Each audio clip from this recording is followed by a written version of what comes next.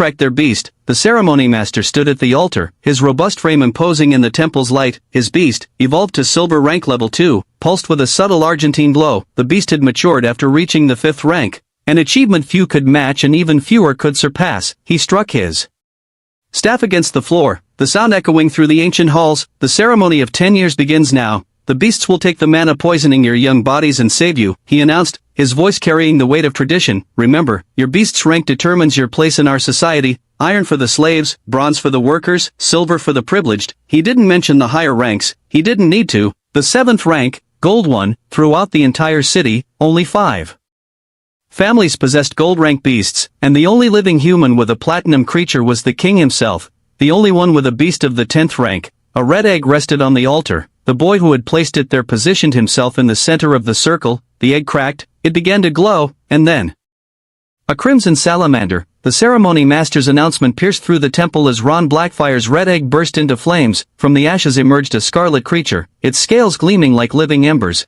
Whispers of amazement turned to cheers as the tiny salamander opened its mouth and spat a perfect sphere of fire that danced above Ron's outstretched palm, an iron-rank beast at its lowest, but with vast potential. Not only could it easily rise to bronze rank, but with proper cultivation, it could even reach silver, the kind of creature that opened doors, that with proper investment could transform a mere student into someone destined for comfort and privilege. Ron's smile widened, already tasting his future among the elite. With his family's proper cultivation techniques, his salamander would undoubtedly reach silver rank, guaranteeing him a place among the upper middle class. Even now, freshly hatched, it granted him great strength and the power to conjure fireballs at will. Next, the ceremony master announced. Ren's heart stopped beating for an instant. It was his turn. The metallic taste of fear flooded Ren's mouth as he stared at his gray egg on the stone altar. Around him, dozens of eggs glowed in other children's hands with promises of better futures. Deep blues, vibrant greens, intense reds, most guaranteed at least a bronze-rank beast at maturity, and the most expensive ones promised creatures with evolution potential up to silver level 3, only his was gray. The gray egg barely pulsed in Ren's trembling hands, a pathetic heartbeat so weak he had to hold his breath to feel it. Today, this miserable egg, the cheapest available, would chart his destiny, decide his place in the world. All his parents had been able to get him, after selling their last sellable possessions, was this gray egg. What? Not black, not even brown, gray, the color of failure. Laughter and congratulations for Jean still echoed in the temple as Ron approached the altar. His gray egg looked smaller now. Following the magnificent display of the crimson salamander, Ren mentally reviewed the possibilities for the time, clinging to hope. There's a 5% chance of getting a marsh frog. It wouldn't be as impressive as a fire salamander, but with the right cultivation technique, a frog could reach the highest bronze rank, a mature level 2 marsh frog, but he knew it was asking too much. The probability was too low. Resigned himself, Ren would get the common plant, yet even the common plant with its 90% probability wouldn't be the end of the world. An iron-rank beast that, while cultivated, could reach the lowest rank, and by maturity with a secret technique, some people had even managed to take it to bronze level 2. Wouldn't be easy. He'd need to invest every coin earned to buy the secret cultivation technique, work twice as others, but at least he could earn an honest living in the end.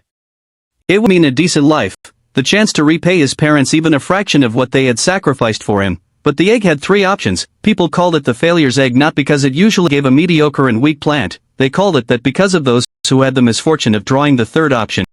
First option of the mediocre poor people, 99% probability. Second option, the frog of the lucky poor people, 5% probability. And then there was that tiny, terrifying 0.001% possibility, a spore, the unlucky poor people. The weakest creature ever recorded, incapable of even maturing completely within the iron rank. In other eggs, the lowest possibility, that 0.001%, that 1 in 10,000 chance was a magnificent creature with silver or gold potential. In this one, it was hell. Practically a death sentence in a world where power was everything. Look at the failure's egg. Klein Goldking voice through the air like a whip. I bet it can't even summon a decent frog. All children laughed. Ren kept his gaze fixed on his egg. He wouldn't give them the satisfaction of seeing how worried he was. Silence. The ceremony master's voice resonated beneath the ancient stone arches. Remember, this is the most sacred moment of your lives. The instant you cease being mere children to become tamers. Ren closed his eyes, trying to ignore the pitying looks and barely contained laughter. His gray egg rested on the altar like fate's mockery,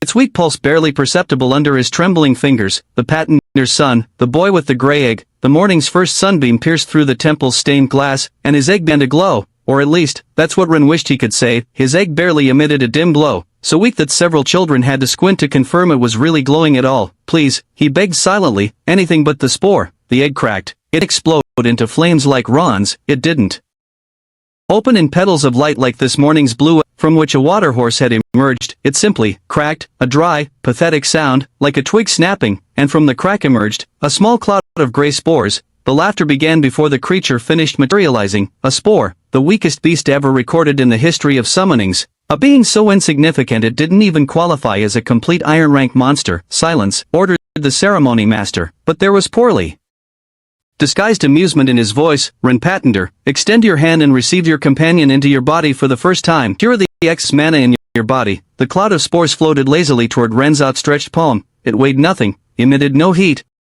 There was no cynical bond that was supposed to be between beast and tamer. It just floated there, gray, useless, the 001%. Someone murmured in the crowd, he really got the 001%. Ren kept his head high as he descended from the altar. His parents had sold everything for this moment. They had worked double shifts. He wouldn't give these brats the pleasure of seeing. Chapter 2 Taming Failure. Ren kept his head high as he descended from the altar. His parents had sold everything for this moment, had worked double shifts. He wouldn't give these brats the pleasure of seeing him cry. The contract bond established itself with a flash so we could barely illuminated his wrist. His beast now granted him a 10% increase in physical strength. That was all. For a scrawny boy like him, it meant maybe carrying one more small bucket of water, or last extra minutes in the field. Other children received the ability to manipulate elements, massive increases in speed or endurance, or even healing abilities. Every creature, from the most to the rarest, granted power to its summoner. It was a fundamental law of the contract. Ron growled as crimson scales erupted his arms, his nails hardening into reddish claws, his canines lengthened into sharp fangs, and a golden gleam appeared in his pupils. The salamander hadn't just granted over fire and a 40% increase to his strength. His entire body was adapting. His endurance, speed, flexes increased 20%, and with each evolution, these numbers would double. By the time the salamander reached silver rank, it would have triple the strength of a normal human, a 200%, 100% in all attributes plus increased resistance and his fire powers. Even a simple plant, what Ren had hoped to, would have provided a 20% increase to vitality as its primary effect, plus a 10% boost to all attributes that could reach 30% or 40% with proper cultivation. But they're pathetic. Someone murmured in the crowd, it's the only known that grants no base power. Just that miserable 10% physical strength boost. Ren remained in place, bound by the rest of the ceremony. Each new summoning was another reminder of his failure. A wind eagle that enhanced its master's reflexes and resistance. A mystic flex that improved perception and senses. And then, the final summoner ascended to the altar. Luna Star Weaver. Her blue hair cascaded over her shoulders like a waterfall as she placed her black egg on the pedestal, one of the most expensive. The entire temple held its breath. The was like lightning in the night. From within emerged a shadow wolf. Its eyes gleamed ancestral power. The aura that enveloped Luna was almost blinding, multiplied speed, sharpened senses, and the gift of manipulating various types of elemental magic. Increases of 500% or 1000% weren't impossible with that creature, a beast with gold potential. The ceremony master's voice trembled. Went extraordinary, 1% probability even in a high-quality black egg. Ren watched as the wolf bowed before Luna, sealing a contract that would elevate her above almost everyone in the city. Throughout the temple, the changes manifested. Almost all children received them happily. It was the moment they'd waited for their entire lives. The weakness they'd felt in recent years due to mana poisoning transformed into a sensation of ecstasy and power. The eagle boy developed silver markings on his skin and his eyes grew sharper. The girl with the mystic fox saw her senses amplify while reddish marks appeared on her cheeks. Each transformation was unique, powerful, a symbol of their new status. Almost all, except Ren's, his spore would be the symbol that his status was now the lowest. At least, he thought with bitter irony, it can't get worse than this. He had no idea how wrong he was. Then, it was his turn to transform. The spore simply dissolved. It melted into his skin without the slightest spectacle, and for a moment, nothing happened. Then, small luminescent mushrooms began to sprout from his scalp, like glowing toadstools among his hair. The laughter was instantaneous. Look, he's rotting. Hey, Patender, are those mushrooms on your head or little Painy? Silence. The ceremony master tried to intervene, but the mockery continued. "Careful, it's contagious, don't get too close or you'll grow mushrooms too." The ceremony master cleared his throat after failing to silence the kids, trying to maintain the moment's dignity. "The spore, can mature with proper time. It could reach up to 50 centimeters and grant a 20% increase in physical strength." More laughter. Everyone knew that getting a spore to mature was almost impossible. The cost in resources and time would be astronomical, all for a result that any common beast achieved from day one. Some children even pretended and made faces of fear when near him, as if he could infect them. Each successful transformation around him only made his situation more pathetic, while others received claws, mystical marks, and changes that screamed power. He had gotten unpleasant decorations for his hair. Luna was the last to transform. The contract with her shadow wolf covered her skin with delicate silver marks that seemed to dance with the light. Her eyes acquired a natural gleam, and her blue hair rippled as if submerged in water. The aura of power emanating from her was almost tangible. 100% speed plus 50% increase in all physical capabilities, plus the gift of elemental magic. The mushrooms on Ren's head flickered weakly, as if even they were ashamed. "In 1 week," announced the ceremony master, "you will begin your formal education. The carriages will come to collect you for school as agreed in the contract, where you will remain until maturity, 8 years. Afterward, you will have a brief rest before beginning your military service." He paused. "Keep your beasts fused. It is a show of respect toward the sacred bond you have formed today." The ceremony ended. Ren waited until he was outside the temple, away from the mocking glances, the whispers, the poorly disguised pity. Only then did he close his eyes and expel the spore from his body. The luminescent mushrooms disappeared from his hair, and the small gray mass returned to floating beside his shoulder. To hell with respect, to hell with traditions. 30 years of errant's work, they sold their house, saved over 1 million crystals with a frugal life, all to ruin it with his bad luck. The path home had never felt so long. Each step was a reminder of what he had failed to become, of hopes that had vanished with that pathetic gray. The spore floated silently beside him, barely visible in the evening light, his new companion, his symbol of failure, his destiny. Chapter 3 Taming Sadness. The path home had never felt so long. The cobblestone streets of the city center gradually gave way to dirt roads, elegant buildings transformed into increasingly humble houses until he reached the outskirts, where his small cabin stood, tilted and worn by time. Correction, it wasn't even theirs anymore.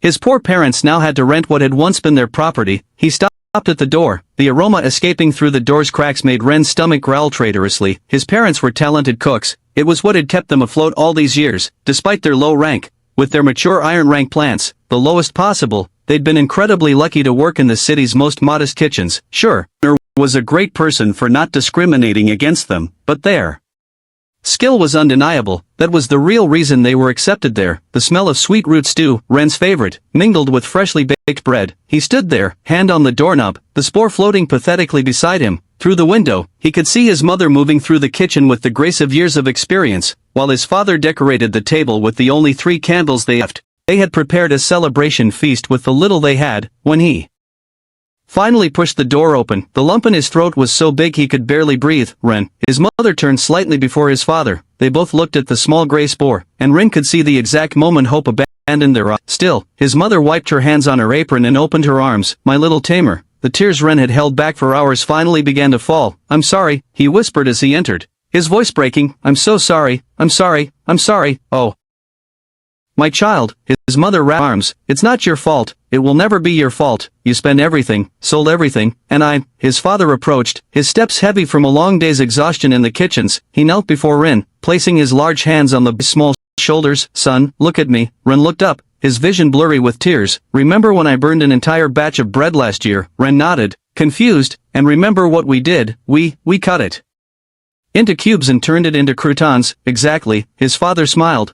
"Sometimes life doesn't give you what you expect, but that can't make something good with what you have. But the spore, it's part of you now," his mother added, "and we love every part of you." "Hey," his father joined the embrace, his voice hoarse, "you're our son. It doesn't matter if you have a spore or a dragon." But it did matter, of course it mattered. The dining room was small but filled with love and the aroma of the outskirts' finest cooking, but try as he might, he couldn't enjoy it. His parents had prepared everything they could in their new situation. Sweet root stew, freshly baked bread. They'd even managed to get some wild berries for dessert. The 3 candles illuminated the table with a warm glow, so different from the spore's gray radiance. "Eat a little, darling." His mother served a generous plate. "You've had a long day. I'm not hungry, just one bite." His father father insisted, he was cooking, but not even the aroma of his favorite dish could overcome the bitter taste of disappointment. Ren rose from the table, tears returning to his eyes. "I'm sorry," he whispered before running to his room, the spore following him like a gray shadow of guilt. "Ren," his mother called, "at least take some bread." But the only response was the sound of a door closing in the dining room. The 3 candles continued burning, illuminating a table full of food prepared with love and hope. His parents exchanged glances, the weight of worry visible on their tired faces. The afternoon's attempts bore no fruit either. "I'm not hungry," he shouted when his mother knocked on the door with food. In the darkness of his room, the boy observed the weak flickers of his pathetic companion. In 1 week, he would have to face school, the mockery, the contempt. 1 week to accept that his life would be exactly what everyone expected. From the worst possible beast, a gray life. In the small dining room, the candles illuminated the exhausted faces of 2 people who had just watched their last hopes turn into gray spores. And the school contract lay on the table. It was mandatory, once signed. He had to have cultivation and evolution for 8 years. There he would learn to strengthen it, develop its abilities, become a true Tamer in one of the best schools, if not the best, or that was the idea. But 60 years, the father murmured, both of them already 60 years old. Their mature iron-rank plants barely glowed at their wrists and gave them hair composed of leaves and vines, the life of limited cultivation. Their hands, weathered by decades working in kitchens, trembled. "We sold everything for this, everything." His fingers moved over the document they had signed this morning, the one that had cost them over $1 million, the one they'd worked their entire lives for. In their youth, they hadn't had the resources to buy the secret techniques needed to evolve their bees. Increase in vitality and 20% to all attributes was all they got from them, but mature plants allowed them to pretend they were bronze 1, bare status to keep their jobs in the third-rate kitchens on the city's outer line. Luckily, the vitality bonus made them look and feel younger, like a couple in their 40s, today. However, nothing in their life felt like luck. "We sold everything for this," whispered the mother, tears falling on her worn apron. "Everything so he could have a real chance at a good school, so his plant could grow to bronze, evolve, give him a better life than ours." The school was expensive for a reason. 8 years of intensive training, access to cultivation techniques, resources for evolution, connections, everything necessary to transform a beast into something more. They had dreamed of something better for Ren, a rank that would let him walk the main streets without lowering his head. With a normal plant, Ren would have had the chance to reach bronze rank 2, improve his vitality to 80% upon maturation and all his base increases to 40%, maybe even get a job in the city's good kitchens learning from his parents. But with a spore, he can't back out now. The mother clutched the contract in her trembling hands, silent tears running down her cheeks. "The payment is made, and the laws are clear. Every contract must be fulfilled and every child with a beast must complete their basic education since they passed that law last year. If only I hadn't gotten sick, we could have had enough. I was so close to buying the brick, but the first expensive medicine, I should have Don't say that. It's not your fault." Ren wouldn't have wanted that, the mother admonished. "Besides, maybe choosing the best and most expensive school was too greedy on our part. What have we done?" Chapter Taming hoped they had dreamed of something better for Ren. But with a spore, 8 years, the father sank into his chair. 8 years watching others evolve their beasts while our foolish investment takes away his hope for. He didn't need to finish the sentence. A spore couldn't evolve its rank. There were no cultivation techniques to study, no improvement paths to explore, no secret techniques to buy.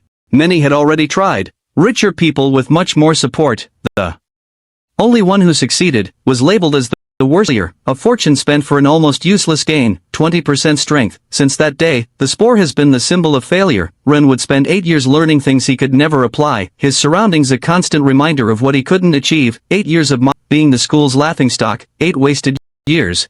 Because what could he learn about cultivation and evolution with a creature that couldn't even evolve? Sadness led the father to reminisce about the past, a past that Ren had illuminated. "Remember that day?" he asked suddenly, his gaze flames, "when I couldn't find the medicine demanded by the kingdom because it was depleted due to severe mana contamination from that year's horde, and I had to go out searching for a mana poisoning cure and also found that plant you ate. We thought we had been blessed." She nodded, taking his hand. How could she forget? They had been a child since their 20s, almost 3 decades of broken hopes, watching their friends form families while they remained alone. They had lived a frugal life, pooling their resources to form a happy family, interested only in one thing they couldn't obtain no matter how much they accumulated, almost $1 million, an incredible amount for citizens of their rank. They'd thought about using the money to cure their infertility but they were already so old, they had given up. But that trip to the Outskirts, the plant I found in the outskirts, mistaking it for that high-quality 100-year-old sweet root, he continued. When you ate it, I thought I had killed you. You were so pale, so cold, and a week later, I felt like I was 20 again. She smiled sadly, and the following year we succeeded without trying, our miracle. They fell silent, listening to the sobs coming from Ren's room, their little miracle, the child who had given them so much life and happiness. When they had almost lost hope, now faced a cruel destiny, it's as if the dragon gods were mocking us, she murmured. They gave us a child when we were already too old, only to watch him suffer, he completed, squeezing her hand. The candles, almost spent, continued burning, their flames reflecting on the school contract on the table. In the adjacent room, their 10-year-old son cried silently, a small gray spore floating beside his pillow like a constant reminder of his fate. The feast they had prepared with so much love slowly cooled on the table, untouched, while two elderly parents wept for the cruel turn their life's miracle had taken. Ren lay on his bed, tears drying on his cheeks while rage gradually replaced sadness. The spore floated nearby, its weak gray glow only serving to enrage him more. Go to this. It was a cruel joke. He could already see the next 8 years unfolding before him like an endless nightmare, while other children would learn to evolve their beasts, to awaken new powers. He would sit there, with a creature that couldn't even mature properly. Maybe it would be better to do what other unfortunate rotting ones did, and, no, he couldn't. He loved his parents and they loved him too much too. He needed to find something to distract himself. He turned to the small bookshelf beside his bed, where he kept his favorite book, worn from countless readings. The second contract of the Wandering King. His fingers traced the worn cup following the image of a legendary warrior who had achieved the impossible. According to the story, the hero had found a mystical medicine deep in the forest, something that had allowed him to form a second contract with a beast. It was just a tale, of course. In all recorded history, only the current king and a dozen legendary warriors had managed to obtain a second creature contracted, and none of them would reveal the way to achieve it to the masses. But Ren was still a child, still naive. Ren looked through his window to dark forest stretching beyond the outskirts. The medicine from the story. What if? But the thought died as quickly as it arose. His father, with his mature iron rank plant, had returned half-dead the only time he ventured there, and he had real advantages, a great 40% extra vitality, and adult strength and speed 20%, along with all his other attributes, a modest control over plants that allowed him to detect dangers and defend against some monsters, plus years of experience. And what did Ren have? A year and a miserable 10% increase to his childish strength. He couldn't even lift the heavier flour sacks in the kitchen. How did he expect to survive in a forest full of monsters? As sensing his desperation, "Why you?" he whispered bitterly toward the creature. "With such low chances, why did it have to be you?" Silence was his only answer. In the dining room, he could hear his parents talking in their voices laden with worry. He couldn't bear it anymore. He couldn't be the cause of their pain, the pathetic end to all their hopes and sacrifices. But he couldn't change anything either. Once the contract was formed, it was for life. The spore would be his companion until the day he died, a constant reminder of his failure, unless, his eyes fixed again on the dark forest beyond his window. Even considering it was suicidal, the mana poisoning would kill him in less than 3 days with such a weak creature in his body. But as he thought about the school contract, about the years of torment awaiting, what was dying while trying to change his destiny or living 8 years as the school's laughingstock, his parents, maybe he could make them happy too. Ren opened his worn book once more, his fingers tracing the illustrations of the dragons. It was believed that all creatures could become dragons by finding the wrath of cultivation. According to the book, the Wandering King found much information alongside his medicine. It wasn't just any medicine he wanted, it was in the heart of dragon territory, where mana flowed so densely it could be seen in the air. Chapter 5, Taming the Decision. Ren opened his worn book once more, his fingers tracing the illustrations of the dragons. According to the book, the Wandering King had found lots of inside his medicine. It wasn't just any medicine that Ren wanted, it was in the heart of dragon territory, where mana flowed so densely it could be seen in the air. The Wandering King had traveled for months, crossing the lands of each dragon lord. The red dragon, whose scales burned like the desert, ruled over all fire beasts and reptiles under his domain. Even tiny lizards could breathe flames. The blue dragon reigned in the ocean depths with his majestic fins and gleaming horns, where every marine creature swore loyalty. The green dragon, covered by a thick layer of vegetation, was lord of the deep forests, where every beast and plant danced to his will. In the eternal skies, the white dragon commanded all flying creatures, while the black dragon governed the beasts of night and shadow. The book showed a particularly detailed illustration of the articulated dragon, whose domains were filled with giant insects and creatures with exoskeletons. Each evolutionary line, each egg color,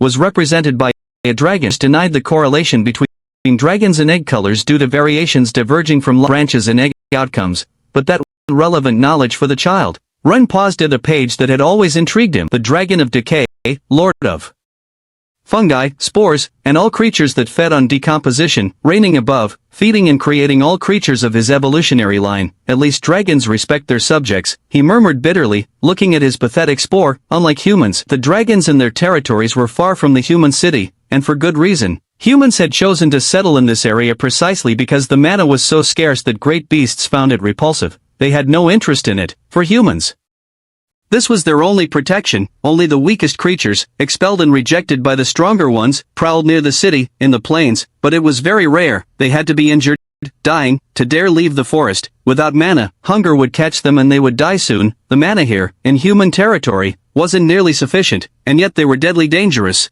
Maddened by the hunger that mana scarcity provoked in them, like wild animals seeking their next meal, they attacked anything that moved. Rin shuddered, remembering the stories his father told about the outskirts, how the beasts there had an empty, desperate look, how they ignored their own wounds, driven only by hunger and lack of mana. Even herbivorous creatures turned aggressive, attacking any source of mana they could find. But that was just the outskirts. In dragon territories, mana would be Ren's worst enemy. With a beast of this level, he could barely enter the first iron circle, with the lowest ranked beasts. Fortunately, the ruin his father's right at the beginning of the bronze ring, and he could enter through the middle of the iron ring. Something like that could be possible even for him, right? Sure, he wanted to go to dragon territory and find a miracle like obtaining 2 beasts. However, he would have to settle medicine that could cure from his body or something similar. Something that could be close to the medicine that cured his mother. Dragon territory, or even the silver ring, were out of consideration. If he ventured too deep, the mana would consume you quickly and, Ren slammed the book shut, his heart pounding. Would he really go to that forest? Even thinking about madness, with his useless spore, mana might not be a problem, as he probably wouldn't survive even his first encounter with a beast. But while listening to his parents' muffled sobs through the wall, what other choice did he have? As night fell, determination had awakened more than courage in Ren. His stomach growled, the aroma of sweet root stew still floated in the air, more tempting than ever as his hunger had returned. Now he had a clear purpose. He slipped out of his room like a shadow, the spore floating silently behind him. The floorboards creaked treacherously under his feet, but years of sneaky steal midnight snacks had taught him where to step. In the kitchen, the feast his parents had prepared remained untouched. Ren wrapped large portions of bread with stew in clean cloths, also packing several wild berries. His father always said berries helped keep the mind clear when fatigue struck. From the tool cabinet, he took his father's smallest kitchen knife, the one used for delicate work, and a worn canteen, rope, and his father's most precious map. He hesitated a moment before also taking flint for starting fires. It wasn't much, but it would have to be enough. A noise in the hallway made his heart stop. Footsteps. He snuck back to his room and got into his bed just as the door opened. Ren, his mother's soft voice, darling, Ren dove under the covers, grateful for the darkness hiding the packed bag under his bed. The spore settled on his pillow, its weak gray glow perfectly matching the moment. I'm so sorry, my love, whispered his mother, sitting on the edge of the bed. Her hand, rough from years of work but always gentle, stroked his hair. If we could have gotten you a better egg, it's not your fault, Mom, or Dad's, replied Ren, and for the first time in hours, he wasn't faking the emotion in his voice. It was just bad luck. Would you like some stew? It's still warm. Tomorrow, promised Ren, hating the lie but knowing it was necessary for his mission. Thank you for cooking it. She leaned down, kissed his forehead, and the familiar aroma of spices and love almost broke his resolve. Almost. I love you. Little one, I love you too, Mom. The door closed softly. Ren waited, counting his heartbeats, until the footsteps retreated and the house fell silent. With movements practiced during his afternoon escapes with friends, he tied the rope. His bedroom window overlooked the back garden, a drop of barely 2 meters. The spore watched silently as he tied the rope to his bedpost. If you're going to follow me on this journey, whispered to his companion while shouldering his backpack, you'd better at least not get in my way. The night was clear, illuminated by nearly a dozen moons. His window, he'd see the dark forest on the sea limits. Somewhere out there lay his only hope for a different future. He took the rope in his trembling hands. I'm sorry, Mom, I'm sorry, Dad, and he began his descent.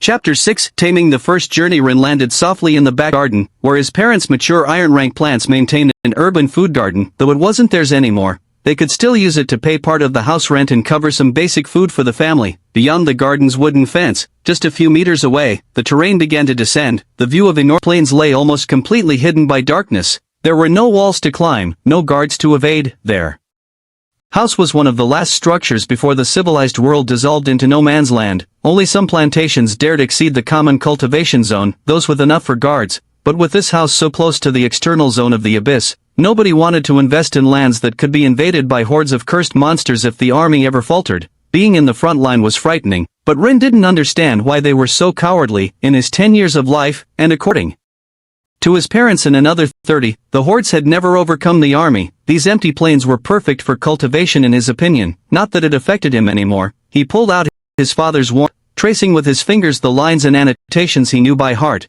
How many times the story, his father for mana poisoning, unable to get it in the market due to that year's shortage, he had been forced to venture into monster domain like many others.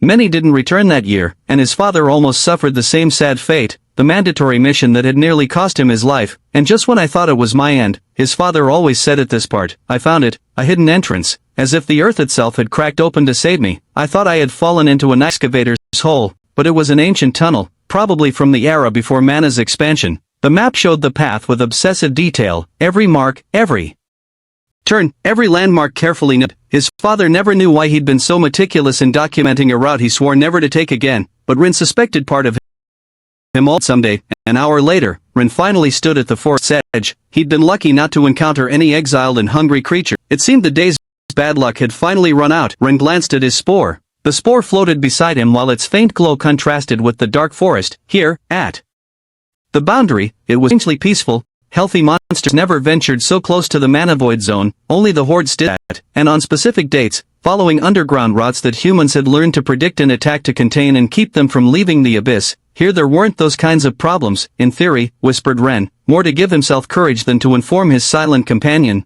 We should be safe until we reach the deep iron forest. Monsters, even iron rank ones, hate this zone almost as much as dragons do, Ren repeated to convince himself. Folded the map once time, memorizing the first stage. If his father had found that underground tunnel, if it really existed, it would be his best chance. The monsters wouldn't detect him there, and he could advance much deeper into dangerous territory before having to face the real dangers.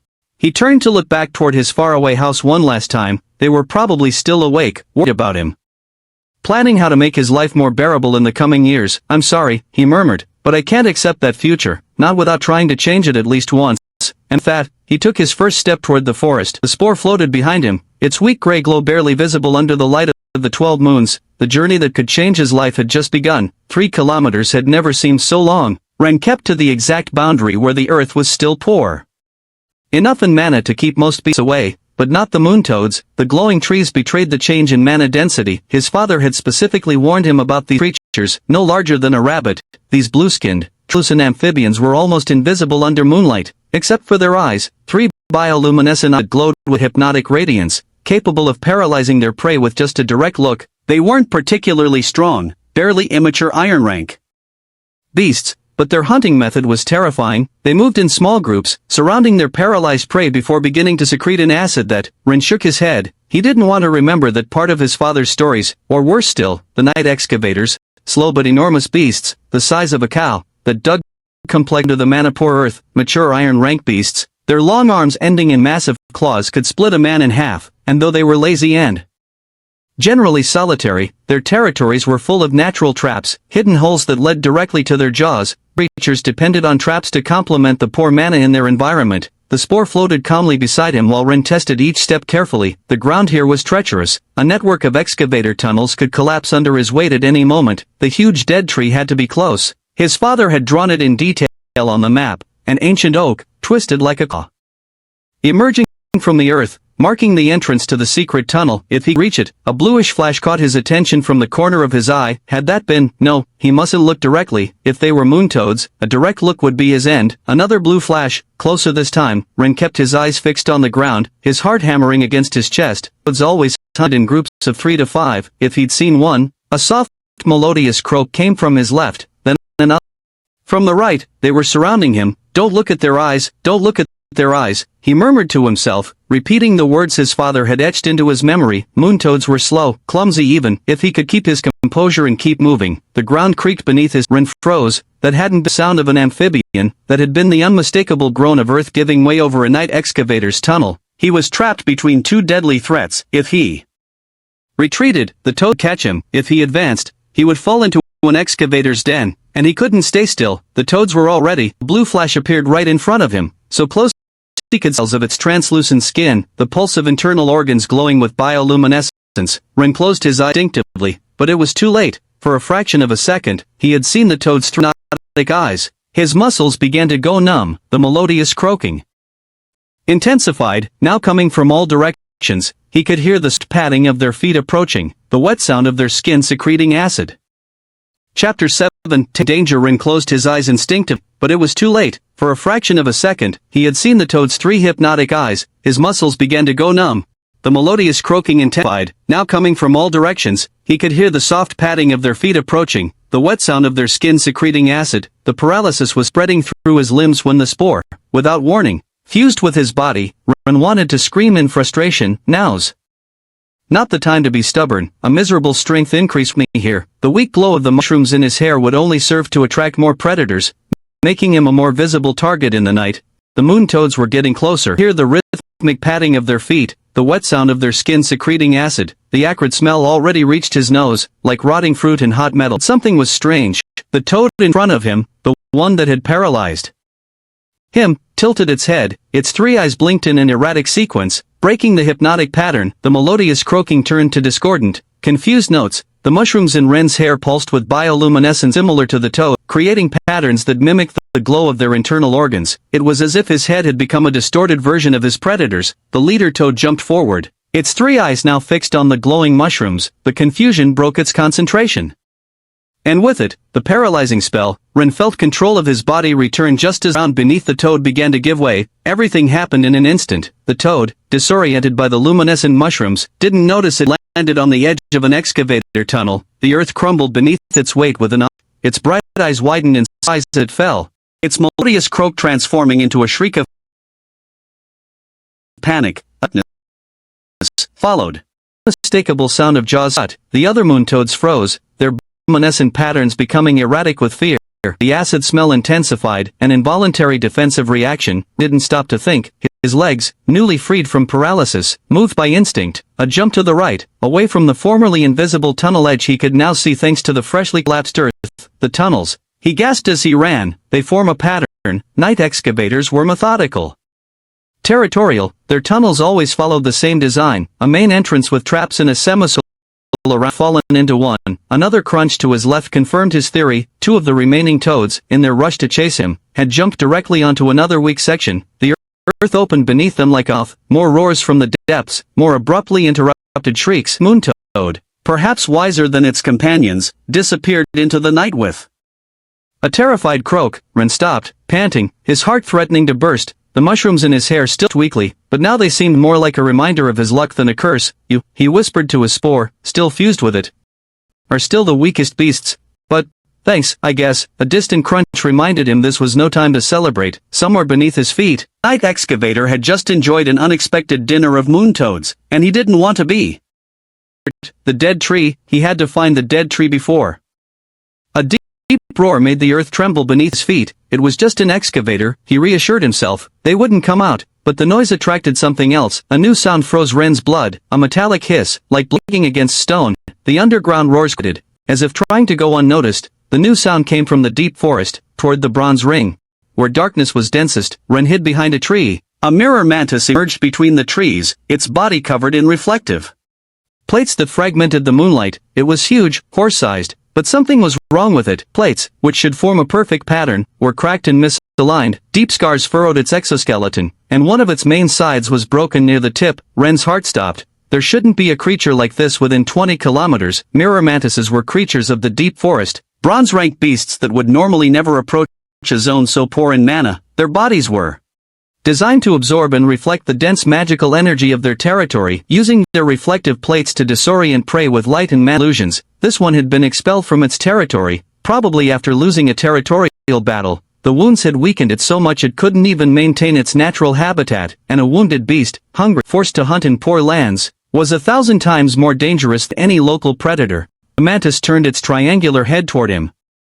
Its eye facets, normally a kaleidoscope of iridescent colors, were dull with hunger. The plates on its body tried to reflect the moonlight, but the pattern was erratic, sickly. Instead of the usual hypnotic illusions, it produced only desperate flashes. "Don't look at me, don't look at me," Ren silently pleaded, remembering the basic lessons about beasts that every child learned. Mirror mantises usually hunted by creating illusory duplicates of their prey, confusing them until they stumbled over their own reflections, but this one, in its famished state, a stray flash created a small reflection beside an illuminated Ren. The creature moved, despite its wounds.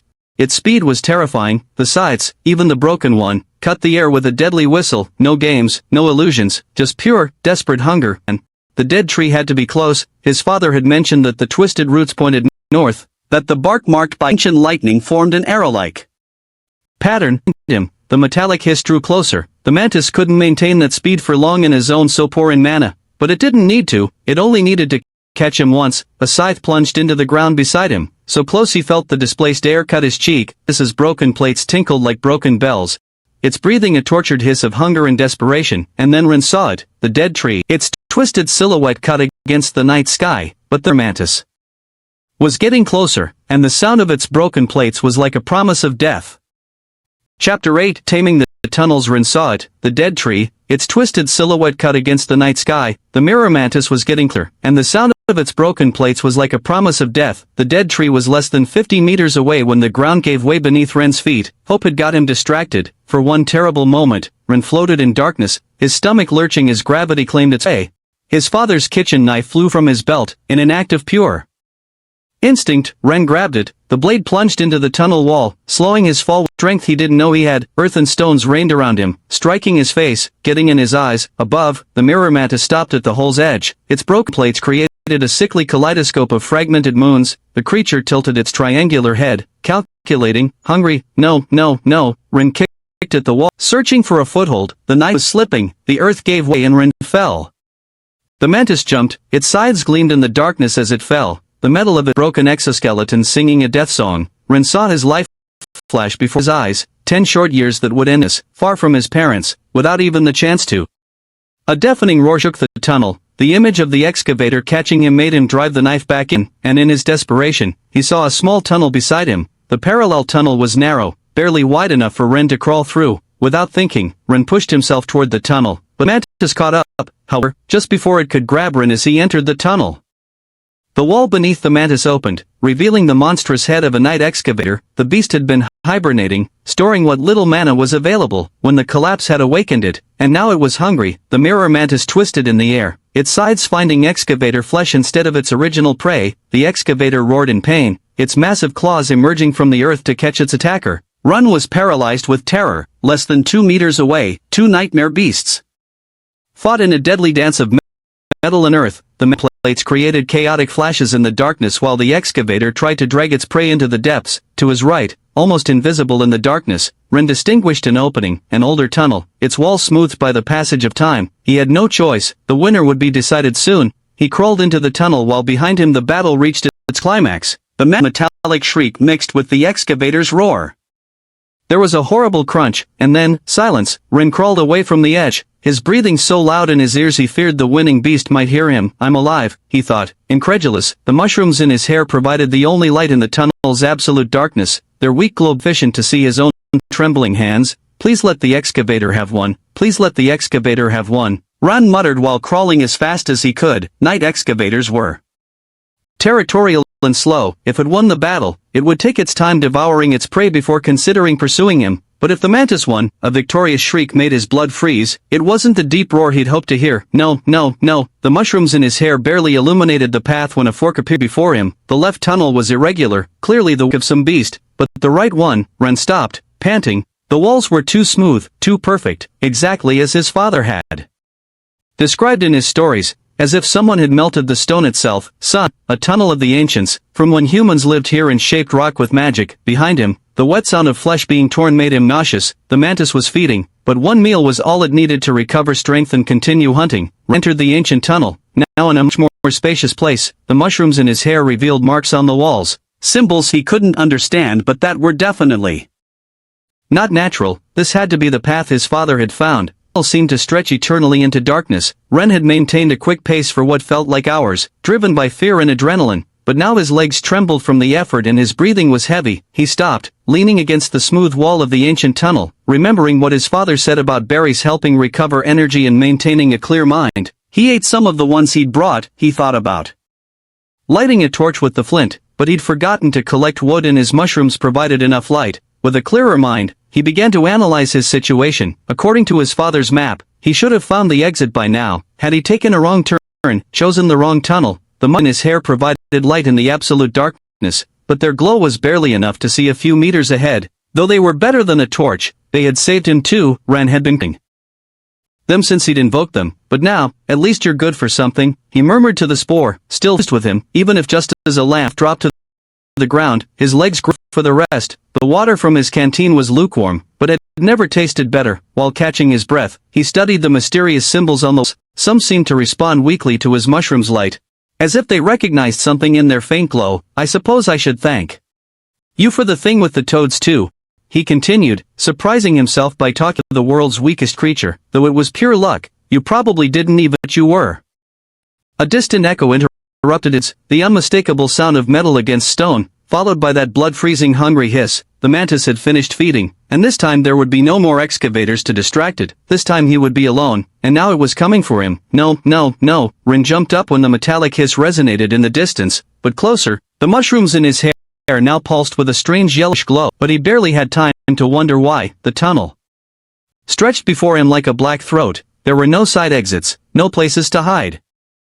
Chapter 9. Taming the Mantis. No, no, no. Ren jumped up when the metallic hiss echoed closer. The mushrooms in his hair pulsed with a strange yellowish glow, but he barely had time to wonder why. The tunnel stretched before him like a black throat, no exits, no places to hide, to the ancient stone, and those mysterious symbols that seemed to glow faintly under his mushroom's yellow light. Come on, Ren urged himself. The metallic hiss drew closer, could hear the sides scraping against the tunnel walls, the sickly tinkling of broken plates. Under hiss, closer. The mantis moved faster now, the excavator's flesh providing it with new energy. The jingling of its damaged exoskeleton was like a death bell approaching in the darkness. Ren ran, his feet struck the ancient as he plunged deeper into the tunnel. The air grew colder, denser, his breathing echoed his ears, mixing with the closer sound of sides against stone. Scryage, scryage.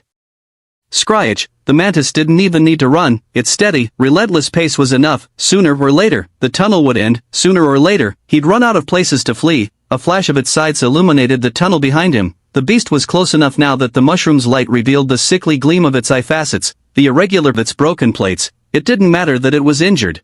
It didn't matter that it had been expelled from its territory. It was still a bronze-rank creature, and he was just a child with the world's weakest beast. The tunnel began to narrow, or maybe his eyes were playing tricks in the darkness. The yellow from the mushrooms cast strange shadows on the walls, making the ancient symbols seem to dance. Scryage, scryage, scritch, closer, ever closer. Ren stumbled, his knee striking stone. Pain exploded his leg, but terror kept him moving. He rose and kept running, limping, crawling forward. The mantis hissed. The sound now so close he could feel the vibration in his bones. Its broken plates created a nightmare spectacle on the tunnel walls, reflecting the mushroom's yellow light in fractal, demented patterns. And then, the tunnel ended. A smooth, solid wall rose before him, covered in ancient symbols that seemed to mock his fate. No way out. The metallic hiss stopped. In the silence that followed, Ren could hear the sides scraping against stone as the mantis approached slowly, savoring the moment. It no longer needed to run, no longer needed to hurry. Its prey was cornered. It only had to. The mushroom's yellow light intensified, as if responding to Ren's terror. The symbols on the wall began to glow with the same sickly hue, peeling off the walls in small clouds, creating patterns that reminded him of spores. The mirror mantis stopped. Its eye facets reflected the yellow light, creating a kaleidoscope of death on the tunnel walls. It raised its sides, preparing for the final blow. But something was wrong. The beast tilted its triangular head, confused. Its broken plates tinkled with a new rhythm, more erratic, more frightened. The air grew dense, heavy with a smell Ren had never experienced before. It was like damp earth and rusted metal, like rotting leaves in something older, deeper. The symbols on the wall, which he'd thought were marks of the ancients, began to move. No, not move, they were detaching. They're not symbols, whispered Ren, the horror of realization hitting him like an icy fist. They're spores, dormant spores. The mantis took a step back, its metallic hiss transforming into something close to panic. Its plates now reflected thousands of points of yellow light detaching from the walls, ceiling, floor, spores that had been waiting for centuries, awakening to the resonance of the mushrooms in Ren's hair. The entire tunnel was alive, and it was hungry. The ancient spores swirled in the air like a golden storm, enveloping the mantis first.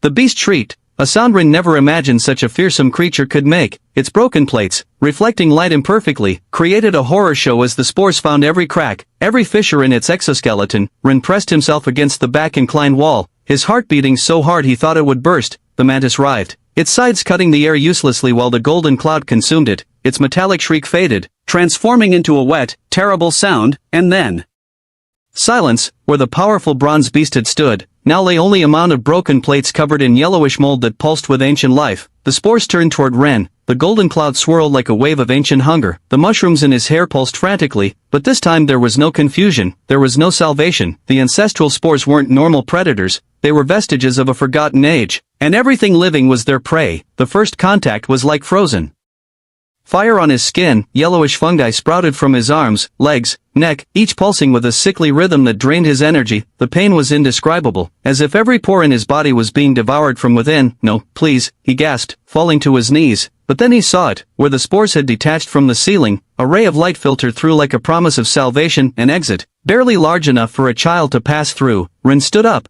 his legs trembling with effort. The invasive fungi kept spreading across his body, but something was different. Where the mantis had succumbed in seconds, he remained conscious. His own spore, the world's weakest beast, pulsed with its light, as if it were fighting. Every effort was agony. He pushed himself upward, his fingers finding the hole's edge just as his knees threatened to give way. The light blinded him momentarily as he crawled out of the tunnel. It wasn't the outside. Chapter 10, Taming Fate. Where the mantis had succumbed in seconds, Ren remained conscious. His own spore, the world's weakest beast, pulsed with light, as if it were fighting. Every effort was agony. He pushed himself upward, his fingers finding the hole's edge just as his knees threatened to give way. The light blinded him momentarily as he crawled out of the tunnel. It wasn't the outside. He emerged into a small natural cave, its walls covered in bioluminescent crystals that bathed everything in an ethereal, spectral blue light, but he could barely appreciate the chamber's beauty. The ancestral fungi continued spreading, consuming his vital energy. "Please," he whispered, his vision blurring, "I don't want to die here." His spore fought valiantly, its own mushrooms creating barriers against the yellow infection, but it was losing the battle. Ren could feel his consciousness fading, his body growing colder by the second. That's when he saw it, in the cave's center, bathed in crystal light, grew a plant that seemed like it reminded him of the one on his father's stories. "The plant," he mumbled, crawling toward it as the yellow fungi continued their spread. "The one that helped Mother." His fingers brushed the luminous stem just as darkness began claiming the edges of his vision. With trembling hands, Ren pulled the glowing plant free. The yellow fungi still expanded across his body, but something in his mind, something deeper than conscious thought, told him this was important. This plant was, though he didn't fully understand, his father had found one like it, almost 12 years ago, in another tunnel, the miracle medicine that had allowed his mother to conceive. But this one was different. Where his father's plant had been firm and robust, this one was delicate and ethereal. This was the female, his father had found the male. With the ancestral fungi consuming his last strength, Ren brought the plant to his lips. The taste was like liquid light, like remembering a dream, and then he felt it, a deep resonance with something already existing in his body, dormant genes inherited from his mother, the echo of the other half of the medicine that had made his existence possible. The two halves of an ancient medicine, separated by years and tunnels, finally reunited in his blood. The effect was instantaneous. Pure white light emanated from his skin, so intense that the yellow fungi recoiled, withering and falling like ash. His spore, that supposedly useless creature, began pulsing with a new rhythm, perfectly synchronized with the energy now flowing through his veins. To any observer, the spore would have appeared exactly the same, small, apparently weak, but Ren could feel that something had fundamentally changed within, as if it had evolved into a completely new variant, one that no one had ever seen before.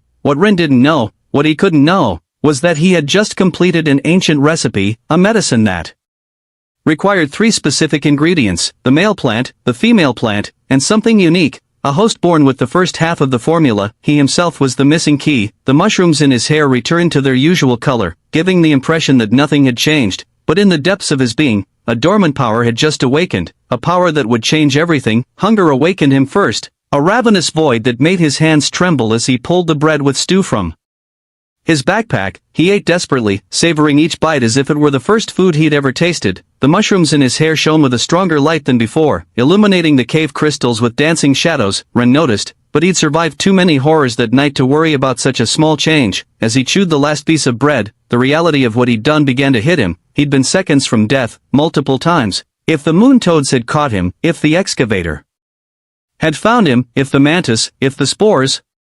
His parents, what would have become of them if I should go back, he murmured, guilt weighing heavier than exhaustion. This was madness. Return. The voice was so soft at first he thought it was his own mind, but there was something different about it, something ancient and wise that resonated deep within his being, and then it began, as if someone had opened a floodgate in his mind, knowledge began to flow. He saw his spore, not as the weak creature everyone despised, but as something with infinite potential. He understood, with crystal clarity, every step necessary for its cultivation, the exact way to feed different types of fungi, the precise cultivation to strengthen the bond, the correct sequence of evolutions, the bifurcations in its path to power. But it didn't stop there. The mirror mantis, he saw how its plates formed, how it channeled light and mana, the weak points in its exoskeleton where cracks always began, its life cycle. The night excavators, the way they built their tunnels, the patterns they followed, how they conserved energy during times of scarcity. The moon toads, the mechanism behind their hypnotic eyes, the exact composition of their acid, the mating rituals that determined their hunting patterns. The ecology and biology of the creatures he'd encountered became clear to him now. It was as if he could see the invisible threads connecting all creatures, understand their most intimate natures, their strengths, their weaknesses, their secrets. What is this? He whispered, overwhelmed by the avalanche of information. The mushrooms in his hair pulsed softly, and for the first time since obtaining his spore, Ren felt he could see the path before him, not just his own, all creatures' paths. Chapter 11, Taming the Way Home. The information in his mind was clear but limited, like a map showing only the beginning of a much longer journey. Ren could see the first steps of his spore's cultivation with perfect clarity, the specific types of fungi needed, the exact conditions for growth, the strengthening rituals. There was something he could take from the tunnel for the final step of his cultivation, but the other parts needed for its cultivation, none of that was anywhere near here. The first fungi I need, he murmured, processing the information, grow in the swamp zones north of the rival city, not in this forest. The revelation hit him with both frustration and relief. However, something else gleamed at the edges of this new knowledge, a promise. When his spore reached bronze rank, a possibility would open that made his heart beat faster. A second contract, a second beast. The rest was nebulous, like looking through murky water, but the certainty was there. Each evolution of his spore would not only strengthen it but also expand his understanding of beasts and their paths. I have to go back, he said aloud, this time with determination rather than fear or regret. I have to get a lot of stuff and start cultivating from the beginning. The mushrooms in his hair pulsed softly, as if nodding. It was time to return home. His parents would be worried sick if he arrived too late, and now he had a real plan, not a desperate search, but a clear path.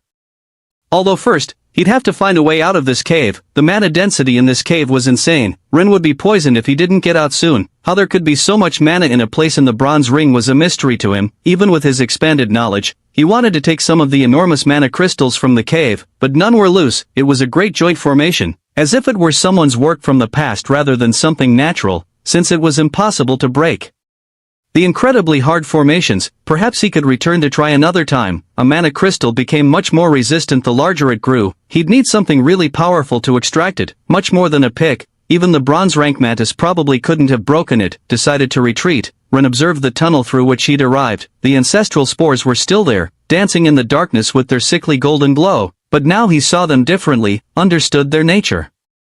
With astonishing clarity, they're not aggressive by nature, he murmured, processing the knowledge flowing in his mind. They attack because they're hungry after centuries of hibernation, but their true method is, he stopped, an idea forming. The ancestral spores, like all fungi, followed basic behavioral patterns. They sought nutrients, yes, but more importantly, they responded to specific chemical signals. Ren took some mud, and if I combine this with, a yellowish mold formed where the ancestral spores fell. As if analyzing its composition, Ren closed his eyes, concentrating. The mushrooms in his hair pulsed, releasing gray spores that mixed with his sweat. It was disgusting, but now he understood the purpose of the information pulsing in his head. The spores from his own beast contained chemical markers that identified him as part of the colony. He smeared the mixture on his exposed skin full of spores. The ancestral spores should recognize me as another fungal colony now.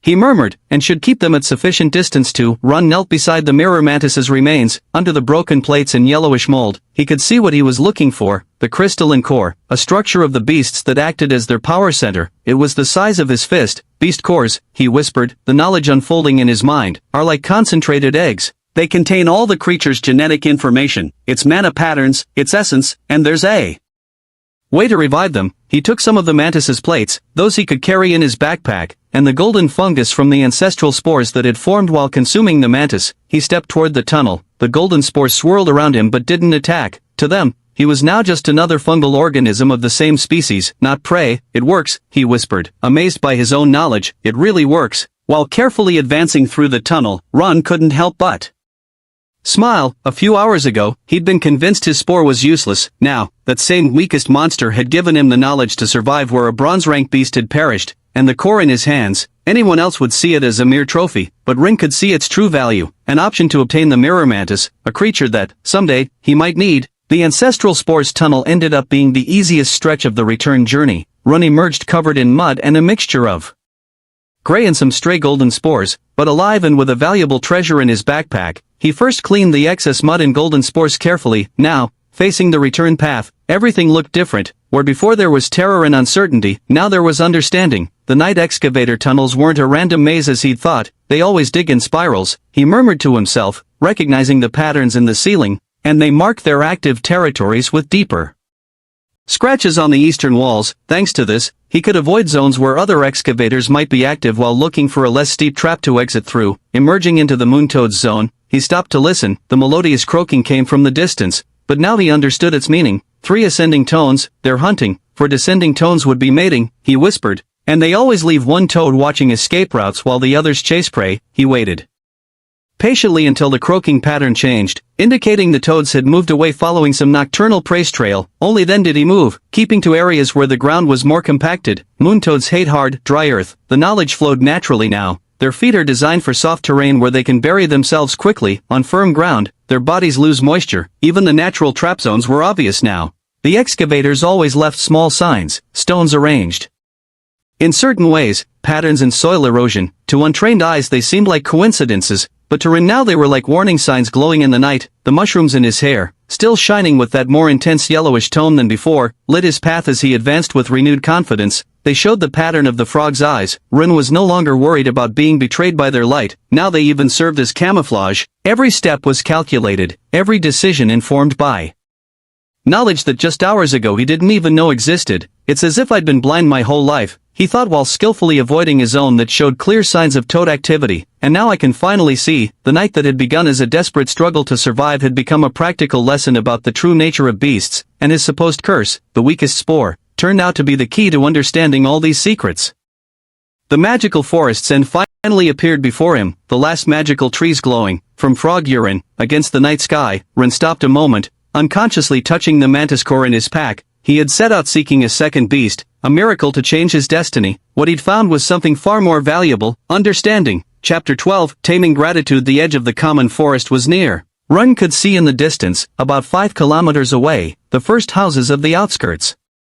Small lights flickering in the darkness like fallen stars. Soon he would have to face the consequences of his actions. He paused for a moment, adjusting the backpack where he kept his obtained treasures. How would he explain all this? The scratches, the mud, the golden fungus, the plates, the core. Perhaps he could slip in through his window and a movement in the darkness made him freeze. For a moment he thought they were frogs expelled from their territory, dangerous, as so hungry and lacking mana they would act differently than normal. But 2 silhouettes moved near the forest's edge, one carrying a dim lamp. Even at this distance, he recognized the way they moved, not monsters, but his parents. His father led the way, hoe in one hand and his mature plant ready for combat. His mother followed close behind, her own vine subtly spreading across the ground, prepared for defense. Of course, it would have obviously revealed his path and pointed the exact way he'd gone.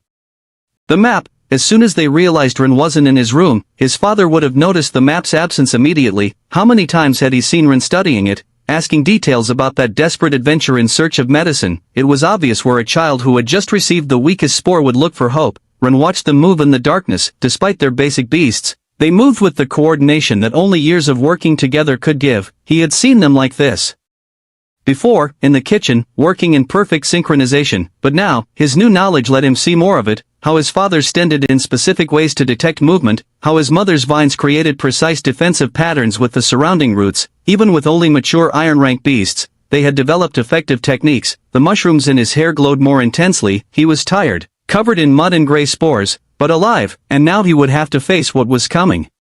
He had no choice.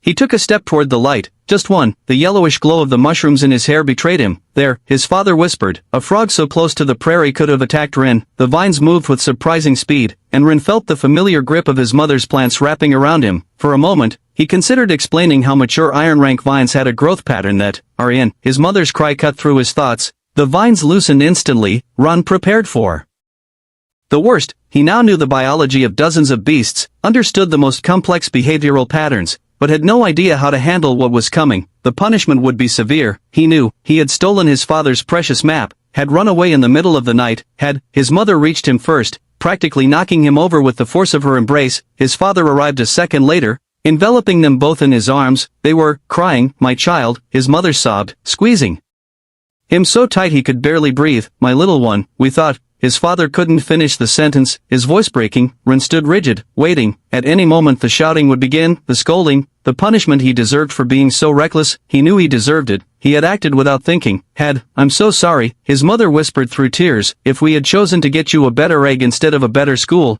even if you couldn't cultivate it properly, we shouldn't have risked your future like this, his father added, his voice trembling. We shouldn't have believed you would get the same plants as us with such certainty. When I got sick we should have. Ren blinked, confused. Were they blaming themselves? But he tried to explain. I was the one who ran away, who stole the map, who. His father hugged him tighter. We drove you to this, with our expectations, with our. No. Ren pulled back enough to look at them. You sold everything for me, even the house, worked so hard to get me a place in the best school, to get me an egg, any egg, and I. Tears began falling down his cheeks, mixing with the mud and remaining gray spores. I just wanted, his voice broke, wanted you to be proud. We always have been, his mother whispered, gently cleaning his dirty face. Always. There was no shouting that night, no punishments or severe scolding, just three people embracing under the light of the 12 moons, crying together while the mushrooms in Ren's hair glowed softly, like fallen stars, and for the first time since the invocation ceremony, Ren understood something that no knowledge about beasts could have taught him. His parents' love was stronger than any disappointment,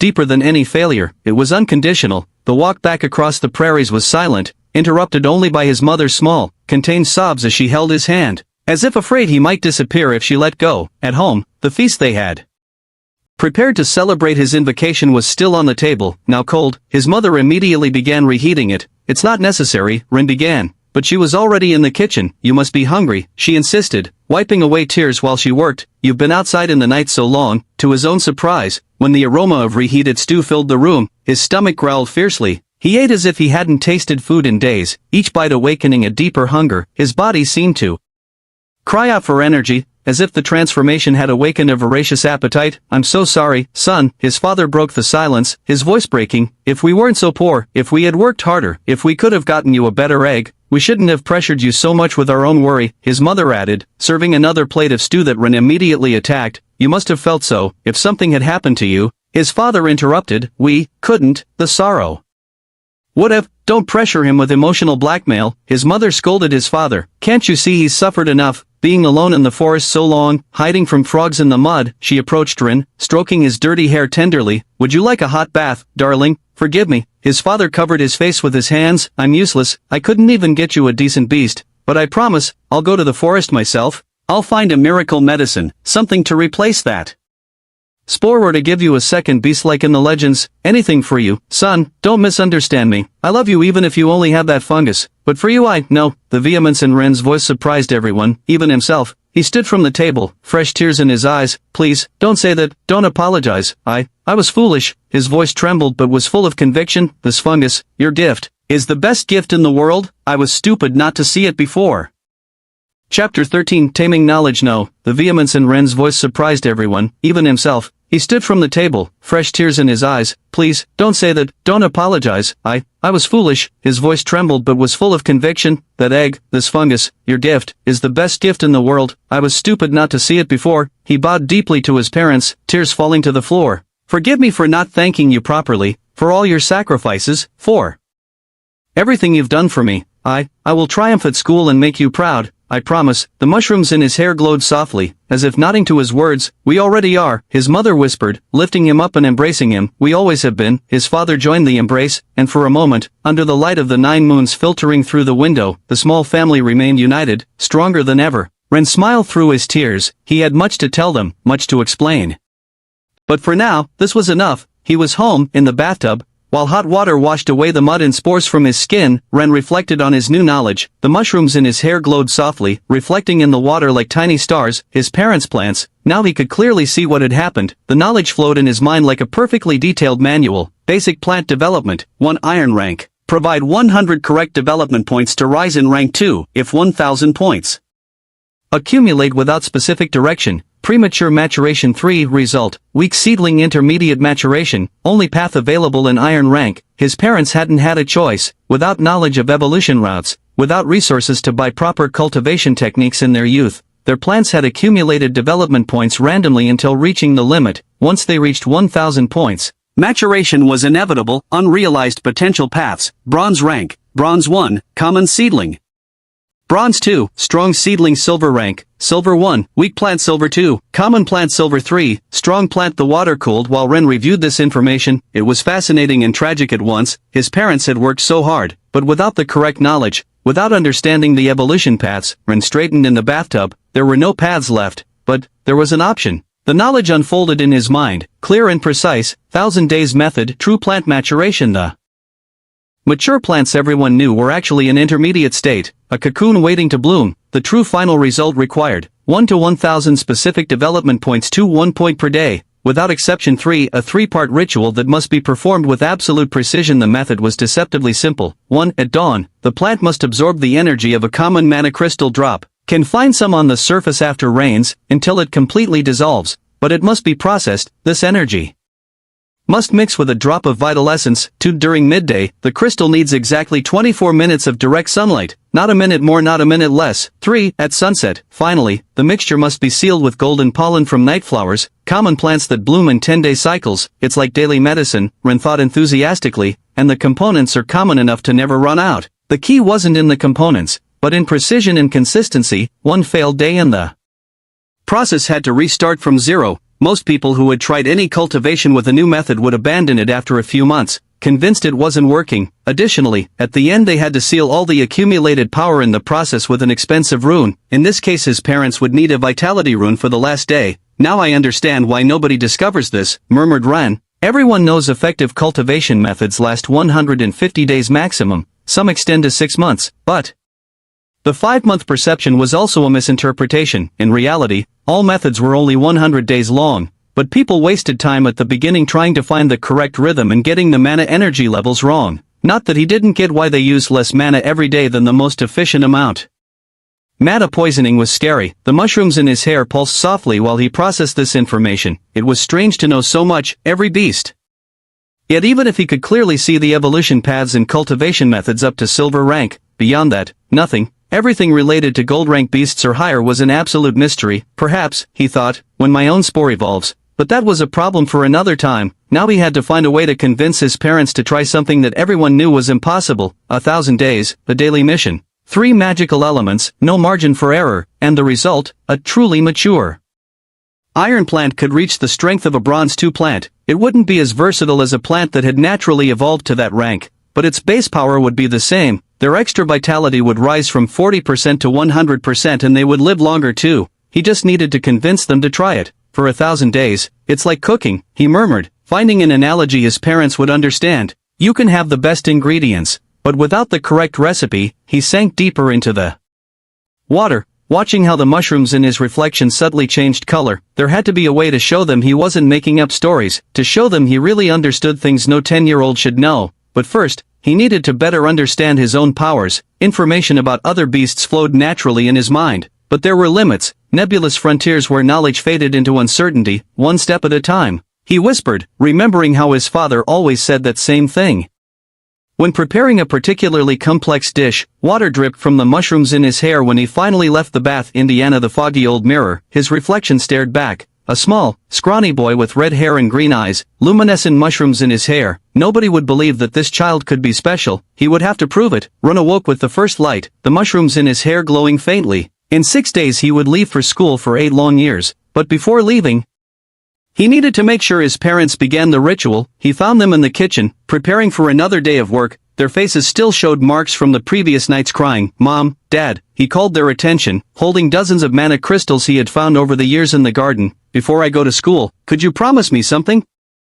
Chapter 14, Taming the Thousand Days Method. Ren awoke with the first light of dawn, the mushrooms in his hair glowing with a faint radiance. He had dreamed of evolution routes and paths of power, but among all that knowledge, one simple idea had crystallized. His parents were cooks. He dressed quickly and went down to the kitchen. As expected, his parents were already there, preparing the day's bread. "Dad," he called softly, "can I ask you something about cooking?" His father turned. Surprised, Ren had never shown much interest in the technical details of cooking, and though he always helped, he didn't do it to learn. "When you make bread," Ren continued, "why do you let the dough rest for exactly 12 hours? Well," his father smiled, always happy to share his knowledge with his son, "that's the time natural yeast needs to. And if someone told you that you only need 2 hours," his father frowned, "it wouldn't work the same. Fermentation needs, how do you know?" "Because I've tried it, all bakers have tried it. We look for shortcuts at first. But with time you learn that some processes simply need their time." Ren smiled. "And if someone told you you're wasting your time, that 12 hours is too much, that nobody waits that long, then," his father crossed his arms, "I'd show them 2 loaves, one with 2 hours of rest and one with 12, the proof is in the result. Even if everyone says you're crazy for waiting so long." A spark of understanding appeared in his father's eyes. "This isn't about bread, is it, Mom, Dad?" Ren called their attention, holding hundreds of small mana crystals he had collected over the years. "Before I go to school, could you promise me something?" Mana crystals this small weren't very valuable. You needed about 5 to buy a decent loaf of bread, but Ren was offering them around 500, about $50 before you feel the need to ask. A rather significant amount for a child. His parents exchanged glances, the kind of glances adults share when a child is about to say something that will break their hearts. I found a way to make your plants stronger," Ren continued, trying to sound confident despite the lump in his throat. "It's a ritual that takes 1,000 days, but, I promise," Ren said firmly, "that if you trust me and follow exactly what I tell you for 1,000 days, your plants will reach the power of a bronze rank 2 beast." "Son," his father began skeptically, "like bread, Dad. The proof will be in the result." "Oh, darling," his mother knelt before him, her eyes moistening again. "I know it sounds impossible," Ren continued quickly, "but you only need to absorb this each day, with these mana crystals." And he understood what they were thinking, their little son, desperately trying to convince himself and them that everything would be alright, that his weak fungus and their mature plants didn't mean a future of misery. "Please," he whispered, just promise me. "You'll try it, for 1,000 days, his father wiped tears with the back of his hand. "Son, even if you don't believe me, even if you think it's foolish, just do it, please." His parents looked at each other again, this time with a mixture of pain and love so deep that Ren felt his heart breaking. "Of course we'll do it." His mother hugged him, her voice trembling. "Every day, without fail, 1,000 days, his father nodded. Joining the embrace, "We promise," his father looked at 1 mana crystal, then at his plant. "What do we need to do?" Ron knew they were just playing along, that they thought this was his way of coping with the trauma of having the weakest beast, of having to leave for school where he would be mocked for years, but they had promised to try. They never had broken a promise with him, and for now, that was enough. The last 6 days had passed in a blur of detailed instructions and practices on how to process the crystal. His parents followed each step with a dedication that broke Ren's heart, not because they believed it would work, but because they couldn't bear to see the hope in their son's eyes fade. Now Ren had 2 years to get them 2 vitality runes. He would have to pay about 20,000 crystals or find a way to.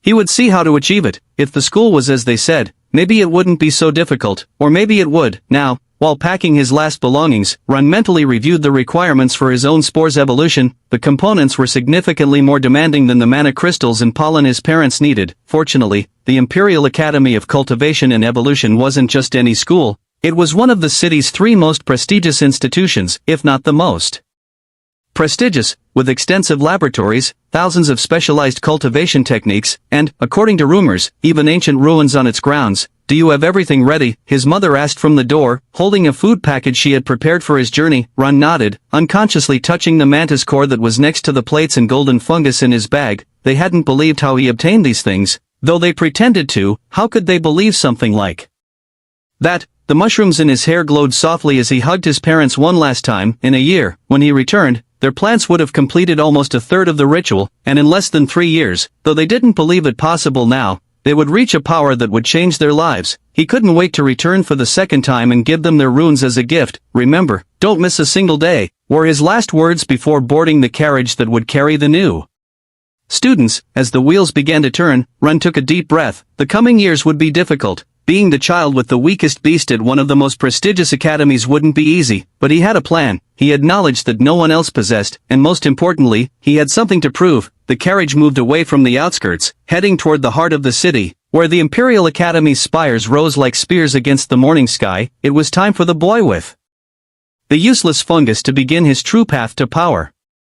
Chapter 15, Taming Mockery. As the carriage pulled away, Ren couldn't help worrying about his parents, though they wouldn't tell him. Ren's new knowledge had shown him subtle details in their bodies and invocations that were beginning to show signs of mana poisoning, his father particularly. That's why he had fallen ill. Living in the outskirts for so many years, that poor house didn't have a great location, but its land wasn't small at all. They had sold it for about 500,000 crystals. The house they'd sold to pay for his education they would now have to rent, and with their mature iron rank plants, they would barely earn enough in the kitchens to keep themselves fed. At 60 years old, they were already close to normal life expectancy. Only the base vitality their plants granted them guaranteed an additional 30 years, a precious gift, but not enough in Ren's eyes. If they complete the ritual, he murmured, if their plants reach Bronze 2 power, they wouldn't just gain more strength and better job opportunities. The increased vitality would give them several additional decades of life. It would cure his father. Ren would see his parents only once a year. If he managed to gather money for the trip, about 100 crystals should be easy to get, or so he thought. What wouldn't be easy would be getting the runes and materials necessary for his own evolution, but it didn't matter. Ren wanted to excel in school and make them proud, maybe even become wealthy and buy them a house in the city. He knew his parents deserved it more than anyone, but everything in its time. He would have 2 years to achieve his first goal, 8 years for the second, 8 visits total before graduating, 8 opportunities to verify their progress with the ritual, to ensure they followed each step correctly. In the best case, by the third visit already, the carriage crossed through city streets, taking him further and further from the outskirts where his parents would begin another day of hard work, always believing they were following a meaningless ritual just to make their son happy. Ren's fingers unconsciously traced the mantis core in his bag, knowledge about his own spore flowing through his mind. But before he could contract it, he would need to turn it into an egg and evolve his fungus to bronze rank. To evolve, he would need, 1. First, absorb the essence of death. Charge a bronze rank crystal with the moss that grows on discarded bodies of bronze beasts. 2. Then mix it with venomous spores from bronze rank fungi. 3. Finally, seal the process with the mold that forms on some magical runes when they absorb too much mana. He had to absorb those expensive processed crystals for 100 days before consuming the final piece. The piece for the final day was the golden fungus in his backpack. The mushrooms in his hair pulsed softly, as if responding to his thoughts about cultivation. "I'll show them," whispered Ren, his mushrooms glowing with determination. "I'll show them that their faith in me, even if pretended, wasn't in vain." The carriage stopped to pick up more students in the commercial district. Ren sank into his seat, conscious of the glowing mushrooms in his hair. Before, he would have expelled his spore to hopefully avoid mockery, but now, the idea of losing that constant flow of knowledge, of returning to ignorance about beasts and their secrets, was unbearable. A group of 3 children boarded, their fused beasts already granting them cool visible changes, metallic claws, tiger markings, gleaming scales. They stopped when they saw him. "Oh, look who's here," smiled the tallest, a boy with feline features thanks to his tiger beast. "The rotting boy, are those glowing mushrooms on your head?" The group's only girl wrinkled her nose. "Can't you at least hide them? It's disgusting." "Leave him," laughed the third, his green scales gleaming. "He probably can't even control his beast properly, isn't that right?" "Rotting boy, your spore is so weak it has to cling to your head to move." Laughter filled the carriage. Ren clenched his fists, knowledge flowing through his mind. The first boy's spirit tiger would reach its limited bronze 1 rank, unable to evolve further due to a flaw in its core cultivation, deriving his spirit tiger into a mature earthly tiger, instead of reaching greater spectral tiger at silver 3. The girl's beast, a lesser fire eagle, had a defect in its mana absorption pattern that would limit its fire control and growth at bronze 2, deriving her lesser fire eagle into a mature red eagle, instead of reaching greater sun eagle at silver 3, and the third boy's scales. But that knowledge was useless now. It only made it more painful, seeing the defects and limitations in their beast cultivation methods but being unable to say anything without seeming crazy. "At least my mushrooms glow," he finally said, his voice firmer than expected. "Your spirit tiger has a cultivation defect that makes its fur opaque. Silence fell in the carriage. The tiger boy looked at him with both surprise and fury. What did you say? Nothing. Ren turned back to the window. Just that maybe you should worry more about your own beast than my mushrooms. What do you know about cultivation? Rotting boy, he growled, his feline features intensifying with anger. Your pathetic spore doesn't even have true development. Doesn't even qualify as a beast. Knowledge burned in Ren's mind, tempting him to reveal more, to explain exactly how the tiger's cultivation would affect its future evolution and show him how foolish he was. But he bit his tongue. I'm just saying what I see, he murmured. What you see? The boy grabbed him by the shirt collar. I'll show you what I see. A weakling with mushrooms on his head who needs to be taught his place. His companions laughed, forming a circle around them. The carriage had suddenly become smaller, more suffocating. Look, he's even trembling, mocked the eagle girl. Isn't he adorable? Ren wasn't trembling from fear, he was trembling from frustration. He could see their beast's flaws so clearly, the irregular mana pattern in the eagle's feathers, the instability in the other boy's green scales. Useless knowledge when you're about to be beaten. Chapter 16, Taming Fists. Look, he's even trembling, mocked the eagle girl. Isn't he adorable? Ren wasn't trembling from fear, he was trembling from frustration. He could see their beast's flaws so clearly, the irregular mana pattern in the eagle's feathers, the instability in the other boy's green scales. Useless knowledge when you're about to be beaten, but maybe there was something useful in there after all. Knowledge flowed through Ren's mind as the tiger boy maintained his grip. Hey.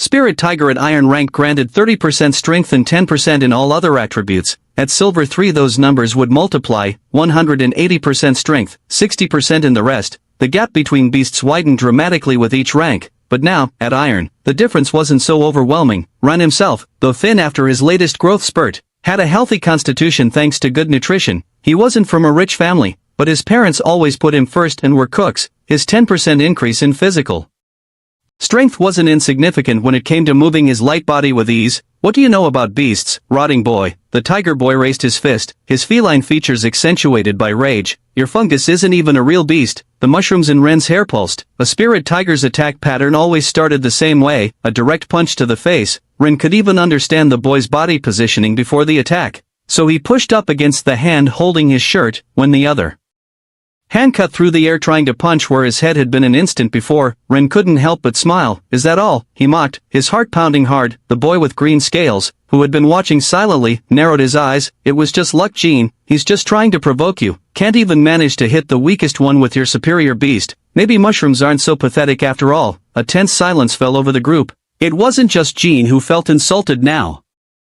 Everyone who had belittled Ren for his spore looked at him with growing fury. Was the rotting boy suggesting their beasts weren't better than the miserable spore? Shut up, Jean finally roared, his wounded pride transforming into rage. I'll show you what a spirit tiger can do. Ren moved by pure reflex, recognizing the pattern once again, his lighter body responding with agility that surprised even himself. That's enough. The boy with green scales, who until then had only watched, activated his quick movement ability and put his foot behind Ren. Ren stumbled, losing his precarious balance. Ren noticed the attack patterns again, but knowledge only helped if you had time to use it. This time, there was no time to react. The fist connected with devastating force. Jin's extra 30% translated into a pure impact. Who's pathetic now? Jin growled. But his words sounded more like those of a hurt child than a real threat. The mushrooms in Ren's hair pulsed weakly, all that knowledge, and still, the fist rose again. This time Jean was going to use his tiger's real ability. That could seriously hurt Ren. You're going to learn to keep your mouth shut, fungus. The carriage door burst open, flooding the interior with bright light. The carriage had stopped and the driver opened the door for them to get out.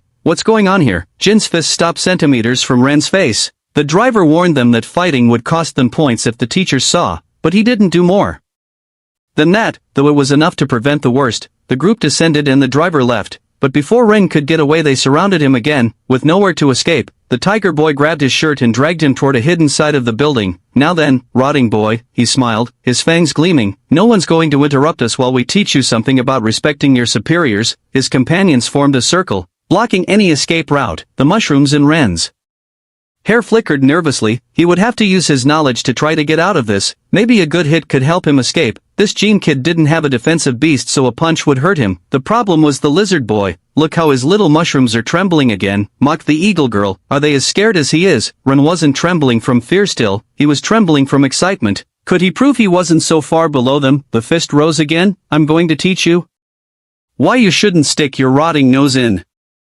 3 against 1, the voice cut through the air like an ice knife. Luna Star Weaver emerged from the shadows, her wolf materializing beside her like a nightmare made real. Her blue hair rippled with its own energy, and her blue eyes. The tiger boy dropped Rin as if he was too hot to touch. "We were just teaching the rotting boy some manners," he muttered, backing away. "Manners?" Luna arched an eyebrow. 3 beasts with silver potential against the weakest of all. How pathetic. He started it, protested the eagle girl. "He said things about our beasts, and that makes you feel threatened." Luna's voice was soft but sharp. "A silver rank beast threatened by the weakest of all. That makes you sound more pathetic than him." The tiger boy straightened, trying to recover some dignity. "It's not fair that you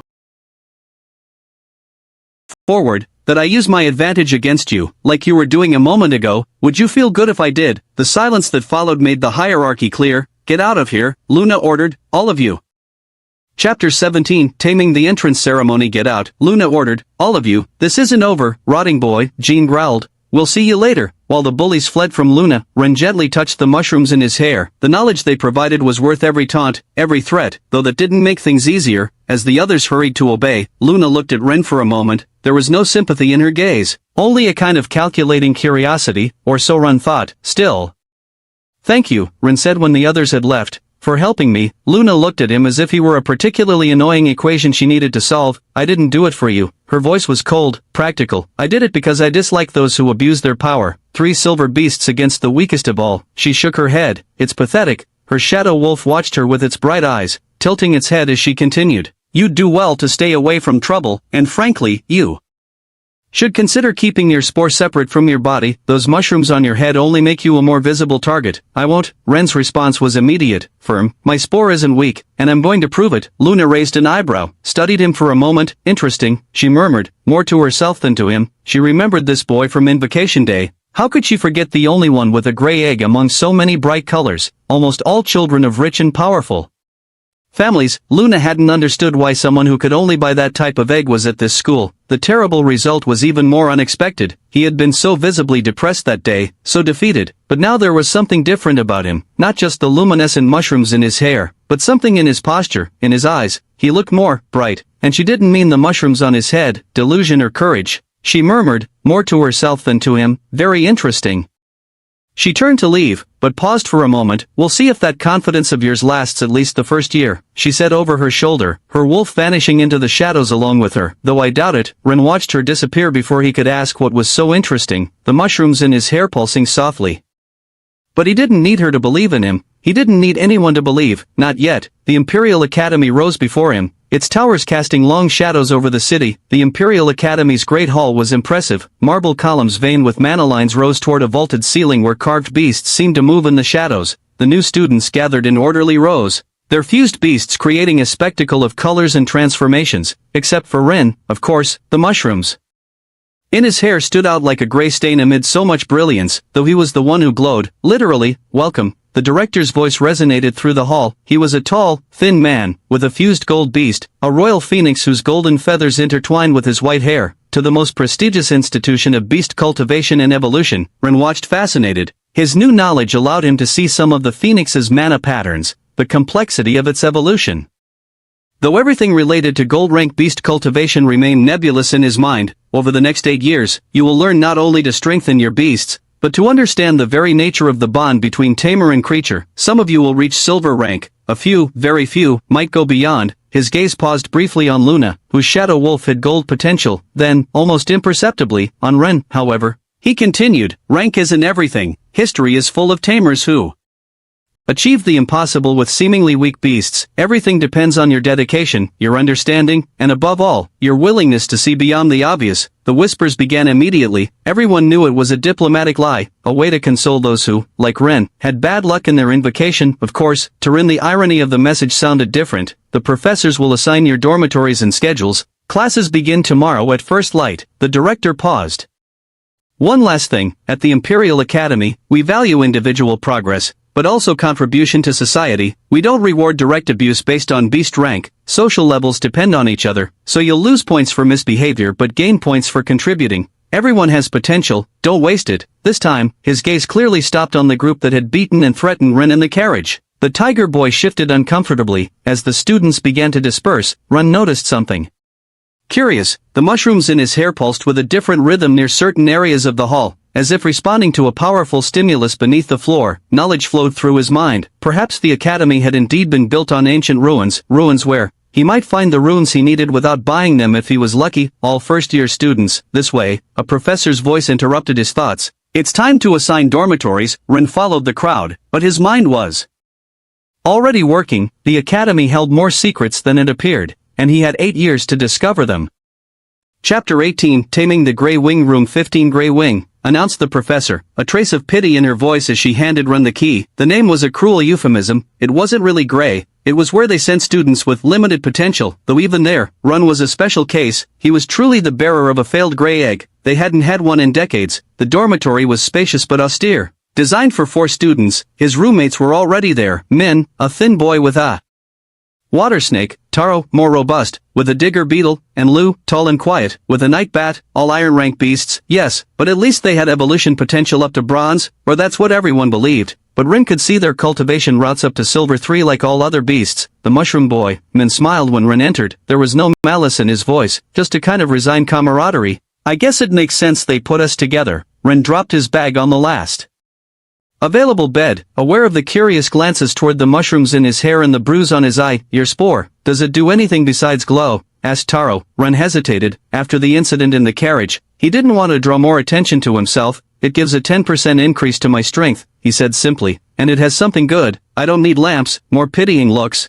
An uncomfortable silence followed his words. The others exchanged glances, the kind you give someone who won't accept a painful truth. Hey, Min tried to sound cheerful. It's not so bad. Lu's bat has good perception, Taro added. Not everything is about pure power. You're right. It's not so bad, Lu said from his corner. I'm a second-year student but I failed 2 units. That's why I'm still in this dormitory. My first year here taught me that initial rank isn't everything. My bat seemed useless at first, but with the right training. While Lu shared advice about life in the Grey Wing, Ren observed his companions. He could clearly see how Min's snake needed fresh water instead of salt water in its crystals to develop its true potential, how Taro's beetle needed to be fed processed crystals during a specific moon phase to advance along the correct path and not mature. Perhaps, he thought, when they knew each other better, when they trusted each other, he could share some of his knowledge, at least enough to help them. While unpacking, the mushrooms in his hair pulsed with that strange rhythm again. There was something under the Grey Wing, something ancient. Maybe being in the worst dormitory wasn't so bad after all, especially if what he sensed was correct, and the ancient ruins extended right beneath their feet. Ren approached the second-year student after the others began organizing their things. Where can I get discarded monster parts? You know, cores, beast remains, materials, bronze crystals. And, Lu stopped organizing his trunk and looked at Ren with both pity and amusement. Straight to the point. Huh, he sighed. Look, a few years ago, the academy distributed resources equitably. Every student received what they needed to try evolving their beast, regardless of potential rank. To search for possible hidden cultivation paths, he sat on his bed, his night bat fluttering restlessly above his head. But everything changed. Now it works on a merit system. You have to prove you're worth investing in. Lu grimaced. Basic support is miserable, barely enough for decent beasts to reach bronze rank with great effort. 1 measly crystal daily. But I need those materials, Ren insisted, especially venomous fungi, bronze parts, and runes with runes. Lu let out a dry laugh. Those are extremely expensive. They only give them to elite beasts, ones with real potential, and only for passing from silver to gold. The rest have to earn them with results. He looked at the mushrooms in Ren's hair. No offense, but nobody's going to waste resources like that on a spore. Why not? Because experiments with fungi always fail, always. The school keeps records of every attempt. The best result was a mature fungus that gave a 20% strength increase, and it cost more resources than evolving 3 normal beasts to silver. Ren clenched his fists. If Lu knew what he knew now, if he could explain the true evolution paths. But there are other ways to get resources, Lu murmured. There's the teaching unit system, he continued. If you manage to pass all 5 units this semester, they'll promote you from iron to bronze 1. Instead of 1 crystal daily, you'd receive 10 times more. Ren's eyes widened. At silver 1 it would be 100. Lu gave a dry laugh. But that's not until 4th semester, and only if you pass the first 3 without failing any units. He looked at the mushrooms in Ren's hair. Though honestly, I doubt you'll achieve much in the battle unit. In cultivation, he shook his head. What happens if I fail? Every 3 failed units you lose a point. If you lose 3 points, Lu made a cutting gesture with his hand. Goodbye to all support. The most you can do is try to pass 3 units. And avoid getting expelled from the system. Ren nodded slowly, processing the information. The system was brutal but the rewards. Listen, Lu leaned forward. I'm telling you this because I like you and honestly feel a bit sorry for you. Don't get your hopes up. Focus on surviving the 8 years. Learn what you can. But don't expect miracles. If I were you, Lu lowered his voice, I'd focus on recovering part of what tuition cost. The fees are high, but with enough work in the gathering zones you could get them to double your resources and recover at least a fifth part in the next 8 years. Double? How does that work? Ren asked. Chapter 19, Taming the Grey Wing Part 2. If I were you, Lu lowered his voice, I'd focus on recovering part of what our tuition cost. The fees are high, but with enough work in the gathering zones you could get them to double your resources and recover at least a fifth part in the next 8 years. Double? How does that work? Ren asked. Tomorrow they'll come to check our belongings. Ren visibly tensed. Relax. Lu smiled at his reaction. It's not what you think. They'll just register the value of the stuff you brought with you. Why? For what you just asked about, the Academy doubles the value of everything you get on your own in designated zones, Lu explained. It's through a government subsidy system. The mushrooms in Ren's hair glowed with renewed interest. Everything I get, everything you obtain with your own hands. Yes, things from your parents or inherited wealth don't count. Only what you gather or process here yourself. It's like a performance scholarship.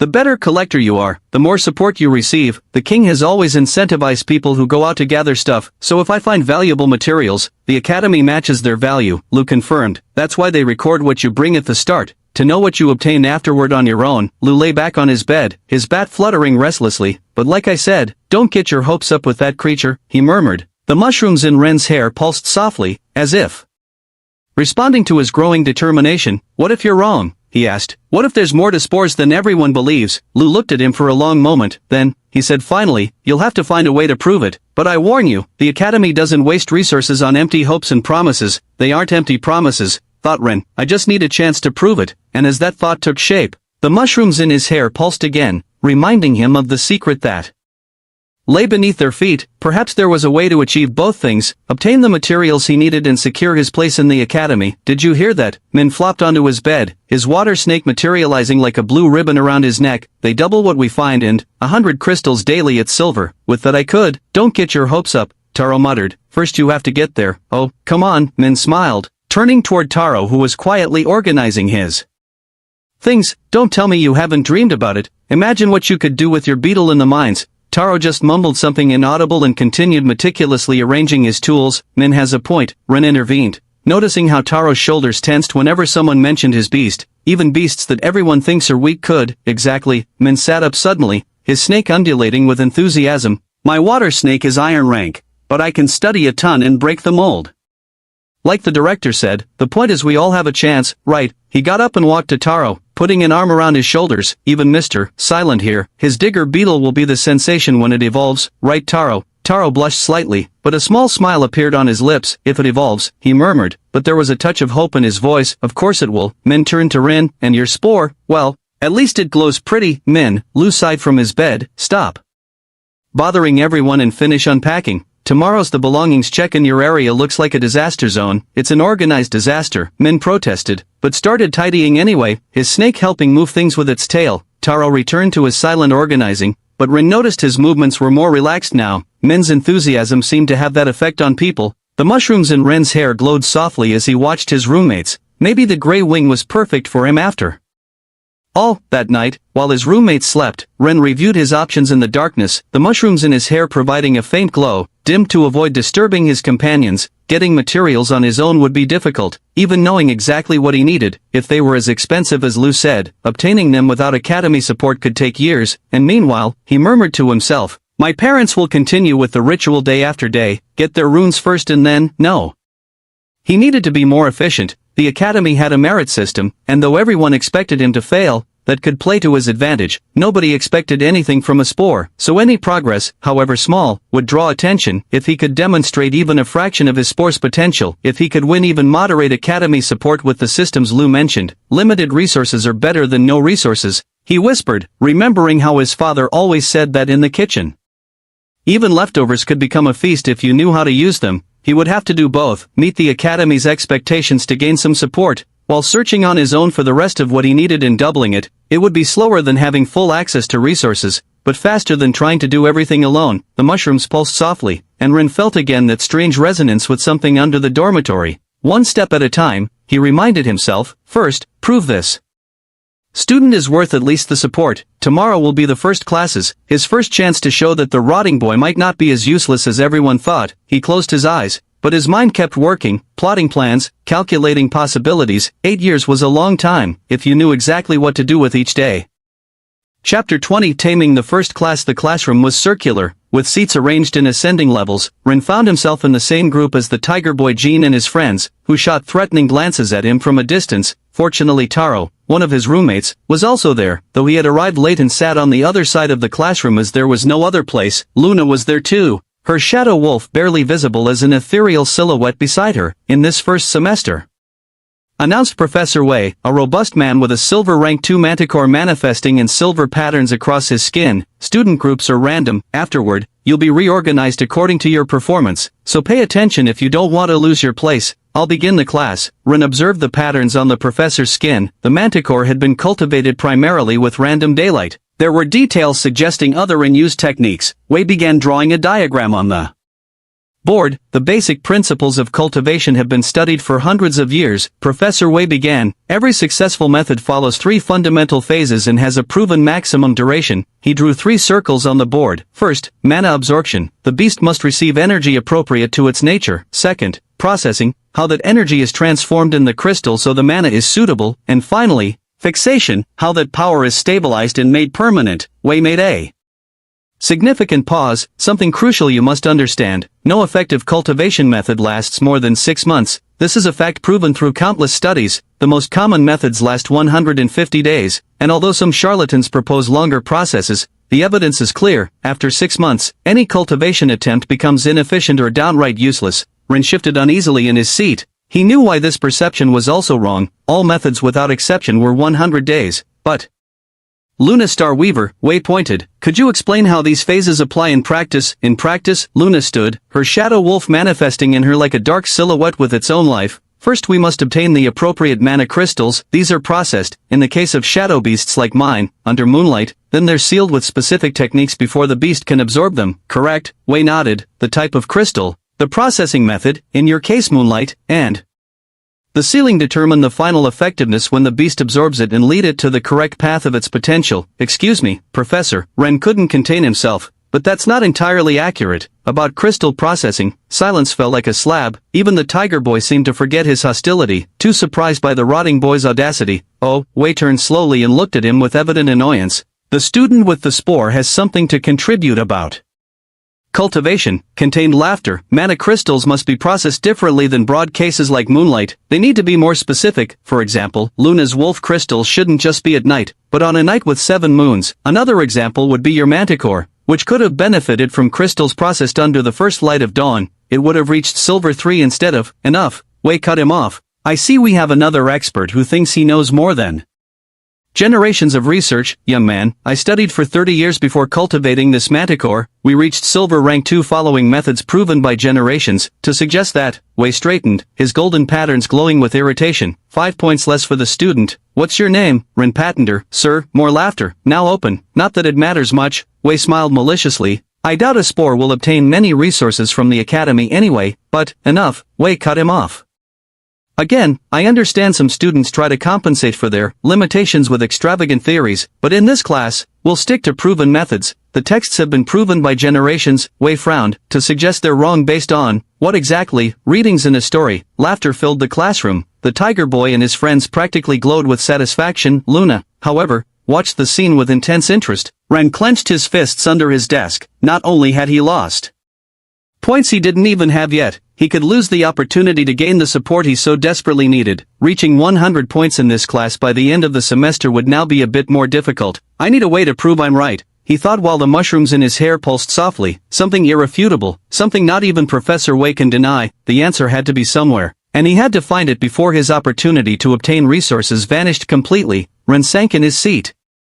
He hadn't expected wrong knowledge to be so deeply rooted. How could he prove he was right when everything they knew contradicted the truth? Let's continue. Wei returned to the board. As I was saying, basic cultivation follows simple rules. This was going to be harder than Ren thought. The rest of the class was torture. Every time Wei asked a question, he deliberately ignored Ren's raised hand. When he finally did call on him, it was only to say, see, this is how you answer, with Established facts, not absurd theories, as we can see in historical records, Wei continued, pointing to Taro. The digger beetle is a classic example of a beast with mediocre natural limits. None has surpassed bronze rank in the more than 500 years we have of species documentation. Ren saw how Taro's shoulders slumped. His roommate had a ton of books. He seemed to have been studying cultivation methods at home. Hoping to find some exception, he had thought about telling him what he knew but decided to wait until he knew him better. However, now, Ren straightened in his seat. This was his opportunity.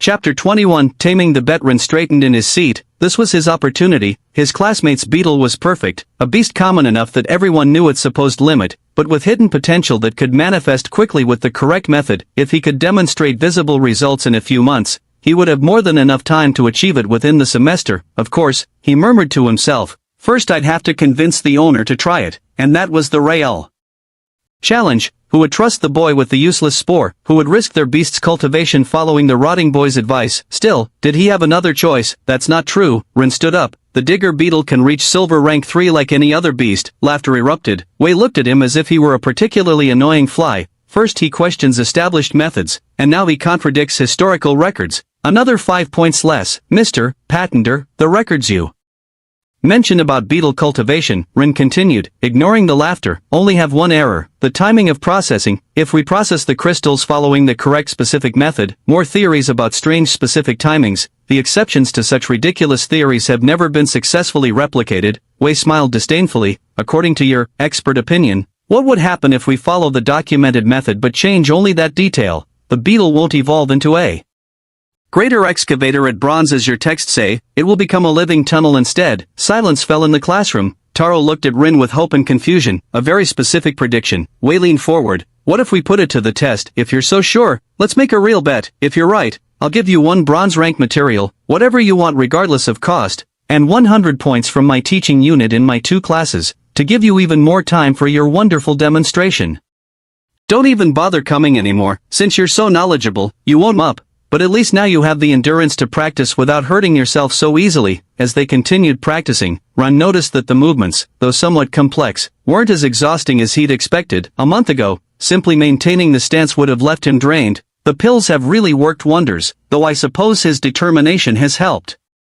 2. Not everyone gets up every time they fall for a whole month. Ren smiled, grateful for his teacher's support. His knowledge had shown him that the pills used somewhat expensive bronze-level materials that helped with muscle regeneration and energy. As thanks, he would help improve her mature beast further, show that weak beasts weren't weak, that the records were mostly wrong, and soon, with Taro's evolution, he would have the first real proof of that. Enough for today, Lin finally announced. Tomorrow we'll start working seriously on these techniques. Now that your body can keep up, we'll see how fast your mind can learn. As he headed to his next class, Ren reflected on how much had changed in a month. His muscles no longer protested with every movement, his endurance had improved significantly, and now, finally, he would begin learning real techniques. Maybe Lin was right. Tomorrow everything would begin in earnest. But it was just the beginning, with the processing of Taro's crystals that night. Soon he would have much more to work with. Battle class proceeded normally, still exercising for everyone, as did Professor May's class, which was history today. Finally, in crystal class, as you can see, Professor Song pointed at the tunnel walls. Productive veins are becoming increasingly scarce. He wasn't exaggerating. Where a month ago crystals glittered everywhere,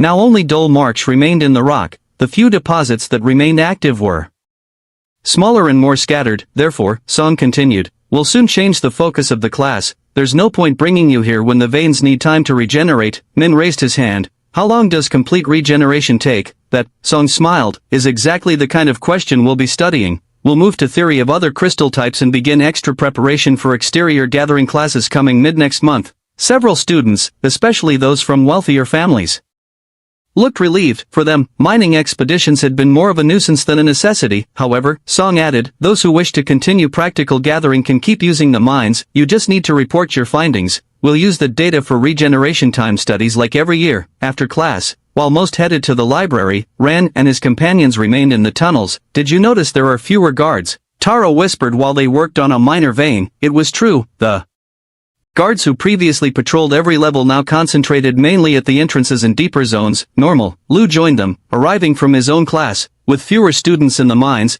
they don't need as much supervision. Most prefer studying theory to picking at rock for crumbs. Ren looked around. the only ones left were students like them, those who needed every crystal they could find, from less wealthy families. There was no sign of Klein or his group, and even Jean seemed to have lost interest in harassing them in the tunnels. It's better this way. Men extracted a small crystal, more space to work, and less competition for the remaining veins, added Taro. Though we'll soon have to consider deeper zones, murmured Ren, studying the mana patterns. The upper levels are almost depleted. Lu frowned. Guards still watch those areas, but with less personnel, Ren pointed out, and the patrols are more predictable now. Are you suggesting? Taro began.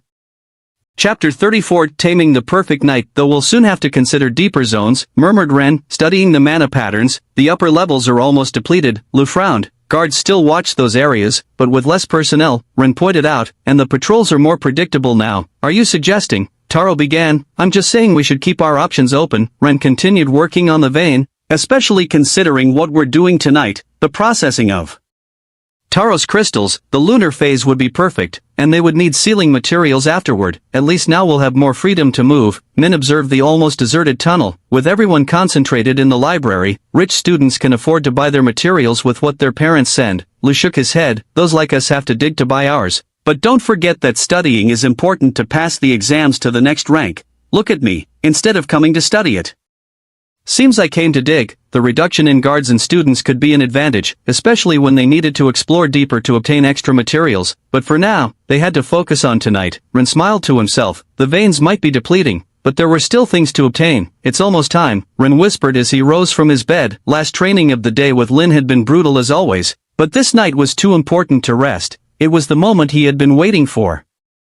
We'll accompany you. Taro was already ready, holding his crystal bag. It's not necessary, you should sleep, I can do it alone. Don't even try. Lu also stood up. You've been bragging about your special method for a month. I won't miss the chance to see if you really know what you're talking about. Min stirred in his bed. A yawn interrupted his protest. I also want. Seconds later, his snores filled the room. That one can't stay awake past 10, like a small child, Lu murmured as they silently left the dormitory. The night air was cool as they headed toward the academy outskirts. Ren guided them to a clearing where trees didn't obstruct the sky view. Here, he decided after studying the area, the moonlight will reach without interference. The sky shone with just over half its moons visible. Ron knew he needed exactly 8. The configuration would change soon. Some would hide in minutes while others would emerge on the horizon. Help me with this, he spread a long board on the ground. He began methodically examining Taro's crystals. Each piece was studied carefully before being placed or discarded. This one's too small, he murmured, replacing one. This other has an irregular surface. We need the best quality possible. Does it really matter that much?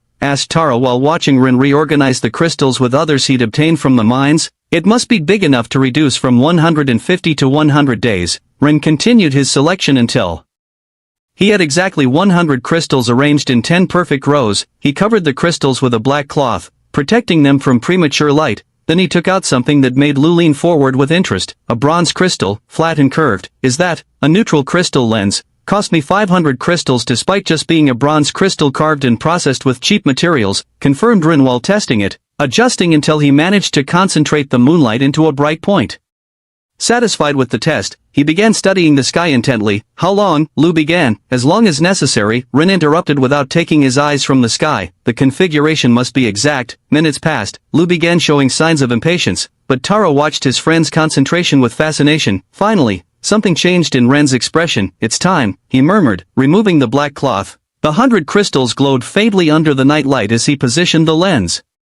The next hours would prove if a month of preparation had been worth it. The concentrated moonlight formed a bright, intense point. He took the first crystal and exposed it to the light beam. The crystal began to glow with an intensity that made Lu tense. Stop. Lu stepped forward alarmed. Do you see the glow? It's processing too much mana. Ren was already storing the glowing crystal in the black bag and taking the next one. Ren, this is dangerous, Lu continued while Ren repeated the process with more crystals. Mana poisoning is no joke. Medicine is expensive, and if Taro has to go to the infirmary 3 days in a row, professors will start asking questions. Maybe even 2 consecutive days would be suspicious, he insisted. Do you have any idea how much mana they're absorbing? They're exactly at the right limit. Ren didn't stop his work, keeping a mental count of exposure time. And I need to concentrate. This specific lunar configuration will only last 30 Minutes before the next moon hides. Is that why you bought the lens? Taro watched the process, fascinated. If we don't concentrate the light, we'd have to wait 2 more months to get the equivalent of 36 minutes of exposure per crystal. We wouldn't have time to start your cultivation and finish before the end of the semester. So, Lou opened his mouth to protest again, but Taro calmed him with a gesture. I have over 600 crystals saved thanks to this month in the mines, he reasoned.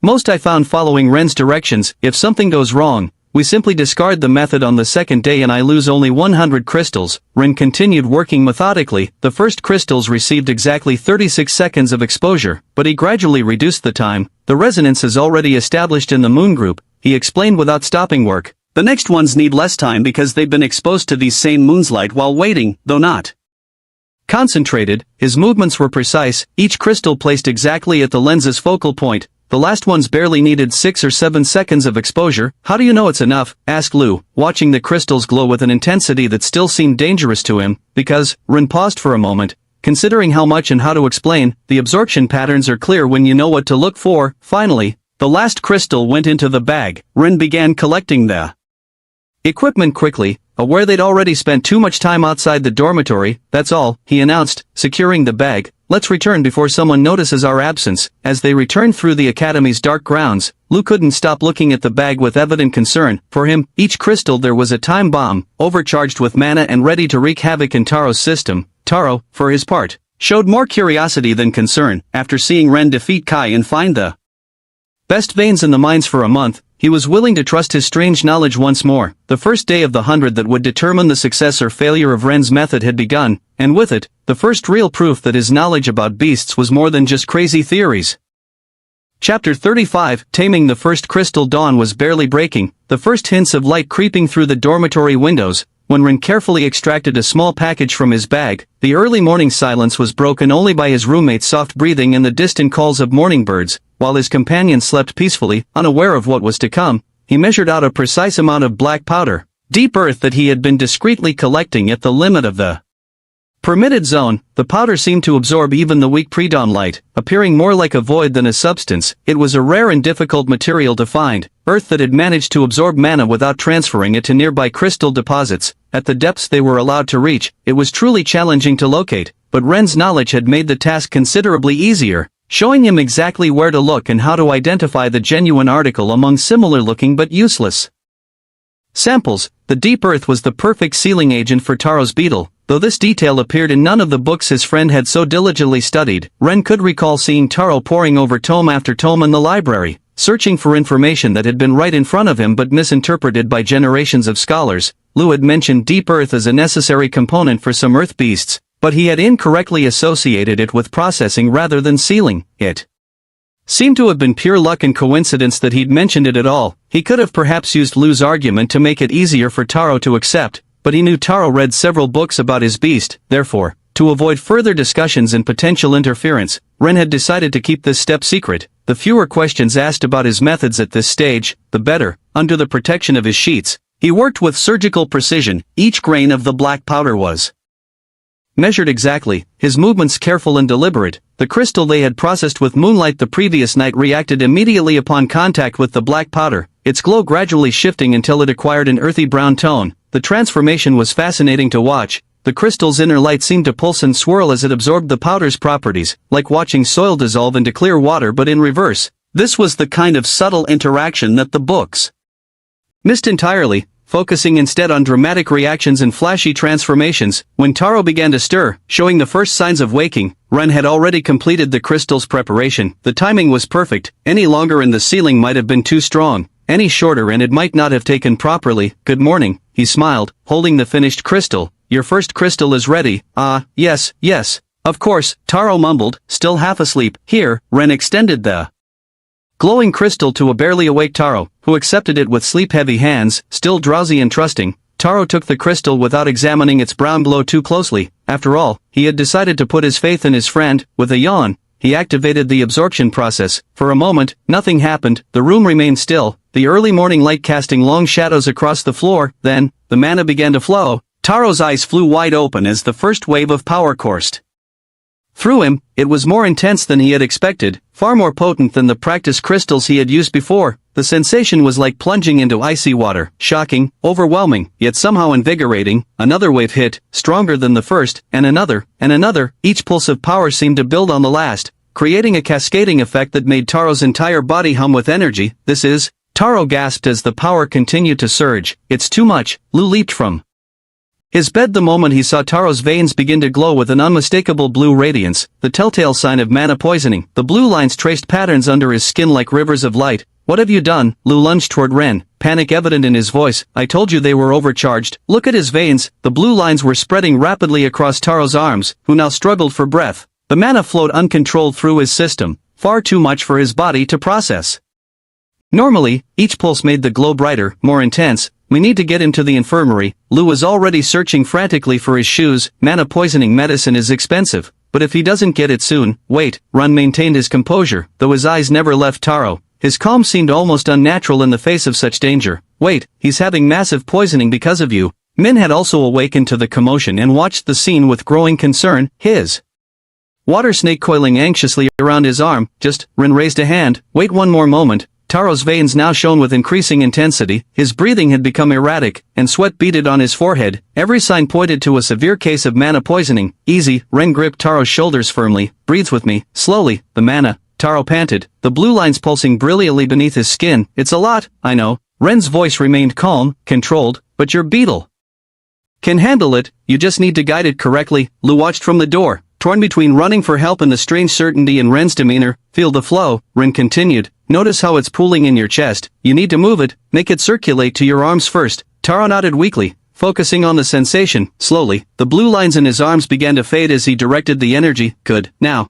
let some flow toward your back. Your beetle is an earth creature. The mana should feel more natural flowing downward. Min held his breath as he watched the blue line shift and gradually weaken, following Taro's control. Temporary mana excess isn't bad if you know how to control it, Ren explained while guiding Taro. Your beast is designed for this, it just needs you to help distribute it properly. Gradually, Taro's breathing normalized, the blue lines almost completely vanished, leaving only a faint glow under his skin that looked more healthy than dangerous.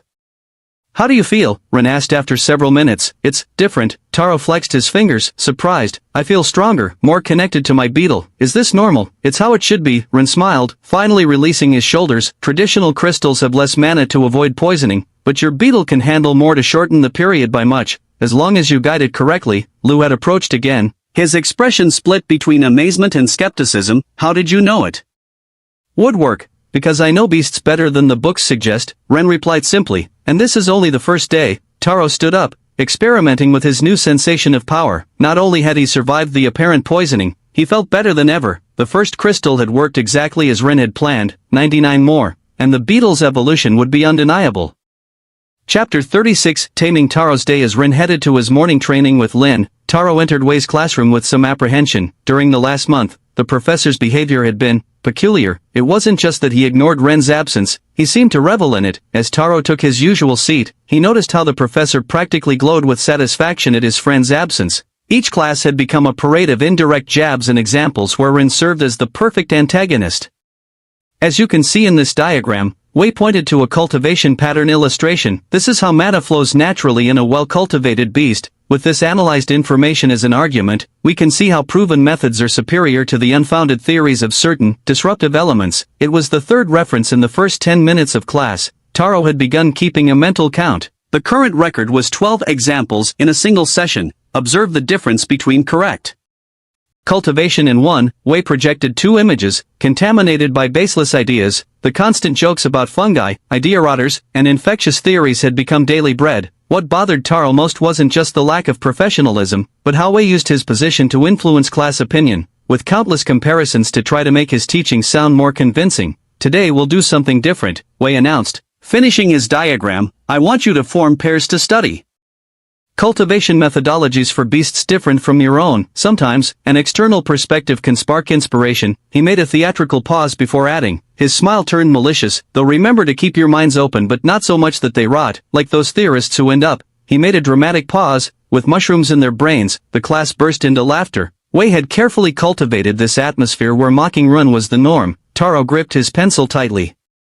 For a respected professor, Wei was behaving more like a child with a personal vendetta. Taro observed the classroom dejectedly. He had never been particularly sociable in this class, preferring to keep to himself. Now, as a known friend of the rotting boy, the possibilities of finding a partner were even more limited. His gaze briefly met Jin's group by accident. The tiger boy, surrounded by his usual cronies, gave him a look of disgust so exaggerated it would have been comical in other circumstances. A soft touch on his shoulder startled Taro. "Can I be your partner?" Taro turned to find Luna standing beside his desk. Her expression was as unreadable as ever, but there was something in her gaze suggesting this wasn't a random choice. "With me." The question came out higher pitched than intended. Luna, the most promising student in class, wanted to pair with the rotting boy's friend. "Luna, why don't you work with me?" Klein didn't bother to hide his intentions as she passed near his seat. "My golden lion would be a much more interesting study subject than a simple beetle." Luna didn't even dignify him with a look while sitting beside Taro. Klein's golden lion manifested in his arms, the marks glowing with irritation, but she kept her attention on the study material she was beginning to take out. "So," Taro began nervously,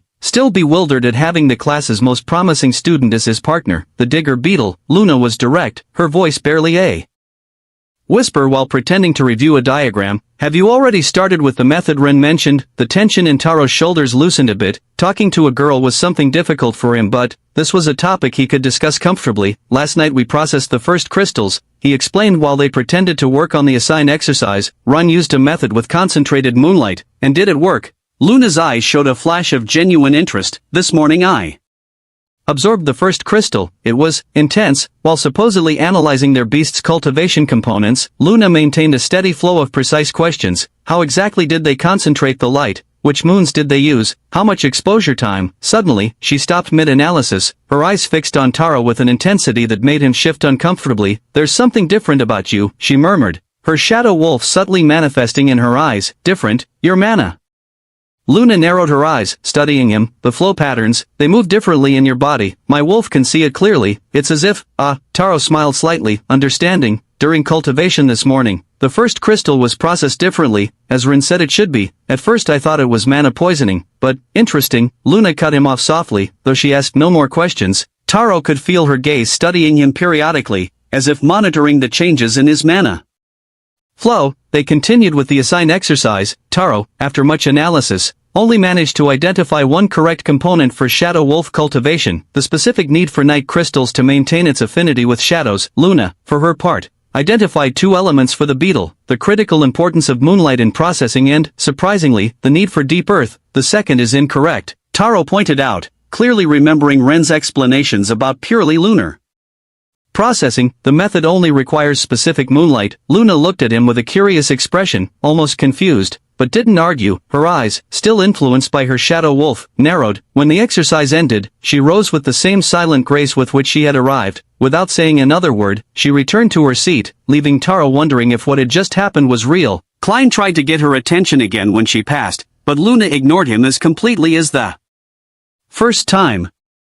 Chapter 37. Tamer's team and battle class, gather round. Professor Yang's voice resonated across the training field, echoing off the stone walls with commanding authority. "Today we'll increase the intensity." Ren and Min joined Taro, all of them panting from the initial exercises that were notably more demanding than the day before, though Ren appeared remarkably fresher than them. His month of extra training with Lin showing in his improved stamina and form. Each tamer has different aptitudes in their styles. Yang walked through the student ranks, his stone behemoth's markings gleaming in the morning light. "Master Lin and I have decided it's time to adapt the training according to your natural strengths for the beginning of the second month, but before you ask," he smiled at seeing the confused faces, his expression knowing, "we will decide which category you fit best in." Lin began moving among the students with practiced grace, pointing to different areas of the field. Her crane's feathers shimmered as she moved. "Attackers, with Professor Yang," she indicated, her voice carrying clear across the field. "Speedsters, with me." "Defensive types, to the east area." "Range mages, to the west." The field became a flurry of movement as students began shifting to their assigned areas, some looking pleased with their categorization, others less so.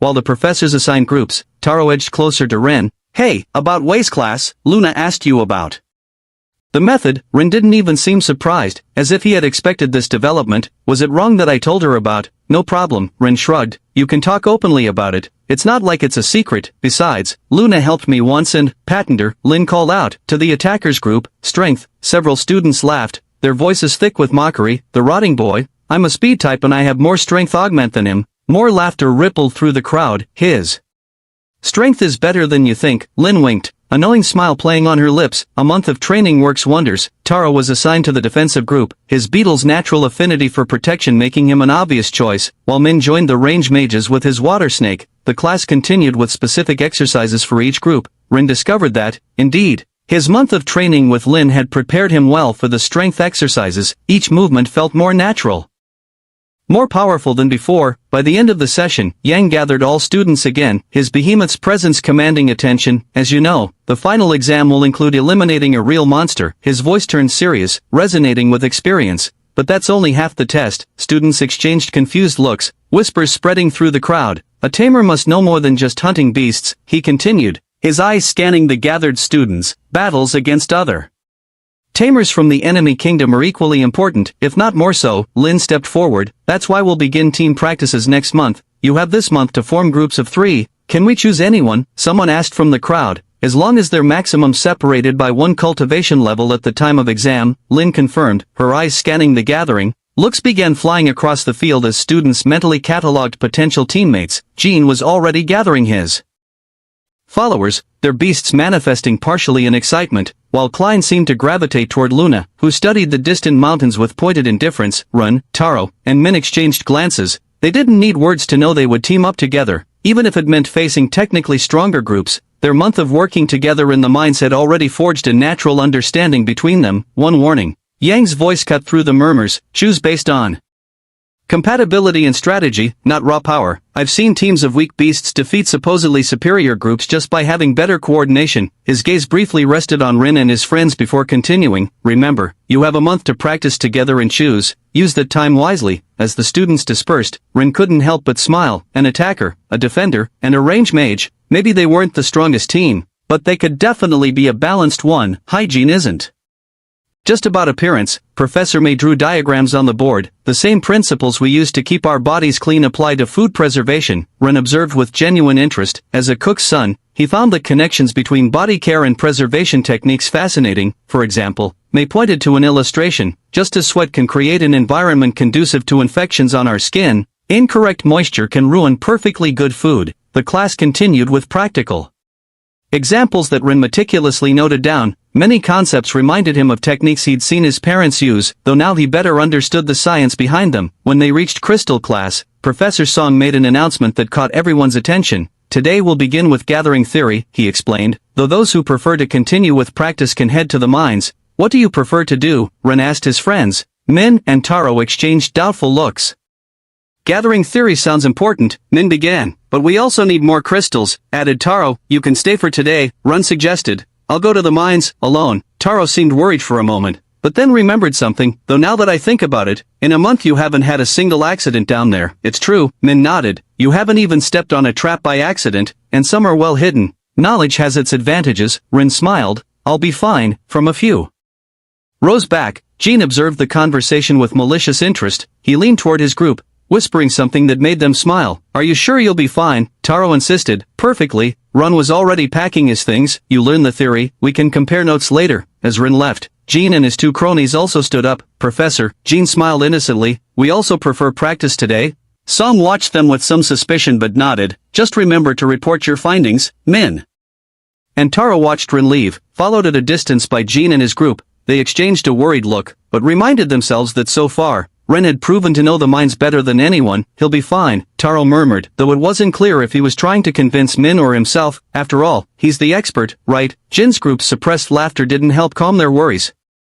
Chapter 38 Taming the Trap. The academy's corridors were left behind him as Ren ran toward the mines. A month of Lin's brutal training had transformed his once scrawny frame. His pursuers could barely keep pace now, their heavy breathing betraying their exhaustion. He's getting away. Jin's breathless voice resonated in the distance. Don't let that rotting boy reach the mines first. Ren smiled as he descended swiftly down the path toward the caves, each step sure despite the growing darkness. The mushrooms in his hair glowed softly, not just providing light but revealing intricate mana patterns in the walls that only he could see, a roadmap of power written in light and shadow. Though these fools pursued him and wanted to ruin his day, he couldn't afford to miss even a single day of gathering. The 60-some bronze-rank crystals he'd accumulated over the month, while impressive for a beginner, fell far short of his needs. The 30 days of relentless mining had yielded decent results, but nowhere near enough. After spending 500 iron crystals on the lens to process Taro's crystals, only 200 remain in his reserves. He urgently needed to replenish his stocks. The exchange rates weren't helping either.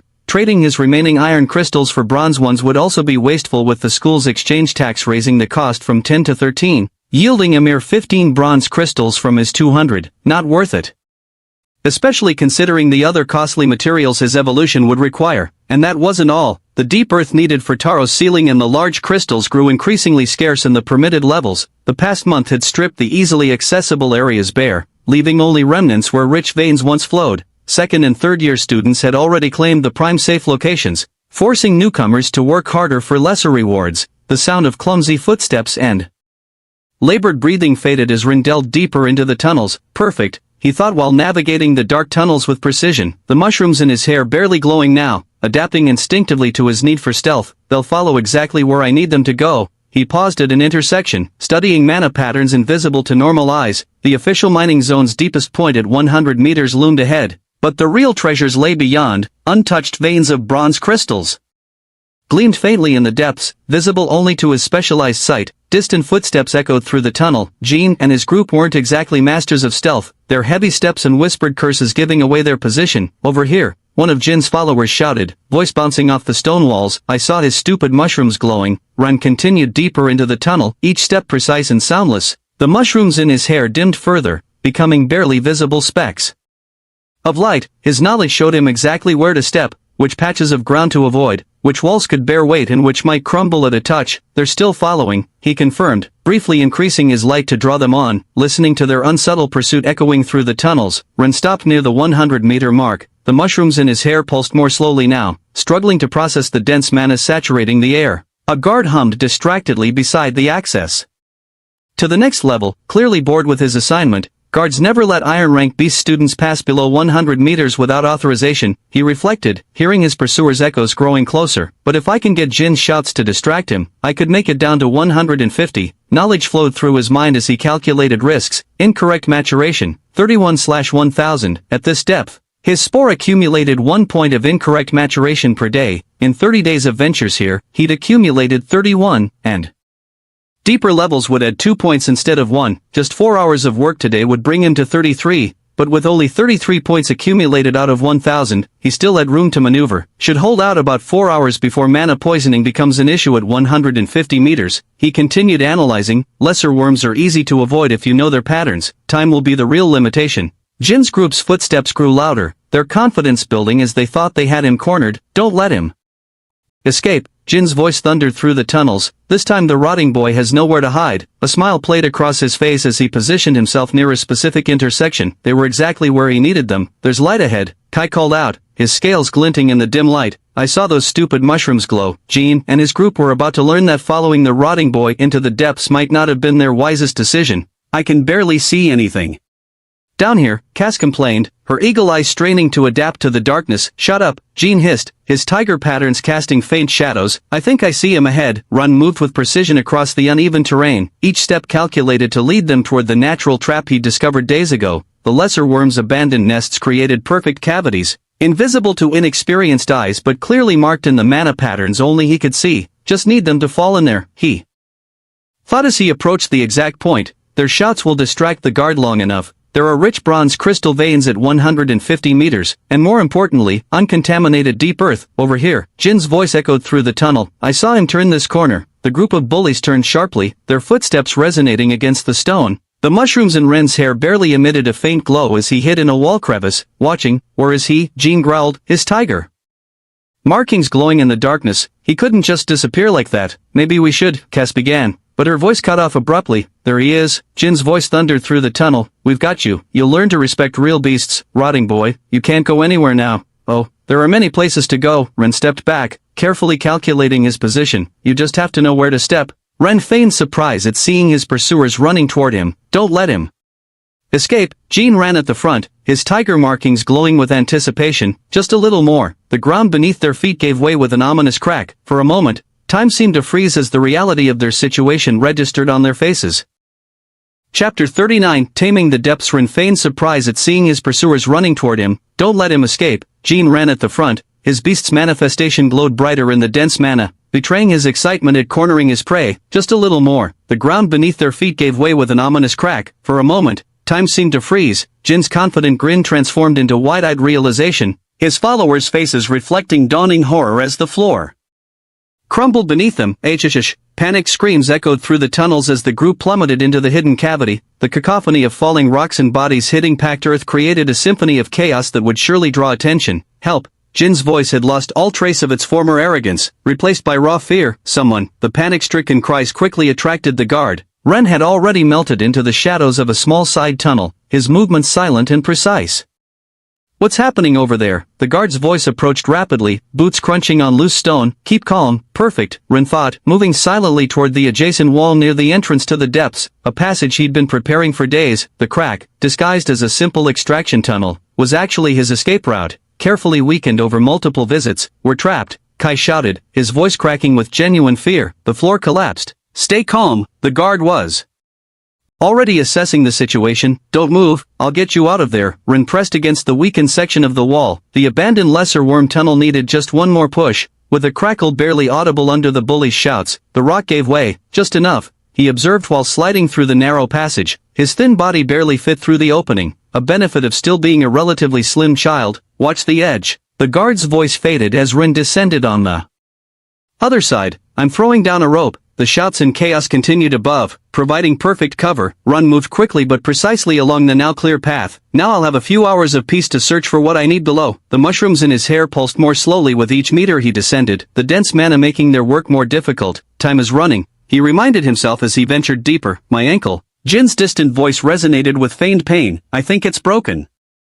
Calm down, boy. The guard's voice grew more distant. These upper tunnels were abandoned. They all once belonged to displaced hungry beasts that have already died. So don't panic. Take the rope. Ren smiled as he descended. Jin would probably stretch the drama as long as possible, which gave him more time. The real race against the clock was with mana poisoning. Bronze crystal veins gleamed temptingly in the walls, but it was better to start from the deepest ones. He could already sense the rich deposits of crystals in deep earth waiting. For hours before the poisoning became dangerous, it was time to make every minute count. The mushrooms in Ren's hair pulsed as he studied the patterns on the tunnel walls. The marks left by lesser worms formed an intricate map for those who knew how to read it. This isn't normal, he thought as his fingers traced the lines of mana residue that glowed faintly. Too many recent marks. Too many overlapping patterns. The abandoned tunnels intersected more frequently than his knowledge told him was normal, or he would typically find 2 or 3 intersections. Now he saw 5 or 6. The lesser worms were expanding their territory, digging new routes with unusual frequency. Why are they so active? Ren stopped to examine a particularly fresh mark. The mushrooms in his hair revealed the still vibrant mana trail. This is less than a day old. Knowledge flowed through his mind as he analyzed the patterns. Lesser worms only proliferated like this when significant changes occurred in mana currents. Something was altering the natural flows below. A side tunnel caught his attention. It was narrow, barely wide enough for a small person to pass through crouched, and the darkness seemed denser there. The mushrooms in his hair pulsed stronger, detecting something. Perfect. He smiled upon examining the wall. A bronze crystal vein, richer than normal, intertwined with veins of uncontaminated dark earth. It was an oddly convenient combination, almost unnatural. Ren extracted his tools with extreme care. Each strike would need to be precise, controlled. The slightest echo could attract unwanted attention. The mushrooms pulsed in warning. A lesser worm had passed through a nearby tunnel recently. Its senses would still be alert to any vibration. Patience, he reminded himself while positioning his pick. One strong blow in the wrong place and I'll have company very soon. The first impact was barely louder than a whisper against the rock. Ren worked methodically, each movement calculated to minimize noise. The vein was surprisingly generous, bronze crystals practically jumping into his hands once he found the correct pressure points. 2 hours of methodical work had filled Ren's bag with a satisfactory amount of crystals in deep earth. If Taro knew I was using worm excrement to seal his crystals. An amused smile crossed his face as he stored another portion of the dark substance. Better he keeps thinking we only use moonlight and not special earth from the depths. The mushrooms pulsed more slowly, the dense mana making it increasingly difficult to process the environment, but knowledge kept flowing, showing him exactly where to strike, what angles to use, how to extract and store the dark earth without contaminating it. It's almost too perfect, he thought while storing another crystal. The richness of the deposit, the presence of pure dark earth, the unusual proliferation of Tunnels, everything suggested something had changed in the depths. A distant sound made him pause, a worm's dragging, or just the natural echo of the caves. Another echo, closer this time. The sound of something dragging made his hands stop. The mushrooms in his hair pulsed more slowly, adapting to better detect nearby movements. This vein is too rich to be so untouched, he reflected while remaining motionless. Knowledge flowed, showing him clues others would overlook, the marks on the walls. The crystallized mana patterns. This was not a lesser worm's but a common worm's last gift when they expelled it from its territory. The dragging drew closer. Ren held his breath, his body completely still. A lesser worm emerged from a side tunnel, its pale body glowing faintly with absorbed mana. Chapter 40 Taming the Escape Plan. Ren held his breath, his body completely still, pressed against the cool stone wall. Each heartbeat seemed unnaturally loud in the oppressive silence of the deep tunnels. A lesser worm emerged from a side tunnel, its pale body glowing faintly with absorbed mana. The creature's rugged skin revealed intricate patterns of mana circulation, a beautiful display of natural energy processing. Must have been about 2 months ago. His mental analysis continued while observing the worm. The common worm probably died or returned to the depths, but its last defecation left this zone separated. The knowledge flowing through his mind painted a clear picture of the tunnel's recent history. The lesser worm advanced near the deposit, its movements fluid and purposeful, its olfactory sensors quivered, drawn by the rich mana concentration in the vein. Ren watched, fascinated, as the blind creature approached the area where he had been working. Each movement revealed more about its nature, its hunting patterns, its sensory capabilities. Mana attracts them, he thought while the worm tentatively tested the earth near the deposit, but the residue, his knowledge showed him exactly what would happen next. Like reading a script written in mana patterns. Just as expected, the worm recoiled almost immediately. Its sensors writhed in what appeared to be disgust before the creature rapidly retreated through another tunnel, its body contracting invisible revulsion. Common worm excrement must taste terrible to them. Ren's smile widened. It's like a natural repellent. The mana in the vein attracts them. But one taste of these residues, the elegant simplicity of nature's defense mechanisms, never ceased to amaze him. Ren waited several moments more before resuming his work, each second measured carefully against the growing pressure of mana poisoning in his system. That's why this vein has retained so much mana. His mind connected the pieces. While extracting another crystal, lesser worms detect it because of its mana richness, but the common worm's residues keep them away. Each new discovery reinforced his understanding of the mine's ecosystem. His fingers traced the crystallization lines on the wall. The mana had concentrated uniquely here, preserved by the peculiar nature of the deposit. The patterns told a story of power trapped and refined over recent months. Nobody else would come looking in such a cramped hole, and lesser worms won't eat what's basically a pile of worm feces unless by accident, he thought while packing another portion. The irony of finding treasure again in what others would avoid brought a slight smile to his face. The mushrooms pulsed again, detecting another movement in the distance, but farther away this time. Ren continued his work, each movement precise and silent. He had found a unique treasure here, and he wasn't going to waste it. The density of the mana, the quality of the crystals, the perfect preservation of the deep earth. It was a miraculous combination of circumstances at this low depth. Just hope Taro never asks why his special crystal has that particular color. He smiled while sealing his bag. The knowledge had shown him many secrets of the depths, and this was one of the most useful. However unpleasant it might seem, Ren leaned against the tunnel wall, his legs trembling slightly from the effort of the last hours. The bag at his waist weighed pleasantly.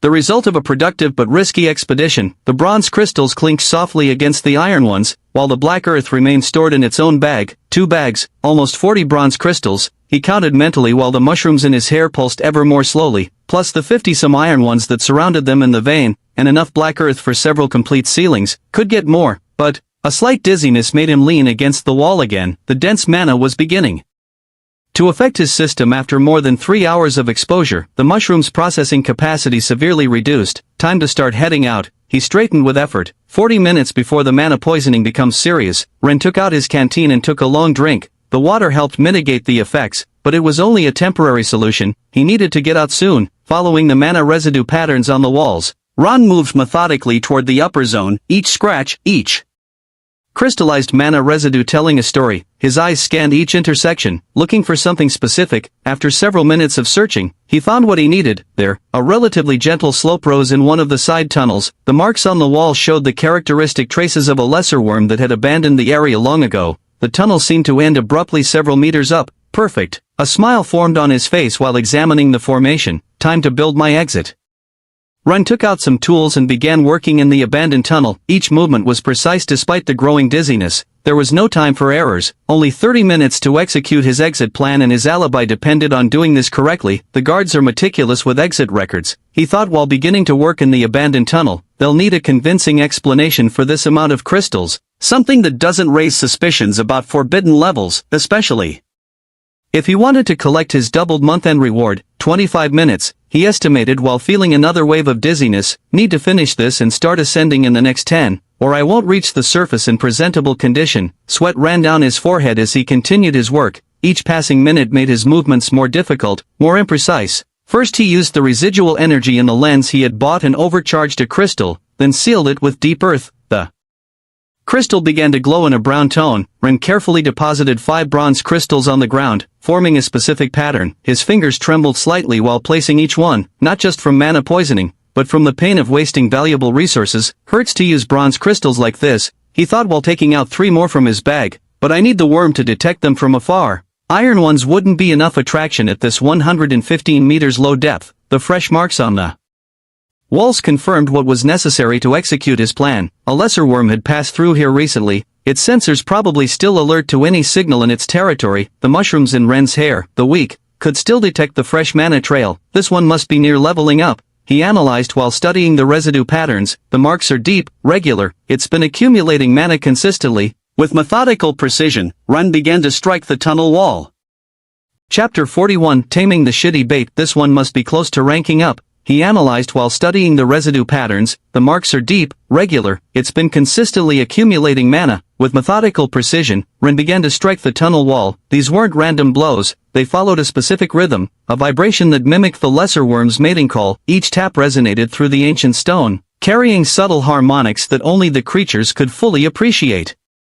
Tap tap, tap, tap tap tap. It's not really mating. Knowledge flowed through his mind while maintaining the rhythm. It's more like an invitation to joint evolution. The complex social behaviors of these supposedly simple creatures never ceased to amaze him. Tap tap, tap, tap tap tap. Lesser worms, upon reaching certain levels of maturity and mana accumulation, initiated this ritual. It was their way of seeking a compatible partner to merge with and evolve into a larger, more powerful common worm. Each tap echoed the ancient dance of transformation that had shaped these tunnels for centuries. Ren placed more crystals, forming a path leading toward the ascending tunnel he had prepared. Each crystal was strategically positioned, calculating the optimal distance for the worm to detect them sequentially. The placement had to be perfect, too close together and they'd overwhelm the creature's senses. Too far apart and it might lose interest. The concentrated mana in bronze crystals, he continued his analysis while working, his movements precise despite growing fatigue, mimics the signal of a mature worm offering part of its accumulation as an incentive for fusion. Tap tap, tap, tap tap tap. A distant echo responded to his strikes.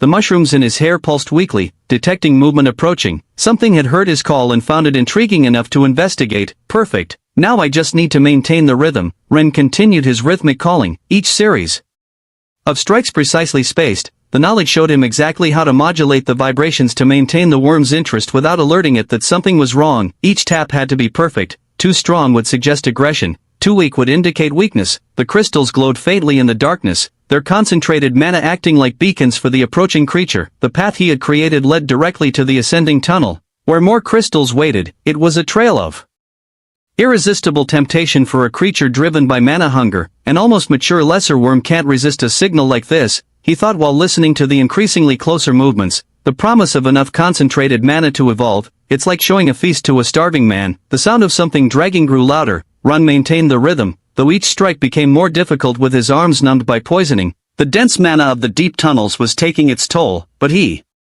couldn't stop now. Tap tap, tap, tap tap tap. Come on, he mentally urged while feeling the worm approaching. I just need you to follow the path upward. You get some bronze crystals, I get my escape route. The bargain seemed fair enough, even if his partner in this dance was unaware of the final exchange. The mushrooms in his hair could barely process the ambient mana now, but it didn't matter. The plan was in motion, and the worm was approaching exactly as he had foreseen. Each movement brought it closer to springing his carefully laid trap. Ren slid silently toward a tunnel bend when he had made enough attraction taps, his hand holding the specially prepared brown crystal. The lens light had altered its structure, and the addition of common worm excrement had transformed it into a bronze-level earth crystal. Now comes the delicate part, he thought while listening to the approaching worm. The lesser worm emerged from below, its sensors vibrating with excitement at the Mana concentration. Without hesitation, the creature lunged at the first pile of 5 crystals, absorbing them with frenzied movements. Hungry, Run observed as the worm followed the path of crystals he had laid out. Perfect. With silent steps, he began following the creature, maintaining a safe distance. The worm continued its ascent through the tunnel, each crystal drawing it higher, away from the high mana concentration zone. A little more. Run controlled his breathing as they climbed.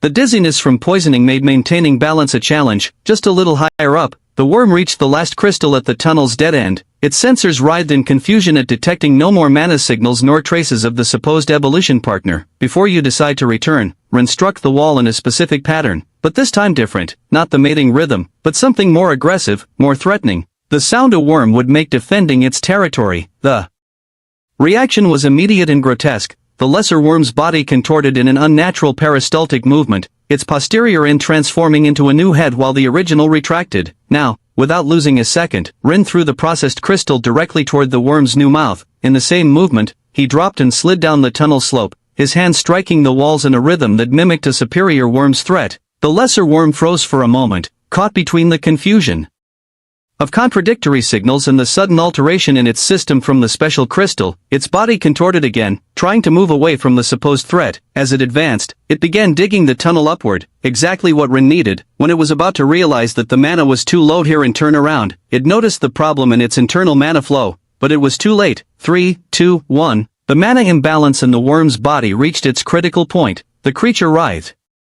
violently, its body glowing with unstable light. It was time. Dizziness crept in, but he gritted his teeth and pushed through. Ren clapped 3 times as fast as he could with all his strength, his hands firm but not so much, forming a perfect hollow curve to amplify the sound. With a sharp shriek that resonated through the tunnels, the worm shot upward, its body frantically digging through the rock. Boom! The small explosion shook the tunnel, sending a rain of rock fragments and crystals. Ren protected himself, a satisfied smile on his face while the dust settled. And that's how you create an escape route, he thought while climbing up through the new tunnel connecting to the upper levels. Though it pains me to have spent so many bronze crystals, at least now I have a perfect explanation for my discovery. The dizziness intensified. He needed to get out soon, but his plan had worked perfectly. Now all that remained was to climb up and tell his story of how he had accidentally found all these materials after a crazed worm dug a new tunnel and exploded near him, burying him in a hole. Chapter 42. Taming the Aftermath. Rin climbed hurriedly through the newly formed tunnel, his legs trembling from effort and mana poisoning. The mushrooms in his hair barely emitted a faint glow, but he could still distinguish the disaster scene before him. What a mess, he thought while examining the scattered remains of the lesser worm. Fragments of grayish flesh and greenish fluids covered the tunnel walls. The characteristic smell of mana and iron-rank beast flesh permeated the air. It was a shame that despite the relatively high mana concentration, the worms were so inefficient and only iron rank at that depth. Other bronze rank beasts could live there without problem, of course. Rin doubted if he could eliminate those so easily, but not everything was bad. His eyes lit up upon detecting some of the bronze crystals he had used as bait, miraculously intact among the remains. He hurried to collect them, each movement calculated despite his growing dizziness. At least I recovered some, he thought while storing them, though I would have preferred it if it were a bronze beast. I need many parts for cultivation. His fingers stopped on something more solid among the organic remains. Teeth, lesser worm teeth, though from an iron beast, had their uses. Rin carefully collected them, his mind already calculating their possible applications. They're not bronze beast fangs, but they're almost as strong due to digging specialization. They'll serve for a particular glow. Caught his attention. Among the massive remains, something pulsed weakly with a silvery light. Rin held his breath while carefully pushing aside the shredded tissues. The core. It wasn't really a complete core. Unlike the complete core of the bronze mantis for example, the lesser worm's was more primitive, barely transforming so it couldn't process well. It was more like a storage, closer to a simple mana crystal. But the silver color didn't lie. It contained approximately 100 units of concentrated mana. A low-quality silver crystal, he evaluated while carefully picking it up. Imperfect, unstable, but with proper processing could be useful. The sound of approaching boots interrupted his thoughts. The guards, attracted by the explosion, wouldn't take long to arrive. Rin quickly stored the core along with the other recovered materials. It was time to put the last part of his plan into practice. Showtime, he thought while composing his expression of surprise and confusion. His mushrooms, weakened by poisoning, provided the perfect image of an exhausted student who had just lived an unexpected experience. The guard's sound drew closer. Ron mentally reviewed his story one last time. the discovery of an unusually rich vein that attracted the crazed worm, the unexpected explosion, everything fit perfectly, his legs trembled, he didn't have to fake the exhaustion. Mana poisoning was reaching concerning levels, but it had been worth it, between legitimately collected crystals, those recovered from the remains, and the unexpected silver core. The expedition had been more than successful, though, he reflected while hearing the guards' voices getting closer. Explaining the presence of a silver core will be interesting. I just can't believe it. Taro shook his head while examining one of the bronze crystals. All this was inside the worm. Ren reclined on his bed. The mana poisoning still made his head spin, but his friend's expressions of amazement were worth the discomfort. 38 bronze crystals, Min meticulously counted, organizing the materials on the table, 59 iron, and these bags of deep sand weigh at least a kilo each. Lu whistled, impressed. Fortune smiles on you, fungus, though being near when the worm exploded, don't know whether to call it good or bad luck. The guards say they'd never seen anything like it. Ren shrugged, maintaining his innocent expression. Apparently the worm consumed too rich a vein, and its mana overloaded. If they knew I caused that overload, and look at this. Taro held the silver core against the light, a silver-grade mana crystal. How did a lesser worm have something like this? Master Song explained it in class. Min added, lesser worms haven't yet developed complete processing cores. At that level they just use crystal structures to store mana. Ren smiled while watching his friends examine his haul. This month had been exceptionally productive. 100 bronze crystals, 783 iron, 2.5 kilos of deep sand, 1 silver crystal, and several useful lesser worm parts, must be worth around 2,500 crystals to double in tomorrow's report. He calculated mentally, the school will really double the value. Everything was noted in the guards' records, who had been surprised all month by Ren's effectiveness. They even had a bet to calculate his daily earnings and called him the lucky fungus. This deserves a celebration. Lu pulled some candies from his drawer. The rotting fungus is now the lucky fungus. Taro laughed while accepting a candy. Who would have thought being in the wrong place at the wrong time would turn out so beneficial? If they knew how long it took to plan that accident. The door burst open. Lin's icy tone made everyone freeze. The young instructor stood in the doorway, her expression dangerously calm. Would you care to explain why you're not at the training field? The color drained from Ren's face. Night training. He had completely forgotten. Master Lin, I'm overloaded with mana. Oh, so you have energy to celebrate but not to train. Actually I feel quite bad and Lin interrupted him by grabbing his shirt collar and began dragging him toward the door. Perfect. Physical training is excellent for purging excess mana from the system, but Master Lin, no buts. 30 additional laps for being late. Taro, Min, and Lu watched with amusement and sympathy as their friend was dragged out of the room. Save me some candy. Ren managed to shout before the door closed. His friend's laughter followed him down the hallway as Lin dragged him relentlessly toward the training field. Despite the exhaustion and dizziness, Ren couldn't help but smile. I guess this is the price of success, he thought while resigning himself to a night of brutal exercise. Chapter 43. Taming the leveling cost. The mushrooms in Ren's hair pulsed with renewed energy as he walked toward the exchange area with his friends. Lin's pill, combined with last night's brutal training session, this morning's workout, and some meditative circulation had effectively cleansed the excess mana from his system. I can't believe how well it went today. Taro practically bounced as they walked, his beals markings shimmering with excitement. I thought I'd struggle again, but the circulation was so much smoother, I could almost feel the patterns. A smile tugged at Ren's lips as he recalled their morning session. Watching Taro's progress was satisfying, like seeing a complex puzzle slowly come together. You've improved tremendously, soon you won't need my guidance, and the sooner he masters it, Ren thought, the sooner I can focus on my own advancement. The exchange area buzzed with life, a hive of activity where students from all years crowded around the counters. The air hummed with haggling voices and the subtle resonance of magical items changing hands. Crystals clinked against scales, while preserved beast parts gleamed in their glass containers. How much did you get with the duplication? Min's water snake coiled lazily around his shoulders as he asked. They gave me 2,500 crystals, Ren replied as they approached the beast parts counter. Glass containers lined the shelves, their contents casting prismatic shadows on the worn wood. I have almost 4,000 usable, the rest are materials, though I doubt it's enough for much cultivation. I hope it's sufficient to begin cultivation. His heart sank when he inquired about the prices of what he needed. Bronze-rank beast parts, meticulously preserved in crystal containers, glowed tantalizingly. Each piece cost a fortune, 1,000 crystals apiece. Thankfully, he didn't need those pristine specimens, but even the discarded parts, the ones slowly rotting that he actually required, 100 crystals for. A daily portion's worth for my crystals, he muttered, examining a fragment of common crocodile skin that had begun to decompose. Its scales still held a faint iridescence despite the decay, and I need 100 portions. They were cheap by comparison, but far from free. His spore wasn't the only creature that could utilize materials in that state for cultivation. Lou whistled low and long. Wow, 10,000 crystals just for that garbage, and you still need other materials. Right, that spore really is a pain in your side. Sure, the investment's worth it. It was undoubtedly worth it, but the timeline. Ron nodded grimly and made his way to the poisonous fungi section. The vendor, an older woman with burn scars crisscrossing her hands like a roadmap of past mistakes, gave him a sympathetic look. 3,000 per piece, she said before he could ask, gesturing to the glowing specimens. And yes, it's expensive. We have to import them from Yino City, and relations aren't exactly friendly with our Yano City right now. Each one will process 10 crystals, another 30,000 crystals. Rin felt a headache building behind his eyes, and the intelligence rune. He pointed toward the artifacts section with a trembling finger, hoping against hope.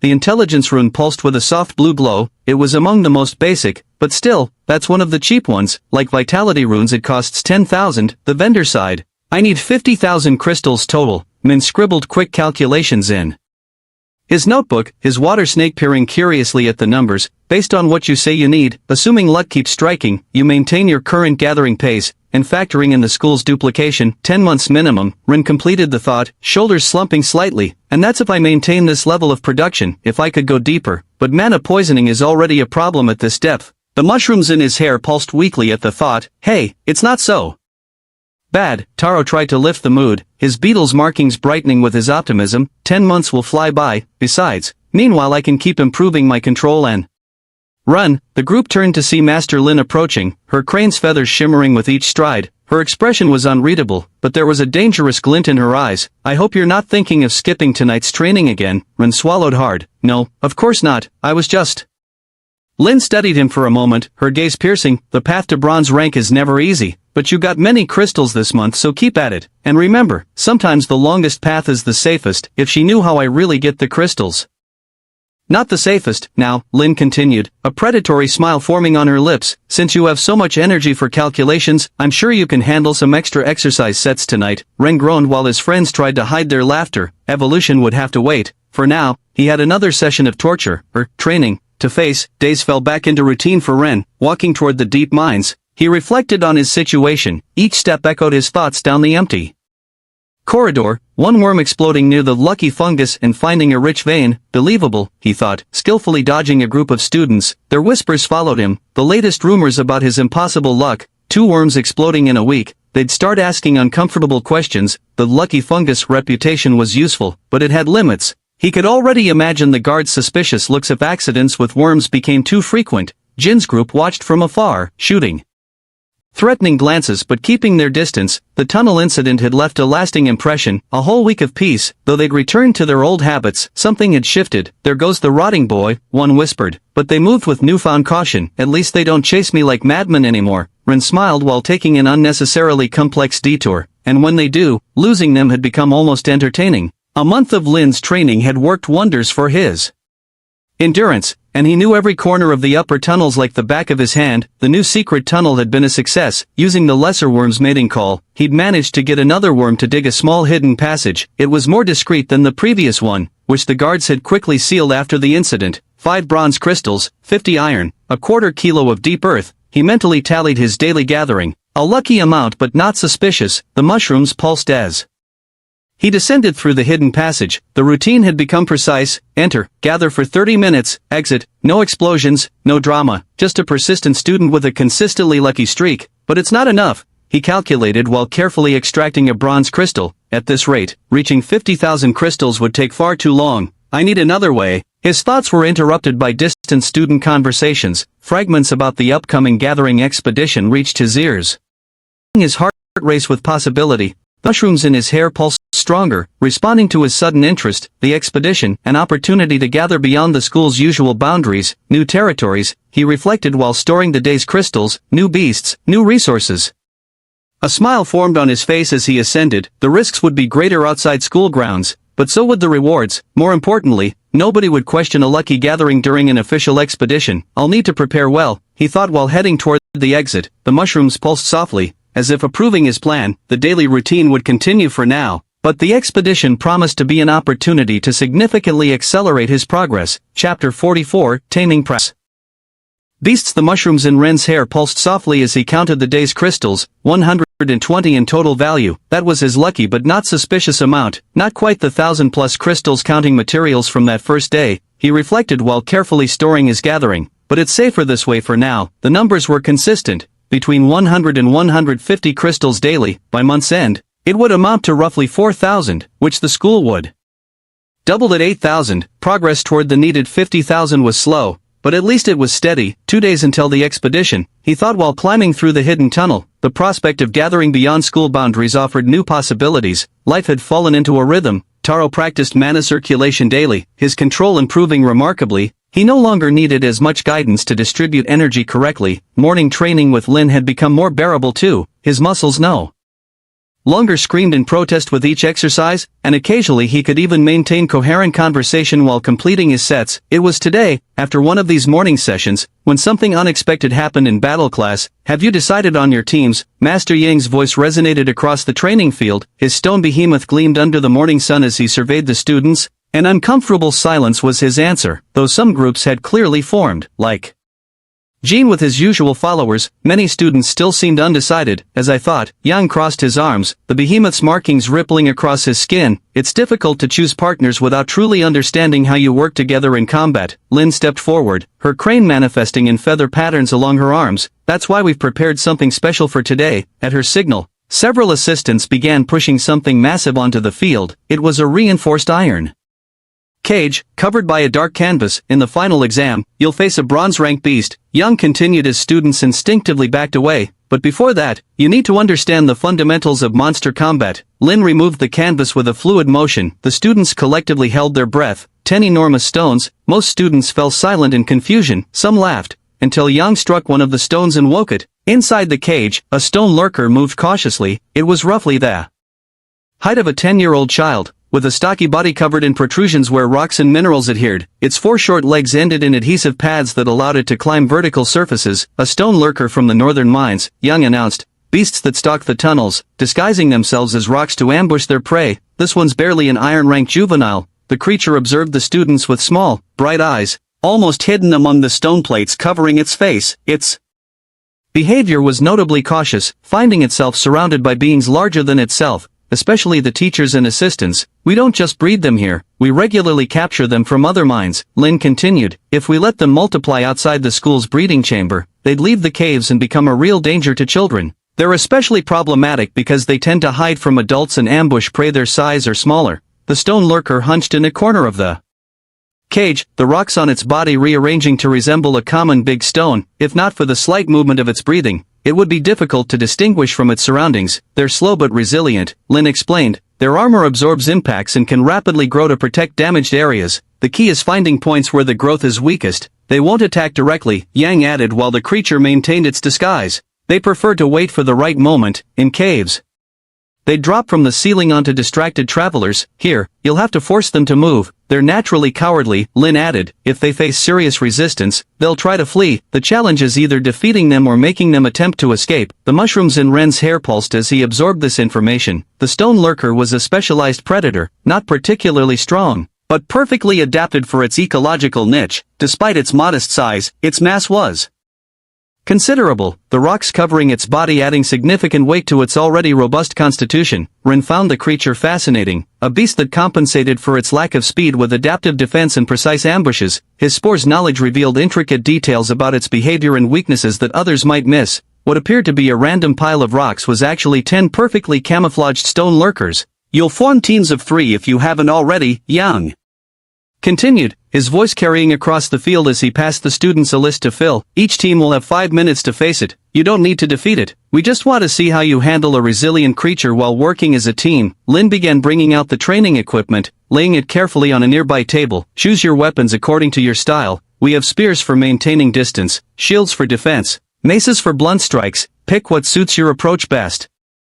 As first team, Yang announced, consulting his now full list, Han, Sora, and June. Han, a boy with a weaver spider that created intricate hexagonal patterns on his skin, stepped forward decisively. Sora, whose deer manifested small but elegant horns in her hair, and June, who had a monkey that manifested brown markings on his hands, followed with notably less confidence. Choose your weapons, Lin indicated, gesturing toward the equipment array. You'll face one of them. Han took a spear confidently, his spider beast granting him excellent control with long tools. Sora chose a shield, its surface gleaming dully in the morning light, while June opted for a short sword despite its obvious limitations against stone. Cutting weapons are a poor choice against rock, Lin murmured, but didn't stop him from making his selection. This was, after all, a learning experience. Remember, Yang warned as the assistants selected which stone lurker they would face. These are ambush creatures. Don't let their apparent passivity fool you until the end. The team entered the designated area. The chosen stone lurker was released, immediately blending with its surroundings like just another rock. The only sign of its presence was a faint scraping sound as it settled into position. Begin.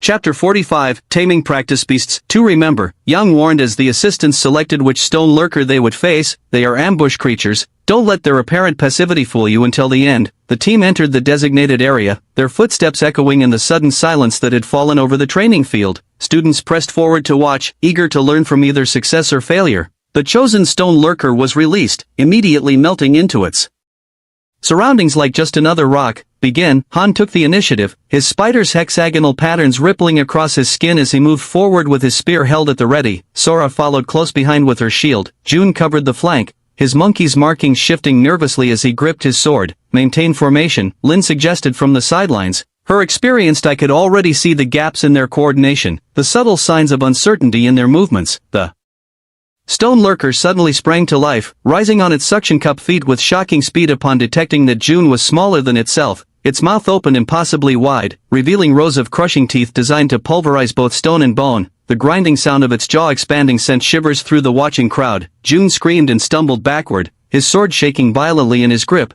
His monkey's patterns distorted chaotically with panic, the usual brown markings becoming a jumbled mess that reflected his terror. The maintained formation shattered like glass. Don't separate, Han shouted, his spear moving to intercept the stone lurker with spider-enhanced precision. But it was already too late. June had retreated too far, breaking the defensive line. Sora, equally frightened by the creature's sudden animation, had moved in the opposite direction with her shield, leaving a fatal gap in their defenses. The stone lurker, displaying the predatory intelligence that made its species so dangerous, instantly exploited the separation. It launched itself toward June with surprising agility, its stone-covered body somehow fluid in motion. The boy barely managed to raise his sword, the blade trembling as he faced the incoming mass of animated rock. Yang intervened with lightning speed, his behemoth manifesting fully as he caught the stone lurker mid-leap. The creature writhed in his grasp, its rock armor grinding against itself, but it was useless against the teacher's overwhelming strength. Enough, he declared while returning the creature to its cage, its struggles diminishing as it recognized defeat. What went wrong? They broke formation at the first scare, Lin answered. Only Han maintained his composure. But a team isn't just one competent member. The three students withdrew from the area, their failure weighing heavily on them. June still trembled. His monkey's markings faded and distorted. Sora stared at the ground, her deer's manifestation barely visible in her shame. Only Han maintained his composure, though frustration radiated from his rigid posture. Next team, Yang called out, his voice carrying across the training field. Jean, Kai, and Cass. Jean stepped forward with a predatory smile, his tiger markings gleaming with an almost electric intensity. Kai flexed his arms, scales catching the morning light like polished jade. Cass stretched her red eagle wings, the feathers spreading in an impressive display. This group will be different, Ren thought while observing from his position. The mushrooms in his hair pulsed as he studied their movements. Jean might be an idiot who falls for traps, but he's no fool in combat. Choose your weapons, Lin indicated as Jin's group approached the arsenal. The variety of training weapons gleamed in the morning light, each designed for different combat styles. Jean studied the options before selecting a pair of battle caestas, metal-reinforced gloves designed for close combat. His tiger markings flared as he adjusted them, testing their fit with practiced movements. No swords, Kai murmured, selecting a warhammer. His scales reflected light in complex patterns as he tested the weapon's weight, finding its balance point. Cass, surprising several observers, took up a shield. Someone has to keep you alive, she declared as her red eagle feathers manifested, creating intricate defensive patterns across her arms. The mushrooms in Ren's hair pulsed as he observed their formation. Unlike the previous group, They moved with clear purpose, each understanding their role in the team. Working together, even if just as bullies, had given them an unexpected advantage in coordination. The assistants released one of the stone lurkers. The creature immediately camouflaged itself, its suction cups gripping the ground as it waited for the perfect moment to strike. Its stillness was almost perfect, only the slightest movement betraying its breathing. Begin, Yang commanded. Jean and Kai advanced with Cass between them, her shield ready and her eagle's enhanced vision scanning for any hint of movement. The stone lurker remained motionless, patiently waiting for an opening. Keep your eyes open, Cass murmured. The stone lurker attacked suddenly, its suction cups releasing with a soft pop as it launched itself toward Kai, its jaws gaped wide, revealing again those rows of grinding teeth designed to crush stone, but Cass had already anticipated the attack. Her shield intercepted the stone lurker mid-leap, her eagle feathers glowing as she absorbed the impact with ease. Now, she shouted while holding the creature against her shield, her enhanced strength keeping it pinned. Jean and Kai struck from both sides. Jin's Kaiestus connected with tiger-enhanced force, while Kai's hammer descended with the full power of his beast behind it. The stone lurker's outer layer, still not fully hardened due to its youth, began to crack under their coordinated strikes. The creature attempted to bite, but Cass maintained her shield firmly in place. Don't let it breathe. Jean and Kai doubled down on their assault. Each impact stripped away fragments of the stone lurker's mineral covering, gradually exposing the vulnerable flesh beneath the edges. Yang shouted from outside, focus your strikes where the stones meet. Jean activated his skill, his Kaiestus glowing as he found the weak joints between the mineral plates. Kai followed suit,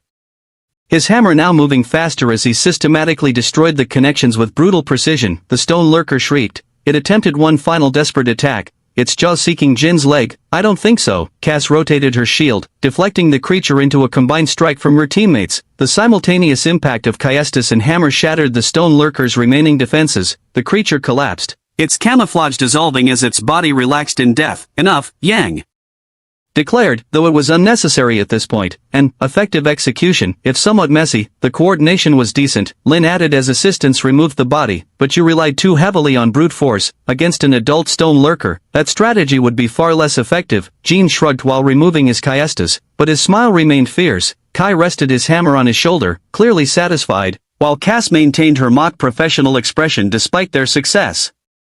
Brutal but effective, Rin fought as his mushrooms pulsed, analyzing the combat.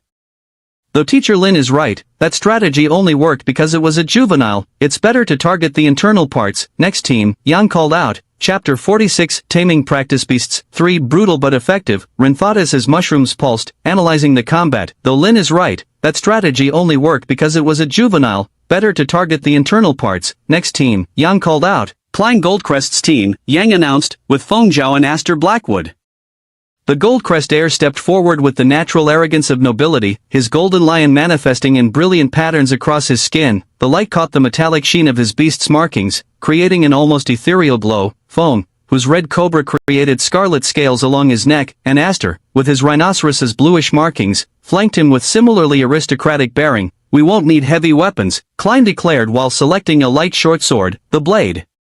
Catching the morning light, our beasts are more than sufficient. Feng chose a pair of daggers, their edges glinting dangerously, while Aster opted to take no weapon at all. His rhinoceros markings intensified, covering his arms with a bluish glow that promised raw power. Unlike previous groups, these three had trained together since childhood. Their beasts, all with high potential, complemented their styles naturally. The lion's overwhelming presence, the cobra's precision, and the rhinoceros's raw strength forming a deadly combination. The assistants released another stone lurker. The creature barely had time to camouflage before the team moved into action. Delta formation, Klein ordered without raising his voice. His companions positioned themselves instantly, Aster taking the front while Feng and Klein covered the flanks. Their movements spoke of countless hours of practice. Feng's cobra allowed him to detect the creature's body heat and through it, the thinner areas of its armor. His scarlet scales shimmered as he focused his beast's sensory abilities. 30 centimeters down, slightly left of the eye crack, Feng reported, his scales glowing brighter with certainty. Aster advanced heavily, his rhinoceros manifesting in a controlled charge. The stone lurker attempted to jump at him, identifying him as an apparently smaller and weaker target than itself, a grave mistake.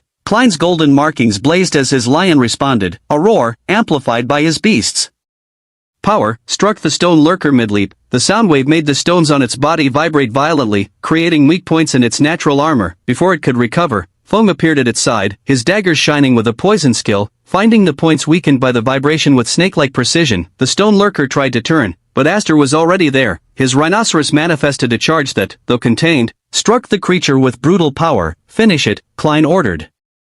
His voice blending with a growl that carried his lion's authority. All three attacked simultaneously, Fang's poison daggers finding vital points near the eyes, Aster's charge holding the creature in position, and Klein's final roar shattering what remained of its mineral armor before ending it with his sword. The stone lurker collapsed without even having time to screech. "Impressive coordination," Yang commented as assistants removed the body, though perhaps a bit excessive in mana use for a juvenile. "Excess is better than incompetence," Klein replied while sheathing his barely used sword. His lion's markings glowed with satisfaction. "Besides, we can use our skills 5 times without breaking a sweat." "An interesting demonstration of those powerful beasts' natural abilities," Lin added, "though in a real situation, depending solely on their mana could be risky." Klein simply smiled, the gold in his skin shimmering. His companions maintained equally satisfied expressions as they returned to their positions, their superiority evident in every movement. "Efficient," Ren thought, "but arrogant. They're so used to their beasts solving everything they barely used their weapons." The mushrooms in his hair pulsed while analyzing the combat. It had been a crushing victory, yes, but also a demonstration of perhaps excessive dependence on their beasts and mana. "Next team," Yang called out. "Ren, Taro and Min," he announced. The laughter began before he finished naming them. Jean and his group were particularly loud, their mockery echoing across the training ground. "The rotting fungus and his friends," someone shouted from behind. "This will be fun." Ren ignored the taunts as they descended to choose their weapons. The mushrooms in his hair pulsed as he approached the equipment, his eyes immediately fixed on the coiled ropes among the more traditional weapons. "Take that one," he whispered to his companions. Selecting just one long, sturdy rope, he approached each one and whispered something in their ear. Taro and Min exchanged surprised looks but nodded, trusting their friend's unconventional strategy. For himself, Ren chose a short spear. "Look," Jin's mocking voice rose above the crowd, "the coward wants to stay far from the monster, though he can't even carry a normal long spear." The laughter increased. Even students who normally remained neutral smiled at the sight of the weak mushroom boy unable to wield a longer standard spear. "Are you sure about your choices?" Lin asked, her expression neutral but her eyes studying them with interest. Ren nodded, the mushrooms in his hair pulsing calmly. Knowledge flowed through his mind, revealing the stone lurker's peculiar anatomy, how their organs concentrated in a compact sphere, with the brain aligned vertically above their posterior end. The assistants released another stone lurker. The creature immediately camouflaged itself, its suction cups gripping the ground while studying its opponents. With predatory patience, the team's movement took everyone by surprise. Instead of the cautious approach they thought would be employed, Taro and Min ran forward, each holding one end of the extended rope. Ren followed closely in the center, just behind the rope, his short spear ready. The stone lurker detected the movement and prepared to jump. Its sensors identified Ren as the closest target and smaller than itself. Its suction cups detached from the ground, its enormous mouth beginning to open, but it was too late. The rope caught it across the forehead mid-leap. Taro and Min pulled in unison, using the monster's own momentum to roll it backward. The stones on its body scraped against the ground as its belly was exposed, but it was a belly also completely covered in stone. What could the spear do there? Chapter 47, Taming Practice Beasts. 4. Taro and Min pulled in unison, using the monster's own momentum to roll it backward. The sound of grinding stone filled the air as the creature's rock-covered body scraped against the ground, exposing its belly. But the belly was also completely covered in stone. What could the spear possibly do there? The audience held their breath, certain they were about to witness failure. Then Ren spotted it, a single small orifice, barely visible among the rocky plates. He didn't hesitate. The short spear found its target with surgical precision, plunging deep into the creature's cloaca and straight up. The stone lurker tensed once, then went completely still in the next instant. Death came swiftly and silently, catching everyone by surprise. Silence fell over the training field. The entire encounter had ended in mere seconds, leaving spectators struggling to process what they'd just witnessed. Well, Yang broke the silence, a barely contained smile playing at his lips. That was efficient. Lin approached to examine the fallen stone lurker, a direct strike to the brain through the cloaca. Impressive knowledge of their anatomy. The previous laughter had transformed into surprised whispers. Jean particularly looked like he'd swallowed something extremely unpleasant, his tiger markings dulling with his dampened mood. The fastest victory so far, Yang declared as assistants removed the body, and with minimal energy expenditure. Excellent teamwork. Taro and Min grinned while coiling their rope, their beasts manifesting proudly despite their supposedly weak status. An unorthodox approach, Lin commented, but perfectly executed. Sometimes knowledge truly is worth more than brute force. Next team, Yang called. Though eyes remained fixed on the team that had just redefined expectations, several more teams faced the challenge. The mushrooms in Ren's hair pulsed as he observed each attempt, some more successful than others. We can do it like the fungus team, one student declared confidently, holding a rope while his companions nodded eagerly. If he could do it, so can we. They even took 2 ropes, and their leader corrected the weak rotting boy's mistake by taking a long spear instead of a short one. But the stone lurker refused to cooperate with their plan. The ropes worked initially, flipping the creature, but then, stab it, I'm trying. The spear bounced off the monster's rock skin, missing the tiny orifice completely. A second attempt proved equally fruitless. By the third try, the stone lurker had managed to break free, forcing Yang to intervene before someone got hurt. It's not just about copying ideas, Ren thought as the team retreated in shame, without understanding why certain things are done. Finally, it was Luna's team's turn. 2 girls accompanied her. Students from noble families who had clearly requested to be her partners. They attempted to engage in conversation while selecting weapons, but Luna barely acknowledged them with brief nods. We should coordinate a strategy, one suggested, adjusting her weapon with nervous movements. It won't be necessary, was Luna's only response, her shadow wolf rippling beneath her skin. The mushrooms in Ren's hair pulsed with anticipation. Luna's shadow wolf was different from other beasts. It possessed immense initial power and had started on the true evolution path from the beginning. The stone lurker was released, immediately seeking camouflage. Luna's companions assumed combat positions, but she simply extended her hand, her wolf's influence darkening the air around her. For a moment, nothing seemed to happen, then Ren saw it. The monster's shadow began moving unnaturally. The wolf emerged from it like spilled ink rising upward, its eyes glowing with spectral radiance. The stone lurker had no time to react. Shadows slipped between the cracks of its mineral armor like black water. A moment of absolute stillness, and then, small explosions of blood erupted from every crack in the monster's armor. The wolf returned to Luna's shadow as silently as it had appeared, while the stone lurker collapsed, destroyed from within. The silence that followed was different from the one that had followed Ren's victory. There was no surprise or admiration, only cold respect mixed with fear. Efficient, was all Yang said as assistants removed the shattered body. Luna's companions looked at her with both pride and nervousness, as if unsure whether to celebrate or maintain their distance. That shadow wolf, Ren observed as Luna returned to her place, as silent as her beast. The mushrooms in his hair pulsed, but for the first time, the knowledge flowing through them seemed incomplete, as if aspects of the shadow wolf lay beyond his current understanding. Yang called the next team, but many students kept glancing at Luna, wondering what other secrets their silent classmate concealed. After today's classes, in Professor Song's cancelled session, they would finally venture outside for the first time. Welcome to your first gathering expedition, Professor Song announced as students gathered in the main courtyard. Before we begin, let me introduce Professor Zhao, who will lead the 5th and final teaching unit. A middle-aged man with owl markings on his arms stepped forward. Though his expression was kind, his eyes, sharpened by his beast, studied each student with clinical attention. Exterior gathering exercises are crucial, Zhao began while assistants distributed equipment packages. Here you'll learn to survive outside safe zones, identify valuable resources, and most importantly, recognize when to retreat. The mushrooms in Ren's hair pulsed as he examined his package: ropes, tools, special containers, emergency rations. Normally we would spend 3 days in the Iron Ring, Zhao continued, his gaze briefly resting on Ren. However, this year we'll make some adjustments. The expedition will last 2.5 days. Murmurs immediately broke out among the students. Why less time? 3 days every 2 months is tradition.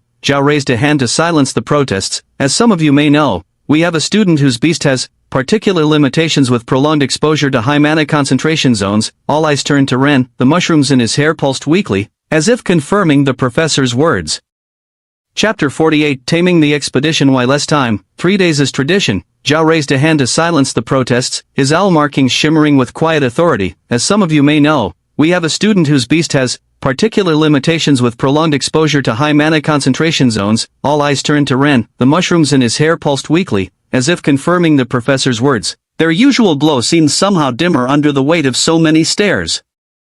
It's not fair, someone protested from the back of the crowd. Why should we all lose half a day because of the fungus? Yeah, let him stay behind if he can't handle it. Jin's smile turned malicious, his tiger markings rippling with cruel delight. Or better yet, let him come and we'll see how long he really lasts with that useless beast. Silence. Zhao's voice didn't rise, but the owl in his eyes gleamed with unmistakable authority. This decision is not open for debate. I prefer a shorter excursion to risking any student's health. The protests transformed into resentful murmurs. Several students shot accusing glares at Ren, as if he had personally stolen those precious hours of exploration from them. The tension in the air was almost palpable. If they knew I spent hours in deeper levels with higher mana concentration than the Iron Ring, it would be even worse, Ren thought while adjusting his equipment. The mushrooms in his hair pulsing with irony, each soft glow seemed to mock their ignorance. Safety is our priority, Song added, backing his colleague. His stance made it clear the matter was settled. 2.5 days are more than sufficient for a first expedition. Zhao began explaining the expedition details, permitted zones, danger signals, emergency protocols, but Ren could feel the resentful stares burning into him, especially from those who already considered him a burden to the class.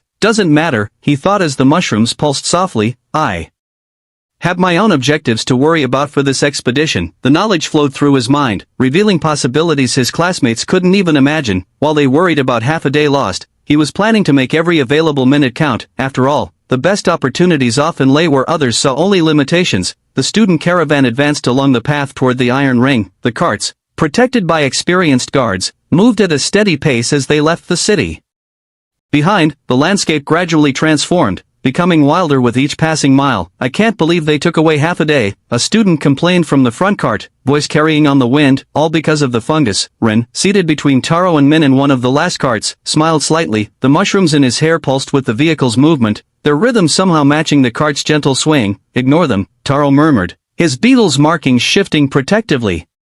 They're just upset because they won't get to brag about lasting 3 full days without bathing. Min let out a giggle, his water snake coiling playfully, as if half a day less would make any difference in what they can gather. Actually, Ren lowered his voice conspiratorially, it's better this way, mana is denser at dusk, they're doing everyone a favor. Really? Taro leaned in with interest, his beetle's markings rippling with curiosity. How do you know that? The mushrooms pulsed while Ren considered how much to reveal. Each glow seemed to carry secrets waiting to be shared. Let's say I've been studying mana patterns. The expert has spoken again. Write it down, Min joked, his water snake manifesting playfully around his neck. Though after the stone lurker incident, I'm starting to believe you really do know everything. From another cart, Jin's voice carried clearly. I bet he doesn't even last the first day. Who wants to take that bet? I bet he'll surprise us again.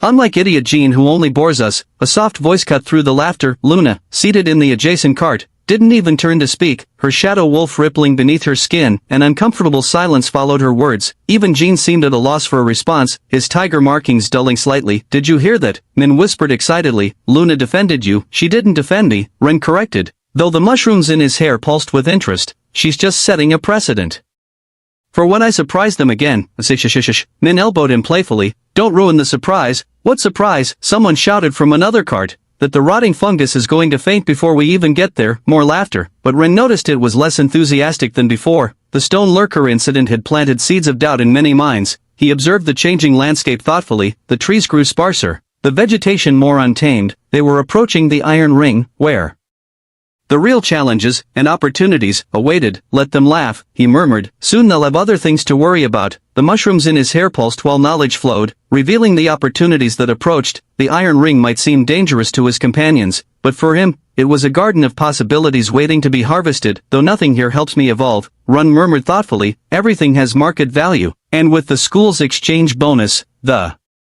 mushrooms pulsed while he calculated potential profits, each soft glow seeming to represent another opportunity. If I play my cards right, he whispered, this trip could be quite profitable. Look, Jin's voice interrupted his calculations, the fungus is already counting minutes until we return. Laughter erupted from other cards, but Rin ignored it. His mind was already mapping collection routes, calculating which zones would yield the best results. From her cart, Luna observed the same landscape, her shadow wolf partially manifested. For a moment, her eyes met Ren's, and a slight smile graced her lips before she turned her attention back to the horizon. See those twisted trees? Ren whispered as the cart crossed the Iron Ring's border. The mushrooms in his hair pulsed while knowledge flowed through his mind. They look normal during the day, but at night it's Shadowstalker territory. The what? Min leaned in with interest, his water snake mirroring his curiosity.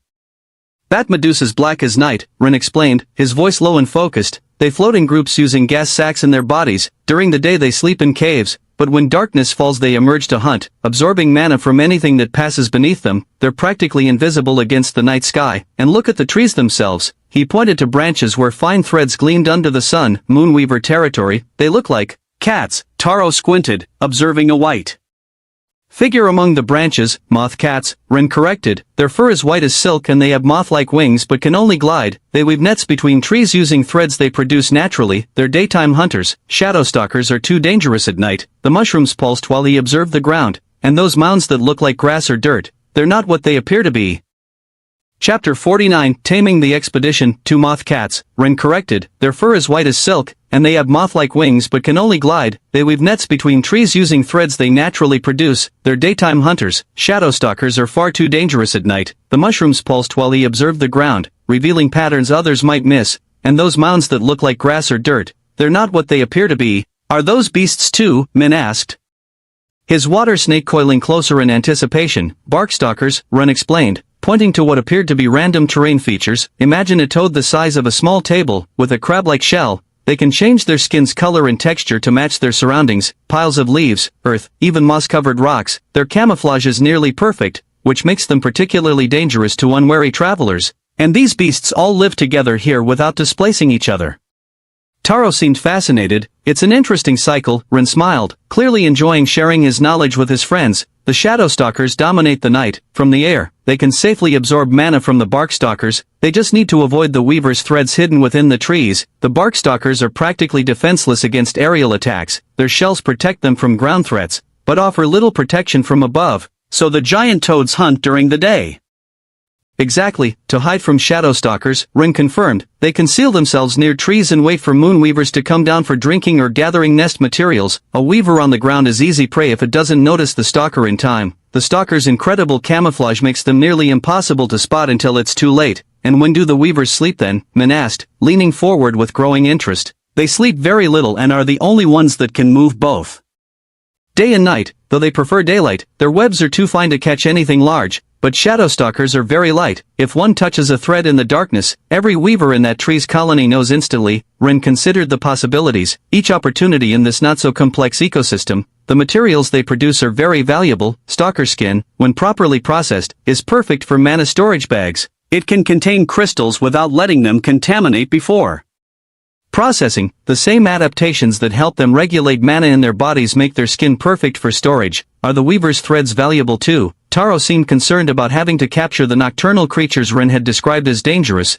They're used to make mana detection amulets, Ren explained. A moon weaver's natural silk can sense energy fluctuations with remarkable precision. The same sensitivity that alerts them to predators makes their silk perfect for detecting mana disturbances. But aren't they dangerous too? You said if anything touches the web, the entire tree colony knows, Min observed worriedly as the beasts began to become more visible in the distance. Each passing minute seemed to reveal more details of the ecosystem Ren had described. Not really, that's why the school chooses this zone, Ren explained, gesturing at their surroundings. Shadow stalkers only hunt at night when we'll be in the protected camp. Weavers avoid anything larger than themselves. They're cautious creatures by nature, and bark stalkers, well, they're so slow that simply watching where you step is enough to avoid them. Also Professor Zhao can easily control the area, he added thoughtfully. Even hungry bronze beasts avoid this territory. The combination of mana-absorbing swarms and weavers that can alert and flee from any intruder makes it not worth their effort. The energy cost of hunting here outweighs any potential rewards for larger predators. The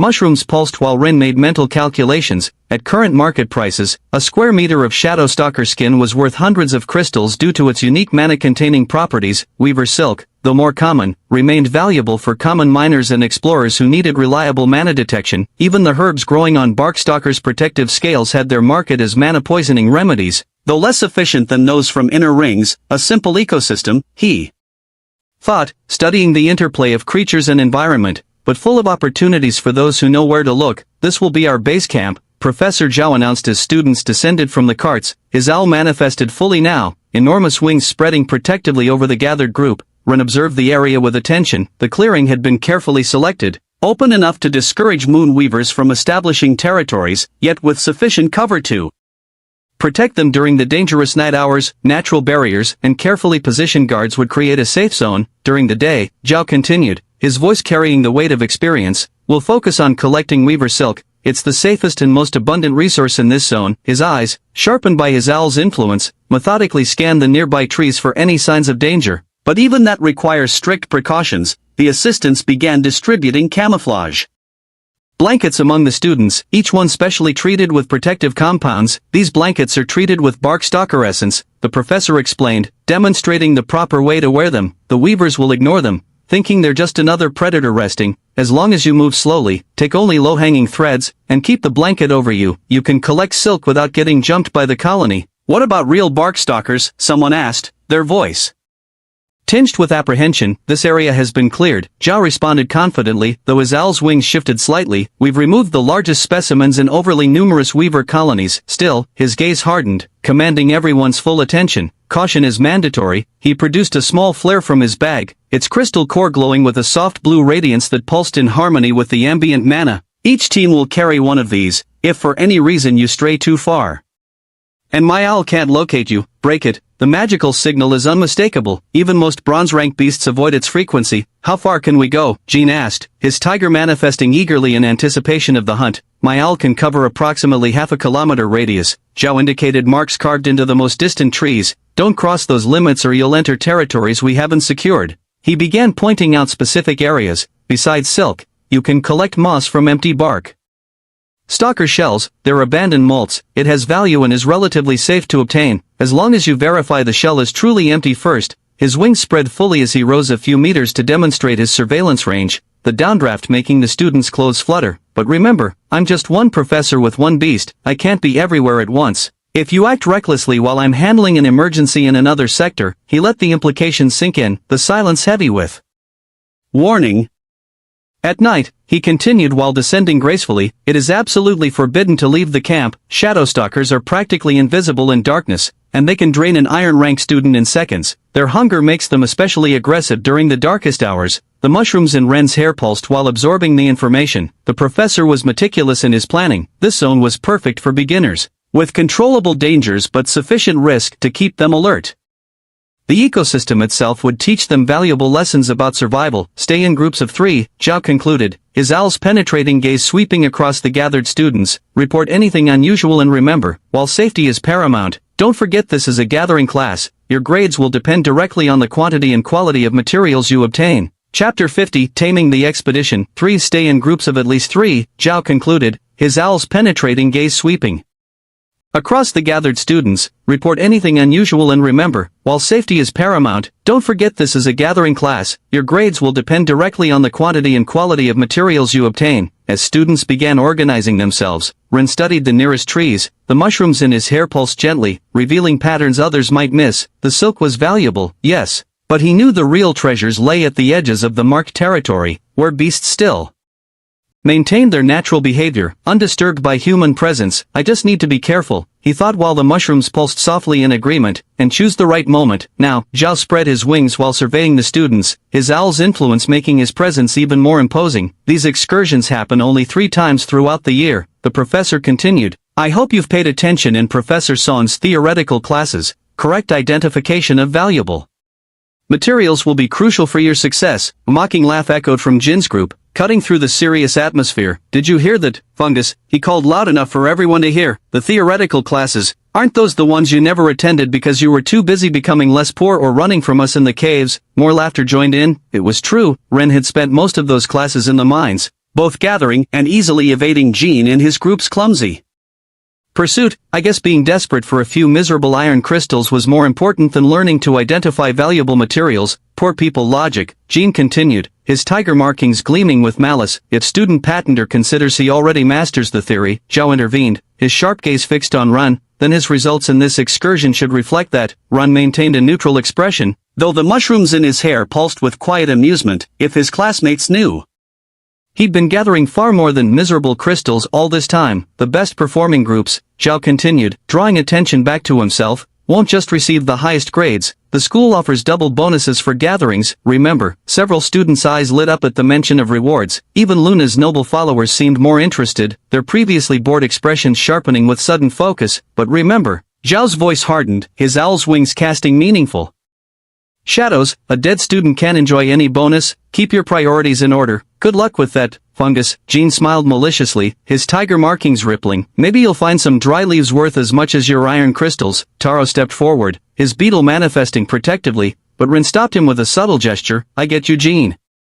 Mushrooms are experts at identifying what's rotten and what's valuable, he responded simply, causing the laughter to choke off as they processed the double meaning. The mushrooms in his hair pulsed with satisfaction while Jean frowned, trying to decide if he'd just been insulted. Enough, Joe cut in, you have until sunset for your first gathering. Don't forget your flares and stay within the marked boundaries. As groups began dispersing, Ren caught a slight smile playing at Luna's lips. Before she turned away with her companions, let the others laugh, he thought while checking his equipment. Knowledge was almost everything, so he could skip almost any theoretical class. His mushrooms pulsed in agreement as he prepared to demonstrate exactly how much he'd learned during those wasted hours in the caves. Did you check your blanket? Taro asked while adjusting his own, his beetle manifesting darker markings that complemented the camouflage perfectly. Mine has a hole. Min examined his blanket with concern, his water snake coiling nervously. Do you think the weavers will notice? Rin spread his blanket next to Min's, the mushrooms in his hair pulsed while analyzing the problem. We can switch, mine's bigger than I need. Nearby, Jean organized his group with characteristic confidence, his voice carrying across the clearing. Cass, you'll watch while Kai and I gather, he ordered, his tiger markings glowing with authority. Your eyes are better at detecting movement. What if I see a real barkstalker? Cass asked, her eagle feathers manifesting slightly. We crush it. Jean smiled, cracking his knuckles menacingly. The professor said they removed the big ones, didn't they? A few meters away, Klein and his noble companions inspected their equipment with meticulous precision. These containers are too basic, Phone complained, his red cobra manifesting in scarlet patterns.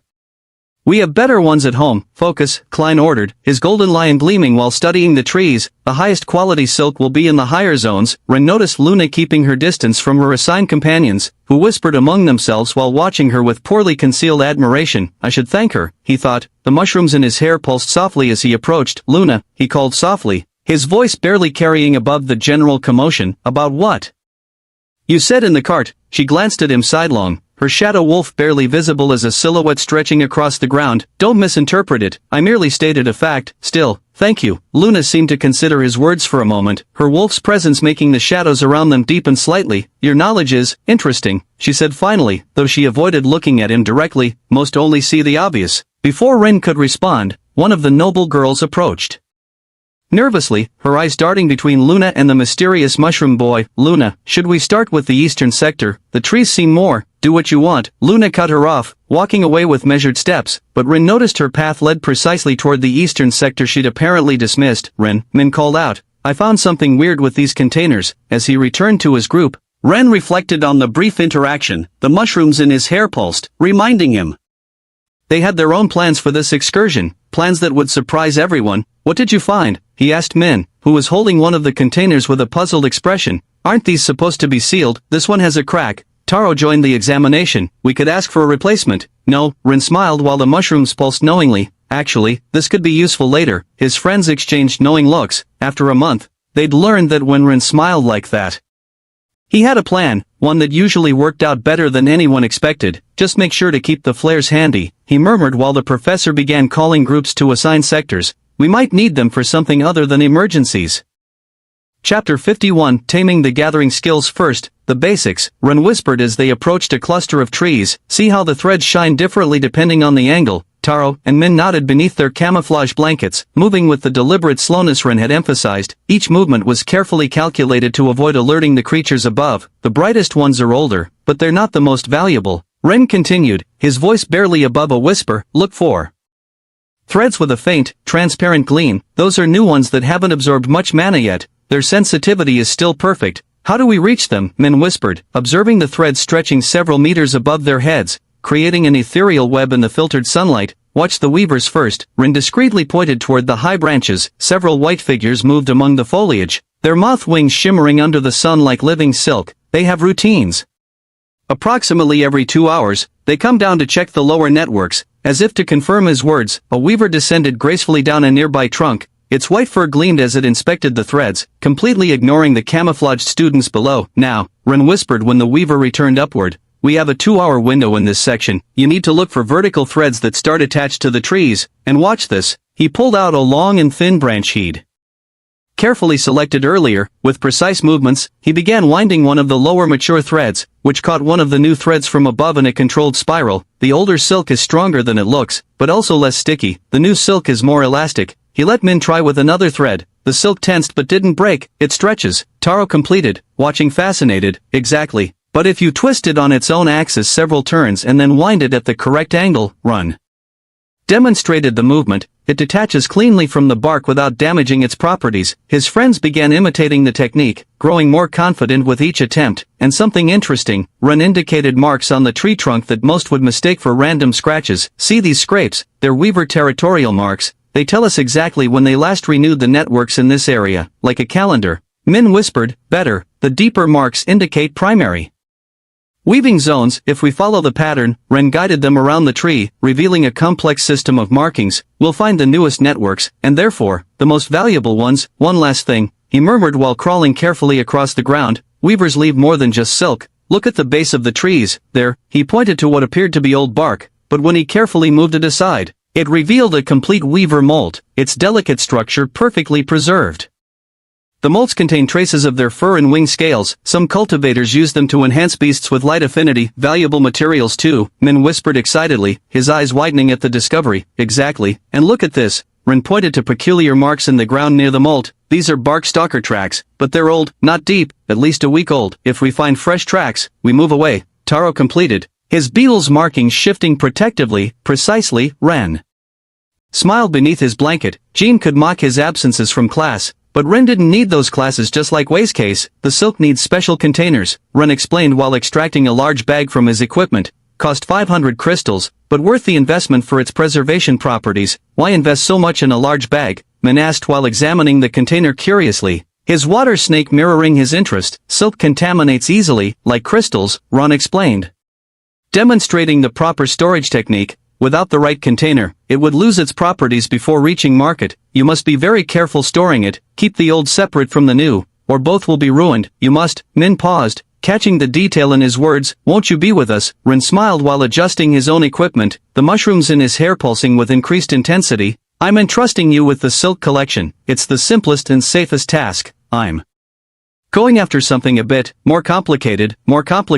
Taro frowned, his beetle's markings darkening. What are you planning? Nothing dangerous, Ren assured, though the mushroom's increasing pulse suggested otherwise. Just following some interesting leads. What leads? Min pressed, his snake coiling anxiously. Ren discreetly pointed to patterns in the ground that others might miss. See those patterns? They're barkstalker escape routes. But I'm not interested in them, then. What? I'm looking for Shadowstalker's daytime hideouts, Ren revealed in a low voice. Yes, they're deadly at night, but during the day, you're crazy, Taro whispered in alarm, the professor said. The professor warned about facing them at night, Ren corrected calmly. During the day they're not so bad, I just need to find where they hide. He calmed them while studying more ground marks. The barkstalker's escape patterns told a clear story to those who could read them, and thanks to his special knowledge, Ren could interpret them perfectly. I'll be fine, he assured his worried friends. Focus on the silk. You know how to collect it now, and it's valuable material. But, Min began. I have the flare, Ren reminded them, patting his pocket, and I won't go too far. I just need to confirm some theories. His friends exchanged worried looks, but after a month of following Ren in the mines, they'd learned to trust his judgment, to a certain extent. Be careful, Taro finally conceded, and don't take too long. Ren nodded and began moving away, his eyes fixed on the ground markings that would guide him to his true goal. The Shadowstalkers had to be somewhere, and with them, materials worth far more than the common silk other students would collect. Ren had lied a little to calm his friends. The knowledge flowing through him was clear. Shadowstalker colonies were mortally dangerous even during daylight hours, thousands of them, packed into deep caves, each capable of draining a student's vitality in seconds. But they're creatures of habit, he thought while studying the terrain, and every colony has its solitary sentinels. First, he needed a large bark stalker, one of those the professor mentioned they'd removed from the marked area, which meant leaving the safe territory. But for that, I need a distraction. About 100 meters away, Jin's group worked near a particularly silk-rich area. The mushrooms pulsed while Ren analyzed the situation. Just above them, an especially large colony of weavers was constructing new networks. Chapter 52 Taming the Hunt. I need a distraction. About 100 meters away, Jin's group worked near a particularly silk-rich area. Just above them, an especially large colony of weavers constructed new networks, their white forms moving with deliberate purpose. The annoying bully earned Ren's true hatred, at least not enough to wish them death. Weavers first trapped their prey in enormous amounts of silk before filling the cocoons with digestive fluid. It wasn't a pretty death, but it was very slow, and a disturbed weaver colony was an easy target for Professor Zhao's eyes and intervention. Jin's group wouldn't be in real danger. With careful movements, Ren approached a nearby tree, a tap here, a vibration there. The threads began trembling in a way any weaver would interpret as trapped prey struggling in their nets in Jean Group's general direction. Look out! Cass's cry came just as the weavers, alarmed by the perceived meal, began descending en masse. Their white forms seemed to multiply as they dropped from above, wings spreading like living silk. There are too many. Kai's voice held genuine fear, all his previous bravado vanishing in the face of real danger. Use the flares, idiots, Jean ordered, his usual confidence replaced by barely controlled panic. His tiger markings flickered erratically, betraying his fear. I can't find it. Kai sounded on the edge of complete panic. They're everywhere. Professor, Cass's scream was followed by a flare's brilliant flash and loud noise. Perfect. While chaos erupted and Professor Zhao flew toward the commotion, his owl's wings spread wide. Ren slipped away in the opposite direction. Before crossing the marked territory's boundary, he strategically placed his camouflage blanket near a silk-rich area, creating a perfect alibi. When he checks, he'll think I'm quietly collecting. As he moved away, the screams and sound of multiple flares provided perfect cover for his escape. The professor would be occupied for quite some time controlling the situation with Jean and his group. Now he just needed to find a barkstalker large enough for his plan. The mushrooms pulsed with anticipation at the hunt ahead, one step at a time. He thought while entering unsecured territory, first the decoy, then the real prey. Jin's group's screams still echoed in the distance. Ren smiled remembering how easy it had been to provoke the chaos. The panic in Jin's voice was music to his ears. Another small revenge for their harassment. The terrain changed dramatically just meters outside the secured territory. Plants showed signs of massive predation, shadowstalkers draining the vitality from everything they found during their nocturnal hunts. A crunch made him freeze in place. The mushrooms pulsed in warning. Something large moved nearby, something that had survived in this dangerous territory long enough to grow far beyond normal size. Easy, he reminded himself while slowly crouching. Large barkstalkers are territorial. If there's one here, the pile of rocks 20 meters away was chewing on a weaver, its massive form shifting color with unnatural precision. Ren held his breath while observing the mass subtly change hue, adapting perfectly to the terrain once again. This one's the right size, he evaluated, 3 times larger than the juveniles in the safe area. The knowledge flowed freely. These mature specimens were large enough to resist a sentinel male's absorption for several crucial minutes. Their enhanced vitality and thick armor made them perfect for what he had planned. Ren began moving with extreme caution. One mistake, and those claws could tear him in half. The barkstalker might appear slow, but if he got too close, a new sound made cold sweat break out on his forehead, a weak buzzing, almost imperceptible to normal ears. The mushrooms in his hair pulsed frantically, confirming what his instincts already suspected. The route he was following was correct. The barkstalker also tensed, its camouflage becoming nearly perfect. These beasts had survived this long for a reason. Their instincts were honed by constant danger. The shadowstalker males are the real problem, Ren thought while studying the distance to the cave entrance. The sentinels weren't the small black creatures he sought, but the species males, larger, faster, and completely awake during daylight hours. The knowledge showed him the hierarchy with perfect clarity. The black females slept deep in the cave, their skin perfect for storing mana. The males, with their more robust and aggressive bodies, guarded the entrance to their harems, defending them from other males and daytime dangers. They were practically bronze-rank beasts, but could live in this ring thanks to the mana contribution from the numerous females. I need the male to come out and attack the barkstalker, Ron calculated, his mind racing through possibilities. Only then can I get to the females. But the first problem was moving the camouflage giant. The mushrooms pulsed while Ren observed its behavior. The barkstalker barely breathed, perfectly merged with its surroundings. As an ambush predator, it would only attack if something passed close enough, and if it misses, the knowledge was crystal clear. These monsters didn't chase prey, one attack, one attempt. If they failed, they returned to position to wait for the next opportunity. These beasts were the very definition of predatory patience. Being bait is useless. Ren bit his lip while thinking, but if I can't make it hunt, the mushrooms pulsed stronger when the idea formed. The answer was obvious. If he couldn't make the barkstalker hunt, he'd have to make it flee. I know exactly what it fears. The knowledge flowed while Ren began formulating his plan, and with so much accumulated vitality,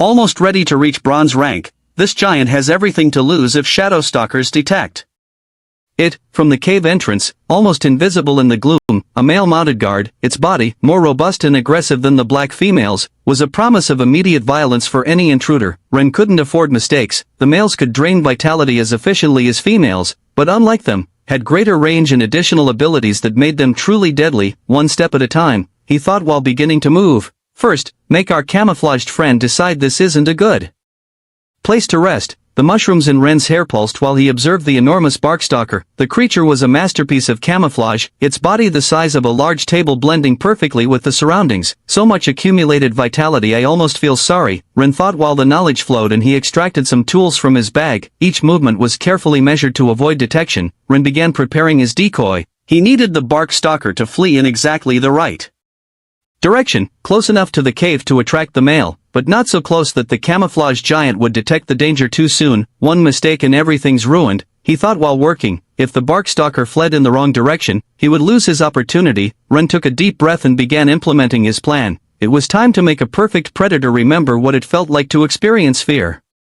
Chapter 53 Taming the fleshy bait. Shadowstalkers use extremely thin mana tentacles to drain energy with absorption waves. Knowledge flowed while Ren prepared his trap, and those waves follow a very specific pattern. The mushrooms in his hair pulsed while he extracted the silver rank protocore crystal he'd obtained from the worm. Unlike a normal crystal, this one still maintained part of the incomplete core's mana storage structure, making it perfect for his needs. Its imperfect core nature actually made it more suitable for what he planned. If I overcharge it with the correct pattern, with precise movements, Ren began introducing mana into the crystal, carefully mimicking Shadowstalker's drainage waves. Each pulse had to be exact. Too strong would alert the male immediately, too weak wouldn't affect the barkstalker from a safe distance. It was risky work. Every energy pulse was like a beacon for the male at the cave entrance, who would interpret it as a rival male's presence. This was why the crystal needed to be perfectly calibrated for a range that was neither too long nor too short. The male shifted position, its head turning slightly toward Ren's location, though still too far to detect him completely. Its mere movement sent chills down Ren's spine. Just a little more. The crystal began emitting a barely perceptible hum. To the barkstalker,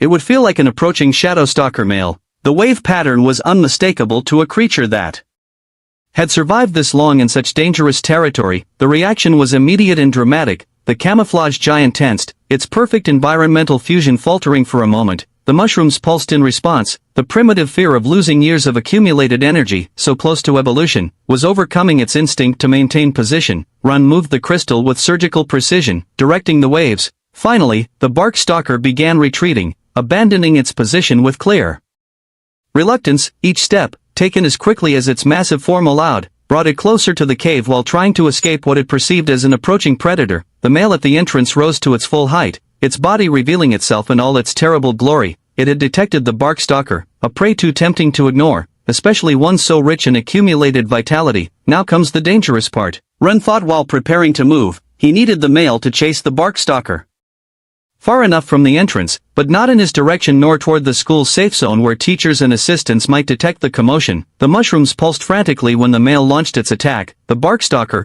caught between the false Shadowstalker and the real predator, chose what it perceived as the lesser evil, but Ren didn't falter. Instead, he redirected the waves to quickly give the monster an escape route where it wouldn't have to face either of the two males.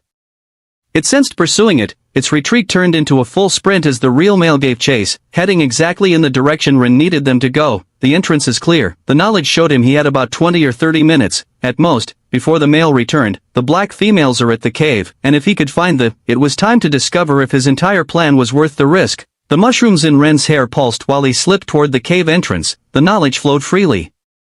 Now, Shadowstalker females slept in groups, their 50-centimeter bodies piled in the darkest zones where mana naturally concentrated. The skin is the only valuable part in the market, he thought while preparing his equipment with practiced efficiency, and only the outer layer. But I have an idea for the tentacles, if only the male. The tunnel descended in a gentle slope, its walls gleaming faintly in certain places where years of mana absorption by the creatures had saturated the very rock. The air grew thicker with each step downward. In some of these places, crystals had formed naturally, their structure altered by the constant exposure to the creature's unique mana manipulation. These were the crystals that females accumulated as supplements to feed the male before going deeper to sleep. It seemed Ren had gotten lucky, arriving just before the absorption date when the collections would be at their peak. Ren collected a bag of those rocky crystals, as many as would fit. He had to be careful not to get too close to the swarm's sleeping zones and not descend too deep into the cave, or he'd risk mana poisoning so severe he wouldn't even last the 2.5 days at camp. Though if his plan worked,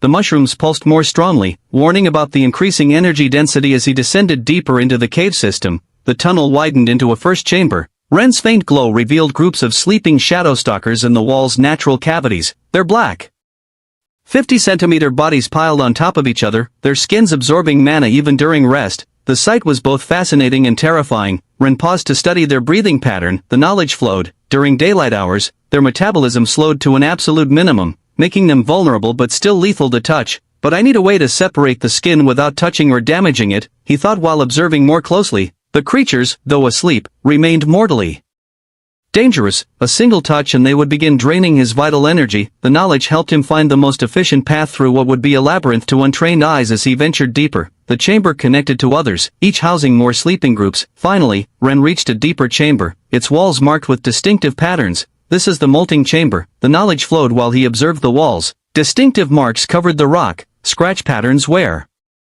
creatures rubbed to shed their old skins during the process. A movement caught his attention. In one of the higher cavities, a shadow stalker writhed in its sleep, its outer skin naturally detaching. With morbid fascination, he watched as the external skin came off cleanly, like a perfect sheath, maintaining all its mana isolation properties while leaving the sleeping creature with its new, gleaming skin. The new body emerged larger and more fragile, but within days it would absorb enough mana to regain its hardness and elasticity in the outer layer. This was the chamber he'd been searching for. Dozens of skins rested on the ground, some had been ruined by moisture, insects, and decomposing remains on the floor, but many new molts rested atop the damaged ones, in perfect condition. Chapter 54 Taming the escape block. Ren began moving among the sleeping groups with growing confidence. His eyes had adapted to the gloom, allowing him to distinguish subtle variations in the darkness that others might miss. Time was of the essence. He risked having the male block the exit sooner than expected if he dawdled. Each second had to be used efficiently. He worked methodically, moving from group to group. Every skin was carefully rolled, light but voluminous, requiring careful optimization of his bag space. 50, 75, the skins piled up in his bag, occupying considerable space despite their negligible weight. 10 kilos of material didn't sound like much, but the volume was becoming a challenge. Each new addition required careful repositioning of the others. 91, 92. The mushrooms pulsed with renewed urgency. The male would return soon, and if it found him here, surrounded by its sleeping females, the thought alone made his hands move faster. 100. Ren contemplated his collection of skins, 100 perfect sheaths, each obtained with ridiculous ease, but his gaze lingered on one of the newly molted creatures, its fresh skin still gleaming and vulnerable in the dim light. One more thing,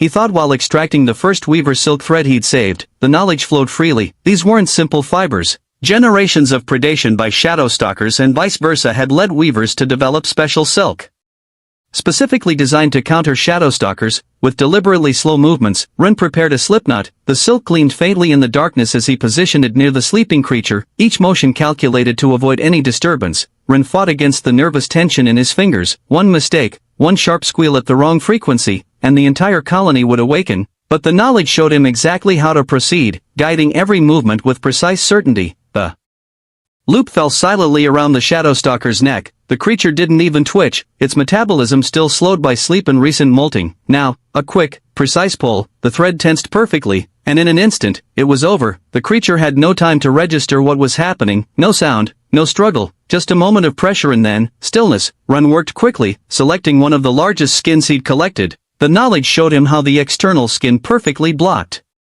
absorption, isolating anything wrapped within it completely. With precise movements and using the thread to avoid directly touching the dead creature's tentacles, he wrapped it in the skin, using more weaver silk to seal the package. The isolating skin would contain any energy absorption from the tentacles inside, keeping Ren safe from its lingering abilities. A perfect specimen, he thought while securing his prize. The mushrooms pulsed urgently. It was time to leave. The male wouldn't be long in returning, and he'd already pushed his luck far enough. But while packing his bounty, Ren couldn't suppress a smile. It was time to exit. Somewhere above him, the male would be finishing its chase of the bark stalker. He still had enough time. Only about 20 minutes had passed, and 5 to 10 minutes would be more than sufficient to return before the male, or so he thought. A vibration in the cave's mana made him instinctively duck. The mushrooms pulsed in warning. Something large was approaching through the main tunnel. Too soon, he thought while silently backing away. The male shouldn't. The knowledge flowed when a new figure emerged in the gloom. This wasn't the cave's guardian, a rival male. Impossible. Ren held his breath while continuing to retreat. It's not mating season.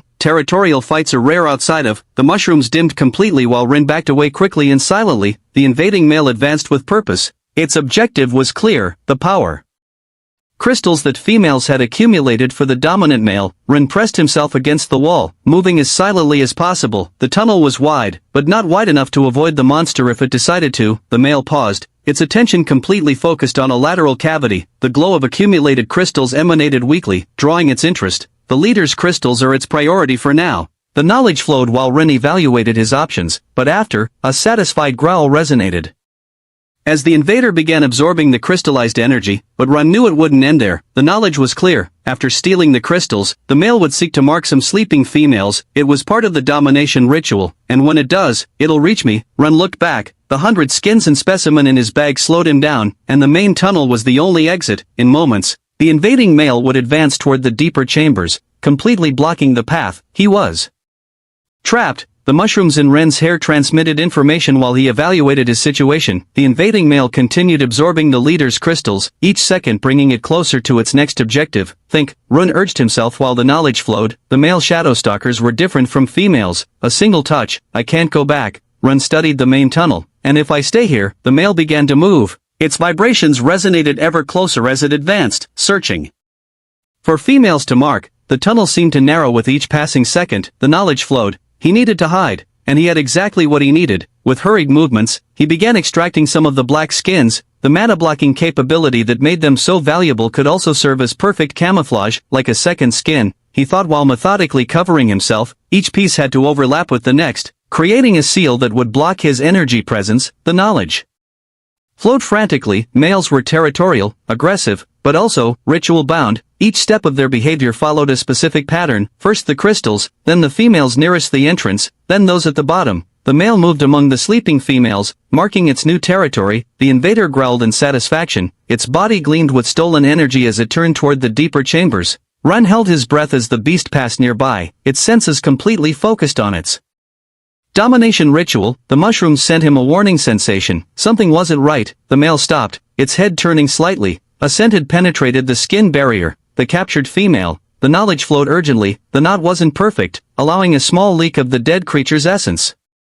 Chapter 55, Taming the Escape. Ren held his breath as the beast passed nearby, its senses completely focused on its domination ritual. The mushrooms sent him a warning sensation. Something wasn't right. The male stopped, its head turning slightly. A scent had penetrated the skin barrier. The captured female. The knowledge flowed urgently. The knot wasn't perfect. A tiny opening, barely visible to the naked eye, allowing the dead creature's essence to escape. The male turned completely, all its senses now focused on the anomaly. It began moving toward Ren, each centimeter of its advance increasing the tension with growing menace. The broken flare. Ren remembered his last possibility, fingers brushing against the device in his pocket. It wasn't just a signal. The crystal inside was designed to emit a pulse that the professor could detect from a significant distance. If he could alter the pulse's specific frequency and release it instantly through the opening, his mind raced through the calculations, each second precious. As the male drew closer, Ren moved his hands and mana flow frantically, trying to modify the crystal's resonance before it was too late. The male approached with inexorable purpose. He wouldn't make it in time. The beast was so close that Ren could see energy patterns swirling in its eyes, the hungry glow of a predator that had detected something amiss in its new territory.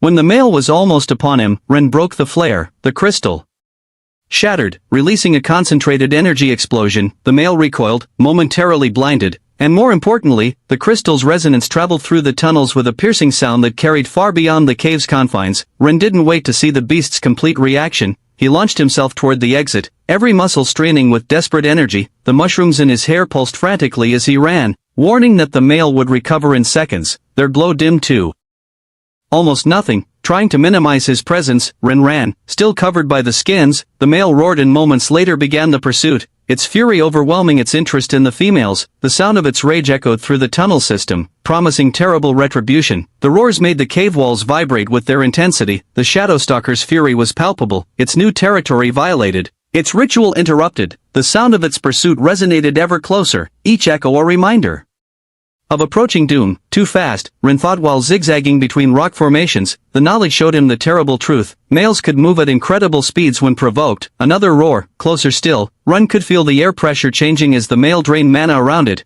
creating vacuum zones meant to slow its prey. Fortunately, his skin covering provided some protection, and slightly confused the male's precise detection abilities. The cave exit appeared ahead, daylight beckoning like a beacon of hope. the male's claws scratched against rock, each impact closer than the last. The sound a countdown to capture, just a little more. The mushrooms pulsed with renewed urgency, the flare's resonance was still traveling, and somewhere out there, but time had run out. When he was about to be caught, a new roar answered the first, making it pause for a crucial instant that saved Ren. Discover hidden tales at Empire. This one came from outside the cave, carrying a different fury, the territorial rage of the original male detecting an invader. Ren's plan with the flare had worked just in time. He threw himself to the ground as he reached the entrance, rolling into the black skins like a cocoon. Time seemed to slow as the two males met in what promised to be an epic confrontation. The invader emerged from the cave like a nightmare of power, its body glowing with stolen crystal energy. The original guardian landed before it, its own power obtained from the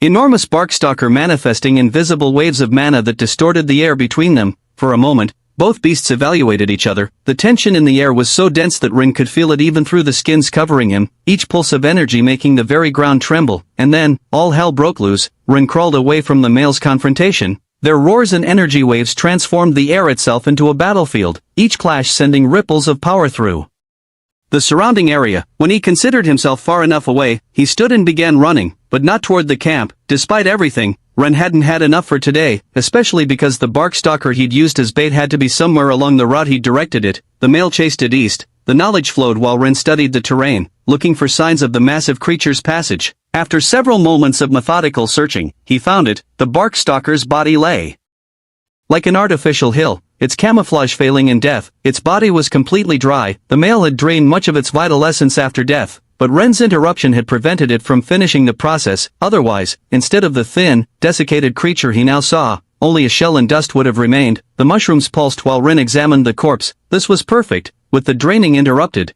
The core should be intact. With precise movements, he extracted his knife and grabbed a stone to use as a hammer. The exact point. The knowledge showed him where to strike. The barkstalker's dry skin, though hard, had become brittle after losing its mana. A well-placed blow. The crack of the rupture resonated like a gunshot in the silence. Ren worked quickly, widening the gap until he could extract the crystallized core. He stored it in one of the skins with some powder from the desiccated monster, which should still contain considerable vitality, and this, he thought while studying the carapace, is an unexpected bonus. The finest mosses and herbs still clung to the beast's shell. Carefully, he began removing them and storing them between the Shadowstalker skins. While working, his mind was already crafting possible explanations for his triumphant return. A story about a hollow tree full of skins discarded by weavers would be hard to believe. The skins were too well preserved, too perfect, and when I add the core of an almost mature barkstalker, plus these exceptional quality herbs, the mushrooms pulsed, revealing his concern. Professor Zhao wouldn't be easy to fool. I need a better story, he thought while storing the last specimens, something that explains all this without revealing I ventured beyond the limits.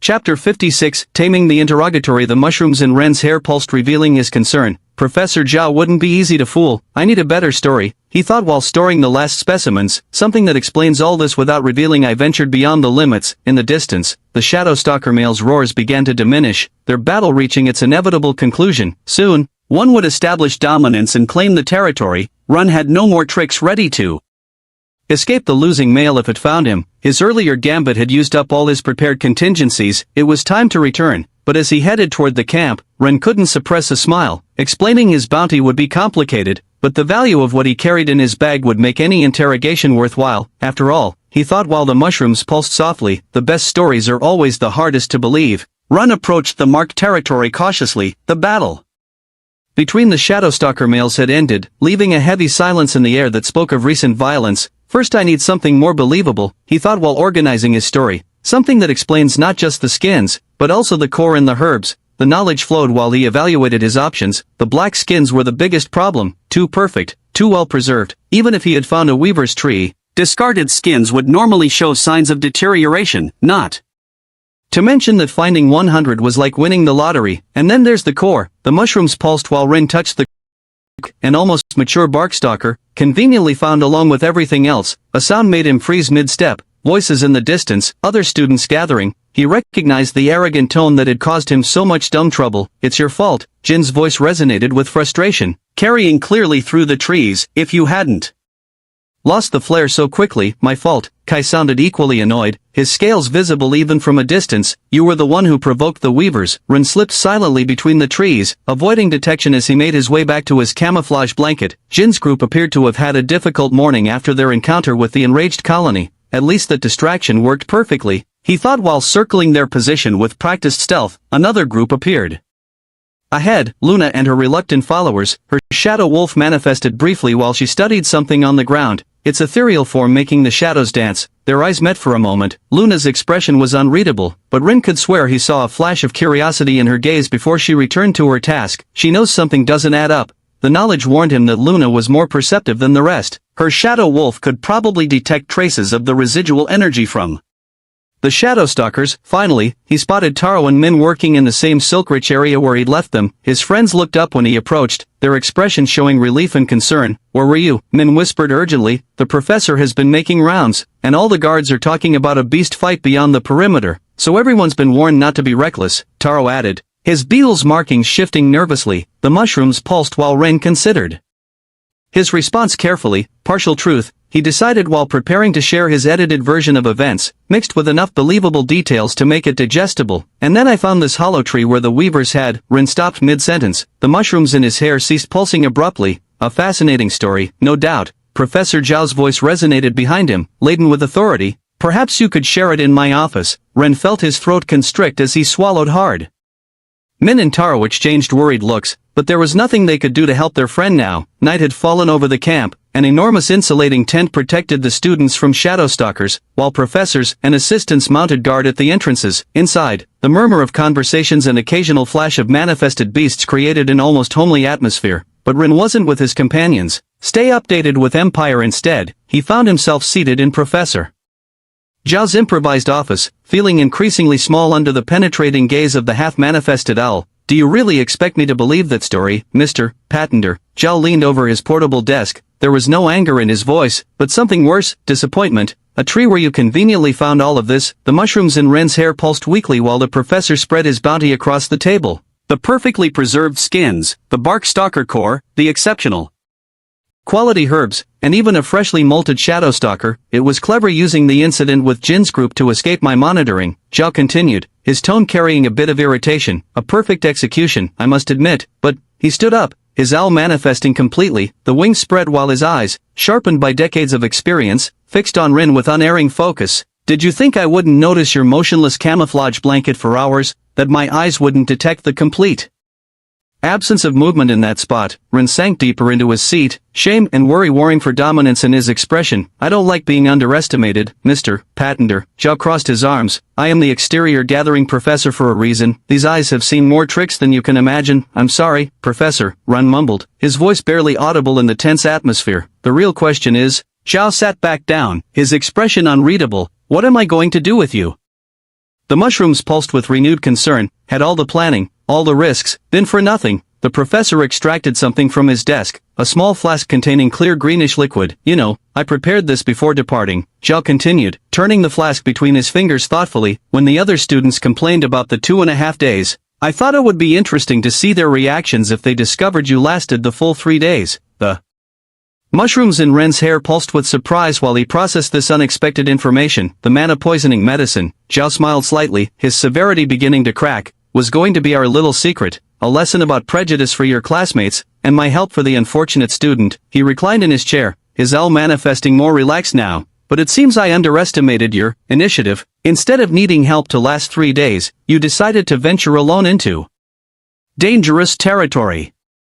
Chapter 57, Taming Behavior. The mana-poisoning medicine, Zhao smiled slightly, his severity beginning to crack, was going to be our little secret, a lesson about prejudice for your classmates, and my help for the unfortunate student. He reclined in his chair, his owl manifesting more relaxed now. But it seems I underestimated your initiative. Instead of needing help to last 3 days, you decided to venture alone into dangerous territory. Your next chapter awaits on Empire. The laugh that followed was genuine, the change in his attitude flowing naturally. He hadn't stopped being the strict professor, but now Ren could see the admiration mixed with the reprimand, like a master craftsman acknowledging a particularly clever apprentice. The medicine is still yours if you want it, he offered, sliding the flask across the desk with deliberate care. Though I suspect you might have your own method for handling the poisoning. Ron took the flask with gratitude. Thank you, Professor, and yes, I had a plan involving that shadow stalker body, but I'll keep this as backup. I see you're relaxing. Now, Zhao leaned forward, his eyes gleaming with genuine interest, his owl's gaze equally intent.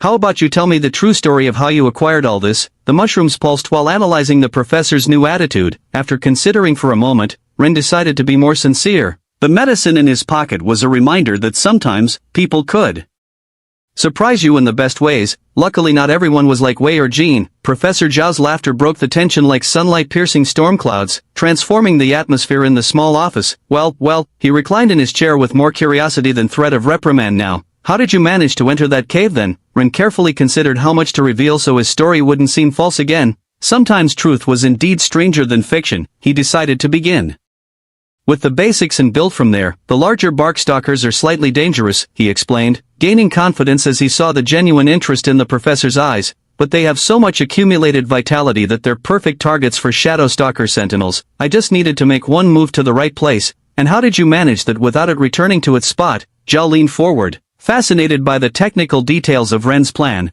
Ren described his use of the worm crystal to imitate drainage waves. The professor's eyes widened with professional appreciation. Ingenious. I believe the story of that worm crystal must also be interesting, but tell me first, how did you obtain so many shadow stalker skins in such a short time? Eliminating them, even while sleeping, isn't so simple. The females molt regularly in the deep caves, Ren continued, carefully omitting exactly how he knew to find the molting chamber in the labyrinth of the enormous cave system. The high concentration of individuals makes obtaining numerous skins easier. I just had to take the ones that had naturally molted. Fascinating, Zhao murmured while examining one of the skins with expert attention. In all my years exploring, I've only seen such perfect specimens twice. We had destroyed nests in an expedition, finding skins after days of exploring the caves, but most always show damage. It's difficult to obtain them without marks of violence. I didn't need force. Ren smiled slightly, just understanding of their natural cycles. The professor nodded thoughtfully. You know, the king's policy is clear. We must reward those who show true talent for exploration and gathering. He stood and began pacing. It was incredibly risky, of course, with your limitation. He gestured toward the mushrooms. Venturing so far could have ended very badly, but, he continued, a smile forming. You've demonstrated something many forget. Knowledge and cunning can sometimes overcome brute force. Zhao studied him for a long moment, his owl's gaze equally penetrating. The miserable one everyone says will belong to the Grey Wing all his life. Seems there's much more to you than appears, isn't there? Ren maintained a modest expression, though the mushrooms pulsed with quiet satisfaction. You know, the professor smiled. I think I'm going to be very interested in seeing how you develop, with proper support. I almost regret having to stay watching other students collect basic silk. I'd like to see firsthand how you work. Gathering with you in one of those caves, seeing how, an assistant professor entered hurriedly, his face showing concern that quickly turned to disdain upon seeing Ren. Professor Zhao, the shadow stalkers, they're acting strangely. I've never seen so many hitting against the protective tent. Zhao raised a hand to silence him. It's not so unusual. When there are territorial changes, sometimes the colonies, but Ren had gone rigid in his seat while listening to the impacts above the tent. They were quick, erratic, different from the usual cave migration pattern. Silence, he requested, raising a hand. Listen to the rhythm. The assistant looked at him with contempt. What could this troublesome student mean by that? How arrogant, he thought, but Zhao turned with interest. What did you notice, Ren? This isn't a normal territorial change. Excuse me, Professor, Ren murmured, his mushrooms pulsing faster. They're flying too low, too fast, almost as if what? Zhao prompted, as if they were fleeing. Ren completed, standing up. And shadow stalkers don't flee from other beasts. The bronze ring beasts in this section, the wood colossi, the metal serpents, even the rock scorpions, never venture here. Ren chose his words carefully, even when displaced by territorial fights or hunger. Why are you so sure? The assistant crossed his arms skeptically. Because shadow stalkers kill them, Ren responded with quiet certainty. A bronze beast might be stronger individually, but at night a shadow stalker colony can drain all its mana in seconds. It's suicide for them to enter this territory. Zhao nodded slowly, his owl's feathers ruffling with growing concern. They would stay in the mana-richer zones. Even if displaced, they'd seek other hunting grounds. Zhao completed, his expression turning thoughtful. You're right. This is unusual, and a silver rank beast, Run continued his analysis. If it was displaced from its territory, why come here? It would be more logical to stay in the second ring, hunting bronze beasts. The mana concentration there is much higher and hunting would be easier. I suppose that's why this zone is safe for students, Ren added. The iron ring has nothing to attract more powerful beasts. This is too artificial. Ren frowned. As if something had altered the natural cave structure, or perhaps.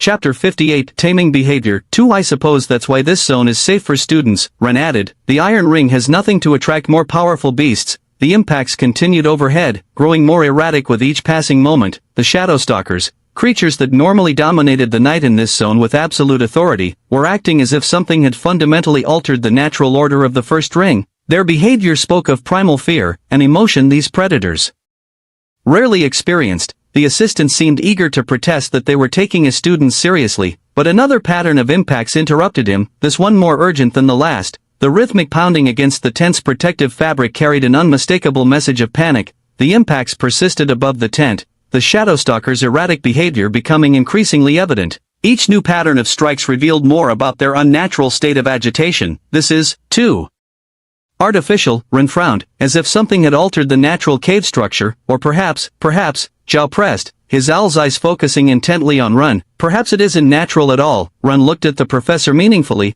What if someone is deliberately controlling the stalkers? The assistant snorted with derision, but Zhao's expression had turned serious. Someone, the assistant insisted. A cave could have collapsed. What kind of nonsense? Silence, Zhao ordered, his expression grave while studying Ren with newfound intensity. Continue, geological changes aren't unusual for them. This isn't a volcanic zone, Ren explained, knowledge flowing naturally through his mushrooms. The beasts would behave differently, and a large collapse would have caused vibrations we would have felt. The impacts on the tent increased in frequency and force. Ren could picture the Shadowstalkers, creatures that normally dominated the night without rival, fleeing in blind panic from something that terrified even them. Zhao grasped something, his expression growing more serious with each passing second. Someone is deliberately driving the stalkers toward this area. But why? Ren frowned, mind racing through possibilities. Unless, he stopped, an idea forming. The Shadowstalkers were the reason why no one could move freely at night in this zone of the Iron Ring. If someone wanted to ensure that no one could escape, Professor, the assistant finally seemed to grasp the gravity of the situation. Should we evacuate the camp? No, Zhao shook his head decisively. Such a move would only alert whoever is behind this. For now, something changed in Zhao's expression, a shift from concerned teacher to battle-ready warrior. His owl manifested completely, wings extending to their full impressive span, each feather gleaming with contained power. Ren, his voice was low but firm, stay here, hide yourself. Professor, I can help, if someone is, no.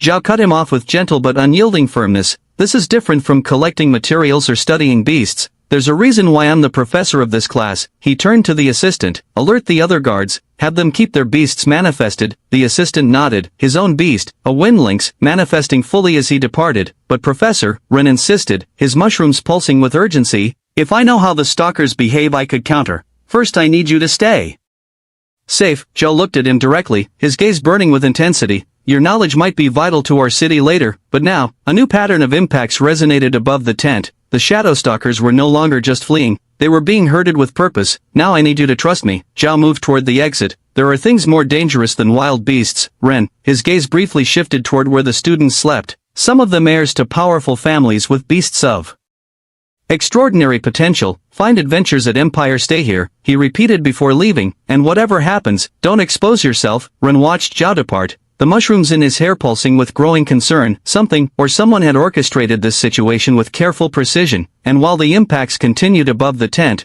Ren couldn't help but wonder what other plans were unfolding in the darkness. The darkness inside the tent grew thicker while Zhao and the auxiliaries formed a protective circle around the sleeping students. Some students started to wake up from all the movement. Their manifested beasts created patterns of faint light, Zhao's owl shining more brilliantly than the others, its power barely contained. The auxiliaries didn't fully understand what the commotion was about until a movement at the tent's eastern entrance drew all eyes. A figure wrapped in black fabric stood motionless, its silhouette barely visible against the night. The fabric absorbed all light, all traces of mana. Only the finest Shadow Stalker materials could achieve such an effect. Professor, one of the auxiliaries whispered, fear creeping into his voice. Before he could complete his warning, another figure appeared at the western entrance, then a third in the north, a fourth in the south, each identical to the last, their forms completely hidden by the black fabric that seemed to devour light itself. A student let out a choked cry when the figures began to move. Their bodies seemed to flow beneath the fabric, as if their forms weren't entirely human. With synchronized movements, they drew what appeared to be curved blades that gleamed dully in the dim light. Zhao stepped forward, his owl spreading its wings in warning, but stopped when the figures pressed their blades against the tense fabric.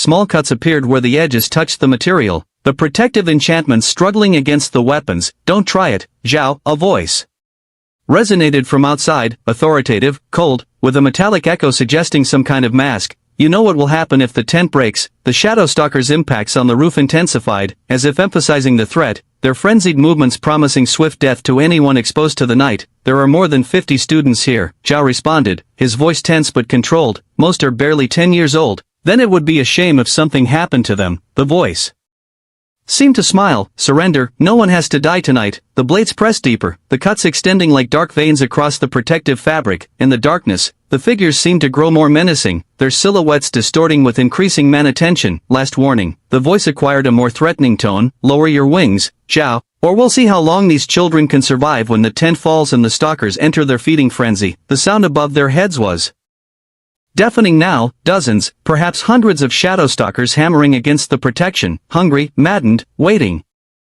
Chapter 59 Tamer's Battle. Last warning. The voice acquired a more threatening tone. Lower your wings, Zhao, or we'll see how long these children can survive when the tent falls and the stalkers enter their feeding frenzy. The sound above their heads was deafening now, dozens, perhaps hundreds of shadow stalkers hammering against the protection, hungry, maddened, waiting. Their collective frenzy created a symphony of impending doom that made even the bravest students tremble. The figures, covered in black fabric, remained at the tent's entrances, creating a sense of silent siege. Their presence alone seemed to make the air heavier, more oppressive, as if the very darkness had taken physical form. The auxiliaries formed a protective circle, their beasts manifesting as patterns of power across their bodies, scales, fur, and feathers gleaming faintly in the dim light. Each of them knew that against a horde of frenzied shadow stalkers, their chances were slim at best. Zhao stepped forward, the hooded figures tensed, but didn't retreat. Their stillness was more threatening than any movement could have been. I wonder if Yino has truly fallen so low as to threaten children. His owl merged with him without fanfare, a subtle change in the air, a presence that spread like ink in water. The famous hunter of Yano. The voice from outside sounded amused,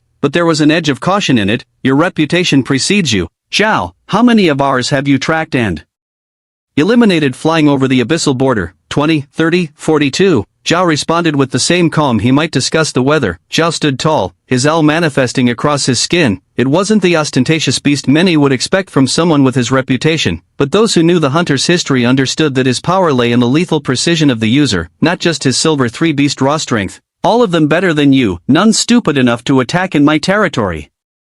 You've made a mistake coming here. He wasn't just a professor. The hunter of Yano, as he was known at the border, was famous for his ability to track and eliminate threats from the rival kingdom. His very name was spoken with fear and respect in certain circles. The blades pressed deeper into the tense fabric. The shadow stalker's impacts created a frenzied rhythm overhead, their collective hunger growing with each passing moment. A dry laugh resonated from outside. Mistake? No, old friend.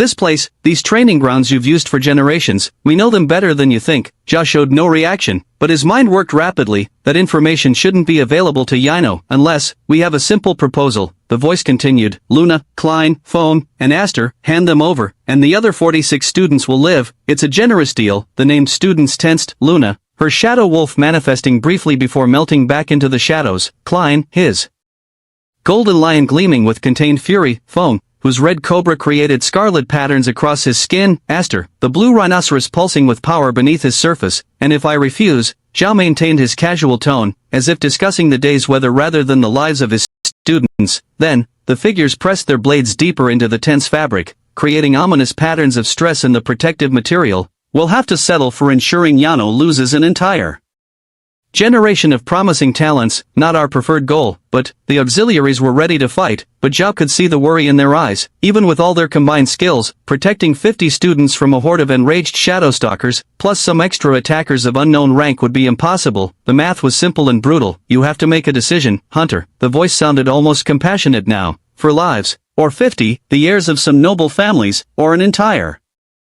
generation of students. For lives or 50, that's the choice you're giving me, right? Zhao repeated slowly, curious. Find more chapters on Empire. The black figure shifted uneasily. Something in Zhao's calm disturbed them more than any display of power could have. Do you know why they call me the Hunter of Yano? He stepped forward, and though the blades pressed deeper into the tense fabric, no figure dared to cut it. It's not for the number of enemies I've eliminated, it's because Never, not once, have I let a single target escape. Something changed in Zhao's posture, a shift so subtle that only the most observant noticed it. The auxiliaries formed a tighter circle around the students, but everyone knew that against a horde of maddened shadowstalkers, my choice. His voice became dangerously soft. The black figures tensed when they felt the change in the air. Silver feathers flashed in the darkness, moving with lethal velocity. 10 feathers, 10 targets, the heads of the black figures in his sights. The attack was so sudden that 2 of the hooded figures didn't even have time to react. The feathers pierced their masks with deadly precision, their bodies collapsing before they could scream. The others were faster. Some ducked, others covered with their arms, and some retreated behind the tense folds. The silver feathers cut through the air where their heads had been moments before. The first cut in the tense fabric was the beginning of the storm. Proud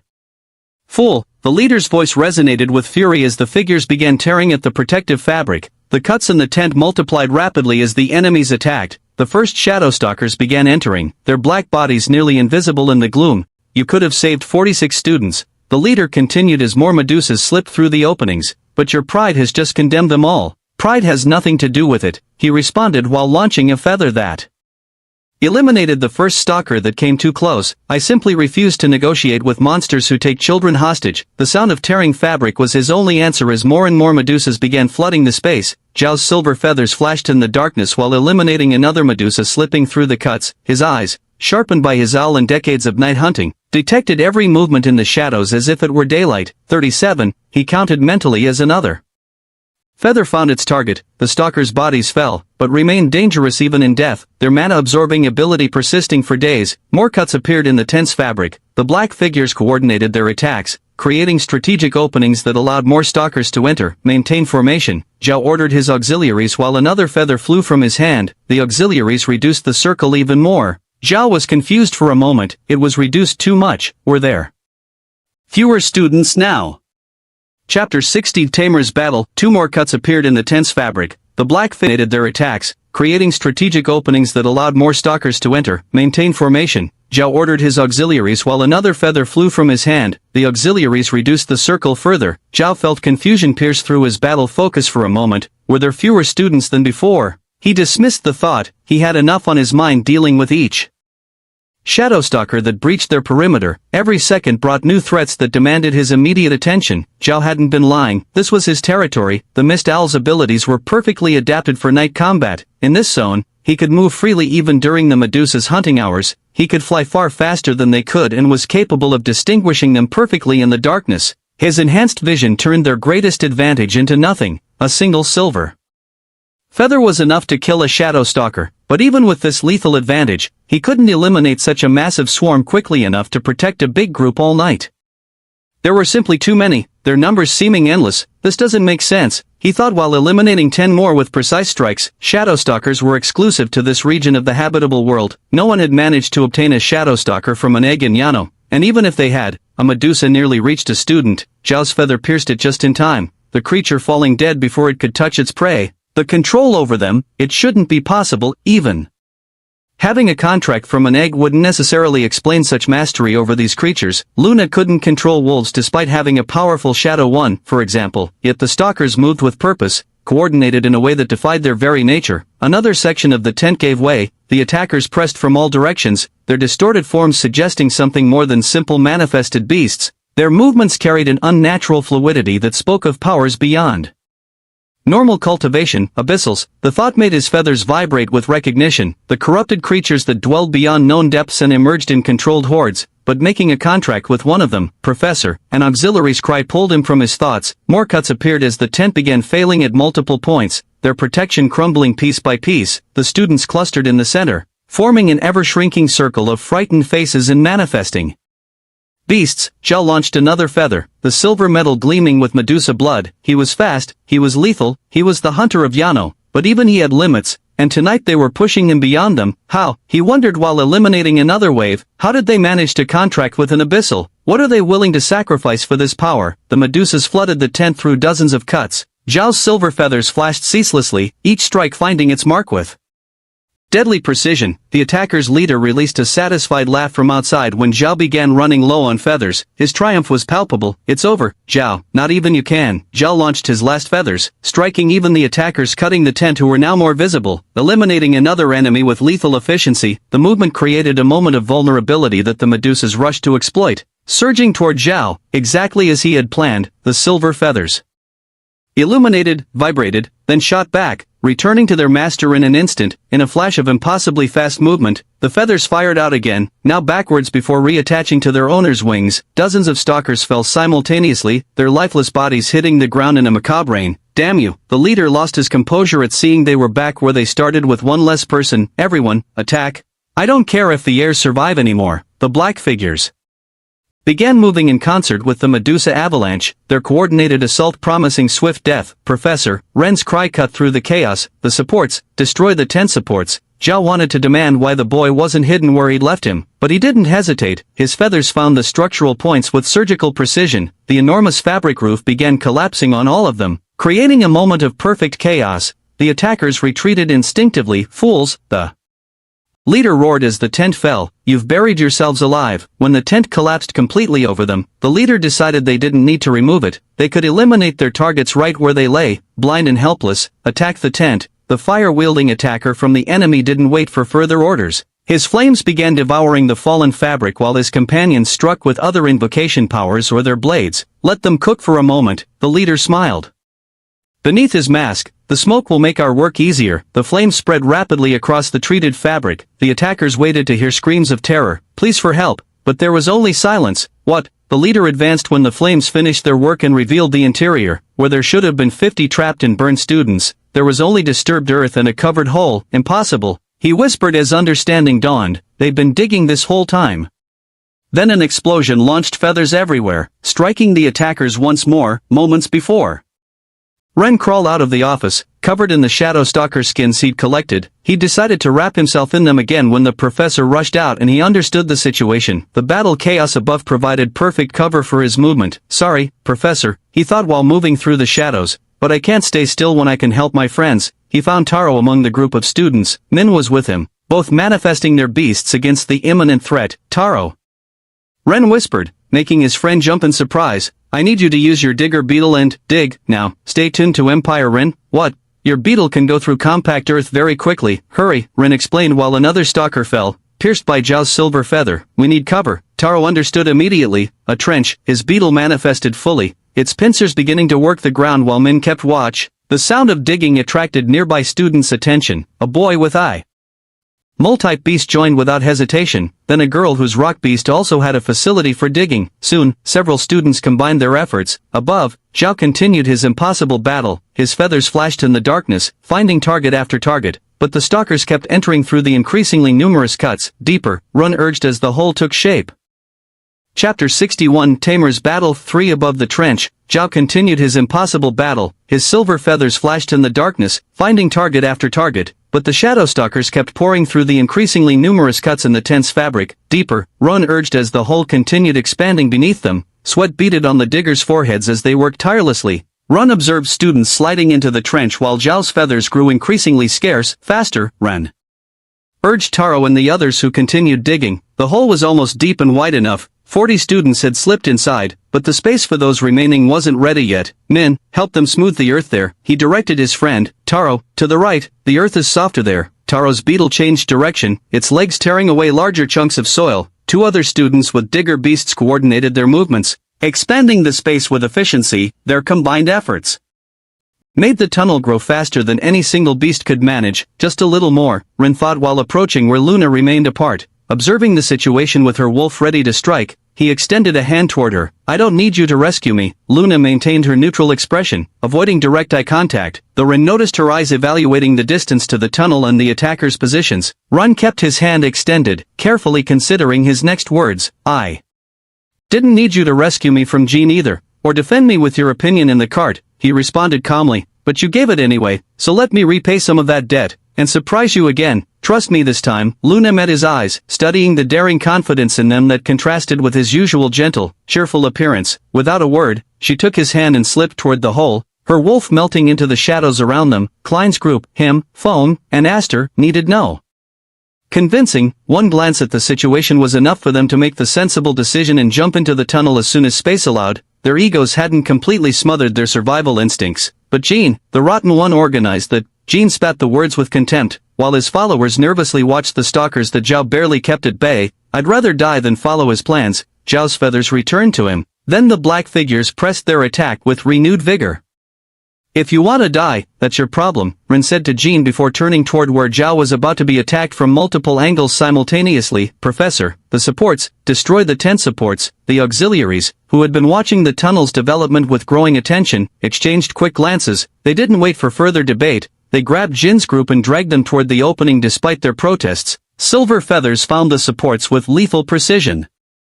As the structure began to collapse, Zhao launched himself toward the tunnel, his feathers returning to him just as the fabric fell over their heads. Absolute darkness filled the narrow tunnel, pressing in from all sides. The mushrooms in Ren's hair glowed with forced intensity, illuminating tense and terrified faces. Their light cast shifting shadows that made the space seem both smaller and larger than it was. Above, they could hear the attackers retreating to avoid being covered by the fallen tent, accidentally touching the fallen life-absorbing jellyfish's bodies that surrounded the group. What's the plan? Zhao turned to Ren. I hope I won't regret playing along with you, boy. We'll be easy prey if we stay like this. First we need a stronger cover. Ren spoke quickly, urgently. Just a few seconds. I'll explain while they make it. Zhao nodded sharply. Everyone who can manipulate barriers, earth, or rock. His voice cut through the tunnel. We need a ceiling, now, thin but resistant. Several students responded immediately, their beasts manifesting with defensive purpose. Continue, Zhao ordered while his enormous wings helped support the improvised structure. Ren nodded. Yes, first I'll handle the shadow stalkers and then you. A blow above them and the sound of flames interrupted his words. The attackers had begun their assault. Faster, Zhao urged. We don't have much time. The plan is.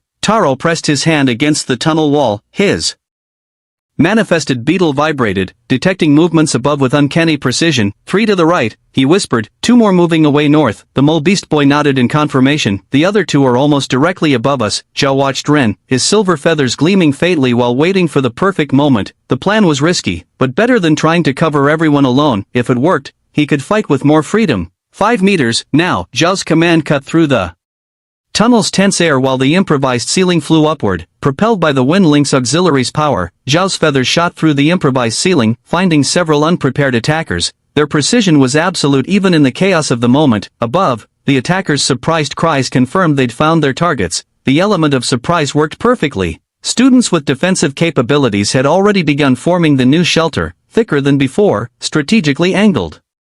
To deflect attacks, walls began rising around them, each layer reinforcing their protection. Ren pulled out his new Bark Stalker core, his plan to counter the Shadow Stalker's control ready for implementation. He activated the Protocore crystal while beginning to manipulate the frequency in the immediate area around the students. Shadow Stalkers continued approaching from above, but something changed in their pattern when Ren activated the core. The Shadow Stalkers began moving erratically, as if confused by conflicting signals. It's working, Taro shouted while reinforcing a section of the wall. Experience more on Empire. The students prepared to defend their position with everything they had, while Zhao and 3 of the 4 auxiliaries launched their attack. Zhao didn't hesitate. The moment of surprise was all he needed. His feathers had found vulnerable targets, leaving several enemies bleeding or disoriented. The battle for survival continued with renewed intensity, but this time was different. The auxiliaries could join Zhao in the attack. For the first time since the assault began, they could focus completely on combat without worrying about protecting the students from the Shadow Stalkers. Keep them safe, he ordered the auxiliary with the calcium-plated snail, before launching himself toward the group of attackers. It was time to press their advantage. The 7 remaining attackers retreated,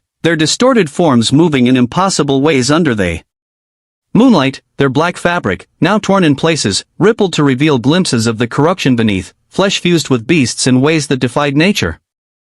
Chapter 62 Tamer's battle. For Zhao didn't hesitate. The moment of surprise was all he needed. Keep them safe, he ordered the auxiliary with the calcium-plated snail, just as he launched himself toward the group of attackers. The other 3 auxiliaries followed his lead, each moving with practiced coordination. Their beasts manifested fully. The Wind Link's bearer moved like a gust toward the enemy on the left, his claws gleaming in the darkness. The beast's speed made him almost invisible to the untrained eye. The boar bearer charged against the fire wielder, his defensive plates shimmering against the first corrupt flames. Each step was measured, calculated to close the distance while minimizing exposure. The 3rd auxiliary, his bronze hawk manifesting in copper patterns across his skin, intercepted another enemy on the left. Zhao faced the remaining 4, including the leader. His silver feathers danced between his fingers, each one humming with power. Read exclusive adventures.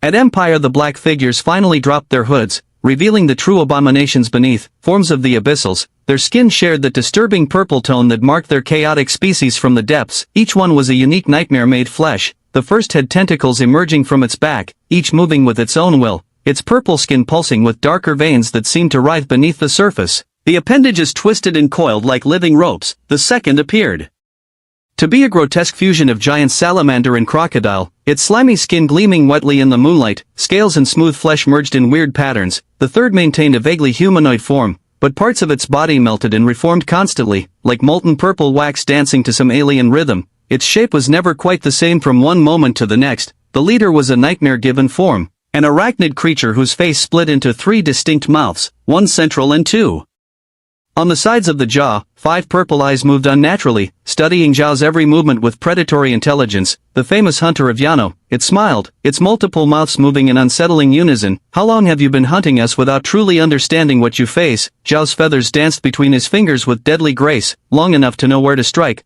The attack was instantaneous. Silver feathers became streaks of light as they sought vital points. The tentacled one used its appendages to deflect them, but 2 found flesh, drawing purple ichor. The giant salamander spat purple acid that melted both feathers and earth where the hunter had been a second before, while the purple wax being suffered no damage as it tried to flank him. Its mostly fluid form made conventional attacks nearly useless. The arachnid leader observed with its 5 brilliant eyes, its 3 mouths moving in a disturbing smile while coordinating the attack. Behind them, Run struggled with the bark stalker core. The frequency it emitted made the medusas hesitate, but they kept approaching, their controllers hold over them too strong to break completely. Just like that, around them, the auxiliaries kept their opponents occupied. The lynx bearer matched his enemy's speed, his precise attacks seeking weak points in their defense. The boar absorbed the corrupt flames with his plates while advancing relentlessly. The hawk demonstrated why it was feared even among bronze beasts, its strikes leaving purple wounds that refused to close. It was a mistake to leave the children alone. Hunter, the leader's 3 mouths moved in unison, its spider legs propelled it in an attack that Zhao barely managed to dodge. I can sense the pathetic attempt to imitate a male stalker.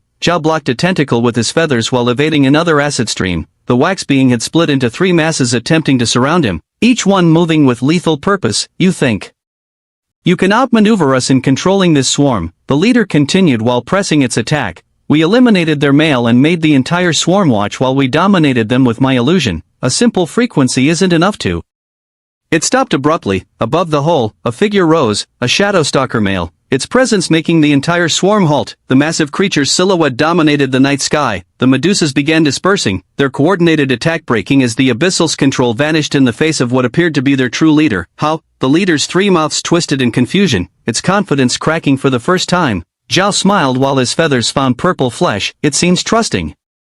My least promising student wasn't a mistake after all. Damn cheater. The abyssal leader's roar cut short in a choked cry as Zhao's feathers found their mark. The distraction was perfect. While the 5 purple eyes were fixed on the illusion above the hole, the hunter attacked without mercy. It wasn't a real male glowing in the night. Ren had combined the natural reflection of mirror mantis plates with the dead Medusa's body, using his mushroom's white glow to create an image that, combined with the frequency, fooled the entire swarm. Silent flight, Zhao whispered. His mist owl responded immediately, its presence vanishing like morning fog, leaving the abyssals in momentary confusion. The salamander turned frantically, its bifurcated tongue tasting the air for the hunter. A silver flash was its only warning before 3 feathers pierced its purple flesh, the tentacle being thrashed wildly, trying to create a defensive zone. But Zhao was no longer there. He appeared like a ghost behind the wax abyssal, his feathers finding the right consistency to cause real damage to its fluid form. Find him, the leader ordered, purple blood dripping from its wounds while its spider legs moved erratically. He can't. More silver feathers emerged from nowhere, some finding flesh, others forcing the abyssals to move as Zhao wanted. The hunter of Yano was in his element, the night was his domain, and his mist owl allowed him to move like a specter between shadows. A tentacle found empty air, an acid stream hit lifeless earth, purple wax masses split and reformed without purpose. The leader's 5 eyes spun frantically, trying to track the invisible predator slowly bleeding them dry. Only the whisper of feathers and choked cries of pain marked Zhao's presence, appearing and disappearing like the mist itself, each attack precise and lethal. The battle had become a hunt. The hunter was a nocturnal bird of prey. Chapter 63 Taming Illusion in Defense. The Abyssals retreated, bleeding and panting, their corrupted forms bearing the marks of Zhao's precise attacks. The leader looked at its companions, their purple bodies trembling from numerous wounds, but their eyes still gleaming with dark determination. There is no other choice. Its three mouths spoke in different tones that created an unsettling harmony, complete fusion. A shiver ran through the other abyssals, their corrupted flesh rippling with either fear or anticipation. We need two people's mana, and if we fail, one began, its tentacles writhing with nervous energy. We've already failed, the leader cut in sharply. At least this way we'll have a chance. We must reach that cave. Zhao emerged from his invisible state for a moment, launching more feathers that nearly eliminated the tentacled one. The silver projectiles sliced through corrupted flesh with surgical precision. The four beings began to flee, while Ren maintained the illusion with his mushrooms. The calcium snail remained defending the group of students. His beast manifested across his body, created whitish barriers that stopped the occasional attacks that slipped through the other auxiliaries' defense. Keep calm, he ordered when a stream of purple acid splashed against his barrier, generating an intense reaction that made the protective surface sizzle ominously. Klein's group stayed organized, their manifested beasts ready to support if necessary. Foam and Aster flanked their leader with practiced coordination, while Jin's group, still resentful about being dragged into the shelter, at least had the common sense to remain behind the protections that all those capable of defense had created. Another attack, this time a fireball that bounced off the Boar auxiliary's defense and headed toward the hole. The calcium barrier rose just in time, its surface hardening to deflect the corrupted flames. Professor, Klein called out, his golden lion manifesting more fully. We can help the other auxiliaries. Maintain your position. The snail master reinforced another section of the barrier, his determination unwavering. Your job is to survive. From the center of the hole, Ron maintained his concentration with iron discipline. The mushrooms in his hair shone with an intense white glow, reflecting off the mirror mantis plates, while Taro and Min manipulated the skinless shadowstalker body above them. A little more to the left, Ren whispered, adjusting the light angle with precise control. We need it to look like it's floating more naturally. Taro struggled to keep the weaver threads taut. It's harder than it looks, he grunted, sweat beading on his forehead. Move it like this. Min took control of the improvised puppet with more fluid movements. A cry of pain drew their attention,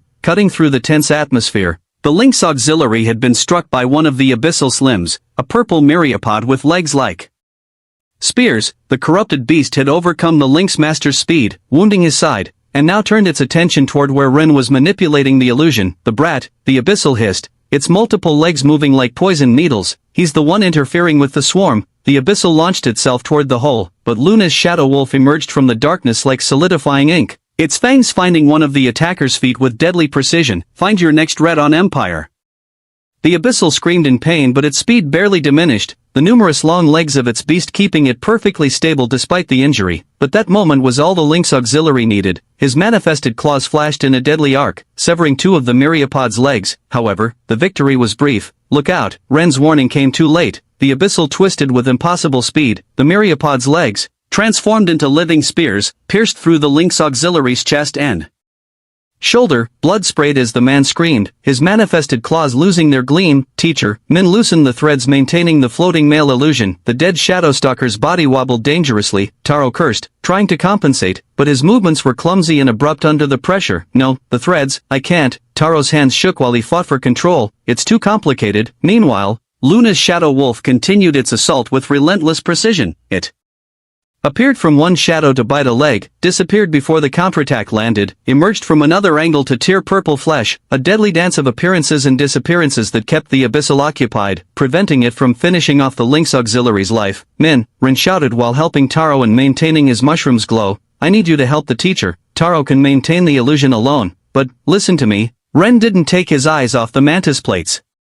Reflecting his light, your snake can direct mana to heal. It's one of its innate abilities. You need to make it flow in a spiral, from outside to center. Now, he urged, the teacher will die if you don't close those wounds. Min nodded, his water snake manifesting as he sent it to the injured auxiliary. The mana began flowing following the pattern Ren had shown. Luna remained focused, her eyes following every movement while directing her beast in this lethal dance of hit-and-run tactics. Taro let out a grunt of effort. The shadowstalker's body tilted dangerously. I can't. Taro's hands trembled violently. It's falling. Focus. Ren adjusted his light angle with desperate precision. We can't lose the illusion now. Min's snake had reached its target. The energy began flowing, seeking the wounds, closing them slowly but steadily. The Lynx auxiliary started breathing more easily as the mana did its work. His claws regained some of their luminescence. "Min," he whispered hoarsely.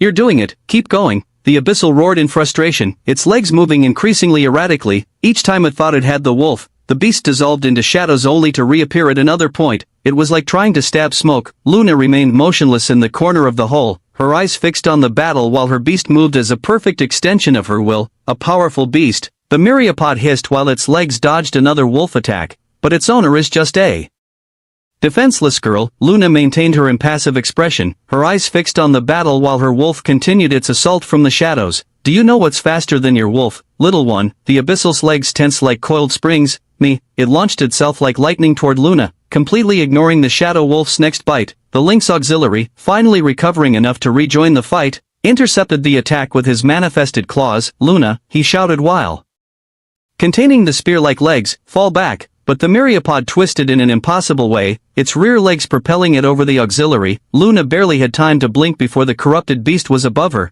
its legs descending like a rain of death. "Too slow," the abyssal roared.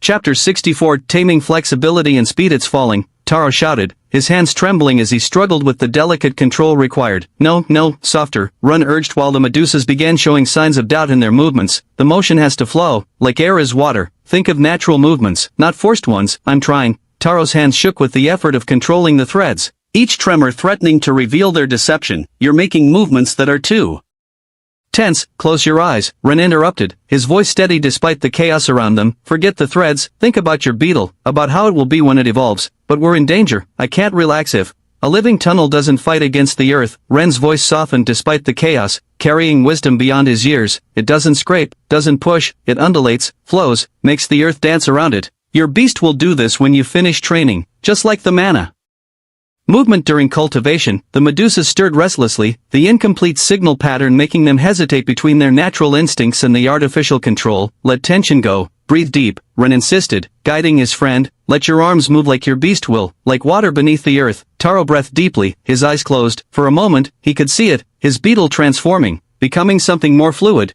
more natural. The vision was so clear it took his breath away.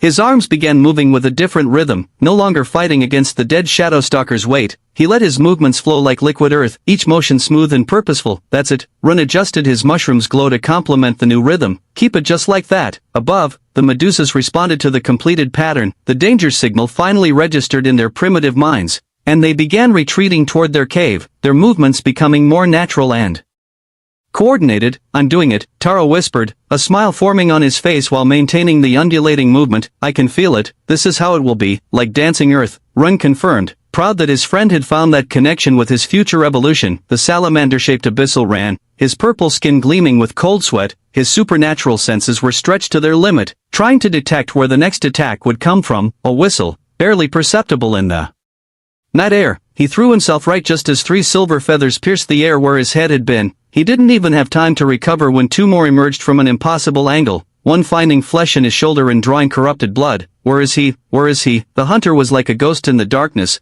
There were no footsteps to hear, no presence to detect, only the deadly whistle of feathers and the pain they brought with them. Ahead, he could see its companions, the tentacled one bleeding profusely, the purple slime being having lost consistency in several places. If he could just reach them. Your next chapter is on Empire. Another attack, this time from above. He rolled desperately, but a feather found his leg. The pain was unbearable, but the terror was worse. Every time he thought he had found a pattern in the attacks, Zhao changed it with lethal unpredictability. The rumors were true, he thought while another feather graced his neck. The hunter never lets his prey escape. A movement in the shadows. Was it him? No, another distraction. The feathers came from the opposite side, piercing through scales and flesh as if they were paper. He couldn't even scream anymore. Fear had closed his throat. All he could do was run, crawl, try to reach his allies while silent death followed in the darkness. Why had the leader accepted this mission? Why had they provoked the hunter in his own territory? Another whistle, more pain bloomed in his corrupted flesh. The salamander panted, his purple blood leaving a trail as he ran through the night. If only I could see him, he thought desperately, as if answering his wishes. Zhao's figure appeared before him, his eyes lit up.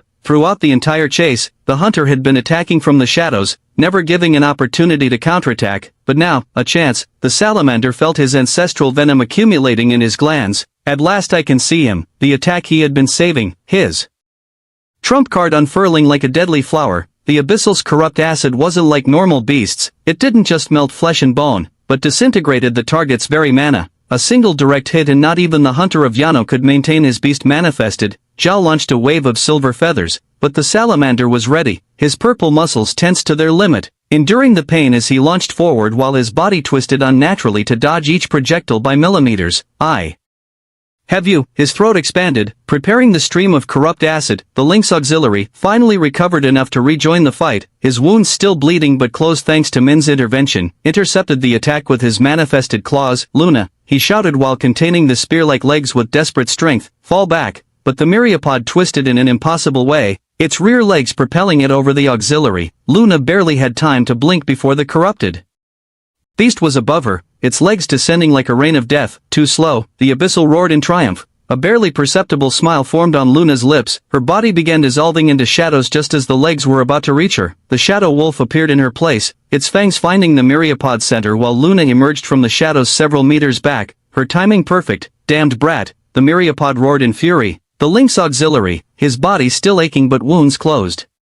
Thanks to Min's healing, saw the opening. His manifested claws gleamed as he launched forward. The myriapod detected the attack, its legs spinning to intercept, but that was exactly the moment Luna's wolf had been waiting for. It sank into the shadows once more, this time flowing over the corrupted beast like living darkness. The wolf wasted no time, its fangs finding the Abyssal's neck just as the lynx's claws tore through its front legs. The scream that followed was a horrible mixture of insect chirp and bestial roar. Purple blood sprayed as the shadow wolf shook its prey, its fangs sinking deeper. The myriapod's legs thrashed frantically, but without its front legs, its attacks had lost their deadly power. It's over, Luna gestured and her wolf gave the final pull, tearing through flesh and tendons. The Abyssal's body twisted one last time before collapsing, its multiple legs twitching as life abandoned it. Was too slow, she whispered. Chapter 65, Taming the Hunt and Tasks. The Abyssal's corrupt acid wasn't like normal beasts, it didn't just melt flesh and bone, but disintegrated the target's very mana. A single direct hit and not even the Hunter of Yano could maintain his beast manifested, leaving him vulnerable. Zhao launched a wave of silver feathers, their deadly precision cutting through the night air, but the salamander was ready, his corrupted body prepared for this moment, his purple muscles tensed to their maximum, enduring searing pain as he launched forward while his body twisted in unnaturally fluid motions to dodge each projectile by mere millimeters. I have you. His throat expanded, preparing the stream of corrupt acid that would end the legendary hunter. At this distance there was no way to dodge, all he needed was one direct hit to turn the tide of battle. Victory was within his grasp. His jaws opened beyond what should be physically possible, the purple acid gleamed between his fangs, ready to erase the hunter from existence, his corrosive power promising a horrible end. Zhao launched one final wave of silver feathers, but the salamander was ready for this desperate attack. The acid would destroy the feathers without leaving a trace and finish Zhao in the same deadly stream. He had him. The great hunter of Yano was finally within reach. Generations in Yano would remember this moment.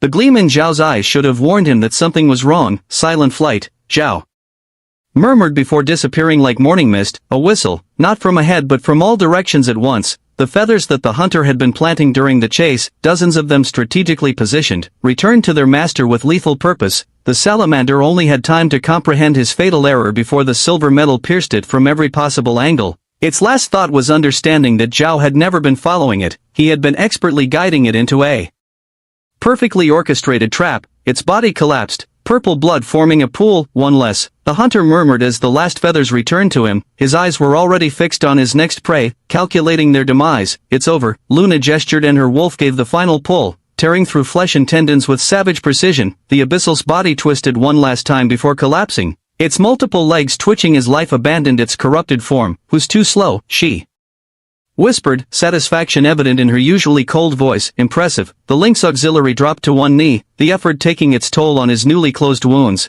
But now return to the shelter, we can keep fighting. Luna stepped forward, but the auxiliary raised a hand to stop her. I know, he smiled despite the pain radiating through his body, but your wolf isn't the only one who can move in the shadows. He rose with effort, his claws gleaming again with renewed purpose. Across the hole, the boar master continued maintaining a defensive battle against the fire abyssal, his plates glowing against the corrupt flames. Protect your companions, he ordered while preparing to move. Leave the rest to us. Luna nodded slightly, her wolf returning to her side as the Lynx auxiliary launched himself toward the other battle, his speed surprising despite his injuries. Be careful, she thought while returning to the shelter. The shadow wolf followed like a second shadow, its eyes Gleaming in the darkness with protective intent, they won't come back for a while. Ren observed the night sky where the last Medusas were disappearing toward their cave. We have at least an hour before they get bored of following protocol and return to hunt. Taro and Min exchanged worried looks. They knew that expression on their friend's face. He was planning something potentially dangerous. Is the illusion no longer necessary?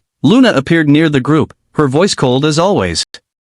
There was no sign of fatigue in her despite the intense battle she had just fought. Not for now. Ren studied the continuing battle. The auxiliaries were pressing the fire abyssal, but its corrupt flames maintained a defensive perimeter. I need you all to help the teachers. How? Min asked, his water snake coiling in anticipation. Taro, your beetle can. Ren began laying out his plan. Now you give orders. Luna's eyebrow arched slightly, but there was a glimmer of amusement in her eyes. Suggestions, Ren corrected smoothly. Taro can endure quite a bit with his beetle to defend them in case of attacks. Min, your snake can weaken the pyromancer's control from afar, just shoot water at him. He turned to Luna, meeting her penetrating gaze, and your wolf can support the auxiliary master with the hawk. What about you? She interrupted. It wasn't a casual question, she had noticed something in his posture. Continue reading on Empire. Ren adjusted the Shadow Stalker skins. I have an idea, but it's complicated to explain. You're going to do something stupid. It wasn't a question. Her shadow wolf manifested briefly, its eyes gleaming with the same intensity as its owners. Probably, Ren admitted with a small smile that did nothing to ease their concerns. Luna studied him for a moment before turning away. Don't die. It would be annoying to miss Wei's expression when you win the bet. Trust me. Ren smiled while sliding out of the shelter. Coming from Luna, that was practically a declaration of concern. I just need to verify something. The mushrooms in his hair barely pulsed as he slipped out of the hole, leaving his friends with worried but determined expressions. They had work to do. The mushrooms in Ren's hair pulsed softly as he followed the trail of purple blood. The signs of Zhao's pursuit were everywhere. Feather marks in the ground, splashes of abyssal blood, trees damaged by dodged attacks. The professor is impressive, he thought while studying the scene, but his eyes stopped on a silver feather that gleamed faintly. The constant launching and retraction of his weapons, maintaining his silent flight technique, the continuous manifestation of his 3 silver rank powers, all of it required a big amount of mana. Zhao maintained a perfect facade of control, but Ren could see the subtle signs of exhaustion in the patterns of his most recent attacks. What worried him most was his own ignorance. For the first time, the knowledge flowing through his golden mushrooms encountered a void. The abyssals were creatures beyond his current understanding. There was no information in his shrooms about their weaknesses, their patterns, their limits. If the professor falls, the thought made the mushrooms pulse with concern. Without Zhao, they would be at the mercy of these corrupted creatures. The auxiliaries were competent, but against more abyssals. Ren adjusted the bag on his shoulders. He couldn't stand by with crossed arms waiting for the best. I may not have knowledge of the abyssals, he thought while beginning to move in the direction the tracks indicated, but that doesn't mean I can't do anything. Chapter 66 Taming the Fusion. Zhao continued the pursuit, but the enemies were almost reaching their destination. Only 2 followers remained. Too many had fallen to the hunter's silver feathers. You, the leader pointed to the semi-fluid being, intercept Zhao, we need time. The slime abyssal tensed visibly, its purple eyes glowing with fear. Sir, against the hunter, are you questioning a military order? The leader's 5 eyes blazed with fury. Or would you prefer your family to experience the new laboratory procedures? The slime being shuddered. He knew what that meant. He had seen the results of those procedures on the families of deserters and traitors. Without another word, he turned to face the approaching hunter. The abyssal leader stopped beside the massive corpse of the Shadowstalker male. You, the leader addressed the tentacled one, prepare yourself. I'll need your core to stabilize the process. A 50-50 chance is better than dying without achieving anything, isn't it? His 3 mouths twisted into a grimace as he brought his hands to his chest. The black fabric fell away, revealing a torso covered in purple scars. In the center of his stomach, a creature writhed. With a grunt of pain, he plunged his fingers into his own stomach. My captain, the tentacled one watched in horror as his leader extracted something from within, a female Shadowstalker. Clearly having been part of him, the creature twisted weakly before dying. Partial fusion is painful. The leader dropped the now dead beast beside the male's corpse, but complete fusion, he stopped, his body trembling from the trauma of extraction. There's a better chance of success if you help me, but if it fails, we'll die. The tentacled one completed. An unnatural opening appeared in the leader's stomach, like a huge mouth revealing entrails that moved like tiny tentacles, each ending in a small pulsing mouth. Connect, ordered the leader while kneeling beside the body. Your core must stabilize my fusion long enough. You must help me circulate the mana or I'll explode. The micro-tentacles extended, connecting with the male's corpse. the Abyssal groaned when chaotic energy began flowing. It was like acid running through his veins. AAGH, the leader arched when the connection completed. Corrupt energy flowed through all three, the enormous corpse, the subordinate's core, and his own abyssal essence. Captain, we, the tentacled one could barely speak. Each energy pulse was like a knife in his entrails. I don't know how long I can hold on, the leader's three mouths roared. His five eyes began glowing with a sickly purple while his body started changing. If we fail here, everything will have been in vain. The corrupt energy increased. The bodies began to merge, their essence mixing with the leader's. Read exclusive adventures at Empire. The tentacled one screamed in pain when his core began resonating with the fusion. In the distance they could hear sounds of battle, the slime being facing the hunter. They didn't have much time, just a little more. The leader extended his arms, his purple skin bubbled as the Shadow Stalker's essence integrated with his being. It was pain beyond comprehension, but he couldn't stop, not now. The tentacled one fell to his knees, purple blood flowing from his eyes. His tentacles pulsed erratically, desperately trying to maintain the connection. The complete fusion was in its final stage. I just have to resist. The slime abyssal tried convincing himself while his fluid parts expanded, creating a wider defensive zone, just until the leader completes the fusion. A whistle in the air, silver feathers approaching from his right, his body liquefied in that area, letting the projectiles pass through harmlessly. Interesting defense. Zhao's voice came from somewhere in the darkness, but too slow. More feathers,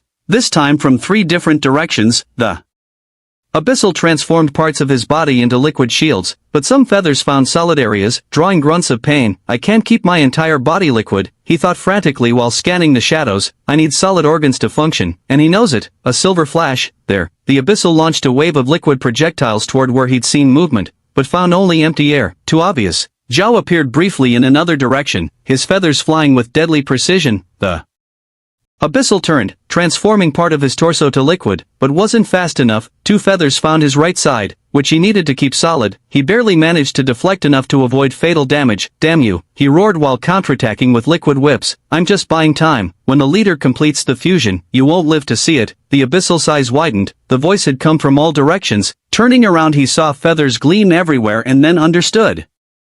The feathers that had been grazing him, the ones he'd dodged, Zhao had been creating a perimeter. A final whisper came from behind. It's over. Dozens of silver feathers returned to their owner simultaneously, all piercing the space where the abyssal stood. He desperately tried to liquefy his entire body, but it was impossible. There was always a part that had to remain solid. The abyssal scream cut off when the feathers pierced him from every possible angle. His purple blood splattered the ground while his body tried to stay together, liquid and solid parts mixing in his agony. Zhao appeared again before the dying abyssal, but this time there was no energy in his posture. He leaned on one knee, his breathing heavier than it had been in years. A fatal mistake. The abyssal gurgled purple blood. The damned hunter is tired of hunting. The abyssal's body collapsed, its liquid parts solidifying in death. Zhao allowed himself a moment to catch his breath. The constant use of his abilities had drained more mana than expected. I've never let an abyssal escape, he thought while standing with effort, and I won't start tonight. But the abyssal leader wasn't planning to run anymore. A movement in the darkness made him tense. His feathers, stained with purple blood, gleamed faintly as he prepared for another confrontation. The figure that emerged from the shadows made his eyes narrow.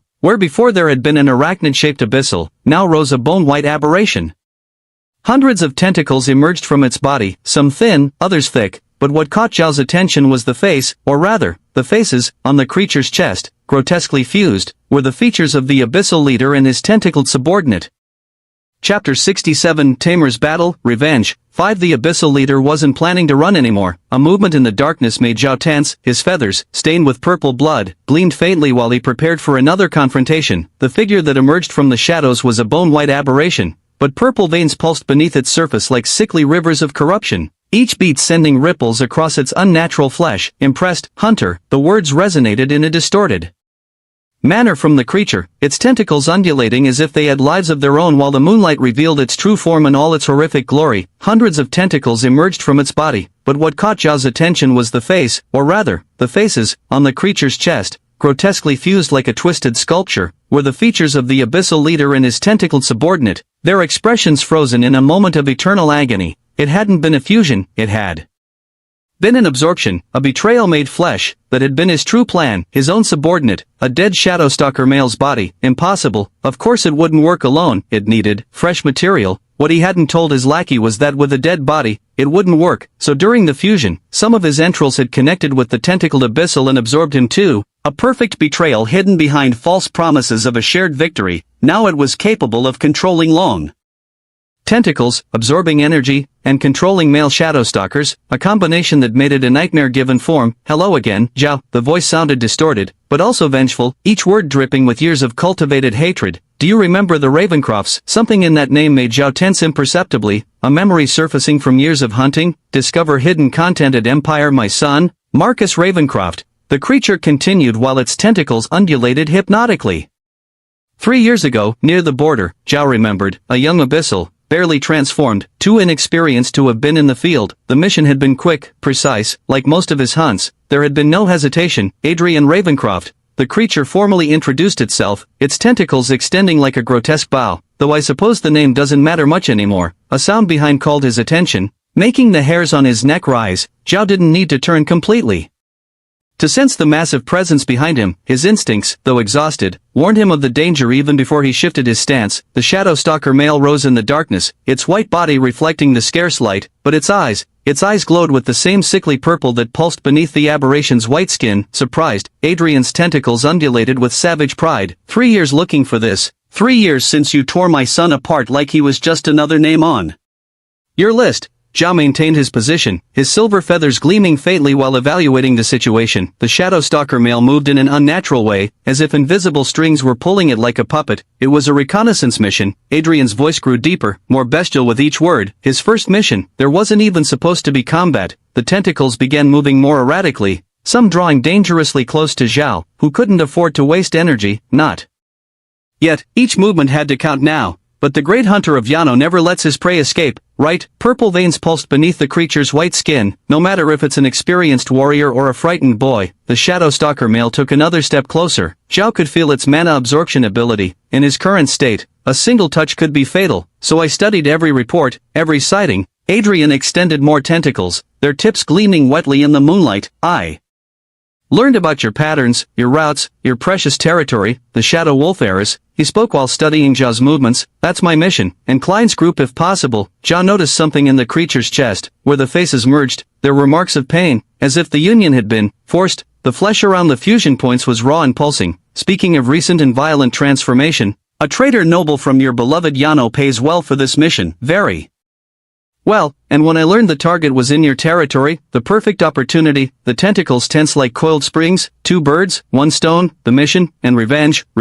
against the executioner and not those who gave the order. And your subordinate, asked Zhao, his eyes studying every movement, was he also willing to be part of your revenge? Marcus wasn't my only son, Hunter. Adrian's voice grew deeper, more bestial with each word, and some still live. The implication was clear, hostages in Yano, ensuring his loyalty through the most brutal means. You know, Marcus cried, that noble told me in the report you said he cried and begged, but you didn't even hesitate. And your subordinate, didn't he have a family to protect too? Don't you dare judge me. Adrian's voice distorted further while his form expanded like a blooming nightmare. Not when you blindly serve corrupt Yano. At least I know I'm a monster. The laugh that followed was a horrible sound, like breaking glass mixed with dying screams. Sure, I killed my subordinate for my goal and became this, but does it matter? Look at us now, stronger, more perfect, and you. The tentacles tensed while the shadow stalker male prepared to attack, its unnatural movements becoming more fluid. You're exhausted, Hunter, your feathers barely shine, your mana nearly depleted. Zhao allowed himself a small smile. 3 years studying me, Adrian, you should know. The silver feathers began to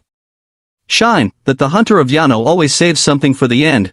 Adrian's tentacles launched like living spears while the shadow stalker attacked from behind, their coordinated assault promising certain death. Zhao counterattacked, his feathers finding and cutting through several tentacles with surgical precision despite his fatigue. The shadow stalker male began draining mana from the area. Zhao could feel his energy weakening even faster, each movement requiring more effort. Why? The Shadow Wolf Heiress, Zhao launched to cut another assault of tentacles, though more slowly. What does the traitor noble plan? Does it matter? Adrian released a grotesque laugh. You'll be dead soon, and she, well, who knows? The silver feathers cut through tentacles that wouldn't stop coming. Zhao moved between shadows thanks to his silent flight, but each movement was slower, more predictable. Ready to die, Hunter. Adrian extended more tentacles while the shadow stalker male closed the circle with its own. Their trap was nearly complete. Another wave of tentacles, more feathers flew, severing corrupted flesh, but Zhao noted with concern that each attack forced him to launch them in specific directions. His options were becoming limited. Is that all? the tentacles hammered against the feather rain. Is this the legendary hunter? Zhao's feathers began to fall, their gleam growing dimmer with each passing second. The hunter of Yano finally seemed cornered. Before I kill you, the tentacles pressed their attack while the male drained more mana from the area. Which Yano noble do you think paid for this mission?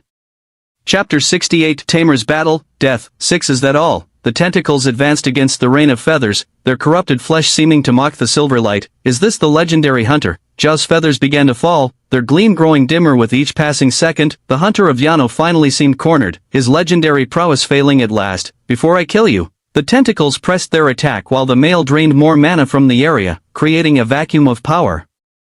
Which Yano noble do you think paid for this mission? Zhao cut through 3 more tentacles, his feathers increasingly scattered. Silent flight finally vanished. He had to save mana to use it when it would truly give him an opportunity. Do you really know? Zhao breathed heavily, surrounded by both male and aberration? Or they don't trust you enough to tell you. Silence. More tentacles attacked. Zhao's last feathers flew to intercept them with desperate precision. Adrian smiled, his fused face contorting grotesquely. It's over, Hunter, your precious feathers are scattered exactly where we wanted them. One last recall would be a useless waste of your already diminished mana from that angle. Then I'll have to use something more efficient. Zhao's hands glowed as he adopted a stance Adrian recognized. Bird of prey talons. Adrian burst into laughter while Zhao launched forward. Your last card is your bronze rank short-range ability. No more mana I see.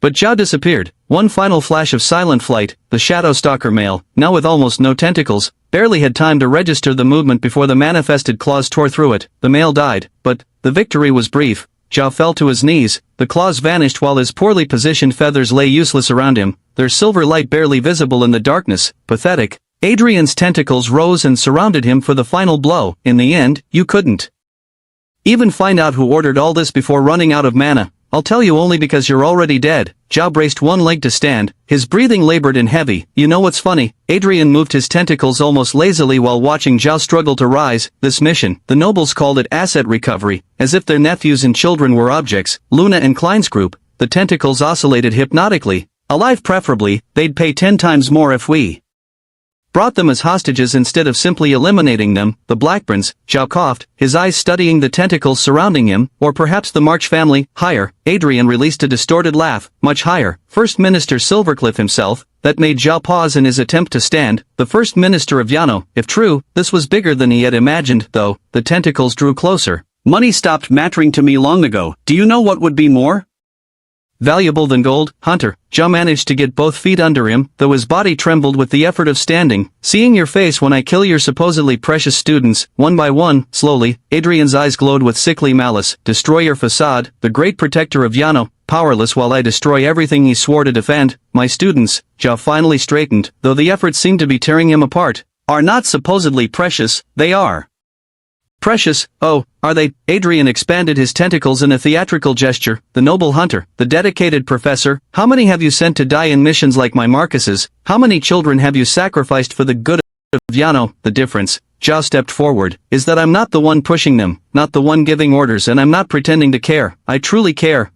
The tentacles tensed. I hope that's true, but don't think I'm stupid. I won't take you alive so you can recover mana and pierce me with your hateful feathers. I'll just give you my word. When I'm done with you, I'll take my time with them, especially with that little fungus who tried to trick me with his Shadow Stalker illusion ploy. Zhao took another step, his legs threatening to give way beneath him. What's wrong, Hunter? Adrian mocked. Are your legs shaking, or is it truly the guilt of knowing they'll die for your failure? You're wrong about something, Adrian. Zhao stood completely straight, though the effort was visible in every line of his body. Oh, what am I wrong about? My students won't wait to be eliminated and they don't just matter to me. Zhao's eyes gleamed with something that made Adrian hesitate for a moment. They're the only reason to stand one last time. Zhao's trembling hands rose, preparing for the final effort of recalling his scattered feathers. Really? Adrian burst into laughter that made his tentacles vibrate. This is your grand finale, calling your feathers when you have no mana left. You'll burst your veins for nothing, but if you want to suffer for free, go ahead. Zhao stepped forward, his entire body shaking with the effort of staying upright. Pathetic. Adrian's tentacles undulated with anticipation. You'll really do it. The great hunter of Yano, dying like a sentimental old fool. Another step.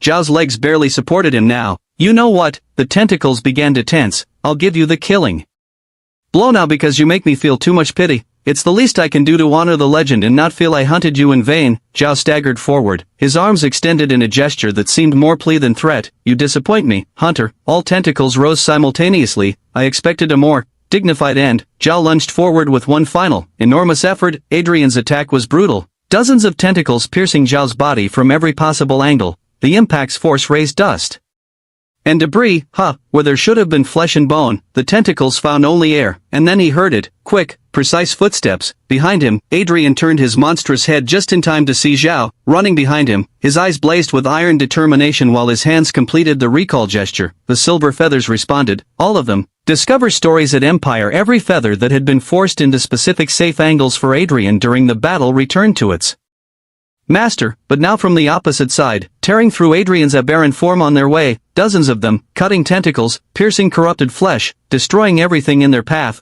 Impossible." Adrian choked on his own purple blood. "Silent flight, but you had no mana, never used it." Zhao caught the last returning feather. "Since the last silent flight, I was already behind you, but, how?" Another illusion. Zhao stepped toward the dying creature. "I told you, my students wouldn't wait for you to come for them. I also told you, didn't I?" The tentacles began to fall, lifeless. The Hunter of Yano. Adrian released a broken laugh while his body began to collapse. Run emerged from the shadows where he had been controlling the professor's illusion at a mirror angle with the mantis plates. Always saves something for the end. He doesn't disappoint, after all. The aberration that had been Adrian Ravencroft collapsed, its form twisting as the forced fusion finally came undone. Chapter 69, Taming the Small Rest. The Hunter of Yano. Adrian released a broken laugh while his body began to collapse. Run emerged from the shadows where he had been controlling the professor's illusion at a mirror angle with the mantis plates. Always saves something for the end. He doesn't disappoint, after all. The aberration that had been Adrian Ravencroft collapsed, its form twisting as the forced fusion finally came undone. Run wasted no time, moving directly to the shadow stalker male's corpse, not to Zhao. His priorities clear even in the aftermath of battle. "Good timing," Zhao murmured while falling to his knees, his legendary strength finally failing him. Enjoy new adventures from Empire. Although he had feigned the trembling in his legs and having not a drop of mana for Adrian, now he truly was depleted. The cost of maintaining his deception near the draining zone had been steep. "You used the illusion at the perfect moment, though it was risky coming out of hiding with that thing still alive." Ren barely nodded, too concentrated on his task. His hands moved with precision around the Shadow Stalker male's corpse, carefully avoiding the tentacles that still retained traces of abyssal power and absorption properties. "The enemy was already finished, and I had the illusion overlapped with you from the start. I didn't guess when you disappeared." "It was easy because mantis mirror plates are perfect for creating illusions," he commented while delicately extracting the core, especially when there's little light. Zhao observed his student work. The weakest in the class, the one everyone underestimated, had helped instantly after arriving with just a glance. The boy's efficiency was almost unsettling. Though Ren didn't mention it, Zhao realized, since his sound control had allowed him to detect the exact moment the boy arrived. "When did you notice?" Ren asked without looking up from his work, his fingers moving with care. "When I used silent flight and saw my body where it shouldn't be." Zhao released a small laugh that turned into a cough. "Though I could have missed that detail in the heat of battle, luckily I knew you were trying something when you arrived and paid attention to where you were pointing that mirror." The mushrooms in Ren's hair pulsed softly while he finished extracting the core. It was larger than the barkstalkers, and the abyssal corruption had given it a sickly purple tone that seemed to absorb nearby light. "The basic sound control of your owl to project your voice's sound to the illusion's location," Ren examined his prize carefully, "was perfect to help making the enemy believe you were still in front,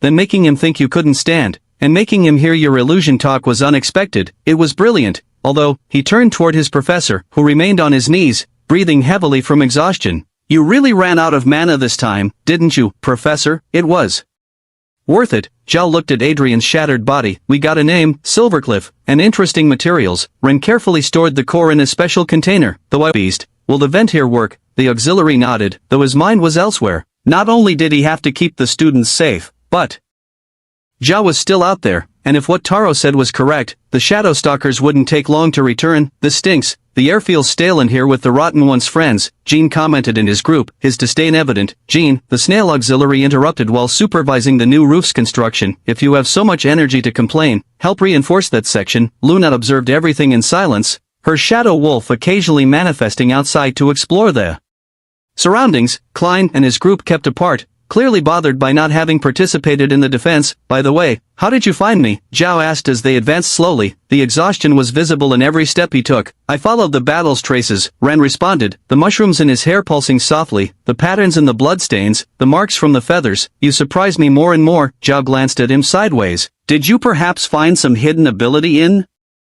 your spore? Do those mushrooms feed your brain and give you a super sharp mind perhaps? Ren hesitated a moment. Something like that. It gives me information about beasts and their behaviors, and sometimes, I can use that knowledge to deduce other things. I see. Zhao smiled slightly, though it was evident he wasn't completely convinced. He probably thought the boy was simply a genius hiding behind modesty. I look forward to seeing what other surprises you have in store. The professor continued, though I'm afraid it will have to be another time. The expedition must end here. We need to report this and secure the children. It seems they're the target of some noble's dirty battle. It's a shame. Ren adjusted his containers full of specimens, though at least I got a good harvest. A noise alerted them. Quick footsteps approaching through the darkness. Zhao's feathers flew before the fugitive Abyssal could even register their presence. Despite his exhaustion, the hunters' precision hadn't diminished. The enemy, already tired and wounded, fell lifeless instantly. Professor, the Falcon Auxiliary emerged from the trees, followed by the Boar and Lynx 1. They stopped upon seeing the Abyssal's body. We arrived late. The Lynx 1 observed the feathers of Zhao. As always, the hunter never lets his prey escape. The students, Zhao asked while recovering his feathers. Safe, the Boar Master responded.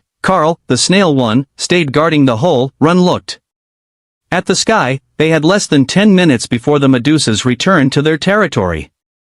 Chapter 71 Taming Return. The calcium snail manifested another barrier when Jean began another diatribe about Minnie's luck. The protective shield shimmered in the dim light, reinforcing their safety. Silence, ordered the auxiliary. Your chatter is bringing them back. The shadows over the ventilation shaft confirmed his words. The Shadowstalkers had returned to their hunting territory. The students held their breath as the beasts passed above them, their presence a palpable weight in the darkness.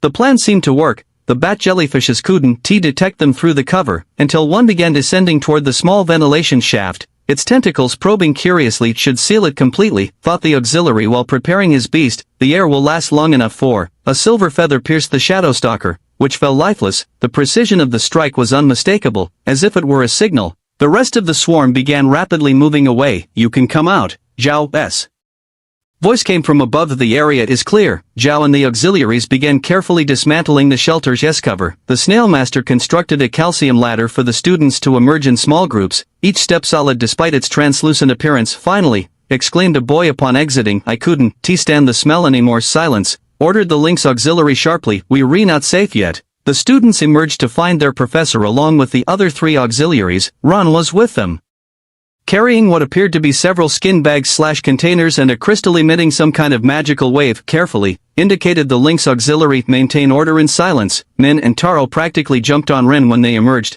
their relief evident in their enthusiastic greeting. Where were you? Whispered Taro, giving him a small push. You worried us. What happened out there? Whispered Min, his eyes fixed on the sealed containers. Why did you leave like that? I wanted to verify something and get the professor. Yes, help, Ren responded evasively while securing his specimens with meticulous care. Verify what? Taro insisted, his curiosity evident. Nothing important. Trust me. Ren adjusted his equipment straps. There are things better not discussed here, things like controlling nocturnal stalkers. Apparently, Luna's voice startled them. She had approached silently, moving like a shadow herself. Her eyes studied Ranny's containers with genuine curiosity, her gaze penetrating.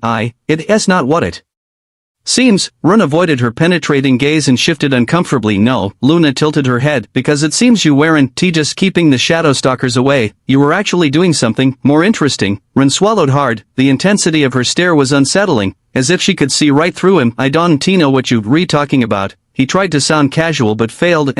Luna observed the mushrooms in his hair. I suppose those sealed containers are full of common earth then.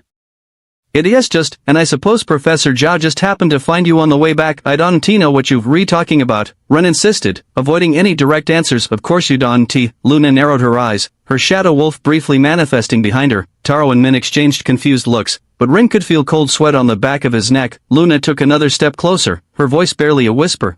I'll find out soon. You speak truths and lies at interesting moments. Fungus. She moved away as silently as she had come, leaving Ren with the uncomfortable feeling that she had seen more than he wanted to show. What was that? Asked Min, bewildered by the exchange. Nothing. It's time to go. Ren changed the subject while the auxiliaries began organizing students for the return. The carriages are waiting. Pack your things, ordered Zhao. The covered carriages await. The expedition is over for this occasion, but what about gathering? Someone protested. Safety is priority, Zhao responded in a tone that admitted no discussion. Collect everything, we're leaving. Jean seemed about to say something more, but one look from the snail auxiliary silenced him definitively. Continue your adventure with Empire. This gathering trip had been more than enough for one day. The students began boarding the carriages, some still excited, commenting about the battle, others visibly relieved to be returning. The night's events had left their mark on everyone. What is in those containers? Asked Jean, eyeing Ren suspiciously before boarding his own carriage. Did you sneak away to collect what Professor Zhao defeated while the rest of us were fighting? Before he could continue, Zhao intervened with a gentle tap to Jean's head. Those containers are sealed for a reason, and you should be boarding over there. Luna observed everything in silence while her shadow wolf manifested nearby, as if ensuring there were no more threats. Her eyes briefly stopped on Ren before turning to join her group of noble girls. Kleine's group kept apart, though it was evident they were still upset. The incident had revealed too much. The attack hadn't been random, and they had been a specific target. Zhao stopped beside Ren as he finished arranging his containers. Ren, Zhao leaned slightly, his voice gentle despite evident exhaustion, his tone having lost the usual formality of classes. Do you think you could do something more with that crystal of yours? Something more? Ren blinked, protectively hugging one of his containers. For the return journey, Zhao gestured toward the other carriages. Could that crystal of yours keep the Medusas away during the entire trip? Ren's eyes lit up with understanding. I can keep them away. He touched his lip, thoughtful. I just need to go in front. If I stay in the front carriage, Ren nodded while adjusting the core. The effect will make them gradually disperse, as if following the male. I just need to keep it active. Zhao contained a smile at the childish enthusiasm. Of course, in fact, I insist you go to the front. Perfect. Ren smiled broadly before remembering who he was talking to. I mean, yes, Professor. Also, Zhao continued as the boy climbed into the carriage, I want to thank you for your help today. Not everyone keeps calm in a situation like this. Ren shifted uncomfortably in his seat. It was nothing. I just wanted to help, and you did, more than you imagine. Zhao gave him a gentle pat on the shoulder. You deserve a proper reward. I'll see what I can get from the academy that might be useful to you. Ren's eyes widened like saucers. Reward? Like cultivation materials, would that be useful? Zhao smiled mysteriously. I'll see what I can do. As the professor walked away to organize the departure, Ren could barely contain his excitement. Academy materials, with luck they would be. A movement in the nearby shadows caught his attention, but then he stopped. Everything ready? The snail auxiliary's voice startled him. Why yes. Ren looked away from the trees. It must be his imagination. Chapter 72 Taming Estimation. The carriages are reinforced, Zhao explained to three of the auxiliaries. We'll maintain a tight formation to take advantage of our lucky fungus crystal and keep an eye open. We can assume there won't be more attempts tonight. They were ready to depart, with only one auxiliary remaining near the clearing's edge where the carriages waited. Han shouted while running from nearby bushes toward the last carriage, adjusting his belt, his face red from exertion and his clumsy movements betraying his rush to reach the carriages before they left. I'm coming. Finally, Klein snorted with irritation. I thought you'd gotten lost in the forest. Hey Han, weren't you just going to pee? Jean smiled maliciously. Congratulations on holding it so long during battle and in the hole without soiling your pants. New endurance record. Laughter erupted in several carriages. Even some of the more serious students couldn't contain a smile. The echo of laughter bounced between trees while Han, his face now the color of a ripe tomato, climbed into the last carriage. Shut up, he muttered, though his voice was lost among more laughter when Jean began dramatically imitating someone desperate to find a bush. Silence and order. The snail auxiliary tried to sound severe, though the corner of his mouth curved slightly. Everyone to your places. Ren observed the scene from the front carriage, the mushrooms in his hair pulsing softly with the more relaxed atmosphere. After so much tension, even a silly joke served to lighten the weight of what had happened. When he saw it again, a quick movement caught his attention from the corner of his eye. At first he thought it was another shadow stalker, but the flight pattern was different. The mushrooms in his hair pulsed with curiosity when he managed to better distinguish the form. A flying beast, but its feathers had a color that didn't correspond to any species in the area. How strange, he thought as the carriage pulled away. Those markings. Move out. The Lynx auxiliary's voice pulled him from his thoughts. The carriages began moving, the laughter from Jean's joke finally fading. They finally arrived at their dorm. The creak of the door opening made Lu jump in his bed. He sat up alarmed, his bat briefly manifesting before recognizing his companions. You back already? But it's barely. Long story. Taro mumbled while collapsing onto his bed without even removing his shoes. Min was already snoring before his head hit the pillow. His water snake coiled lazily around his neck, also exhausted. Did something happen? Lu watched with concern as Rin carefully stored several sealed containers under his bed. I'll tell you tomorrow. Rin barely managed to remove his boots before sinking into his mattress. The mushrooms in his hair barely pulsed, as if they too needed rest, but Lu began, only to notice his three companions were already deeply asleep. Sleep enveloped Rin like a warm blanket. His body ached from the day's effort, but it was a satisfying pain. Images of the mysterious bird and its markings floated in his mind as he sank into well-deserved rest. Some hours later, a ray of light hit his face directly. Ren grunted, trying to turn away from it. Something wasn't right. The ray was moving in his eyes, and there was a shadow. His eyes opened slowly, his blurry vision gradually focusing on the beautiful face of a woman floating right above him, her radiant smile promising pain in his immediate future. "Good morning, my favorite student," Ren screamed, or at least tried to. The sound was muffled when Lin covered his mouth with her hand. Shoo. Her smile widened. Let your companions sleep a bit longer. They don't have special training today. Stay tuned for updates on Empire Tfanfing. Ren tried to speak through Lin's hand, of course. Lin finally released him, only to grab his arm and begin dragging him out of bed. It's a perfect day for exercise, but Ren stumbled while being dragged toward the door. We were supposed to return the day after tomorrow. Today and tomorrow should be free days. Oh, dear. Lin dragged him through the hallway like a rag doll. Did you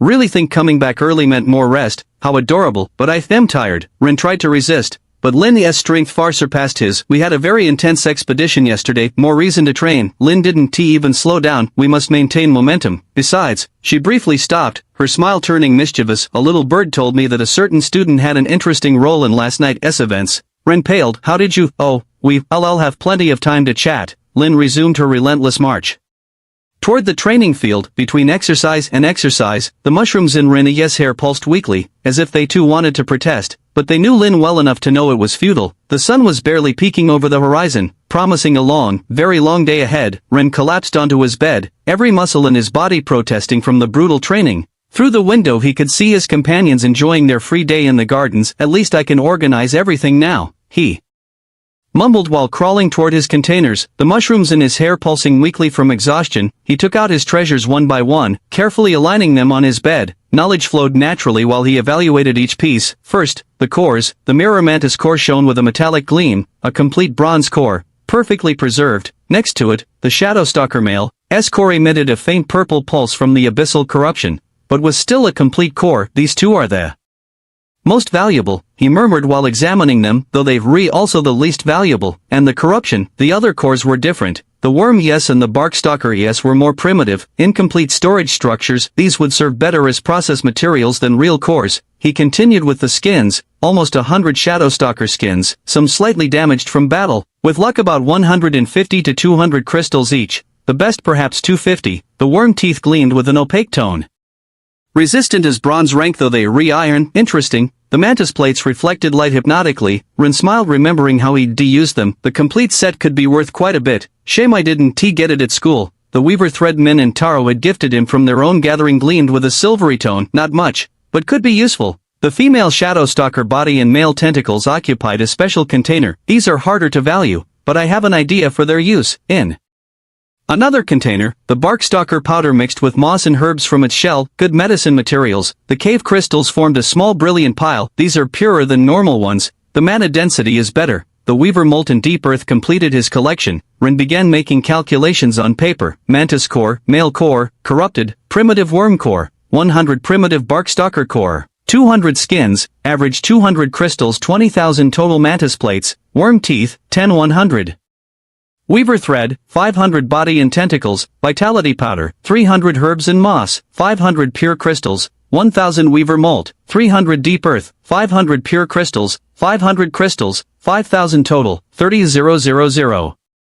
Chapter 73 Taming Value. I have about 30,000 crystals total according to the numbers in Lu's book. If I wanted to sell everything and got the best price, he murmured while reviewing his calculations, and that guess without counting what the school will duplicate from the official report. Maybe an extra 25,000 with luck, plus what I can mine in the remaining days of the month. It was a good amount, more than he had expected to get from this expedition. His careful planning had paid off, but for His plans still need a bit more if I want to start now, he sighed while beginning to carefully store everything away, but maybe I could start with. A shout of laughter came from the garden. His companions played carefree under the afternoon sun, enjoying their well-earned rest-free time. He murmured with a mixture of envy and resignation, someday I'll have free time, when all this bears fruit, at least. He smiled while sealing the last container. Training with Lin is showing results, even if it hurts.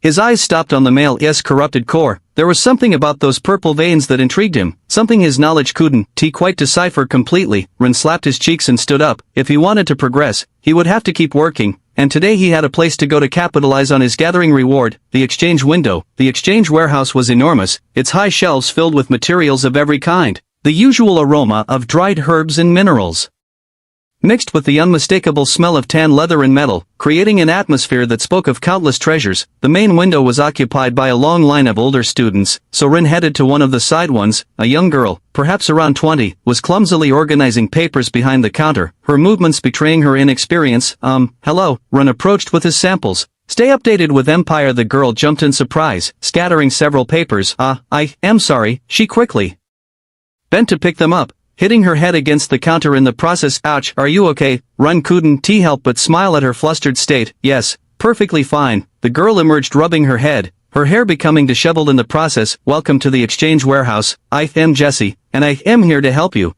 Her enthusiasm was contagious despite her evident nervousness. Thanks. Ren began taking out his samples. I wanted to check some prices, of course. Jessie pulled out a thick appraisal manual much larger than Lu's, eagerly flipping through it. Several pages crumpled in the process. Oh, no, wait. While trying to fix the wrinkled pages, Ren noticed she had cat ears, her spirit beast. First, Ren placed the weaver molt on the counter. Could you check this? Sure. Jessie examined the molt with genuine interest, her cat ears perking up. Let me see. She began searching through the manual, muttering to herself. Scales, fur, here, no, wait, those are reptilian, white scales. Her eyes lit up with professional excitement. Oh, these are complete, the quality is very good. And she paused to search another page, her enthusiasm making her movements less clumsy. Yes, the wear pattern indicates they are from a recent molt, that makes them more valuable. Really? Ren leaned in with interest, curious about her detailed assessment. Well, Jessie consulted a value table, her tongue peeking out slightly while calculating. Normally they'd be about 300 crystals,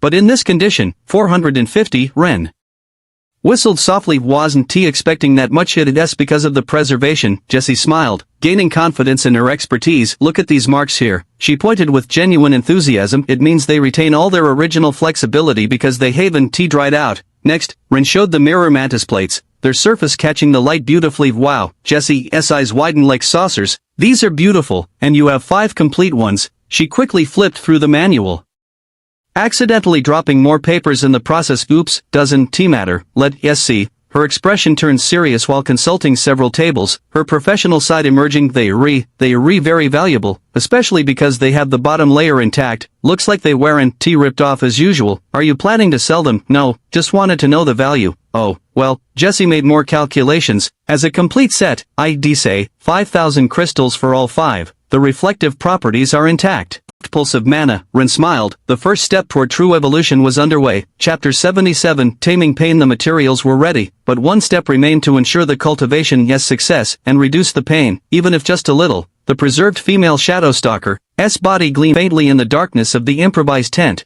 Ren manipulated it carefully, tracing the conductive fiber patterns until locating the most appropriate tentacle. A tentacle too thick would absorb too much mana, one too thin would saturate quickly. He needed an intermediate one, with the correct amount of conductive fibers. This one, he thought while using the weaver thread to cleanly cut a tentacle the size of his index finger. The internal fibers briefly glowed when exposed, hungry for mana. With precise movements, Ren submerged the tentacle in the now mana-depleted solution he had prepared. The liquid, a mixture of poisonous fungi and moss, was instantly absorbed by the conductive fibers. The tentacle darkened, as if it was a paper that had absorbed ink. The barkstalker powder came next. Ren carefully dusted it over the treated surface, watching how it adhered, forming patterns like tiny scales. The powder would seal the tentacle, preventing it from absorbing his vitality instead of just the specific mana he needed to manipulate. Now the delicate part. He thought while unrolling more weaver thread, he began wrapping it around a section of the tentacle, creating a safe grip zone. The mushrooms in his hair pulsed with warning when he took the first crystal. The mana density was 10 times greater than those Taro used, enough to cause serious damage to his mana veins if not handled correctly. He breathed deeply, holding the modified tentacle in his right hand. He positioned it over the veins above his stomach, where mana would flow most intensely.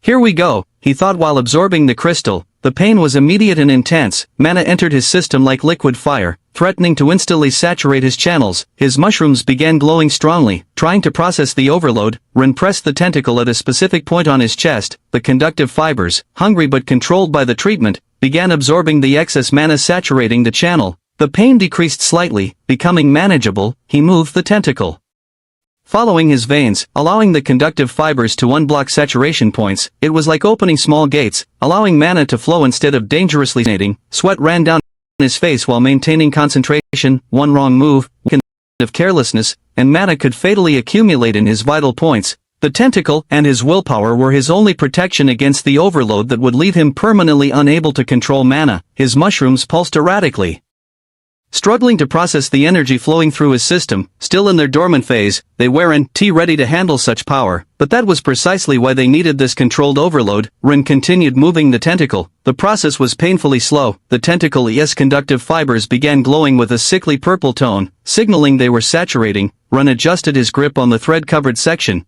grateful for that precaution. Minutes that felt like hours passed while Ren struggled to maintain balance. The crystal gradually consumed itself, its mana distributed between his channels and the saturated tentacle. Finally, when the last vestige of mana was absorbed, Ren allowed himself to breathe deeply. The tentacle in his hand was glowing in intense black, saturated to its capacity limit. One down, he thought while placing the used tentacle in a sealed container. 99 to go. The mushrooms in his hair pulsed weakly, exhausted by the effort, but there was something different in their glow, a deeper, more concentrated tone. The first step toward awakening had been taken. The director's office occupied the central tower's peak. Floor-to-ceiling windows offered a panoramic view of the school grounds, while shelves filled with ancient tomes covered walls that were antique glass. The domed ceiling was decorated with a fresco representing the dragons of different beast families, each in its natural territory. A massive dark wood desk dominated the room's center. Behind it, the director read a note with furrowed brow while his royal phoenix subtly manifested golden flashes in his white hair. Jaw was getting soft since that incident, he murmured to himself while his eyes traced the lines. 100,000 credits for a student with a spore,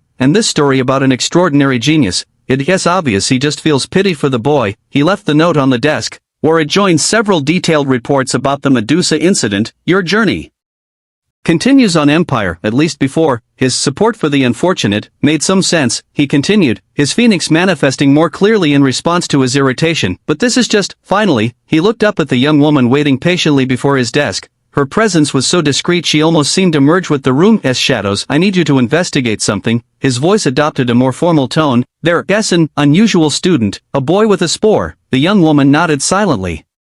I see you know who he is. I want you to test him, something to help us understand what Zhao has seen in him to insist so much. The director took up the note again, rereading a specific passage. I need to know if this is another of his whims or if there really is something so special about him. The young before heading toward the door, her movements so fluid they barely disturbed the air. And remember, the director added as she reached the threshold, be discreet, we don't want your identity revealed over trifles. Ren stored the used tentacle in its special container, his movements slow from exhaustion.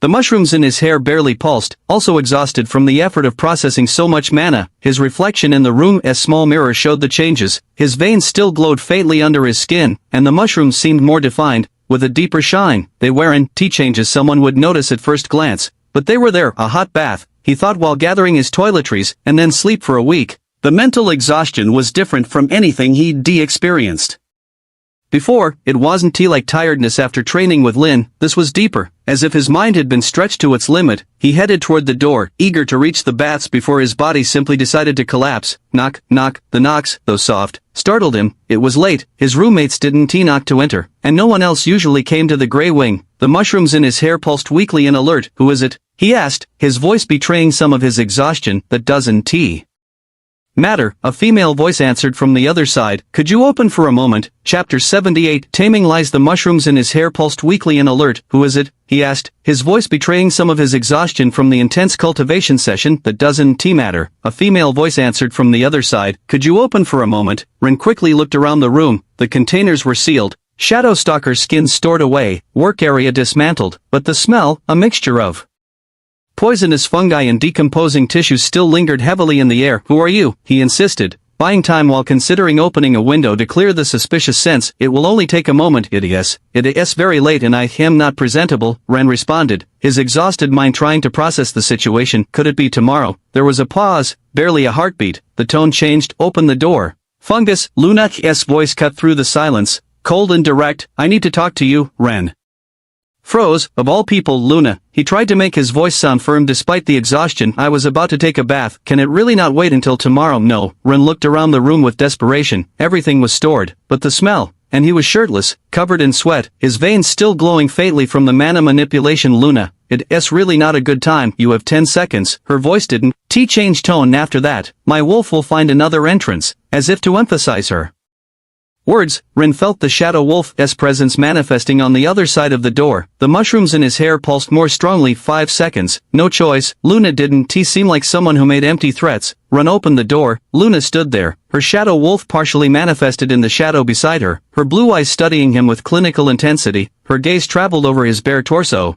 stopping at the veins that still glowed weakly with residual mana. Interesting, she murmured, gently pushing him to enter the room. Her nose wrinkled slightly. Though the smell is peculiar. Luna, please sit, she ordered, closing the door behind her. We need to talk about what really happened during the expedition. The mushrooms in Renee's hair pulsed with resignation. Where were you when the tent fell? Luna began while her wolf materialized more clearly, its eyes glowing with a silvery tone that seemed to pierce through him. In the hole with everyone else. But you already know that, Ren responded, noticing Luna's gaze focusing on his chest when he answered, studying his mana patterns. When did you leave? When you saw me do it. This is strange. You already know all this. Why? Ren stopped, understanding something. Mana flowed subtly to Luna's eyes, a pattern that Ren knew generated in some beasts that used enhanced perception. Why did you leave? I wanted to verify something. Lies. Luna didn't change her expression, but her wolf growled softly. The real reason. Ren blinked, surprised by the certainty in her voice. The mushrooms in his hair pulsed while analyzing the mana flow in Luna's eyes again. I wanted to help, he answered carefully,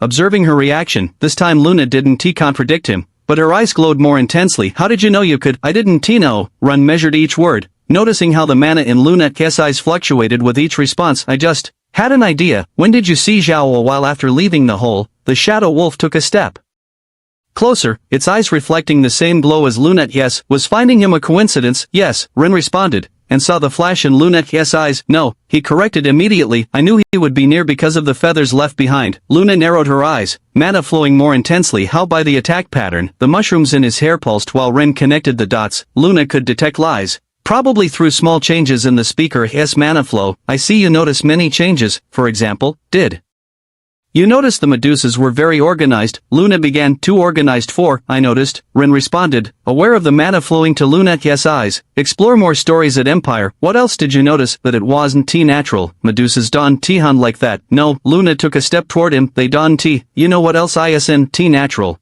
That a child with a spore knows exactly how to help during such an attack. Ren had to be careful. Luna was building to something. Someone must have been controlling them.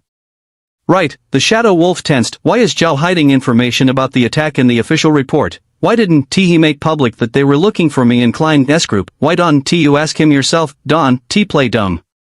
Zhao told you something? Luna didn't ask. It was a statement while her wolf moved even closer. Before disappearing and avoiding my questions, he thanked me. He responded calmly. It was truth. What else? He left me some credits for the store. Also truth. Luna took a step toward him, her eyes glowing with a particular mana pattern. The games and roundabout hints stopped. Who gave the order to the attackers? I don't know that person. Technically true. He had never met the first minister, but you know their name. The mushrooms in Renee's hair pulsed with alarm. That was the real question Luna had come to ask. Ron maintained his neutral expression. He had to be very careful now. I know many names. Another truth. Which is the culprit? Yes, I couldn't be certain. Also truth. He had no physical proof to be certain. Luna narrowed her eyes, mana flowing more intensely. What did Zhao tell you exactly? That he would conduct a careful investigation. Truth again. The shadow wolf drew closer, its eyes reflecting the same glow as Luna. Yes, They were looking for the slightest fluctuation in his mana that would betray a lie. Why? Because accusations have consequences. You re good, she said finally. Very good. Ren observed the mana flow in Luna's eyes that were now very close. You can detect lies. Can you? That yes. Why the pattern in your eyes changes with each response. Luna tensed. I don't know what you re talking about. Now you re lying. Ren smiled, the mushrooms in his hair pulsing with enthusiasm. I think I am.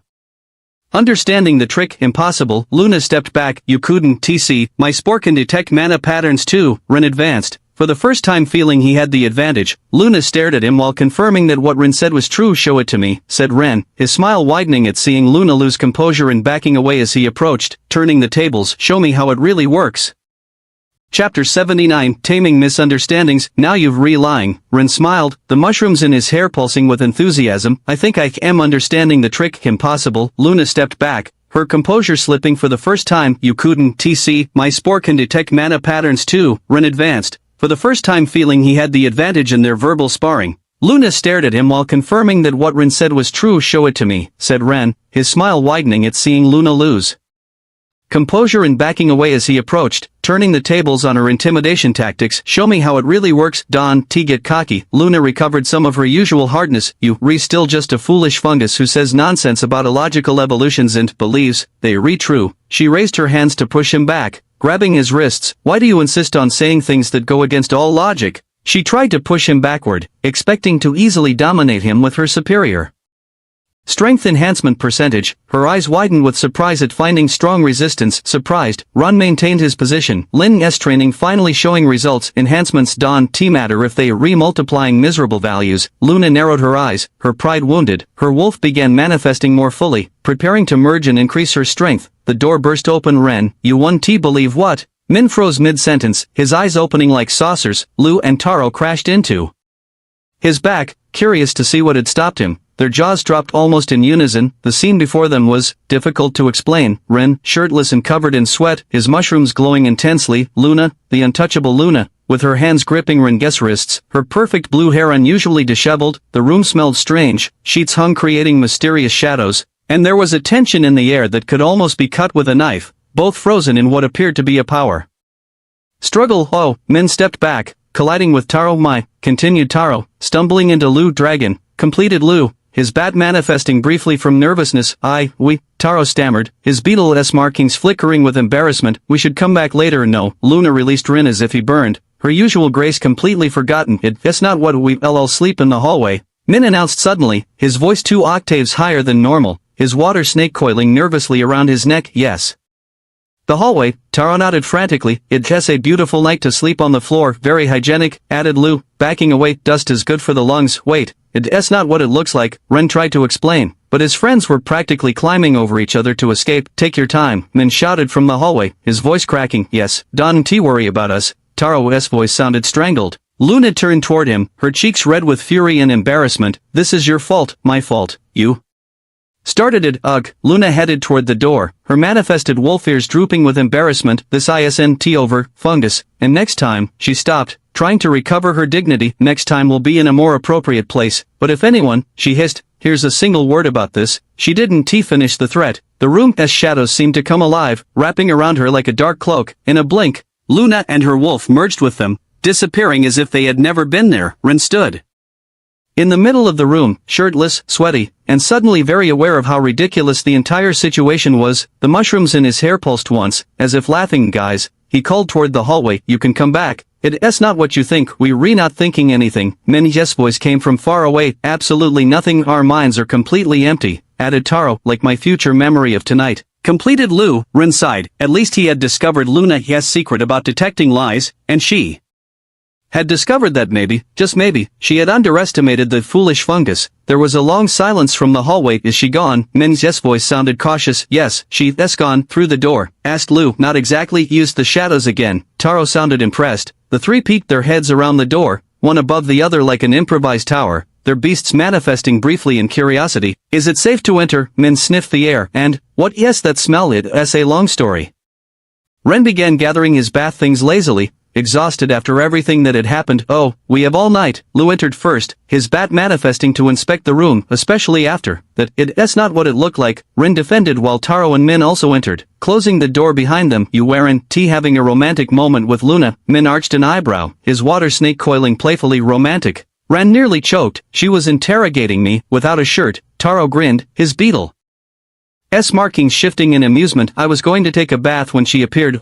Lou nodded solemnly, and I suppose she tripped and you fell on her. No, she was. Ren stopped, remembering he couldn't explain the real reason. We were just talking very closely. Min wiggled his eyebrows suggestively, and in the dark, added Taro. Find exclusive stories on Empire, with mysteriously hanging sheets, completed Lou. Ren groaned, collapsing onto his bed. You, impossible, and you, a heartbreaker. Min sat beside him. Who would have thought? First Lin, now Luna. Taro pretended to wipe away a tear. Our little fungus is growing up. Lin just trains me, Ren protested, and Luna hates me. Hate and love are very close, Lou philosophized, his bat nodding sagely. Can we change the subject? Ren pleaded. Weren't you going to tell me something when you came in? The three exchanged looks. Oh, right, about the mines. Min smiled, but this, he gestured at the room and hanging sheets, is much more interesting though it stinks, added Taro. What were you really doing? Ren sighed. This was going to be a very long night. I am going to take a bath, he announced, standing, and when I come back, I'll talk about anything else but Luna. Understood, whatever you say. Lou winked Romeo, his friends. Laughter followed him into the hallway. The mushrooms in his hair pulsed with resignation. They would never let him forget this. At least Luna was equally embarrassed. That was a small consolation. Chapter 80 Taming Prophets. The next morning, Lin appeared before Rin with her trademark sadistic smile. Not even his exhaustion from the cultivation process could save him from training faster. Lin's voice cut through the morning air as she made him run with weighted bands strapped to his limbs. When he was finally released that afternoon, his muscles trembling from exertion, Rin decided to demonstrate his cultivation process to his friends. They gathered around, watching with curiosity and apprehension as he meticulously laid out his materials. First, I crushed the poisonous fungi, Rin began explaining, his movements precise and practiced. Min nodded along, following the process with keen interest until Rin reached the part about overloading with 10 times more mana than Taro and controlling his veins with the tentacle while enduring excruciating pain. His eyes glazed over, and he toppled backward like a felled tree. Taro lunged forward to catch him. Lou observed in silence, his bat ears occasionally manifesting as a reflection of his unease. The methodical way Rin handled materials that would make most people retch was disturbing, to say the least. And you say I'll absorb all that every day for 100 days, Lou finally asked, his voice a blend of admiration and horror. Just 100 days, Rin replied with an unsettling casualness. Lou nodded slowly, his respect for Rin growing alongside a healthy dose of caution. There was again, something deeply unsettling about the ease with which his friend handled substances that could kill a grown adult. The following days fell into a new routine. Classes continued as normal, though Luna now watched Rin with an intensity that made everyone around them uncomfortable. I think that's plotting your death, Taro whispered one day during Mayette's class. Or your wedding, Min added, earning a sharp elbow from Rin. Training sessions with Lin grew more intense. Each day brought new exercises, new aches, new boundaries to push past. The mushrooms in Ren's hair seemed to pulse in rhythm with his growing strength. Your body is changing, Lin observed as she watched him lift weights, her keen eyes noting the subtle transformations. Whatever cultivation you're redoing, it's working. Rin could only grunt in response, too focused on not dying from exhaustion and pain. Finally, at the end of the second month, the official crystal report arrived. Rin opened his during breakfast, the mushrooms in his hair pulsing with anticipation. The report detailed everything. Crystals mined from the caves, specimens collected, even processed and sold beast hides, guard signatures and Master Song's verification certified the mined crystals, while Isaac and Jesse's signatures confirmed the hide sales profits. Zhao's signature at the bottom of the collection report certified each of the last items. Ren's eyes grew wider and wider as he tallied the amounts. The Academy would double everything. Crystals found in the caves, beasts, materials.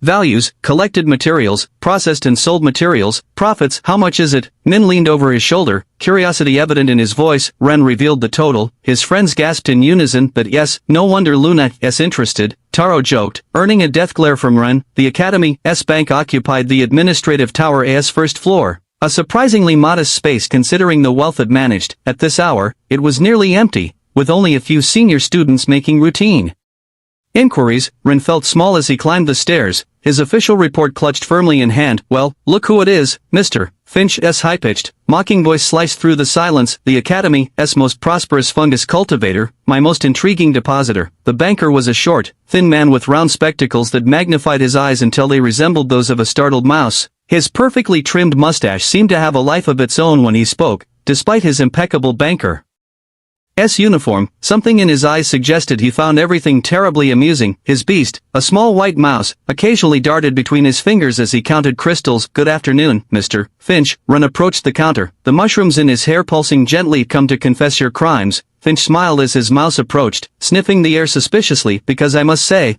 5 dark bronze crystals 2 weeks ago was quite interesting. Not many 10-year-olds handle that denomination. Actually, Ren began pulling out the report. Oh, wait, Don T. Tell me. Finch raised a hand dramatically. Found an ancestral treasure, robbed a noble chest, or perhaps your mushrooms have hallucinogenic properties, and you've been selling them to the senior students. The mushrooms pulsed with amusement as Ren slid the report across the counter. What? Yes, this. Finch adjusted his glasses. Your written confession. How considerate. Normally I have to. He stopped mid-sentence, arching an eyebrow while stroking his mustache, his eyes growing even larger behind his glasses as he read this. He blinked several times, his mouse jumping to review the numbers. No, there must be a mistake. Is there a problem? Ren asked, suppressing a smile. Problem? Finch let out a hysterical laugh. The problem is these numbers make no sense. 2 weeks ago, you bring 5 dark bronze crystals, which was already suspicious enough, and now, he consulted the report again, 55,000 additional crystals. His mouse began frantically calculating in a small notebook. 105,000 crystals in total. Finch removed his glasses to clean them compulsively with a spore, the weakest recorded creature. Are you certain you haven't been selling illegal substances? Everything yes in the report, Ren replied, with Professor Song and Zhao's signatures. Yes, the signatures. Finch narrowed his eyes. You, sure you didn't forge them, or perhaps hypnotize the professors? Do your mushrooms have hypnotic properties in addition to being hallucinogenic? I just need to withdraw 5,000 crystals, just he says. Finch turned to his mouse. Did you hear that, Theodore? Just 5,000 crystals, as if it were pocket change. The mouse nodded solemnly while continuing its calculations, tiny paws moving across the ledger with surprising dexterity. You know, Finch leaned over the counter, his eyes gleaming with undisguised curiosity. I've been at this bank for 15 years. I've seen students with legendary beasts amass fortunes. I've watched nobles squander entire inheritances, but never, and I mean never, have I seen someone with a spore earn so much in such a short time. He straightened, adjusting his glasses with practiced precision. Either you're a criminal genius, or there's more to those mushrooms of yours than anyone thought. About those 5,000 crystals, Ren persisted. Yes. Finch began counting but paused mid-motion. Just 5,000, no grand plans, no extravagant investments, no fleet of golden carriages, not for now. Boring. Finch sighed dramatically. Sure you want to share your secret, between financial colleagues. I promise not to tell anyone, except Theodore, of course, but a vault, RNTU, Theodore. The mouse nodded again, though its whiskers quivered with what appeared to be suppressed laughter. Just good luck, Ren replied. Good luck. Finch snorted while counting crystals. Next you, tell me you won it all playing dice. As the banker prepared his withdrawal, Ren reflected on his true plans. The mushrooms in his hair pulsed while his thoughts drifted to his home. The problem was that now they had to rent it. First, Ren thought while Finch counted crystals with unnecessary flourish, I'll get their house back. Then, his eyes gleamed with determination. Then I'll show them they can have more. Voila! Finch interrupted his thoughts, presenting the crystals with a theatrical gesture and sliding them toward Ren. Here you are, my mysterious mycological magnate, 5,000 crystals. Perfectly counted by the humble servant before you and verified by the illustrious Theodore. The mouse executed a small bow. Thank you. Oh no, thank you. Finch smiled while stroking his mustache. You've made my week far more interesting. Usually, I just see students complaining their allowance is 1 T-cover cultivation crystals, but you. He shook his head with mock admiration. You've a mystery wrapped in an enigma and covered in glowing mushrooms. The mushrooms in Renier's hair pulsed with what seemed to be amusement as he stored the crystals. Until next time, Mr. Finch, your adventure continues at Empire. A threat of future surprises. Finch turned to his mouse. Theodore, keep an eye on this one. When we least expect it, he'll show up riding a dragon made of fungi. As Ren walked away, he could hear Finch muttering, the spore, 105,000 crystals. Theodore, perhaps we should consider a career in mycology. Chapter 81, Taming Aspiration. Ren walked slowly back to his room, the 5,000 weighing in his pocket like stones of possibility. The mushrooms in his hair pulsed softly while his thoughts wandered to his parents again. He stopped before a hallway window. At this hour, they would be preparing food in the small restaurant's kitchen, earning barely enough to survive. 100,000 crystals, he murmured with nostalgic feeling. In just 2 months, memories rushed in unbidden. His mother counting crystals at the kitchen table, worry in her eyes as she tried to make the money stretch. His father exhausted but smiling, always smiling. The investment, he whispered while the mushrooms pulsed more slowly, as if sharing his memories. I could return everything they spent on me. His fingers brushed the crystals in his pocket. Each one represented another step closer to repaying what they had sacrificed for him. Another memory struck without warning, his father on that night. When he fell ill, coughing in bed while apologizing for having to use their savings on medicine, his mother, trying to smile while selling her best cooking pots to complete the payment for the worst egg. 500,000 crystals, Ren whispered, recalling the price of their old house. I could get it back in less than a year at this rate. The mushrooms pulsed stronger, as if trying to show him something. The image of their old house appeared in his mind. It wasn't large, but it had been their home. For years. His parents had never complained, not once. Even now, paying rent for the house that was once theirs, they kept smiling, kept working hard, kept believing in him. No, he said suddenly, his voice firm, it's not enough. The mushrooms glowed more intense. Resolution grew in his chest. They gave everything, he continued, not just the house, everything, their 30 years of savings, their dreams, their chances. He began walking faster toward his room, his energy building with each step. Why settle for staying where we were? The words came faster now. Mom always wanted a bigger garden. Dad dreamed of a larger, better-equipped kitchen. He stopped before another window, looking out toward a distant city. The high-ranked districts shone more brightly, their buildings rising above the rest like constant reminders of what lay beyond their reach. 30 years saving. His voice trembled slightly. 30 years working double shifts. 30 years waiting to have a child. And when I finally came, the mushrooms pulsed forcefully, sharing his emotion. They gave me everything. Doubt now. Without hesitation, without second thoughts, just everything. His eyes moistened as memories flowed. His mother teaching him to cook even when exhaustion bent her shoulders after a double shift, her gentle hands guiding his smaller ones through each motion, his father carrying him on his shoulders like a dragon, spinning tales of legendary beasts despite his back aching from hours in the kitchen, never once letting the pain show in his voice. They don't deserve to just get their house back, he declared with renewed determination. They deserve more, much more. Ideas began flowing through his mind like a rushing river. A new house, larger than their old one, a huge garden where his mother could cultivate whatever she wanted without worrying about space, a kitchen where his father could experiment with new recipes, with proper equipment and room to move. 10 million.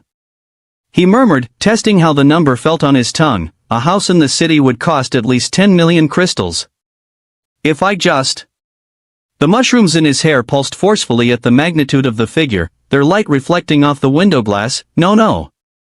It's impossible. I'm getting cocky since I got a bit lucky lately, whispered the part of him that still thought like a low-rank family-as son. Is it too much? Responded the new part, the one that had earned over 100,000 crystals in 2 months. Is it really too much? His eyes moved to the intelligence rune inside its box with a crystal, where spores continued developing, to the sealed containers filled with materials most would fear to touch but he had collected alone, to the crystals gleaming with contained power that he was absorbing daily now. 2 months, he repeated, his voice stronger. 100,000 in 2 months, and I'm just getting started. Enjoy more content from Empire. The mental image shifted. It was no longer their old house with its familiar rooms. Now he saw a new house, spacious and bright, worthy of the people who had given him everything. A house in any normal district of the city they choose. Anyone they want, if I can prove I'm capable of reaching at least silver rank. I could get them a good place, no rank restrictions, no limitations. The mushrooms glowed like captured stars while his determination grew, casting dancing shadows on the hallway walls. I'll show them, he promised. I'll show them their sacrifice was worth it, that their faith in me wasn't misplaced.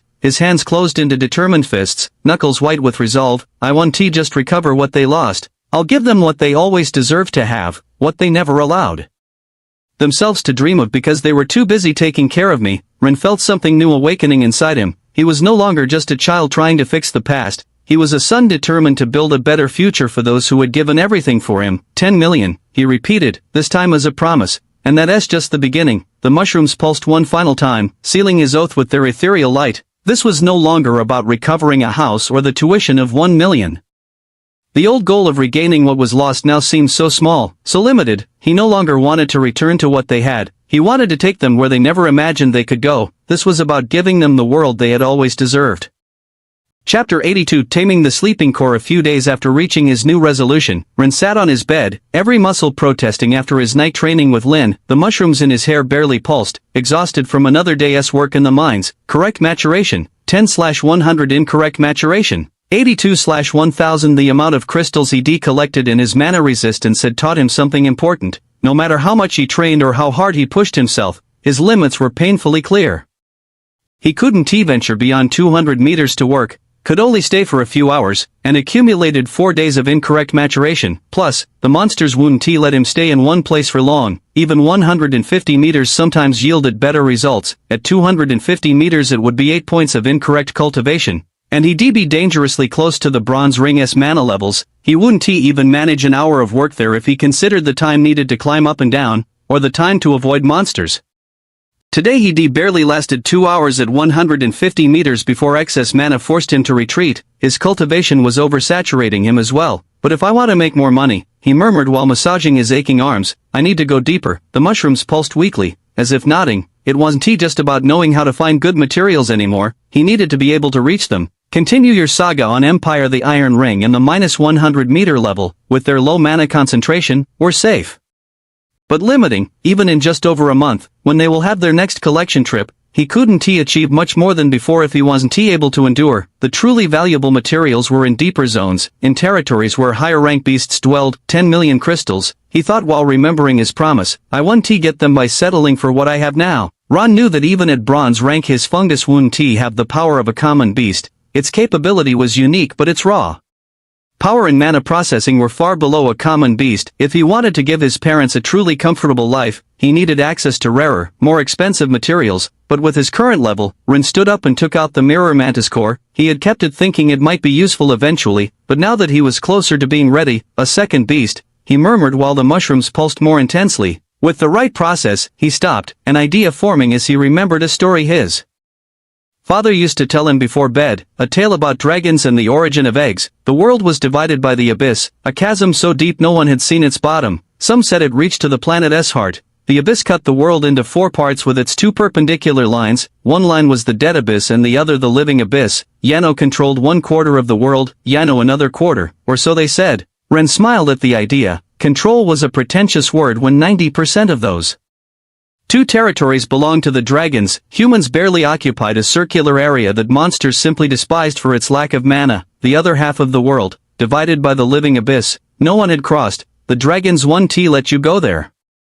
The mushrooms pulsed while knowledge showed him why. Behind the territory of the dragons guarding the living chasm, the abyss wasn't the dark and dry void that divided Yano and Yano. It was a living river of pure mana, so concentrated it glowed with its own light. The few adventurers who had ventured that far and seen the chasm from afar swore eggs were born there, floating in that primordial flow, like seeds in a current. Ren murmured, remembering his father's words, each egg absorbs mana from the nearest dragon's territory, and that's how it gets its color and potential. It was a beautiful story, romantic even. It's just a tale, Ren reminded himself, smiling. A pretty story about dragons and mana rivers, but his knowledge told him there was more to it, though something didn't add up. If eggs only came from the abyss in dragon territory, how could the kingdom release hundreds to the market each year? How did they collect them who ventured that deep into dragon territory regularly?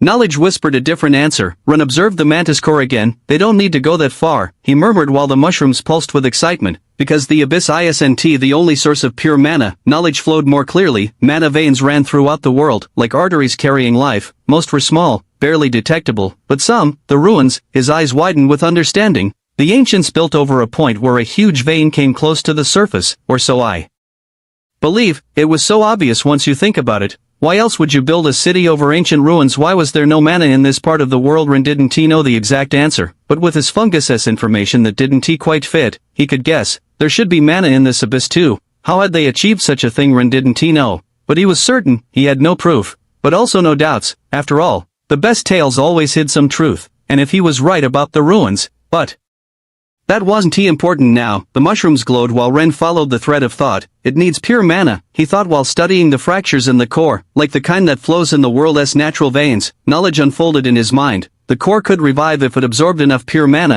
100,000 units exactly. With that, and using a secret technique the mushrooms whispered to him, he could recover the mantis's complete evolutionary line. His eyes shone with new determination, an extra beast, eventually a bronze beast. It would mean being able to venture deeper into dangerous territory, collect more valuable materials, and work for longer periods without succumbing to mana excess. But first, he studied the core carefully. I need to feed it. Injecting his own mana was out of the question. It would be a waste considering his current limitations, but the mines. The mushrooms pulsed while Rin began calculating. At his current mine level, the core would absorb 4 units daily. At that rate, it would take decades. But if he could find a small mana vein deeper down, one his knowledge told him exactly where to find. His eyes narrowed as he did the calculations. 10 days, he whispered, the plan taking shape in his mind. I just need to find a way to get it down there without dying. Rin stood and began organizing his materials. If he was going to do this, he would need a perfect plan.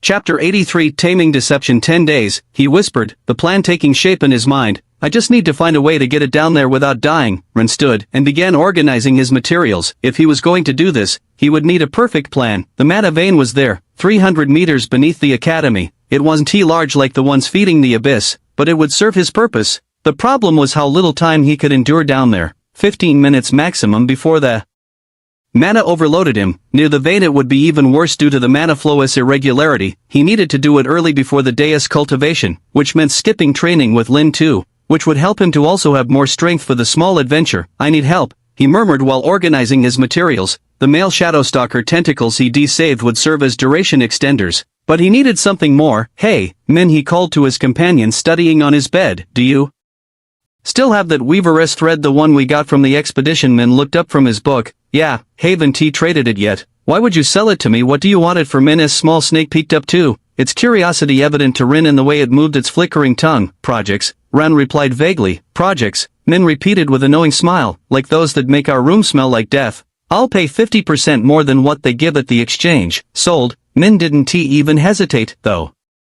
I'm worried you're willing to pay that much. While storing the thread, Rin took out the potion Zhao had given him. The green liquid glowed softly. Then he spoke with Taro about helping him fake something. You're going to skip training tomorrow? Taro asked worriedly. Not exactly, Rin smiled. I'm just going to delay it a bit. Just the morning one. Lin will kill you, Lu commented without looking up from his notes. Not if she can't find me. All 3 of his roommates stopped what they were doing to stare at him. You're going to try to hide from Lin? Min sounded genuinely concerned. The same Lin who found you instantly that time you hid on the roof, or when you tried sleeping under your bed, Taro added. Or that time in the library, Lu smiled. Behind a big plant. This time is different. Rin began preparing the tentacles, wrapping them with Weaveress thread and dusting them with Bark Stalker vitality powder. I have a plan. Oh no, Min sat up straight. Last time you said that you ended up hanging upside down in the courtyard. Lin has a routine, Rin explained while working. She always checks the same places in the same order. I just need to prepare my alibis before she arrives. You've been studying her patterns like she was a beast. Lu arched an eyebrow. She taught me to use everything at my disposal. Rin smiled. First she comes here. If she doesn't find me, she checks the dining hall, then the library, the roof,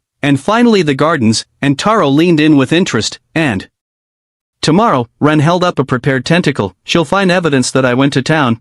Min frowned. But we can't leave the academy. Exactly. Ren pulled out a paper. That's why when she finds this note about a special permission and an errand. Oh no, Lu removed his glasses. You're going to forge documents? No. Ren smiled. I'm going to make it look like I was asked to. By someone who conveniently always needed an assistant to pick up materials early in the morning. Who would be so? Min stopped. No, you won't.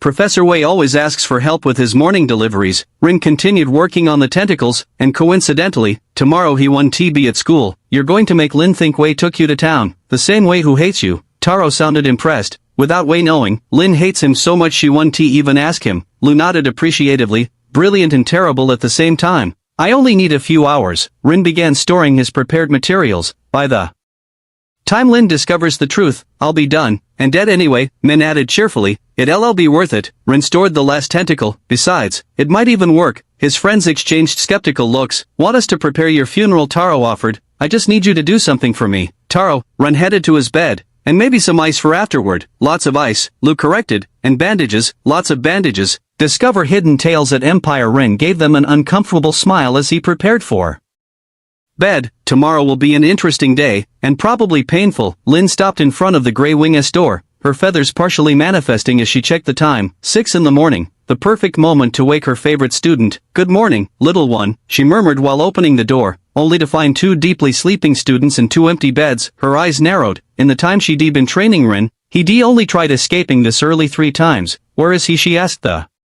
sleepers. Min stirred in his bed, mumbling something about dancing snakes. Lou didn't even move. Taro wasn't there. Lin methodically searched the room. The bed was cold. He'd been gone for a while. The trunk was closed. But, oh, her lips curved into a dangerous smile. Trying to be clever, Lin noticed something peculiar. Wei's assistant delivery uniform, normally hanging in the hallway for students who helped with deliveries, had several clasps and one was on the floor near the trunk. So you want me to believe you took the uniform, Lin thought. Clever, but predictable. A note slightly protruded from the trunk, as if someone had hurriedly stored it. Lin carefully pulled it out. Temporary assistant for Professor Wei. Sorry, I'll be back soon for exercise. Impossible, she murmured. Wei would never take an assistant from the Grey Wing, much less, let us check the dining hall. She headed to the dining hall, her usual second stop. At this hour the cooks were already preparing breakfast and morning deliveries. The new assistant, the head cook, nodded when asked. Passed by a while ago. Professor Wei's uniform and everything. Said he had to prepare a special delivery. Lin smiled. Ren had used the uniform to access restricted areas early in the morning. No one would question a Wei assistant.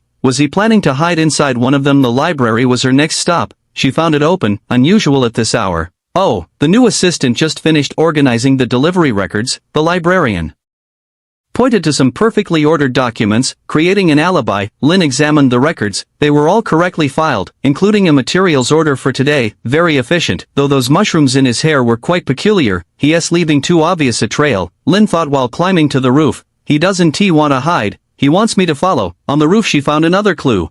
A materials list with Professor Wei's seal, apparently dropped here by accident, using the system against itself. Lin murmured, genuinely impressed. Ren had learned well. Each move was backed by official procedures. The gardens revealed the final piece. The delivery cart was in place, clean and prepared as Wei always demanded, but the gardens were empty except for the gardener, who had also just seen Ren heading toward the main entrance. Lin stopped, processing the information. That little. Lin smiled despite herself. It was an elaborate plan, using the antagonism between her and Wei to prevent her from verifying directly with him. But, her eyes gleamed with understanding. All this real work is just a distraction. Lin smiled.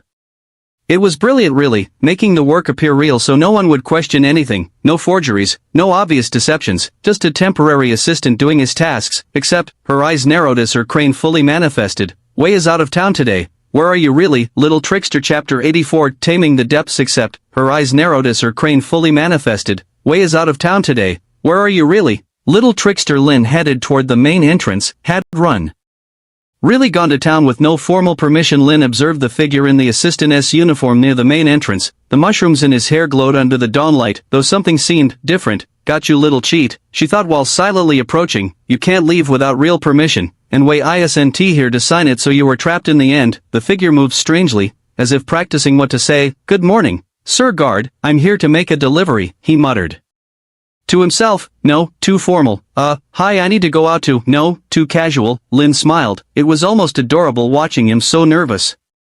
Not quite like trouble with the script, she asked softly, right behind him. The scream that followed was definitely not Ren's. The figure turned, revealing Taro's terrified face. Obviously fake mushrooms were precariously attached to his hair. Teacher Lin, Taro squeaked, his voice 3 octaves higher than normal. What a terrible, delightful surprise. Taro. Lin crossed her arms menacingly. What interesting hair accessories you've chosen. This Taro nervously touched the fake mushrooms. It's a new fashion Ren taught me yesterday and where is he? Who? Taro stepped back. Professor Wei, as you know, he is out of town and couldn't finish the. Taro, yes, your legs are shaking. Taro looked down. Traitors, he muttered to his legs. Now, Lin smiled sweetly. You're going to tell me exactly what is happening, or I can't. Taro nearly cried. I promised Ren I'd distract you while he covered his mouth with both hands, while he would nothing. Taro began sweating profusely. He was just going to buy flowers, lots of flowers for you. Because he appreciates you so much for training him 3 times every day. Taro, yes, you're sweating so much the mushrooms are falling off. Indeed, one of the fake mushrooms slid pathetically down his forehead. They're sweaty mushrooms. Lin sighed. How did he convince you the night before? Come on. Pleaded while holding the fake mushrooms. I just need a few hours. No. Taro crossed his arms. Lin will kill me. I'll give you my dessert for a week. Risk my life not even for a month of desserts. I'll help you evolve your beetle even beyond bronze, all the way to silver. Taro hesitated. Really, I know exactly what you need to take it even further. Ren smiled. Besides, Lin won't hurt you. You're too adorable when you're nervous. I'm not adorable. Taro protested. "I'm intimidating." Min and Lu, listening from their beds, burst out laughing. "Besides," Rin continued, "you just have to act suspicious near the entrance. Lin will catch you, interrogate you, and by the time she's done, I'll be back. What if she asks where you are? Tell her I went to buy her flowers. She'll kill you twice when you show up." "Worth it." Rin placed the fake mushrooms on Taro's head, so Taro sighed, looking at his reflection with the mushrooms. "Fine, but this better be important." The next morning, long before dawn, Rin and Taro snuck out of their room. The hallways were deserted at such an early hour. "Remember," Rin whispered as they walked, "in the end you just need to stay near the entrance. Lin will see you, interrogate you, and by the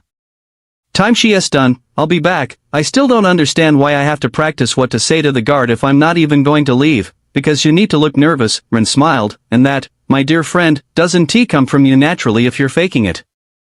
You are a terrible actor, but an awesome actor in the right conditions. I don't know whether to feel flattered or offended." In the morning, after finishing placing the clues, they stopped at the intersection leading to the mines. "Good luck," Rin whispered, "and thanks." The hidden tunnel Rin constantly used to dodge the guards at 100 meters remained the safest route. The mushrooms in his hair pulsed softly as he slipped through. He often worked at 150 meters, so he knew the place fairly well now.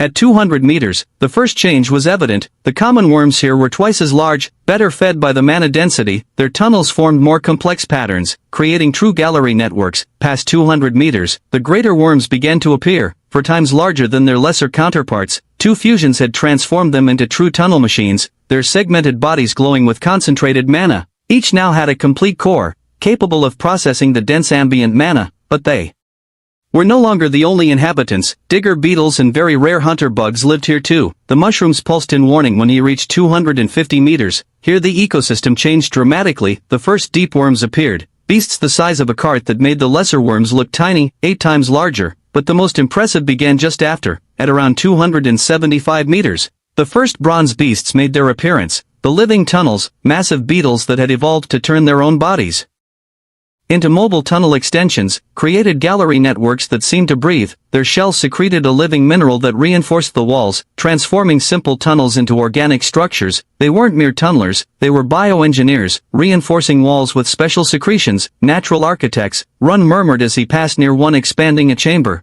The deep and greater worms acted as workers for these superior beasts, maintaining the tunnels in exchange for the beetles. Increasing protection, it was a symbiotic society, the worms executing and the beetles improving. Enjoy new adventures from Empire at 300 meters, where his objective waited. The mana was already 16 times denser than that of the Iron Ring, the mushrooms in his hair pulsing with effort to process it. Here, the symbiotic society had made a complex web of living tunnels that beathed with a soft yellow tint. Like the entrails of a huge beast, they had to make it, because something else inhabited these depths. Here, a bronze beast's line reigned supreme. The mushrooms pulsed in warning when Rin detected the first trace, claw marks on the walls, so fine they seemed carved with diamond. Knowledge flowed revealing fragments about a new species, the Deep Assassins. Chapter 85, Taming the Depths. 2 Here, a bronze beast's line reigned supreme. The mushrooms pulsed in warning when Rin detected the first trace, claw marks on the walls, so fine they seemed carved with diamond. Knowledge flowed revealing fragments about a new species, the Deep Assassins. The assassins were the true predators here. Their bodies, long and segmented but with hyper-articulated elongated limbs, allowed them to move along walls and slip through narrow tunnels, while also being covered in vibration sensors that could detect the slightest movement through the rock. Their bodies, a matte black that absorbed all light, made them practically invisible in darkness, but most terrifying was their proboscis. Discover exclusive content at Empire like a diamond sword, Rin thought while examining one of the marks. Knowledge showed him how the beast used this lethal tool, first locating its prey, then piercing through up to 50 centimeters of rock in its prey's skin or shell, then injecting enzymes that paralyzed and liquefied internal organs to slowly suck them out. Their prey remained alive through most of the process. They seem like a nightmare born from the fusion between an assassin bug and a hunting spider, but perfectly adapted to subterranean life.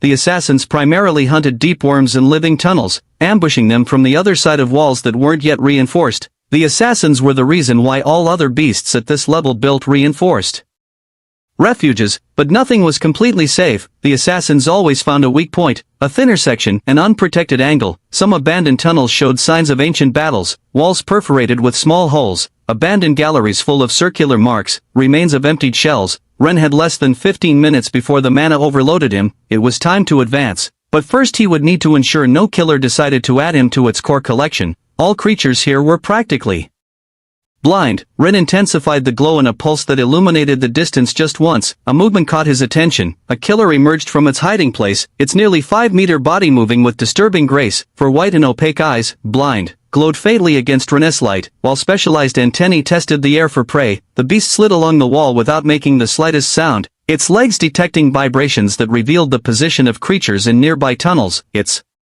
proboscis, normally folded beneath its head, briefly extended. It was almost as long as Ren was tall, a perfect predator, Ren observed fascinated as the assassin located its prey, a greater worm excavating too close while expanding a tunnel. The beast calculated the exact angle to pierce the rock. With a fluid movement, the assassin pressed its proboscis against the wall. There was no sound as it drilled, the precision such that it barely displaced material. In seconds, it had created a perfect hole toward its victim. Ren was grateful the killer was too far away and occupied to hear his steps. He stopped in a small side cavern, acutely aware that any wall could hide a lurking killer. The mushrooms pulsed, showing him it was clear. The air was now much denser, charged with mana that made breathing require conscious effort. Ren advanced cautiously, each step measured while his senses adapted to the increasing pressure. The prepared Shadowstalker tentacles absorbed some of the excess mana, but he could still feel it accumulating in his system. The tunnels here didn't look like rock caverns anymore, transforming into something that seemed less mineral and more organic.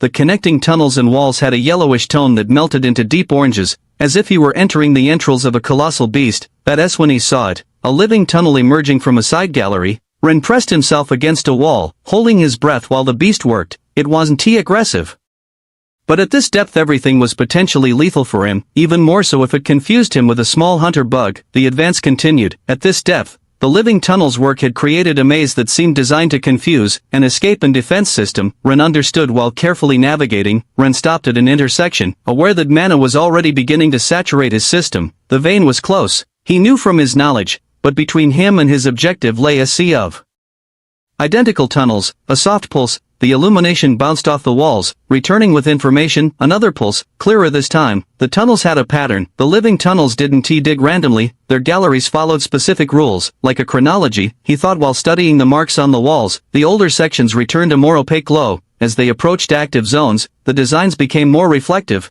A third pulse revealed more. Main intersections always had 7 exits. Secondary ones, 5, those leading to rest areas, 3, knowledge flowed as Ren advanced. The mana vein was too powerful for creatures at this level to approach directly. The vein must be in an old saturated zone, he reasoned. Living tunnels would avoid rebuilding near a pure mana geyser. Some must have exploded sometimes with so much energy. Following this logic, Ren began tracking back in time through the patterns. Each intersection led him to more opaque but crystal-rich tunnels. Information came in fragments as he studied the tunnel patterns. The vein periodically expelled a geyser of pure mana that crystallized into a huge crystal formation of at least 5th rank, creating a chamber that no common beast could penetrate. Only something with the power of a dragon could break that mana-saturated rock to feed. But most fascinating was what knowledge revealed about the eggs. Some emerged from the geyser itself. A living tunnel or deep killer egg would be useful, he thought. But the contract wouldn't work like that. The beast he would get would be more basic. A digger beetle like Taro S, or perhaps a hunter bug. The potential was there, but it would take time to develop. The vein he sought was very small. Knowledge whispered that in areas like this, an egg appeared perhaps every decade. The academy probably conducted periodic dives to collect the fixed eggs they found, but few bothered to search for them. The general perception was that digger beetles and hunter bugs only reached bronze, which made their fixed eggs, though more expensive, less desired than the brown eggs the kingdom released. 50 of those came out each year, promising the possibility of a mold too with supposedly better potential. Still, it would be unlikely to find one, and his this was better for his first beast. The beetle was a defensive beast and the hunter bug had good offensive but short-range abilities and was slower. The mantis was faster and had some mid-range abilities. For Ren's taste, its skill kit was more attractive. Still, having an extra egg wouldn't be bad in any case, or he could sell it. Ren continued advancing, until he found it. A yellow living bridge that seemed to breathe and crossed over a deep gallery. On the other side he could feel the vein pulsing with pure mana. But there was just one problem. A massive deep worm rested inside the bridge, its body occupying all the space. The beast dozed, probably recovering after excavating new galleries. Chapter 86, Taming the Depths. 3. Until he found it, a yellow living bridge that seemed to breathe spanning across a deep gallery. On the other side, he could feel the vein pulsing with pure mana. But there was just one problem. A massive deep worm rested inside the bridge, its body occupying the entire space. The beast dozed, probably recovering after excavating new galleries. Ren studied the situation. He couldn't use force, the slightest conflict would attract predators, not that he had much force to use anyway. He also couldn't make it explode like a lesser worm because this one had a real core. He needed the worm to move of its own volition. A pulse from his mushrooms showed him the surroundings, searching for nearby tunnels and threats. Fused worms are territorial, he remembered while formulating a plan, and this one should be resting in its territory. Ron extracted the weaver's thread while studying the situation. He had no choice, he needed to cross. He tied one end of the thread to a stalactite above the bridge that would serve as an anchor point, and if he calculated the distance correctly, with precise finger hits, he began generating vibrations in the ground, not just any pattern, but a specific one that mimicked an injured hunter bug, the kind of prey a fused worm couldn't resist. Practically no beast here could. Hunter bugs were the pre-evolution of deep assassins. If a worm or beetle could take revenge on them, they would do so without hesitation. That's why very few reached the surface, if they hadn't achieved evolution along the way. The worm stirred in its sleep, disturbed by the vibrations of the intruder in what it considered its resting space. The deep worm finally awoke, irritated. The enormous beast moved almost immediately, its massive body turning toward the sound's source. Ren wrapped the thread around his hand, connected to a particularly robust stalactite to avoid it breaking. The worm approached, each segment of its body pulsing with anticipation while searching for easy prey. Ren waited until the last moment. When the beast was fully committed to the search, he pushed off from the ground, the thread tensing as his body swung over the bridge. The worm detected that there was nothing at the movement's location, but it was too late. Ren was swinging above, his feet barely avoiding grazing the beast's enormous body. He landed on the other side just as the worm realized it had been deceived, but his landing generated a vibration. The beast changed direction with surprising speed for its size, of course. It could transform its rear into its head. It followed Ren, its entire body vibrating with irritation. Ren didn't wait. He ran toward the cave pulsing with the veinous light and reached an unexcavated tunnel section, where the hard rock would slow the worm. Yet the beast followed, its massive body crushing and scraping rock and minerals in pursuit. Enjoy new adventures from Empire 2 interested, Ren thought while running. Worms normally avoided making so much noise. It shouldn't want to run directly toward the vein for too long either. Something was wrong with its persistence. In general, Ren had felt something strange in the cave from the beginning. The beasts were more excited than they should be. Constantly, a glow ahead caught his attention. The mana vein. It was close, so close. His fingers worked quickly with another piece of thread while running. If the worm caught up before he reached it, he wouldn't let it. He just had to swing again and he'd be safe. Ren made a slip knot. The tunnel widened slightly. The worm accelerated. Ren could almost feel its exact location under the rock by the intensity with which it dug. It was the beast's most vulnerable moment, and yet it kept pursuing. Then Ren felt it, a different sensation in the tunnel. Something moved behind them, something that had been attracted by the commotion. The strange sensation was silence. The worm's digging was the only thing that could be heard, a sudden silence. The constant scraping of general excavation ceased, as if all creatures held their breath. All others stopped to hide. The deep assassin emerged like a living shadow, its body arched with lethal precision. The proboscis extended like a nightmare lance. The strike was so fast Ren barely saw it. The proboscis pierced the rock as if it were water, going through exactly above the worm. The beast froze almost instantly, its massive body paralyzed at the moment of impact. Ren stopped, his heart beating so hard he feared the sound would give him away. The assassin was just meters away, its matte black body absorbing all light while beginning the feeding process. With infinitely slow movements, Ren backed toward the vein. The assassin was completely focused on its prey. Ren deduced that the worm had been fleeing, probably after detecting the predator's presence after chasing Ren a bit, but when it wanted to stop it was already too late. Ren continued moving away with extreme slowness. Each step away from the assassin seemed to last an eternity. The vein glowed tantalizingly close, but one sound, one careless movement, the sound of moving fluids filled the tunnel. The assassin had begun consuming its prey, its proboscis injecting enzymes that would liquefy the worm from inside. Ren continued backing away, every muscle tense with the effort of maintaining absolute silence. The veinous glow intensified with each step, just a little more, but he couldn't move this slowly for so long. Ren was drenched in cold sweat, the mana was so dense it was suffocating him. The tentacles were almost saturated. He had maybe 10 minutes before the excess would overload him. He continued backing away but the mana pressure became unbearable. Ren tried to maintain concentration, but his senses began to cloud. With trembling fingers, he extracted the last tentacle, needing to release some of the overload. The slow movement, the pain, the concentration on the tentacle, and the fear of the killer made him distracted. Too much, and his foot hit a loose stone. The sound, barely louder than a whisper, seemed to resound like thunder in the tunnel-less silence. The deep assassin turned instantly, its matte black body moving with unnatural fluidity. Chapter 87, Taming the Depths. For the slow movement, the pain, the concentration on the tentacle, and the fear of the assassin made Rin distract too much, and his foot hit a loose stone. The sound, barely louder than a whisper, seemed to resound like thunder in the tunnel-less silence. The deep assassin turned instantly, its matte black body moving with unnatural fluidity. With no time to think, run through the tentacle. The improvised projectile flew straight toward one of the assassin's legs.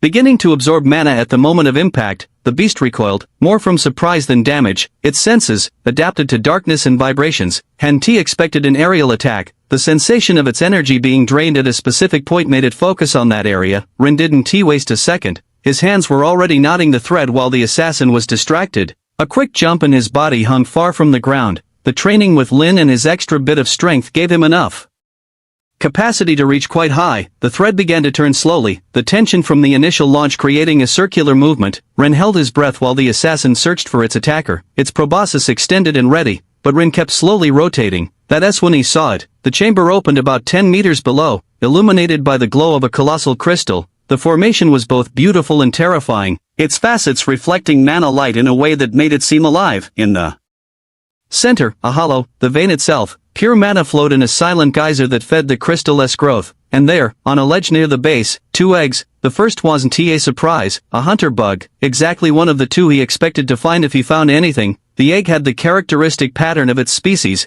promise of a silent and lethal predator. But the second, Ren had to contain an exclamation that would have been fatal. His eyes couldn't be seen correctly. It was impossible. The egg had the unmistakable design of a lesser carbon shark. What could one day evolve into a diamond hydra? Knowledge flowed frantically while he rotated in silence. The assassin still searching below. Diamond hydras were legendary silver rank 3 creatures, so rare in history that many doubted their existence. It makes no sense, he thought while the thread kept turning. Hydras form much deeper than bugs or beetles, close to their dragon mothers in the depths. An egg like this shouldn't be here, so high up in such a small vein. The probability of a hydra egg not hatching before reaching here was infinitesimal, unless, knowledge whispered a possibility, the core of an adult hydra, collected by the highest level of assassins, passed from one to another in their territorial battles, a core that was finally released when its last possessor reached golden or platinum rank, and somehow managed to ascend high enough to be reborn. But it was speculation. It was as if there was a void in the information, a mystery his mushrooms couldn't decipher at this rank. What he did know was that he wanted it. A Diamond Hydra's skill set in its early levels was exceptional, though primarily defensive. It didn't lack offensive capabilities, and its versatility far surpassed that of a hunter bug or digger beetle. While slowly rotating on the thread, Rin considered his options. If he sought speed and offensive power, the Mirror Mantis remained his best choice, but a Hydra, even if he didn't choose it as his first, it could be perfect as a second battle beast in the future. A movement in the chamber interrupted his thoughts. A creature emerged silently from a side opening. Its body was elegant but alien. A long sinuous neck supported 2 heads that had jaws reminiscent of sharks. It moved on 2 powerful legs, and its scales were transparent, shining like living diamonds under the crystal-less light. Knowledge couldn't confirm its identity, but it was obvious, it had to be an evolved Diamond Hydra. Its presence radiated gold rank power, which raised a disturbing question. How could a beast of that level survive in an environment with so little mana? The answer came immediately. The Hydra approached the geyser, extending one of its heads directly into the flow of pure mana.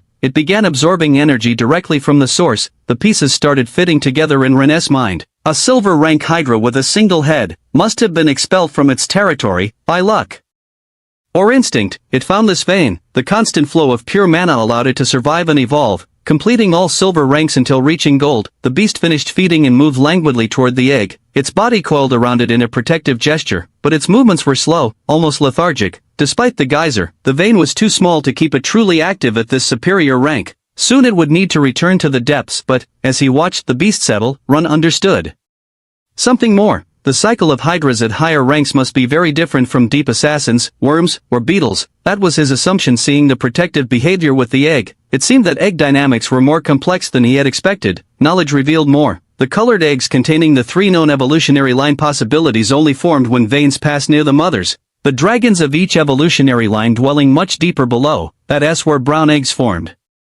For example, having bugs, beetles and moles as options, What arrived here was different. They were cores returning to the cycle thanks to the deep assassins. These creatures collected the complete cores of their prey, displaying them as trophies on their backs. As they evolved, they fought among themselves for these collections, but upon reaching gold or platinum rank, something changed. They discarded their trophies, casting them into the depths. Most of these discarded cores were reborn as basic ion evolution in the lower levels, only to be devoured again. But some managed to ascend, transformed by their journey through mana-saturated zones. That's why most hunter bugs and digger beetles became living tunnels or deep assassins. The dense mana shaped them during their ascent. That's why there are so few young stages at this height. Run understood, those who managed to climb high enough had the chance to evolve along the way. It was a perpetual cycle. The assassins collected, fought, evolved, and finally released. The cores fell, were reborn, ascended, or were hunted to try again, and occasionally, very occasionally, one reached high enough without evolving. Continue your adventure at Empire. Worms were slightly different. They weren't born from eggs like other beasts. They emerged from the depths, fleeing from even deeper zones in the same way. Those who managed to reach higher levels were the survivors of a deadly race from the abyss. It was a cycle generated by the mother worm, the devourer dragon of the depths. From its skin thousands of worms were constantly born, or so they said in his stories. His knowledge didn't reach that far yet, but where worms had no parental care, nor beetles, where assassins began collecting cores from bronze rank, hydras clearly had different behaviors beyond gold rank. Perhaps it was parental care that allowed them not to need to rise to high levels to evolve and made them so rare. But as these were behaviors of creatures not within his knowledge range, it was a missing piece of the puzzle, an aspect of the cycle that current knowledge couldn't reveal. What did hydras do in their highest ranks? Why would an egg be here, next to one of higher rank? When most beasts abandoned their eggs to the cycle, the deep assassin kept searching, and Ren hung between two mysteries, the predator that couldn't see him, and the hydra that defied everything he thought he knew about the beast egg cycle. With careful movements, Ren extracted the flask with the potion Zhao had given him. The green liquid glowed softly as he uncorked it. It was his last defense against mana overload. Chapter 88, Taming the Depths. 5. The deep assassin kept searching, and Ren hung between two dilemmas, the predator that couldn't see him, and the hydra that defied everything he thought he knew about the beast egg cycle. With careful movements, Ren extracted the flask with the potion Zhao had given him. The green liquid glowed. It was his last defense against mana overload. The taste was bitter and metallic, but the effect was immediate. The crushing pressure of mana receded, as if a window had been opened in a suffocating room. It wouldn't last long, but it would have to be enough. The deep assassin finally lost interest in its search. Its sensors detected no more movement, and the paralyzed worm promised a feast it didn't want to waste. The beast returned to its prey, its proboscis sinking back into the liquefied flesh. Now or never, thought Ren as he began descending the thread. He descended with extreme care and retrieved the stone that had betrayed him. He was now meters from the predator that had returned to the tunnel entrance. He would deal with that obstacle at the exit later. First he had to take advantage of his luck. It was a unique opportunity, a miracle of the cycle that wouldn't repeat for centuries, or so he thought. The chamber opened below him, the massive crystal dominating the space with its pulsing light. A hydra dozed around the egg, apparently exhausted by the effort of existing at this depth. He still had to move with perfect caution. One sound, one sudden movement, and all would be lost. If the assassin didn't kill him, the hydra certainly would. Ren studied the crystalline formation more carefully. The enormous crystal formed a natural bowl, its facets creating levels and ledges that could serve for a safer approach. I don't need to get all the way there, he thought while pulling out more Weaver-S thread. I just need the right position. The bowl's edge offered a perfect spot. From there he could manipulate the thread without exposing himself too much to the geyser or the hydra. His fingers worked quickly preparing a knot while evaluating angles. The mantis core would also need pure mana. The solution was elegant. He could leave it suspended near the geyser, allowing the flow to saturate it naturally. In 10 days it would have absorbed enough to begin its transformation. But for that to happen, he needed the hydra to stop feeding from the geyser's mana. The hydra remained motionless, its two heads resting near the egg, not really its child. He reflected while tying the mantis core to leave it suspended. The egg contained another hydra-S core, yes, but it was another that had somehow not completed the cycle and ascended here. It was more like an evolutionary sibling, part of the same line but not direct offspring. Ren liked to think it was a species with parental care, but was it more like a strong siblinghood? Perhaps that's why the hydra protected it, not from maternal instinct, but from lineage recognition. A Siscon hydra. Ren shook his head at his own silly joke and continued working. Perhaps nervousness was making him think foolish things, but the dilemma was clear. He needed the hydra to leave, and if the egg disappeared, what reason would it have to remain in this small, limiting vein? His feet touched a ledge. Pure mana flowed in the chamber. Not at silver ring level but triple the normal at this depth, even with the potion still in effect. Run. Could feel the energy trying to saturate his system. The bug egg was closer, it would be easier to reach first, safer, but the Hydra egg, the chance to understand such a rare evolutionary line. Ren took a step toward the better egg. The rock under his feet was strangely slippery, polished by years of exposure to pure mana. Each movement required total concentration. A slip here would be fatal. Another step. The Hydra breathed deeply, its body moving in a slow but steady rhythm. Ren wondered how long it spent like this, conserving energy between feedings, trapped in this endless cycle of minimal survival. The egg was within reach of his thread now. Its surface gleamed with the same tone as its sister S scales, as if already containing the promise of what it could become. A sound from above, the assassin moving its prey. Ren froze, but the beast was just repositioning itself above the worm for better access. The potion still kept the mana at bay, but Ren could feel its effect beginning to diminish. Time was running out. The first throw had to be perfect. Ren breathed deeply, the knot swayed gently as he positioned it. The thread flew silently, settling right over the egg. With a soft but firm pull, the loop closed around his prize. Ren waited a moment.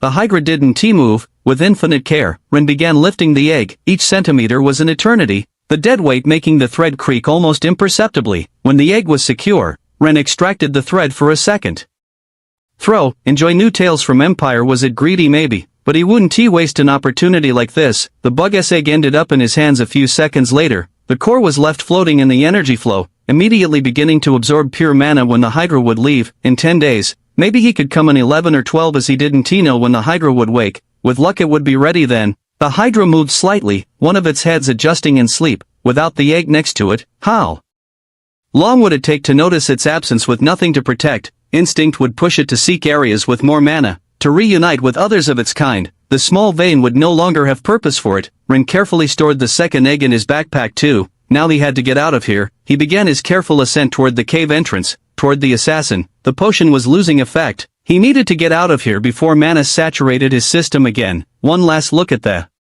magnificent creature. Part of him felt guilty for stealing something it had been protecting, but another part knew he might be doing it a favor. The Hydra was too powerful a beast to be limited to this low-power existence. We'll meet in the depths, he thought while beginning the final ascent. When we're both stronger. Ren extracted the small stone from his pocket, the same one that had revealed his presence before. The traitorous stone would now save him. The irony wasn't lost on him as he calculated the throwing angle. Simple, he thought, feeling the egg's weight on his back. The assassin investigates the noise. I run through the tunnel. With luck, its prey will keep it close and it won't follow me for long. But a voice in his head whispered that he should have left the second egg. 15 minutes of potion wasn't much time to ascend 300 meters, especially if he had to move stealthily. An encounter with any beast would be disastrous. Too late for doubts, he told himself. While tensing his arm, the assassin remained focused on its feast, its proboscis buried deeply in the worm. The stone flew in a perfect arc, until it hit a ledge Ren hadn't noticed. The impact sound was like thunder in the silence. Instantly, the assassin launched toward it and Ren advanced to the entrance still silently. He had to let the assassin move a bit further until the stone bounced, its trajectory altered sending it directly toward the crystalline chamber. Ren watched in horror as the traitor stone rolled down the bowl. The sound amplified by the crystalline formation. Each bounce was louder than the previous one, creating a cascade of echoes that filled the tunnel. The assassin turned instantly toward the noise and froze for a moment. The Hydra awoke. Chapter 89, Taming the Ascent. Ren watched in horror as the traitorous rock rolled down the bowl, the sound amplified by the crystalline formation. Each bounce was louder than the previous one, creating a cascade of echoes that filled the tunnel. The assassin turned instantly toward the noise and froze for a moment. The Hydra awoke. Its two heads rose in perfect synchronization, transparent scales gleaming as it uncoiled. For a moment it seemed confused, as if not understanding what had awakened it. Then it noticed the egg's absence. The roar that followed made the assassin instinctively back away. The Hydra rose completely, its two heads moving in search patterns while the crystallized mana in its scales began pulsing with contained power. Run!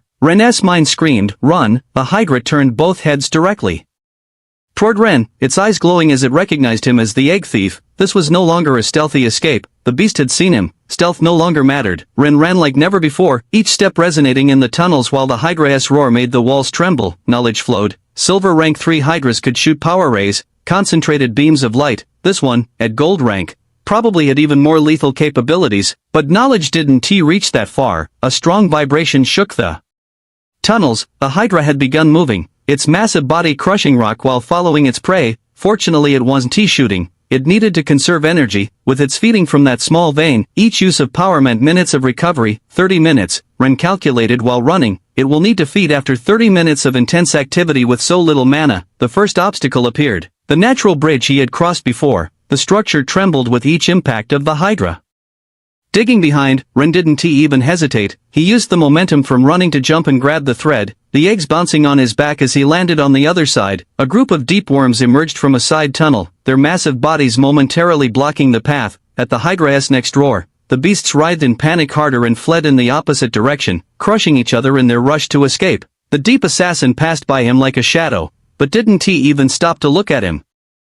The beast ran on pure survival instinct, its prey forgotten before a much greater threat. Behind, the sound of rock being pulverized echoed in the tunnels. The Hydra wasn't bothering to follow the passages, it was creating its own direct path toward Ren. Ren ran down the now cleared path, following his steps. The potion's effects were beginning to fade and Ren could feel energy accumulating in his system. His legs burned with the effort of climbing, each step heavier than the living tunnel he had seen earlier now blocked the path, its body occupying the entire gallery. Ren stopped abruptly, trapped between the beetle and the approaching Hydra. Ren wanted to scream in frustration, but it would be dangerous if the beetle confused him with a bug for a moment and stomped on him, so he had to position himself and strike hard with his feet in a unique rhythm of the living tunnel species that suggests danger. But Ren was light, so the vibration didn't convey enough urgency. The beast turned slowly, the sound of pulverized rock approached. One of the Hydra's heads appeared in the tunnel, its scales gleaming threateningly. The beetle finally sensed the danger and began turning quickly, but it was too late. The Hydra was too close. Ren could see mana concentrating in its throat.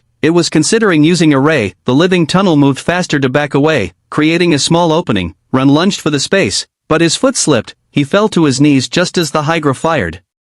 The ray passed over his head, impacting the living tunnel. The beast collapsed, split in two, its shell smoking. The Hydra paused for a moment, its breathing heavier. That attack had cost valuable energy. Maybe it had lost about 10 minutes of energy. Ren crawled to the other side of the tunnel through the small gap, then got up and continued running. The Hydra roared in frustration but didn't fire again. Instead, it approached the fallen living tunnel and began devouring it, recovering some of the spent energy. Each head could consume one of the huge beetle halves in an instant. Damn, that will give it about 5 more minutes of energy. It could do that all the way up, Ren thought, consuming beasts to maintain the pursuit. At 275 meters, more breathable, but the mana was still dense.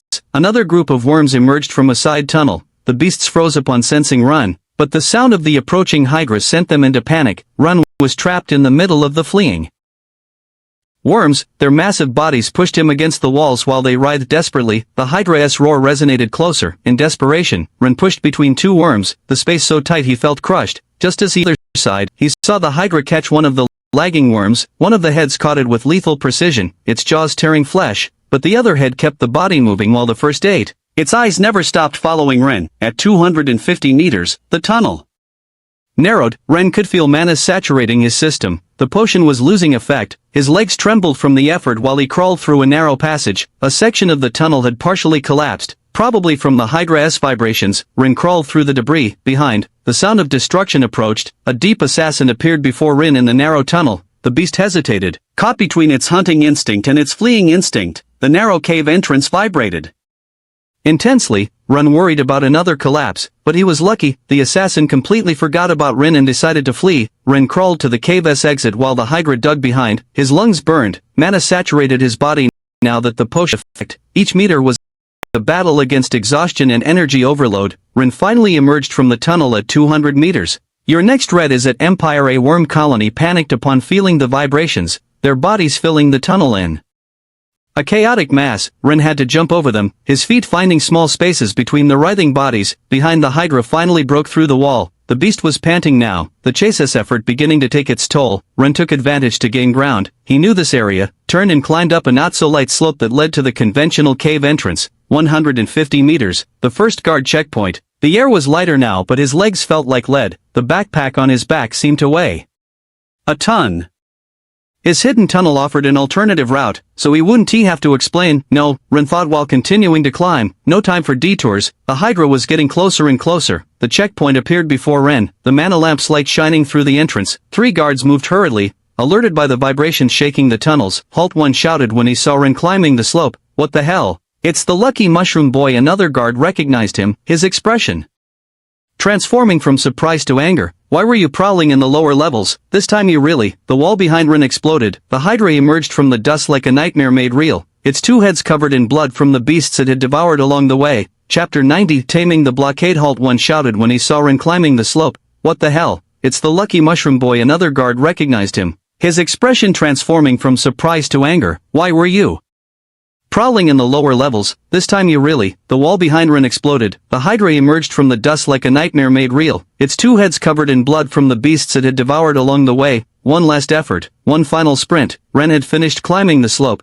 having gained ground on the beast despite his exhaustion as the beast wasn't in much better condition than him. Run, it's a gold rank Hydra. Ren's voice cracked with desperation and fatigue. The guards exchanged skeptical looks. At this level, barely 150 meters deep, the idea of a gold rank beast was as absurd as finding a dragon sunbathing in the academy garden. Impossible, whispered the supervisor, his expression changing from disbelief to horrified recognition. A diamond Hydra, but they live more than 1,000 meters deep. The guards barely had time to process his words when the supervisor grabbed his arm, his ice penguin partially manifesting. The Hydra roared, the sound making the mana lamps crack. One of its heads turned toward the guards while the other kept its gaze fixed on Ren. The other two guards instinctively backed away, their beasts, an earth bear and a rock mongoose, fully manifested. Both beasts were bronze rank too, their power significant in normal circumstances but dwarfed by the terror before them. Block the entrance, ordered the supervisor while pulling Ren backward. His voice carried the authority of someone used to commanding in crisis situations. We need to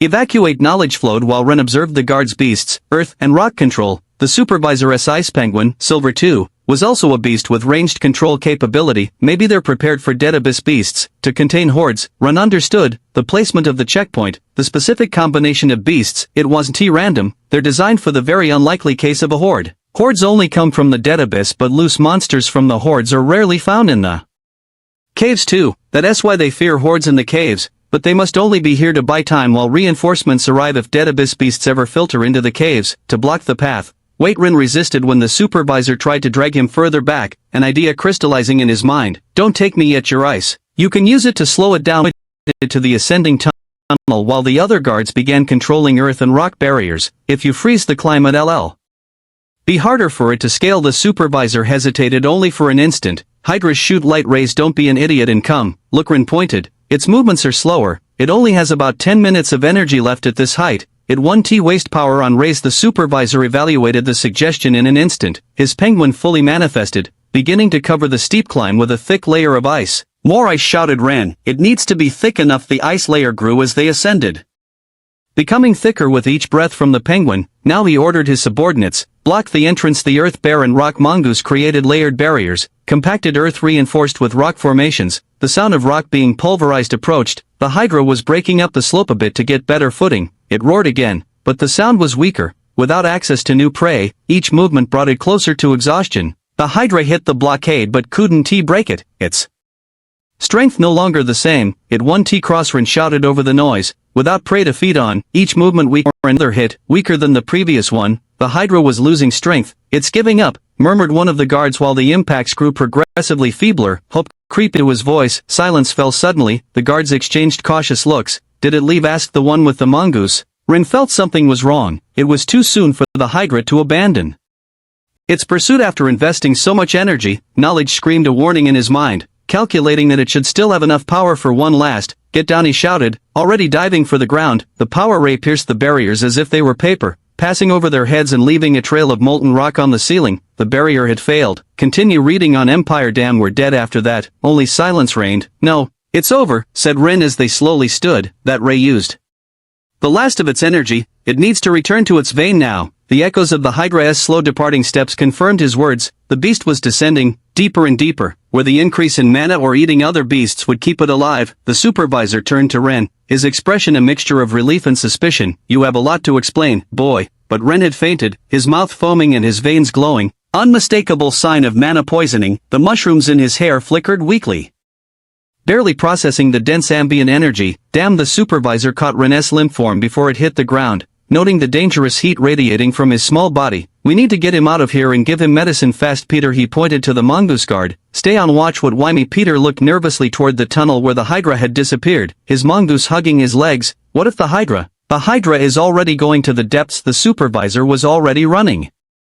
Toward the exit with Rin in his arms, "Shut up and watch," but Marco hugged his manifested mongoose tighter, both guard and beast trembling slightly. "We'll be back soon," shouted the supervisor while disappearing up the upper tunnel with the bear guard. "That doesn't make me feel better," Marco shouted into the empty tunnel, his voice echoing mockingly back at him. The mongoose made a sound that suspiciously resembled laughter. "Don't pretend, you don't want to be here either," Marcus accused his beast, which tried to look dignified despite its obvious nervousness. A distant echo made them both jump. "See, even you're nervous," Marco pressed against the wall, "though if anyone asks, we'll say we maintained a stoic and brave watch." A new echo made them both jump and hug each other. "But that doesn't mean we have to be in the middle of the tunnel. We can watch perfectly fine from behind that rock."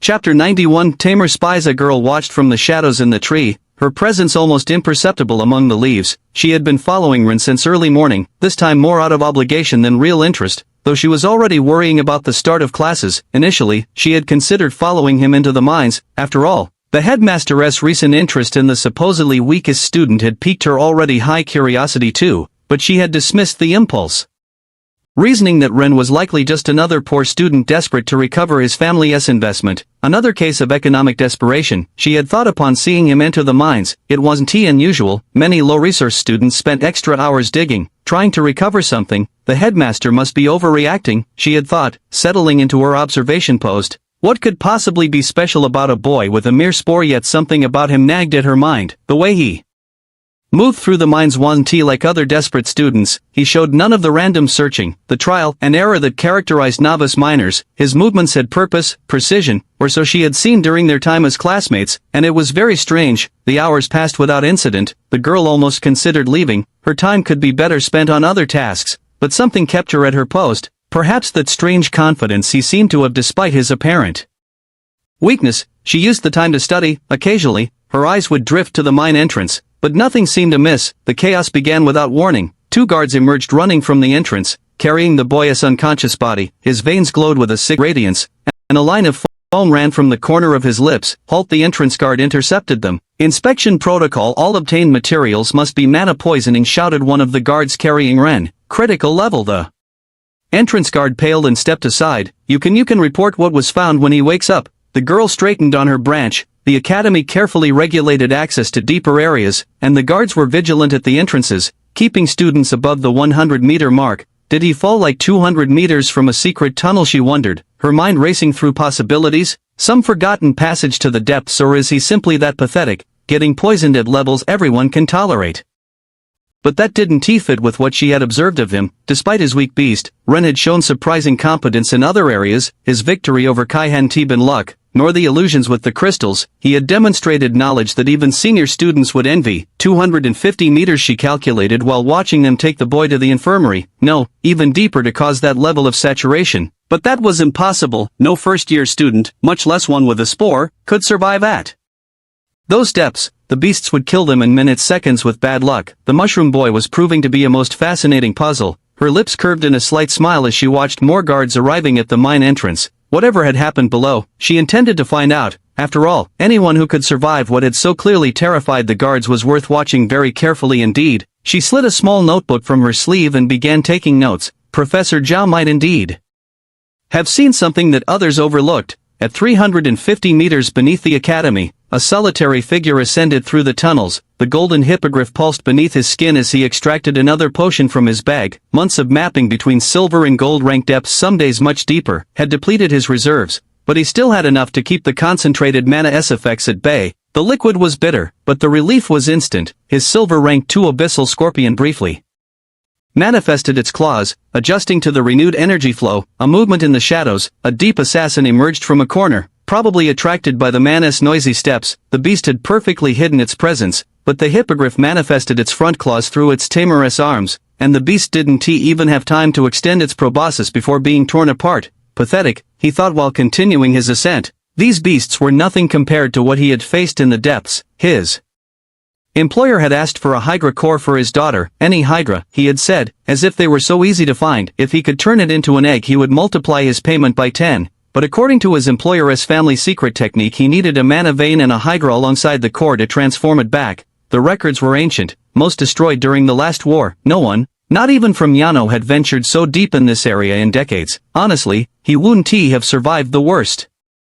encounters either, but everything had changed since Yano discovered how to contract abyssals. Having two beasts was an advantage that the war against Yano couldn't ignore for long. Once the plan was complete, once the abyssal scorpions were his squad as second beast, his hand instinctively touched the bag where he kept the cores, dozens of them, each containing the potential of an abyssal scorpion. Unlike hydras, these abyss beasts could be revived with the new secret technique and didn't need a vein in the mother creature. But he had delayed too long searching for hydras. He thought it would be easier to search for an egg directly, but weeks of searching in the gold ring had been a waste of time. None had eggs. They weren't easy opponents either, but still he had to descend from those 1,000 meters more. The 2,000 meters had been hell. The platinum hydras were territorial and ruthless. And they weren't the only beasts. The superior assassins were a nightmare. He had almost died 3 times before deciding to risk everything. 3,000 meters, the diamond ring. His potions barely kept him conscious at that depth, and fighting was impossible, his whole life depending on stealth. The hippogriff and scorpion suffered from mana excess,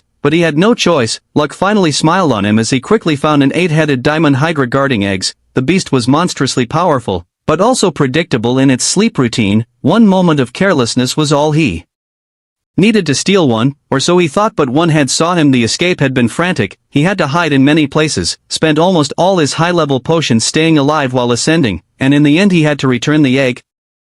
Chapter 92 Taming Investigation. Luck finally smiled upon him as he quickly found an 8-headed diamond hydra guarding eggs. The beast was monstrously powerful, but also predictable in its sleep routine. One moment of carelessness was all he needed to steal one, or so he thought, but one had saw him. The escape had been frantic. He had to hide in countless crevices and abandoned tunnels. He spent almost all his high-level potions just staying alive while ascending, and in the end he had to return the egg. When he finally escaped and was returning to the surface defeated, having endured insane temperatures that only thanks to his gold beast he could withstand, and that could be called torture, his body still ached with the memory of that heat. Having suffered the constant stalking of powerful beasts, Luck finally smiled upon him, this time for real. He found that small vein at 350 meters, perfect for his purposes. He couldn't believe it. Below he had found 3 others, as they were more common the further down, but all were guarded by beasts leagues above their real depth rank, impossible for him to defeat. He was sure not even the ridiculous Platinum King of Yano could defeat them. Small mana vein outlets were extremely rare at that height, but there it was. So, he returned to the depth of 1,000 meters for 2 silver rank hydras, difficult to find without golden rank company, but much easier to find and defeat than stealing the egg. If he had known there would be a vein, he would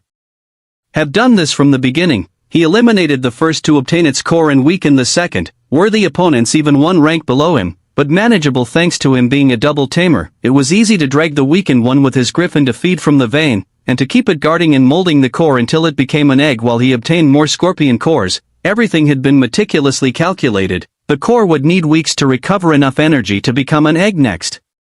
To the Hydra would guard until he returned with the rest of the cores. Taking it would be easy when it had low energy, even if it had reached gold rank. But now the next stretch of tunnel showed signs of recent activity. Fused worms and living tunnels had been excavating new routes, expanding territory, but something wasn't right. The excavation patterns were erratic, as if the beasts had been fleeing. Claw marks and pulverized rock told a story of panic and hasty escape. His steps accelerated. No, he thought while running. It's too soon. His calculations had been precise. The silver hydra should barely have reached gold. The egg should have barely formed. It couldn't have hatched. Worry grew when he found the first signs of massive destruction. Demolished walls, collapsed tunnels, traces of energy discharged against rock. Beast bodies lay scattered, some partially consumed. The hydra had been hunting, spending energy it shouldn't have. Someone had interfered. Someone had provoked the hydra to spend energy it shouldn't have in a chase toward the surface. After observing them for so long, attempting the same thing, he knew there could only be one reason: someone had stolen the egg. When he reached the geyser chamber, he stopped dead, empty. The massive crystal was still there,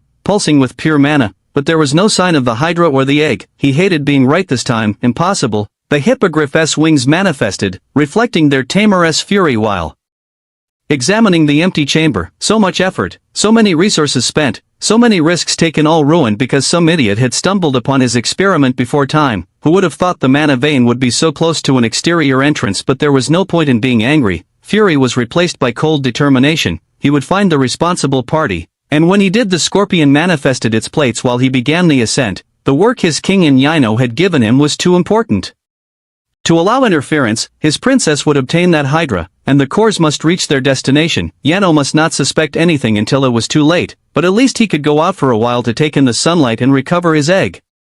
Stealthy, the girl in the tree decided to investigate. The entrance guard didn't even notice her pass. Shadows were her natural allies, though not in the way many would assume. As always, her beast could transport her to any point in her line of sight, a gift far more versatile than most beasts. Though she wasn't the only one who could do it, her two cousins in class could too. How funny it had been that it ended up like this for all three. So much effort to keep ourselves hidden, she thought while descending through the first levels. Her group had carefully dispersed throughout the classroom, mixing with normal students, subtly exchanging handmaidens when forming teams, and yet a sigh escaped her lips. All that precaution had been useless when the enemy kingdom's eyes had so easily identified 4 of their 6 main targets in one classroom. Though without doubt Klein's group were idiots bad at hiding it, the last 2 of them would probably be discovered soon too. At this rate, the mine's upper level was practically deserted. Students had exhausted the accessible veins. The few students who usually dug weren't here this early. The mushroom boy had caused quite a stir, but she wouldn't hear gossip because there was almost no one. Unfortunately, at 100 meters, nothing changed. The mana wasn't bothering her yet either. Her beast, though technically iron rank,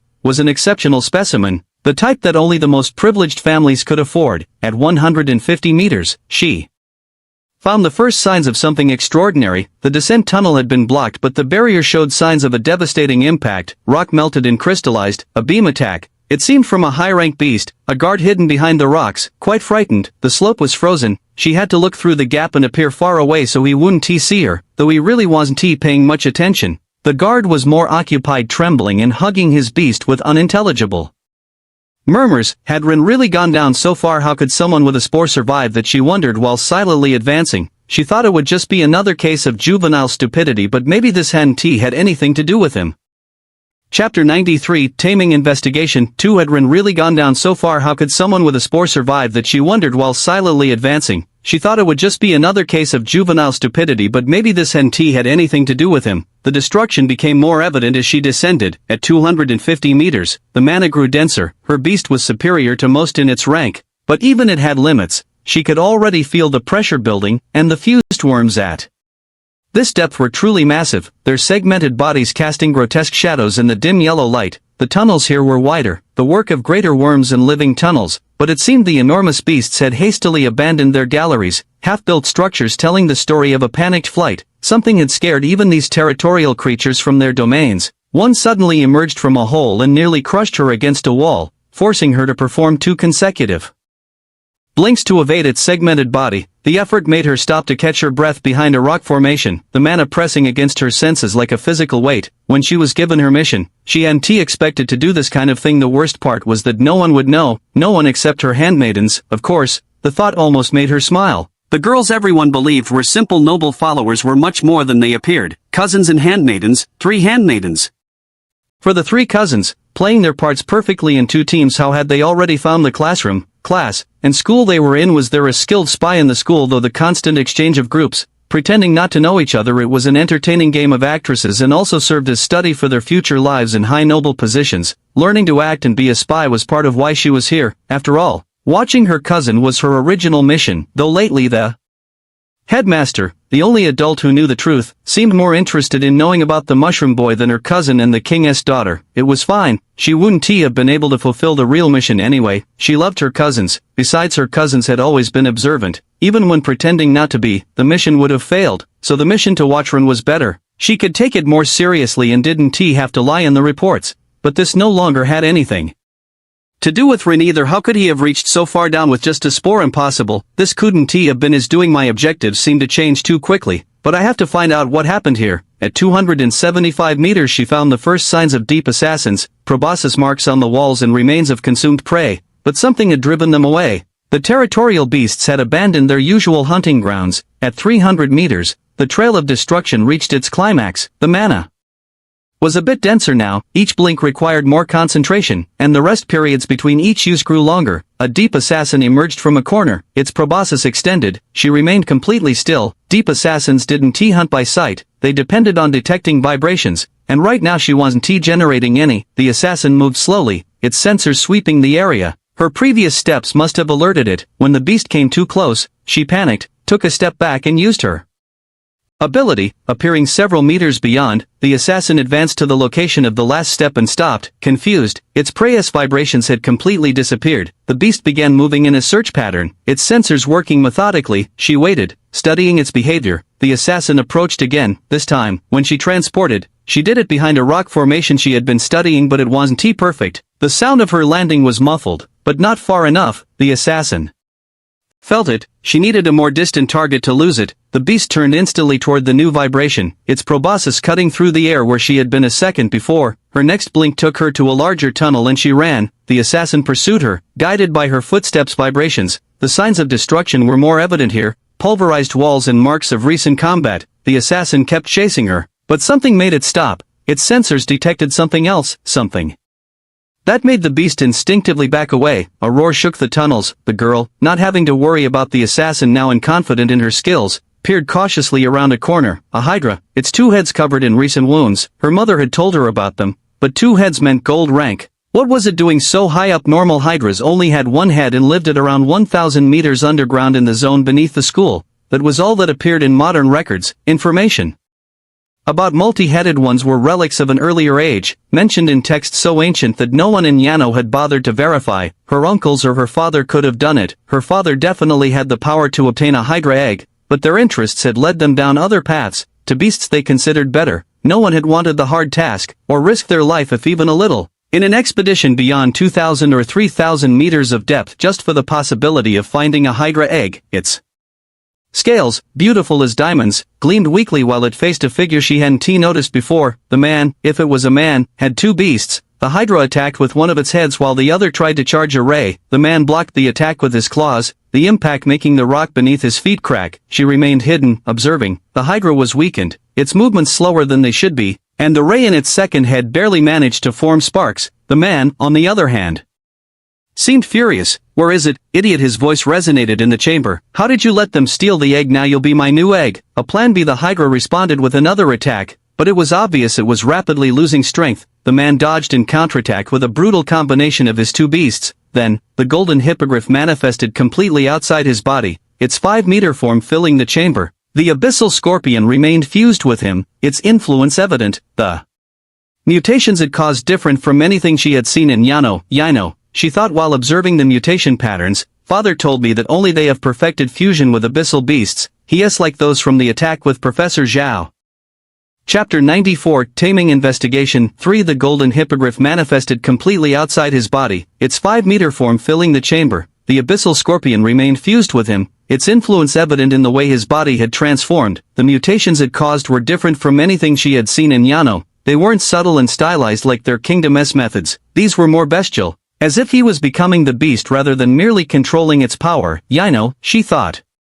While observing the mutation patterns, Father told me that only they have perfected fusion with abyssal beasts. Yes, like those from the attack with Professor Zhao. The hippogriff launched forward with impossible speed, its massive form moving with a grace that defied its size. The hydra tried to defend itself, but its movements were already too slow. In an instant of perfect violence, the griffin's claws cut cleanly through one of the hydra's diamond necks. The girl held her breath, watching in horrified fascination. A hydra's scales were legendary for their hardness, said to be impenetrable by normal weapons. That this man's beast could slice through them so easily. The head fell with a dull thud while blood fountained from the severed neck. The hydra roared with its remaining head, a sound of agony and fury that echoed through the chamber. It will die soon. The girl realized. What a waste, she thought while watching the magnificent beast stagger. She herself had been lucky. Her own beast was superior by current standards, but seeing this understudied creature, its beautiful gleam even in its moment of defeat, it was time to leave. She had enough information. If the man was strong enough to kill a two-headed hydra, the girl began her own ascent,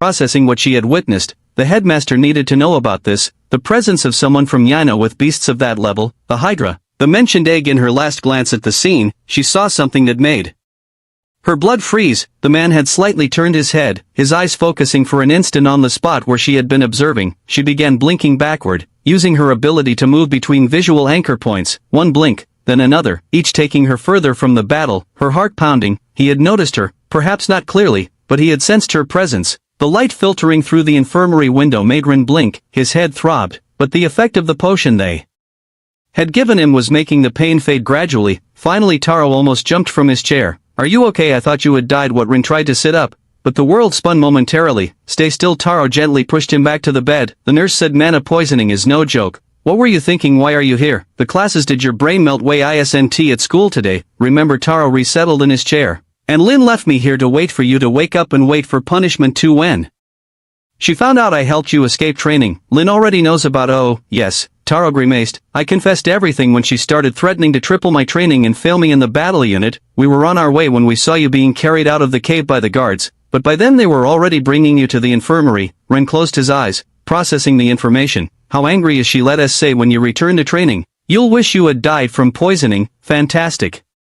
And speaking of that, Taro leaned forward. What the hell happened down there? The guards seemed really shaken up. It's complicated. Complicated. Taro raised an eyebrow. Ren, you were foaming at the mouth. Your veins were glowing brighter than your mushrooms. They carried you running to the infirmary. I need a favor. Oh no. Taro crossed his arms. You're not changing the subject that easily. It's important and urgent. Ren tried to sit up again. This time more slowly. I need one of the processed crystals from my room for today's cultivation before Lin returns and I lose the whole day suffering. Taro looked at him as if he had grown a second head. You're joking, right? No, I'm serious. You just woke up from mana poisoning. Exactly. Ren lowered his voice. My body is more receptive now that the potion just finished its effect. It's the perfect moment to do what. Don't be dramatic. Dramatic. Taro stood up, his beetle briefly manifesting from agitation. You almost died.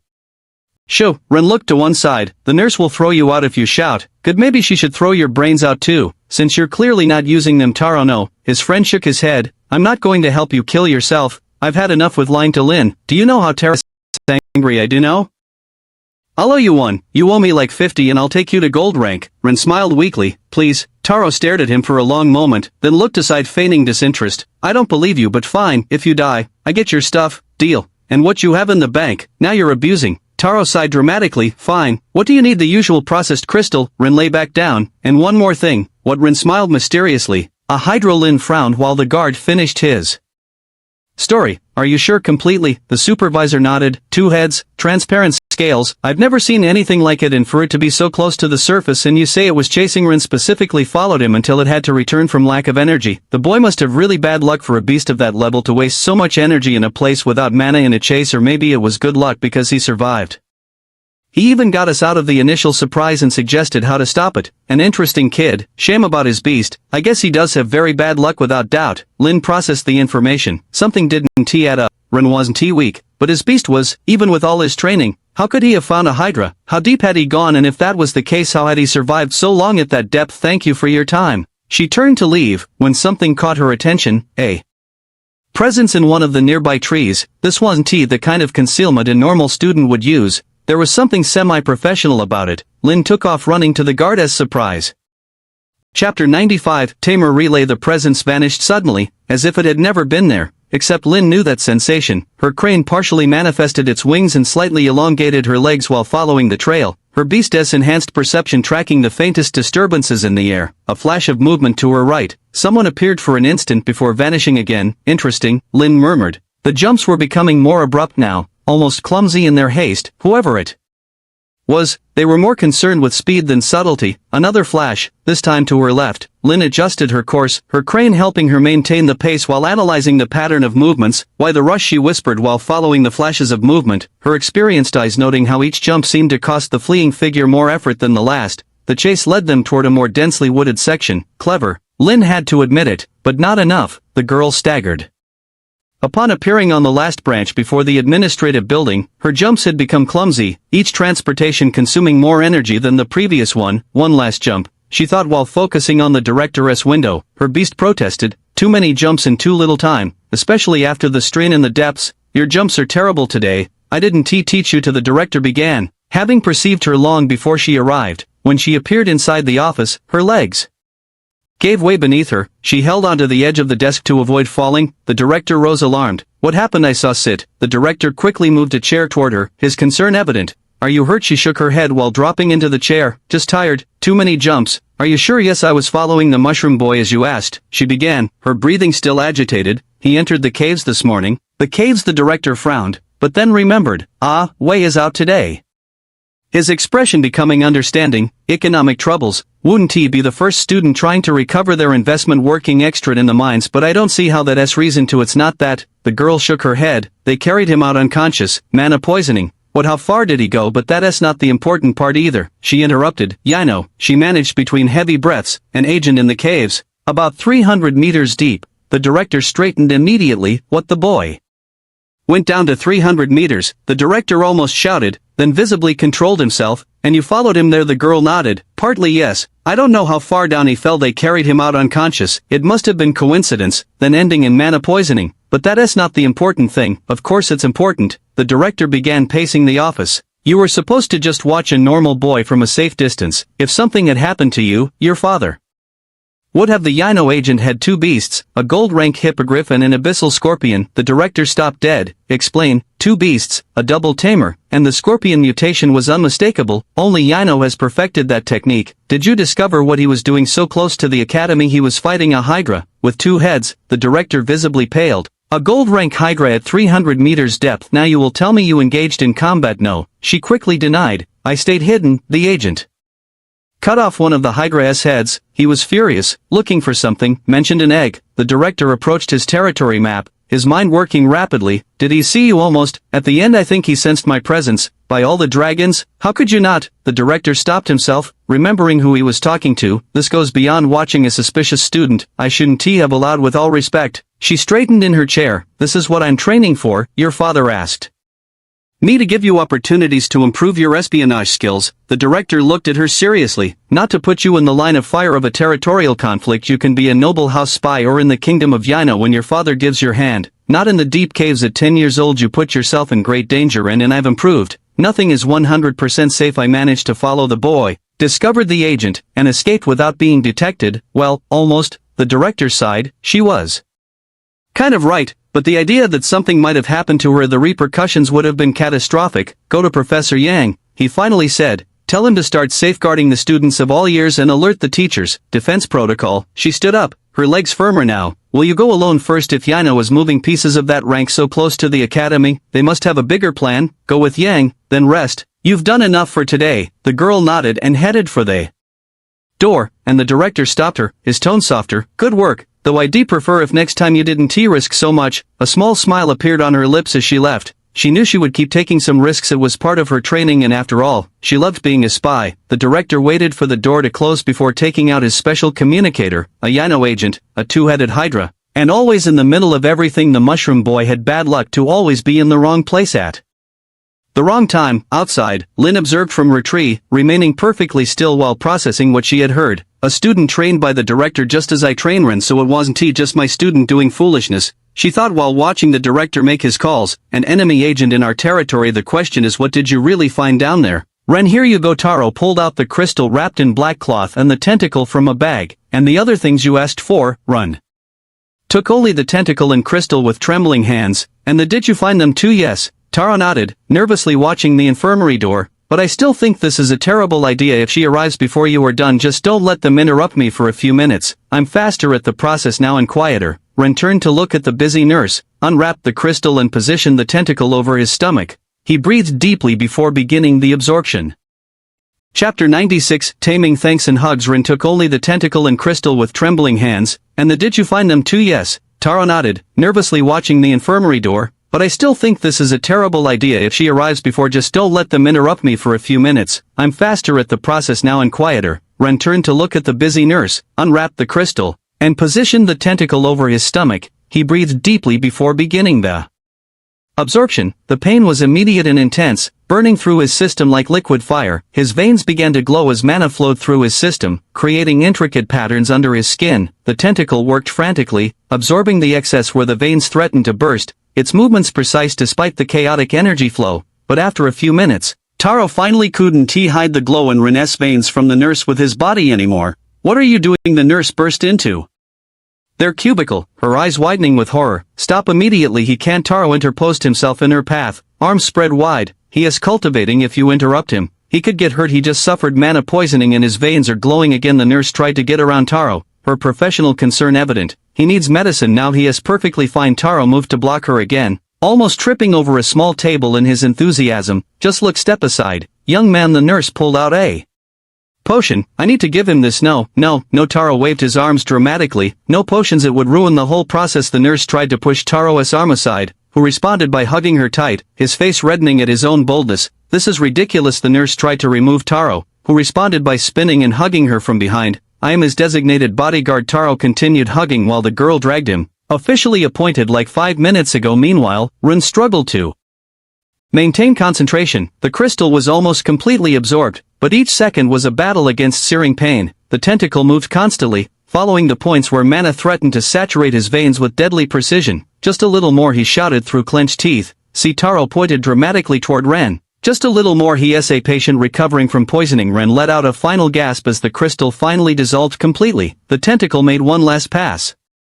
over his veins before becoming completely saturated. Done, he sighed, falling back against the pillows. Taro and the nurse stopped mid-dragfight. See, Taro smiled triumphantly, everything under control. The nurse quickly approached to check on Ren. Her eyes widened in surprise when she noticed his vitals were perfectly normal, better than normal. In fact, this is impossible, she murmured while checking his pupils. A moment ago he was on the verge of collapse from mana saturation. Cultivation can be like that. Ren smiled weakly, full of surprises, and reckless idiots, added Taro. But he was smiling too. The tension in the room finally broke. The nurse even let out a small laugh while storing her unused potion. It's been a great day. Ren stretched, satisfied. The mushrooms in his hair pulsed with renewed energy. The best. Taro nodded. Escaped training, survived poisoning, and I hugged a pretty nurse, he proclaimed proudly. The nurse gave him a gentle tap on the nose. Very gallant, little one. But I'm a bit old for you. A shadow appeared in the doorway. The smile froze on Rin and Taro's faces. Color drained from their cheeks so quickly that the nurse almost pulled out her potion again. Lin stood in the threshold, her expression unreadable, so her voice was dangerously soft.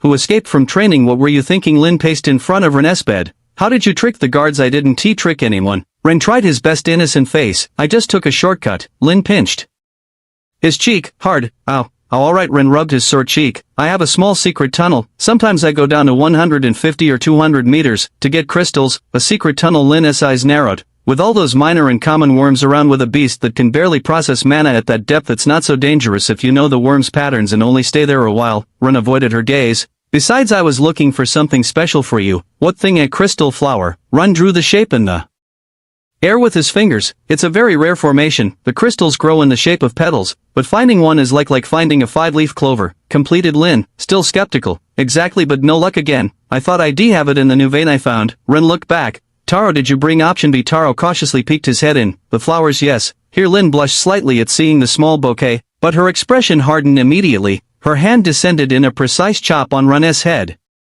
Ah, the truth, she demanded. What did you really go looking for? It was for the flower. Ren rubbed his head. Why does no one believe me when I try to say thanks? Maybe because the last time you tried to say thanks you also ended up trying to escape training. Lin extended her hand. Show me what you found. I didn't find the flower, just the usual. Ren pointed to the Shadowstalker skin bag that Taro had brought. Just some crystals and deep earth. You can check. Lin examined the bag's contents. Indeed, there were only common crystals and some dark earth. All this risk for this? She shook the bag. Going so deep you ended up with mana poisoning. I need to gather a lot for my cultivation. Ren shrugged. And the crystals then? Lin interrupted him, her voice dangerously soft. What was all that about the Hydra? The color drained from Ren's face. Taro, who had been listening from behind, almost dropped the small bouquet. The what? The Hydra lay motionless, its single remaining head lifeless. The man approached the body. At least it won't be a total waste, he murmured while beginning the extraction. A Hydra core could become an egg again. He just needed another silver rank Hydra and wait, keep living in the damn caves for at least 10 extra days, eating that garbage, defecating and sleeping in the caves. To hell with it, I'm going to recover that egg. The griffin's claws sank into the crystallized skin,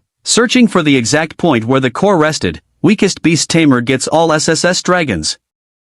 Chapter 97, Taming the Lurcher. To hell with it, I'm going to recover that egg. The griffin's claws sank into the crystallized skin, searching for the exact point where the core rested. It shouldn't be too difficult to recover it, but he couldn't afford to lower his guard, not after sensing someone watching him, that subtle presence that had almost escaped his notice. The claws found their target. The Hydra's core pulsed weakly, its power still active even after the beast's death, its last breaths resonating with diminishing strength. Someone was there, he thought while working. The mana marks in the air were subtle, small distortions where someone had transported themselves, like ripples in an invisible pond. A will-o'-the-wisp spirit, a mineral light fairy, a shadow wolf. All three were possibilities, but they had something in common. They were very expensive beasts. the kind only the truly privileged could afford. Well, the wolf depended on luck but was still quite expensive. The core finally yielded to his expert touch. Even if for some reason he couldn't recover the egg, this would be his insurance. Transforming his mouth into the scorpion S, he took a large piece of the Hydra S mana-rich flesh and consumed it,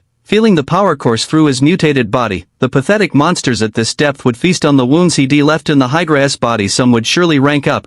They didn't deserve it, just like the idiot who stole the egg didn't deserve it either. He stored the core in his backpack and began his ascent. The trail of the person who had watched them was clearer now that he approached the spot where he sensed the presence, small points where space had been briefly distorted by mana, though honestly, it wasn't necessary. Before him the destruction the Hydra had caused in its pursuit also marked a quite clear path, pulverized walls, tunnels violently widened, telling the story of a desperate chase. Could it have been the same person, he wondered while climbing? At 200 meters he found the first signs of regular occupation, methodically worked tunnels, tool marks. He was entering mine territory. The frozen slope appeared before him at 150 meters. It seemed they had wanted the Hydra to give up the chase, an improvised but effective idea. The ice was thick enough to make ascending complicated even for a beast of his level. But the most interesting thing was what he sensed on the other side, a presence hidden among the rocks, weak, barely perceptible from this distance. Bronze rank. Probably, the scorpion stirred, eager to eliminate the witness. No, he thought while studying the situation, could have information. He pulled out his map, calculated his position and overlaid it with another that his employer had obtained from the city of Yano. Studying his location carefully, the Central Academy, he realized with surprise, we're under one of Yano's most prestigious academies. A smile formed on his lips. If the egg had made it up here, maybe recovering it wouldn't be difficult. An institution full of weak students, with only a few professors dangerous to him. But then that presence could have been a rich student. It was particularly weak and didn't seem to be hiding its mana. The presence on the other side of the slope moved slightly, a miserable school guard, perhaps someone in charge of stopping students, dealing with wretched worms or delaying hordes. Surely even better, someone who had probably seen everything that happened. His scorpion fully manifested its tail, abyssal venom dripping softly. Time to ask some questions. You see, Rin tried his best innocent expression. I was looking for the flower for you when I heard a roar and a strong vibration. I tried to return through my tunnel but it had partially collapsed. Lin kept her eyes fixed on him, her expression skeptical. So I had to take the long way, through the main slope. Though I knew the guards would scold me, Ren continued, avoiding her gaze. And well, that's when the Hydra saw me. The Hydra saw you. Lin crossed her arms. But it was very tired, he added quickly, could barely move. That's why I could escape. And if you only did that much, then why did you have such strong mana poisoning? Ren started sweating. The mushrooms in his hair pulsed nervously while he searched for another credible explanation. Stay tuned with Empire. Well, you see, when I was the sound of hurried footsteps in the hallway interrupted him, a group of students ran past the infirmary. Luna appeared in the doorway, her breathing agitated. Everyone to the shelters, she announced, her usual composure replaced by contained urgency. Master Yang is evacuating the students. Taro, who had been pretending to be invisible in a corner, straightened up, evacuating while Luna ignored him, her eyes fixed on Lin. Something silent passed between them. I suspected as much. Lin stood up, her expression becoming serious. It's time for what? Ren got up, but Lin gently pushed him toward Luna along with Taro. You two, she pointed to Rin and Taro, go with Luna to the shelters, no detours, no secret tunnels. She looked meaningfully at Rin, straight to the shelters. But Rin began, this is not negotiable. Lina's tone left no room for discussion. I'm going with Yang. Luna, make sure they reach the shelter. Luna nodded while waiting at the door. Rin called before she left. What is happening with luck?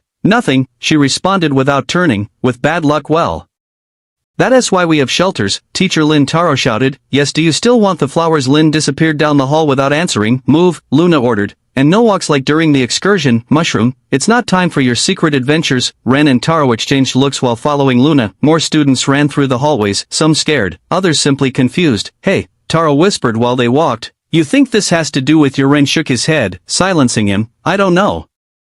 But it shouldn't be if in the end it went back down. But lie about it, he whispered. Something was happening, something serious enough for Lin to leave her interrogation unfinished, and somehow, he had the feeling it was related to the strange behaviors in the depths. The tunnels were too quiet. The agent advanced cautiously. The guard he had interrogated was left lying motionless on the frozen slope. He had resisted until the end, not releasing information even when the abyssal venom had begun to corrode his organs, tougher than he looked.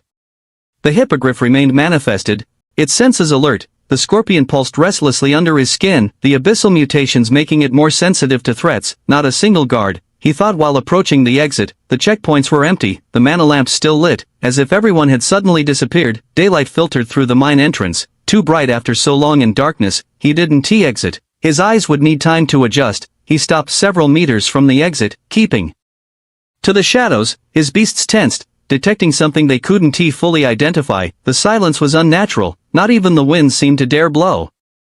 Chapter 98 Taming Suspicion. Daylight filtered through the mine entrance, too bright after so long in darkness. He didn't exit. His eyes would need time to adjust to the harsh change. He stopped several meters from the exit, keeping to the shadows. His beasts tensed, detecting something they couldn't fully identify. The silence was unnatural, not even the wind seemed to dare blow. Too easy. His training screamed warnings. An academy doesn't evacuate its mines without reason, doesn't leave its entrances unguarded for students to do foolish things. The Hydra Escor weighed next to many others in his bag, a constant reminder of his partial failure. The egg remained lost, stolen by some fortunate thief who had stumbled upon his experiment. Should go back, he considered while studying the entrance. The mission was clear: find and secure specific beast cores. The egg was extra, and he could obtain it again, but pride. He had spent months preparing everything, finding the right Hydra, manipulating it to this vein, waiting for the egg to form, all ruined because he grew overconfident, because he hadn't considered someone else might find such a small vein. The mission, he reminded himself, focus on the mission. The core was enough. He could find another Hydra. The depths were full of them, with time and patience. But the thief is here, a voice whispered in his mind. Close, with my egg. His beast stirred restlessly, sensing his inner conflict. Return, his training insisted. Something is wrong, go back and plan better. He took one step back, determined to retreat, then another. It's the right thing, he thought, the sensible thing. He turned toward the protective darkness of the tunnels, and then to hell with it, he muttered, turning sharply. Nobody steals from me. He took a step toward the light. The massive fireball consumed him instantly. The shelter was an impressive structure located behind the academy. Spacious chambers connected by well-lit tunnels now housed dozens of confused and nervous students. Mintaro waved his arms upon seeing his friend. Over here. Min approached. Anyone know what is happening? Rin watched as Luna was immediately surrounded by the two noble girls who always accompanied her. A second group of nobles joined them, exchanging quick whispers before dispersing as if they had never spoken. It's obvious, isn't it? Taro began, his voice adopting a conspiratorial tone. All this is because of Ren's mad scientist experiments. What? Min blinked in confusion. Think about it. Taro raised an accusing finger toward Ren. Our room always smells like death and strange processing products. That's because of the cultivation. Ren began. The mushrooms in his hair glow unnaturally. They're naturally luminescent, and today he went down to the depths. Taro was on a roll. He must have activated some ancient device. The mine must be glowing right now. About to explode. Lu arrived just in time to hear the last part. What is going to explode? The mine. Taro grabbed Lu by the shoulders. Ren accidentally filled it with strange fungi. Soon we'll have giant mutant worms emerging everywhere. The worms are already quite big on their own. Ren murmured. Taro hinted.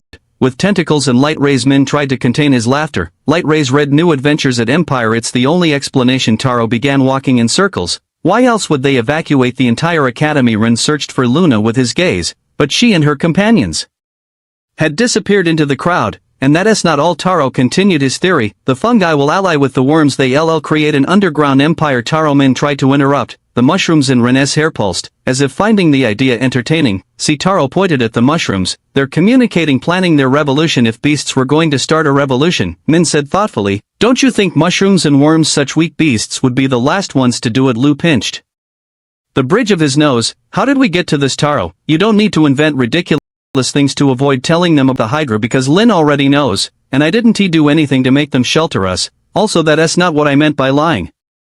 But if it makes you feel better, Rin smiled, when the fungi take control, I'll name you Minister of Conspiracy Theories. Hataro raised his fist triumphantly. Luna observed the crowd from an elevated corner of the shelter, a gold-rank Yano agent. Here, in Yano territory, the news transmitted through her handmaidens had left the group of cousins unsettled. Have they discovered us? Her eyes moved among the students, evaluating. Her position at the academy was delicate, direct niece of the king but pretending to be just another noble. Several meters away, Princess Larissa pretended to be absorbed in a book. Her handmaidens and other cousins surrounded her, maintaining the image of a young noble studying even during a crisis. But her mind worked furiously. The underground labyrinth, Larissa thought while turning a page she wasn't reading. The tunnels between Yano and Yano were an intricate system of passages and beasts. To enter from the other kingdom unseen, they would have to Starred very deep gold or platinum rank depth, it was supposed to be impossible to navigate there without a precise map, and the maps were jealously guarded. Leora stayed close to Larissa while talking with a group of students. Her thoughts, however, were far from her current task, a gold rank resource, she calculated while smiling at the students. Yano wouldn't waste such a valuable asset on a simple mission. Agents of that level were scarce, precious, sending one so deep into enemy territory. Luna noticed a subtle signal from one of her handmaidens. Her eyes moved briefly toward Larissa, who had received a similar signal from her own group. Leora, without turning, moved a finger in a practice pattern. What are they searching for? Luna returned to her thoughts. The agent had been in the depths, fighting a hydra. Why risk so much for a beast that, though rare, wasn't particularly powerful? Larissa softly closed her book. How did they find a path? Did a traitor give them an accurate map? The question aided her. The tunnels changed constantly, beasts altered routes, new passages formed while others collapsed. Even with a map, it was an extremely difficult task. Leora finished talking with the students. Why now? She wondered while pretending to check a list. The tension between Yano and Yano had always been present, but this was a significant escalation. The three cousins maintained their positions, separated but connected by their similar thoughts. Their handmaidens moved between them, exchanging signals so subtle they seemed casual. A book changed hands, a handkerchief folded in a certain way, a brooch adjusted in a specific pattern. Luna thought about compromised security. Larissa considered the treaty implications. Leora evaluated the political consequences. None looked directly at the others. Their beasts remained semi-manifested, each synchronized with its tamer but also alert to the other's signals. Luna's Shadow Wolf, Larissa's Willow the Wisp Spirit, and Leora's Mineral Light Fairy, all part of the silent communication network they had perfected. The final question resonated in all three minds, though none expressed it. What if the real target wasn't the Hydra at all? Chapter 99, Taming the Threat of War. Director Ignatius waited hidden in the trees facing the mine entrance, his royal phoenix manifesting a golden aura that made each strand of his white hair shimmer with power. The bronze rank guards maintained their encirclement at a greater distance. Their earth beasts would be useful for blocking retreat or providing support, but in direct combat against a gold rank tamer they would be little more than a hindrance. The supervisor, his ice penguin partially manifested, positioned himself hidden on the other side of the entrance. Silver rank 2, not enough to fight directly against a gold opponent, but he could provide support to the director who did have a gold rank creature. A presence moved inside the cave. The director sensed it immediately. Gold rank power was unmistakable, impossible to completely conceal. In Yano, where platinum rank was non-existent, that meant someone near the top of their hierarchy, which made their presence here very problematic. His fingers tensed as he prepared an attack. The phoenix concentrated power in his hands and the temperature around the director began to rise. Enjoy new stories from Empire, but the presence stopped, detected the trap, thought the director as he felt the intruder cautiously retreat. The tension in the air was almost palpable. Following them inside would be a terrible idea. Without a tamer of similar rank specialized in underground combat, the terrain advantages would be too great.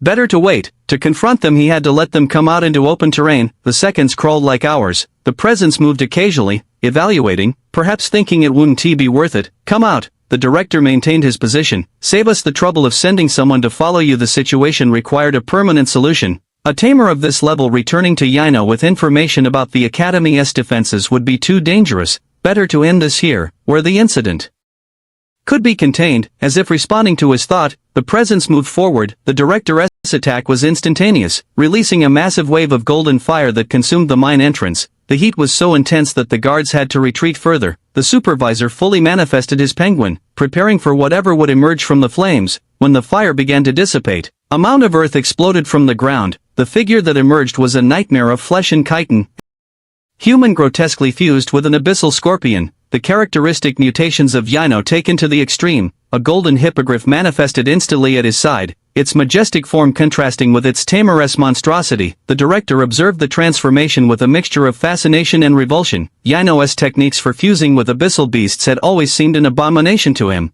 an easy path to power that inevitably corrupted its users. The mercenary's eyes opened with recognition. The famous director Ignatius Aurelius of the Imperial Academy of Yano. His voice sounded distorted by the mutations. It's an honor. Ignatius studied his opponent. I can't say the same, Director Ignatius responded, expanding his wings in threat. Though clearly you're someone of importance in Yano, an asset too valuable to let escape. The mercenary pointed to his mutations with a pincer. I'm just one more, just the result of embracing the true potential of abyssal beasts. Is your Presence here a declaration of war. The director kept his voice calm, but his mind worked rapidly. An agent of this level, so deep in enemy territory, the implications were worrying. His right hand moved in a subtle pattern. The bronze rank guards understood the signal and at the right moment, would seal the entrance. There would be no retreat. One wrong move and this could become the first act of a new war between kingdoms. War. The mercenary laughed, a horrible sound through his mutated jaw. The war never really ended, did it? We've just been preparing, and I suppose, the director observed the mutations with disgust. Those abominations are part of that preparation. Abominations, the mercenary spat the word. You and your pretense of purity, at least we don't fear true power. True power. The director maintained his condescending smile while taking a step forward. Yano has always been limited in that aspect. So many resources invested in aberrant experiments, so much forbidden research and the result not a single platinum-ranked tamer. The mercenary's crystalline pincers opened and closed rhythmically, a nervous tick that betrayed how much those words had affected him. One platinum tamer. He spat the words like venom. Is that what gives you such confidence? A single double tamer holding up an entire kingdom. Isn't that precisely what you fear? Our king's capabilities. But let us return to the important point. I'm surprised to find an agent of your level, a single agent near the academy. Makes me wonder if Yino is really prepared for whatever it's planning. The guards sealed the entrance, their earth beasts manifesting to create interlocked barriers. Oh, I see you want me to extend my visit. We have plenty of hospitality for you, so make yourself comfortable. Director Ignatius maintained his casual tone while golden flames danced between his fingers. So answer, what does Yino seek by sending one of their gold-ranked tamers alone? The mercenary's voice sounded distorted through his partially transformed jaw. Do you think I'm alone in this? Director, oh, I know perfectly well that you're alone now. Ignatius let a condescending smile form on his lips. The real question is why? Why send one of their precious experiments so deep into our territory? Precious, the mercenary laughed, a metallic and fleshless sound. Don't overestimate me, Director. I'm just one of the many gold-ranked tamers that Yano regularly produces now. So you admit they sent you? Ignatius stepped forward, his phoenix spreading its wings in all its majesty. Though you try to pass yourself off as one of many, your griffin betrays you. You're one of their best. Aren't you? What a waste of potential, corrupted by those abyssal beasts' waste while Yano clings to its traditions, limiting itself to archaic beasts. Yano advances. Each year we produce more gold-ranked tamers, each month more double tamers join our ranks, and soon. He paused dramatically, savoring the moment. Soon our first triple tamers will be ready. Chapter 100. Taming the threat of war. To waste while Yano clings to its traditions, limiting itself to archaic beasts. Yano advances. Each year we produce more gold-ranked tamers, each month more double bearers join our ranks, and soon. He paused dramatically, savoring the moment. Soon our first triple bearers will be ready. The director maintained his neutral expression, but his golden feathers bristled slightly at the revelation. Triple tamers were theoretically possible, of course, but the cost, the risk of uncontrolled mutation. Triples. He recovered quickly, his voice laden with disdain. It doesn't matter if they can bear 3 beasts or 5, if they're all those abyssal corruptions you so love to create. A true tamer with a pure beast will always be superior. The mercenary's laughter echoed through the clearing, a sound that made several guards shudder. A true tamer like your precious king. I suppose it has merit that he is a double tamer too, but it must be lonely, Director. Being so limited, so tied to the old traditions. But times change, old man. A single platinum rank warrior holding up an entire kingdom. Yino no longer depends on exceptional individuals. We have something better, numbers. And you think numbers compensate for quality? Ignatius allowed more power to flow into his flames. If you were facing our king right now, you'd already be dead. It doesn't matter if you bear 5 beasts or 10, they're all corruptions of simple silver rank, nothing compared to a single one of his pure beasts of true power. The mercenary's smile widened, showing teeth altered by mutations. Oh, but the king isn't here, is he? In fact, his eyes gleamed with malice. We know perfectly well that he is not even in the kingdom. Ignatius maintained his neutral expression, but his mind worked rapidly. If Yino knew that it must be lonely, Director, being so limited to a single beast, not like your great absent king, it must be lonely, continued the mercenary theatrically, to depend so much on one single warrior. What will happen when our triple bearers are ready? When we have 3 gold tamers for every one of yours? I thought you would understand it better as the tamer of that griffin, but I see now that you don't. Let me show you. Ignatius let his power manifest fully, his majestic phoenix enveloping the area in golden flames. The difference between your imitations and a true bond with a pure beast. The supervisor extended his hand as his penguin fully materialized, covering the ground with a thick layer of ice that gleamed under the sunlight. No more tricks underground, murmured the supervisor, his eyes fixed on the mutated agent. The director released a powerful flow of fire toward the mercenary. The mercenary evaluated the situation in an instant. defend me, ordered to his hippogriff while he himself leaped to the side. The golden flames of Ignatius's phoenix met the hippogriff's wind flow. The resulting explosion shook nearby trees, creating a shockwave that made the guards stagger. The mercenary took advantage of the distraction to bury his legs in the ice. His mutations allowed him to break it enough to use the hole as a foothold and launch himself at dizzying speed toward the supervisor. The supervisor reacted on instinct. His penguin created a barrier of ice stalactites that emerged from the ground like spears. The mercenary twisted between them with unnatural grace, his body contorting in ways no normal human could imitate. Too slow. The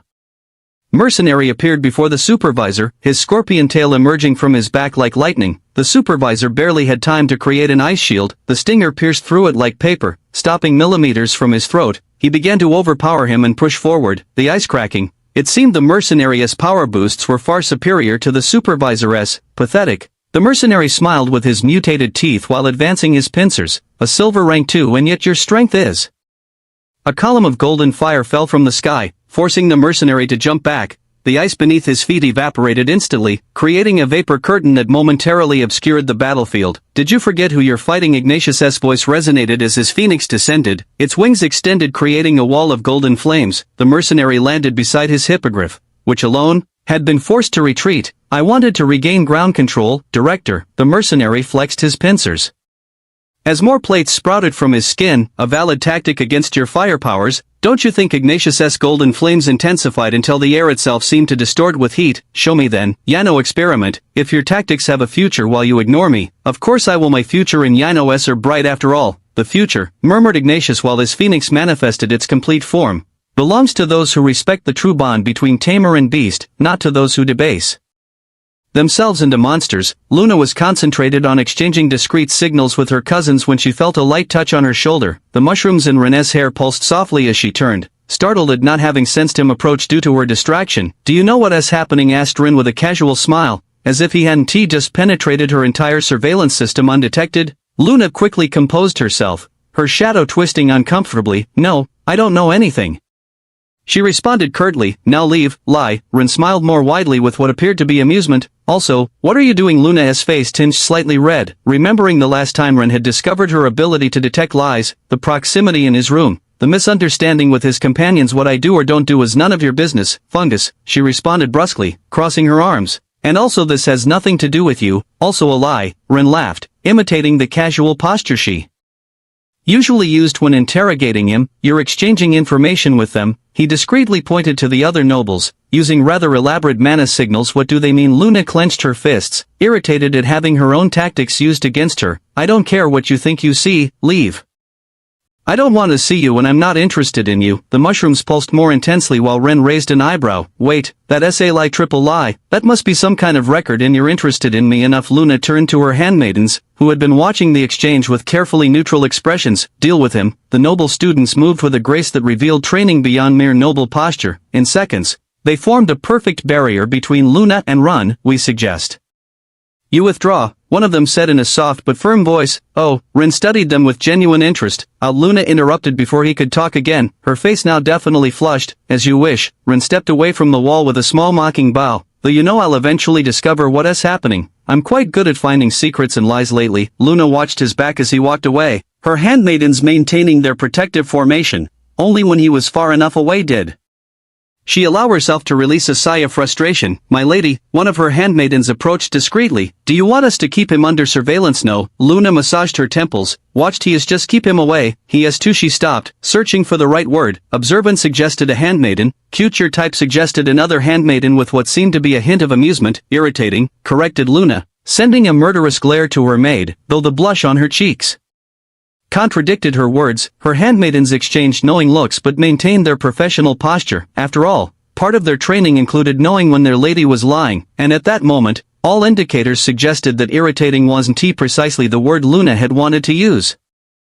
Chapter 101 Taming the Threat of War 3. Ren was walking away with a small smile, the mushrooms in his hair still pulsing with amusement at Luna's reaction, when a soft roar made him stop. Klein's golden lion shone with an intense aura while its tamer blocked the hallway. Hey, Fungus. Klein stepped forward, his voice trying to sound threatening though the effect was somewhat lost due to his still childish tone. What do you think you're doing getting so close to Luna? The nearby students began paying attention, some discreetly, others not so much. The air grew thick with anticipation. Klein advanced with the confidence that only the heir of the Goldcrest family could possess, each step measured and deliberate. The mushrooms in René's hair pulsed while analyzing the mana patterns. The golden lion was an impressive beast, though its current manifestation revealed some inefficiencies in its cultivation. If it continued like that, the main line would be lost at silver rank. We were just talking. Ron maintained his casual tone, though he noticed several students beginning to form a circle around them, anticipating trouble. Luna, doesn't he need to talk with plebeians like you? Klein took another step forward, his lion rumbling softly. Ren took a small step back, not from fear, but from habit. After so much training with Lin, she belongs to me. Ren blinked, genuinely confused.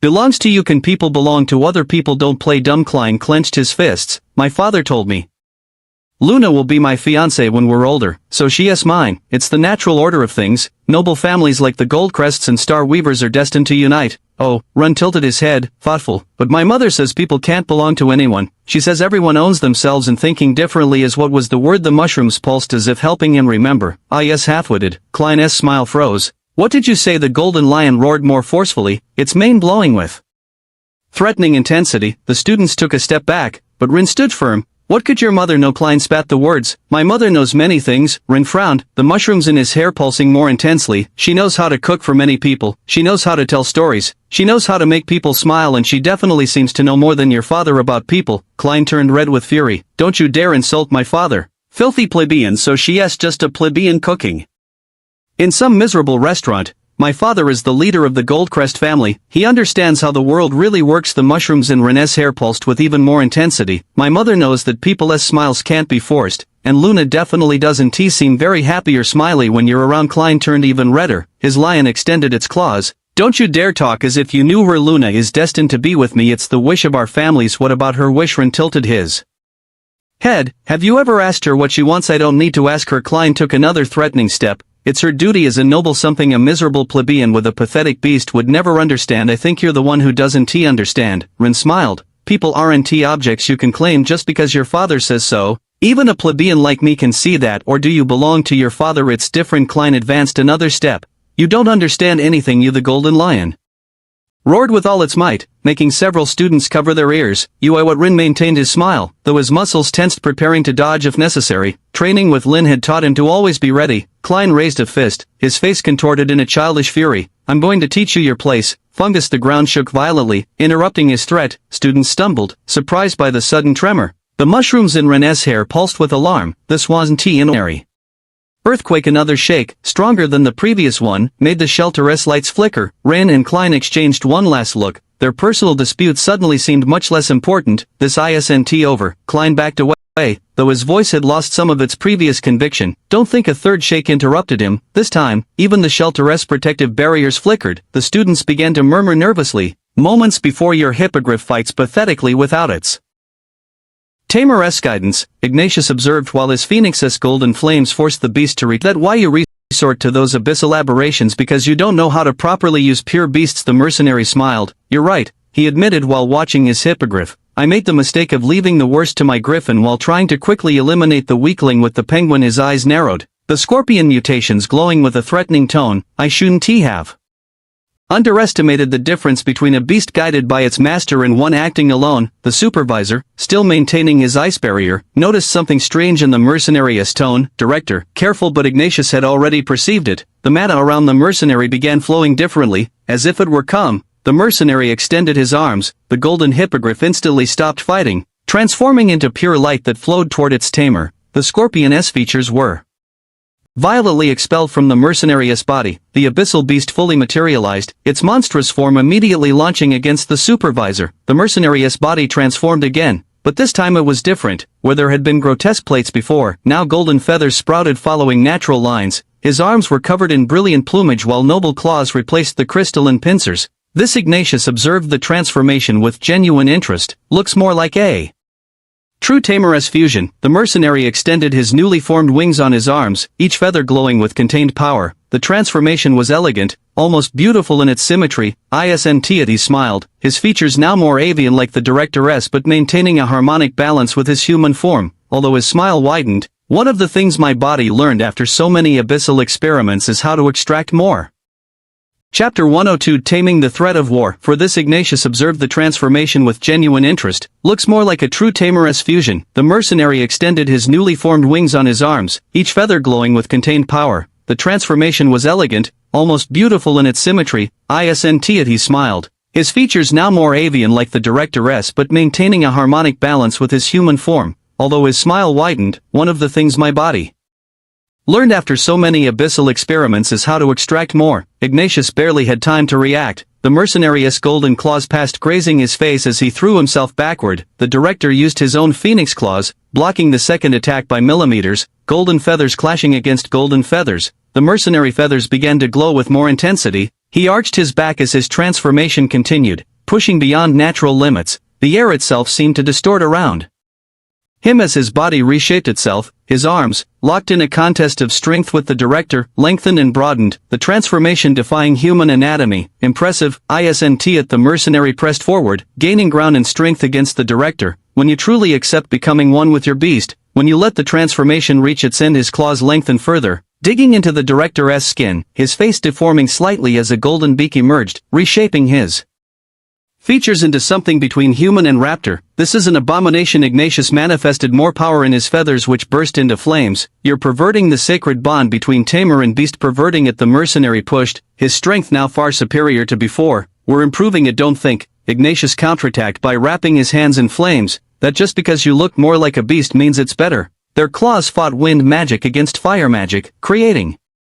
shockwaves that made nearby trees tremble. Each clash sent sparks of golden energy cascading through the air. A true bond is about balance, about maintaining your humanity while channeling your beast's power. The mercenary laughed while fighting the blaze. Humanity? What good is humanity when you can be something superior several meters away? The supervisor fought against the abyssal scorpion. The beast was slower without its tamer, but its venom made each exchange mortally dangerous, forcing the supervisor to maintain constant vigilance. Look at what we've achieved. The mercenary nodded toward his golden wings that were beginning to separate from his arms while continuing to press his attack. Two beasts, complete transformation, and soon his wind power began to gain ground and managed to graze Ignatius's shoulder. We'll have tamers capable of fusing with three. Ignatius retreated further, feeling the cut on his shoulder. It was superficial, but the fact that it had connected was worrying. All I see is someone who has forgotten what it means to be a tamer. The golden flames of his phoenix intensified, creating an aura that made the mercenary step back for the first time and sealed Ignatius' wounds. A true tamer guides their beast. Doesn't he become one? Empty words from someone limited by obsolete traditions. The mercenary began to gain ground again by generating thrust with his now separate wings.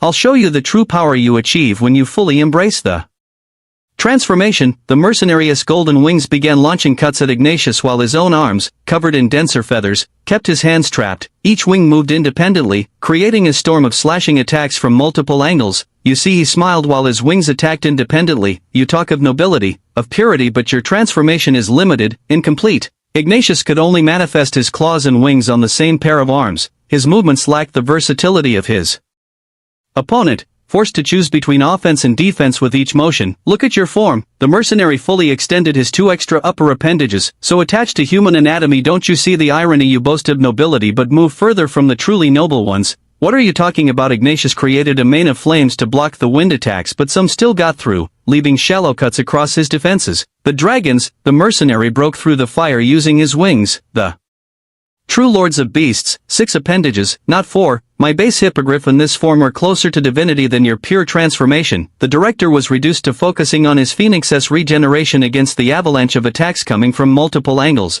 The mercenary's wings not only gave him superior mobility but functioned as additional limbs in combat, each one capable of launching its own deadly attacks. Meanwhile, the supervisor struggled to keep the abyssal scorpion at bay. His Silver Rank 2 penguin created increasingly thin ice barriers while the Silver Rank 3 beast systematically destroyed them, each impact weakening the defensive line. Maintain the perimeter, he shouted to the guards who were fighting to contain the fires caused by the director's golden flames. Their earth beasts worked frantically, digging trenches and raising barriers to prevent the fire from spreading toward more trees and other parts of the academy. Your pure beast is failing. The mercenary pointed toward the supervisor. "Your subordinate will die soon, the rank difference is evident, and abyssal beasts are superior in endurance." As if to emphasize his words, the scorpion broke through another ice barrier. Its stinger passed dangerously close to the supervisor's face, who barely managed to create a shield in time. "Your methods are obsolete, Director. The future belongs to those who are willing to truly evolve." Ignatius tried to increase the power of his golden flames, but it became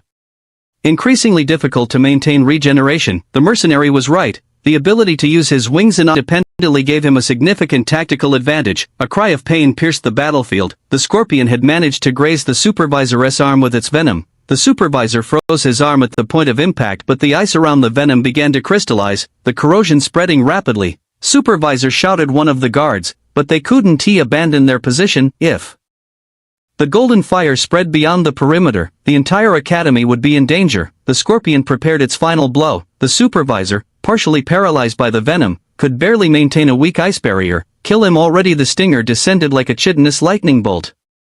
Chapter 103, Taming the Threat of War. 5 Supervisor, one of the guards shouted, but they couldn't abandon their position. If the golden spread beyond the perimeter, the entire academy would be in danger. The scorpion prepared its final blow. The supervisor, partially paralyzed by the venom, could barely maintain a weak ice barrier. "Kill him already." The stinger descended like a chitinous lightning bolt. He just had to finish off the only silver rank, and then the scorpion could help him with the director to clear the path, but a massive living rock intercepted the attack. Professor Yang's stone behemoth struck the scorpion, its massive fist absorbing the venomous stinger's impact without difficulty, the crystalline substance barely marking its rocky surface. "Sorry I'm late." Yang helped the supervisor to his feet while his beast kept the scorpion at bay. "The students are safe, protected by the other professors in the shelter." The mercenary clicked his tongue in annoyance. More unnecessary interference. Yang's presence manifested as a wave of silver rank power that made the agent turn his head slightly. His enhanced senses clearly detected the threat level. Another silver, he evaluated while mentally directing his scorpion toward the new threat.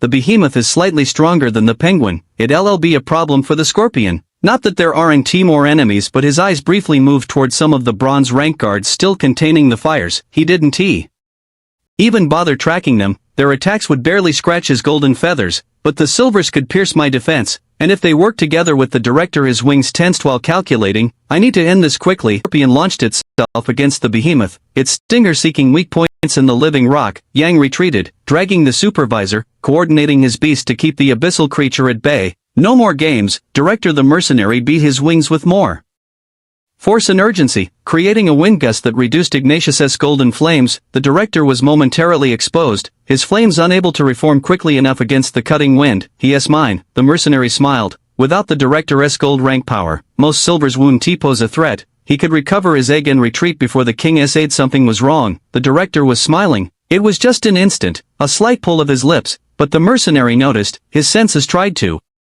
expand, to search for the trap, but crack! A brutal force impacted against his leg from behind his knee. His legs, transformed with the hippogriff's power, withstood most of the damage, but buckled under the precise strike. Continue reading on Empire. The mercenary lost his balance, his wings desperately trying to compensate. "What? How didn't I sense?" Lin rolled on the ground. Her crane manifested, elongating and especially increasing the power of her legs. The kick had been perfect, all her beast's strength concentrated in a single impact point. In the mercenary's fall, Lin took advantage of her low position to execute an impossible spin, her transformed leg connecting brutally with the agent's jawbeak. The impact was devastating, making the mercenary's head violently snap back. The director's right hand broke free and his claws descended like a golden lightning bolt through his blurred vision. The agent saw the director lunge, his golden claws aiming straight for his throat.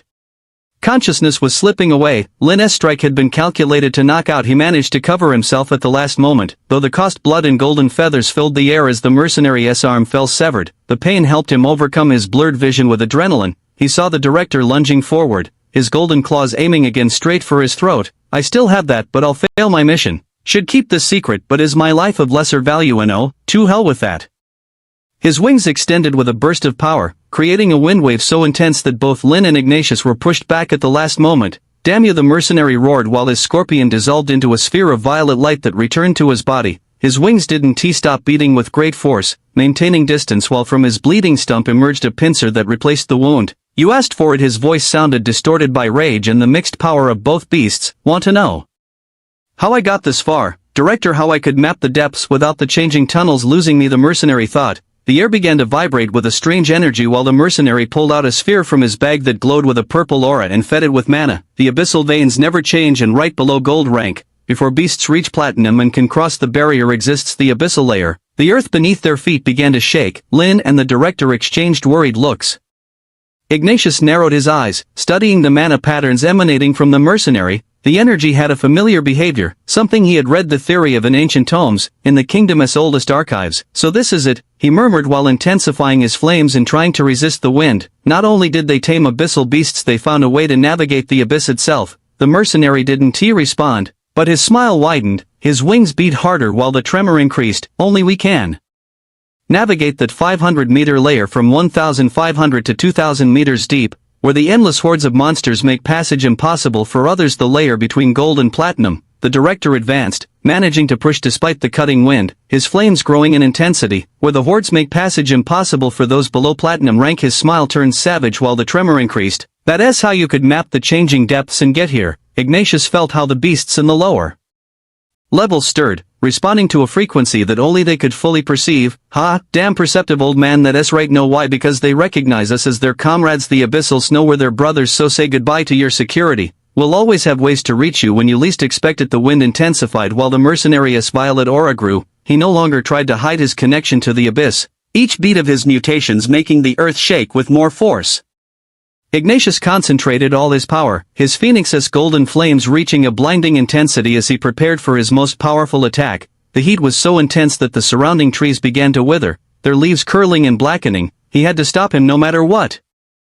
Chapter 104, Taming Aliens. The wind intensified while the mercenary's violet aura grew. He no longer tried to hide his connection to the abyss, each beat of his mutations making the earth shake with more force. Ignatius concentrated all his power, his phoenix's golden flames reaching a blinding intensity as he prepared for his most powerful attack. The heat was so intense that the surrounding trees began to leaves curling and blackening. He had to stop him no matter what. Yino had found a way to navigate the 500 meters of the abyss, the space where only abyssal creatures reigned. But if the mercenary had made the first map, then perhaps it could still be destroyed before others followed his path. Ignatius released all his power in a wave of golden fire. For a moment, the battlefield transformed into an inferno of light and heat while both forces fought for supremacy. With a roar that made the trees tremble, the director managed to pierce through the wind barrier, but when the flames dissipated, the mercenary had vanished. In his place, a hole gaped in the earth. The tremor intensified while the echo of distant laughter resonated from the depths, a sound that seemed to come from everywhere and nowhere at once. He has gone. Lin approached the hole's edge, straight to the depths. Ignatius took a step toward the hole, but his legs trembled slightly. The prolonged use of so much power had taken its toll,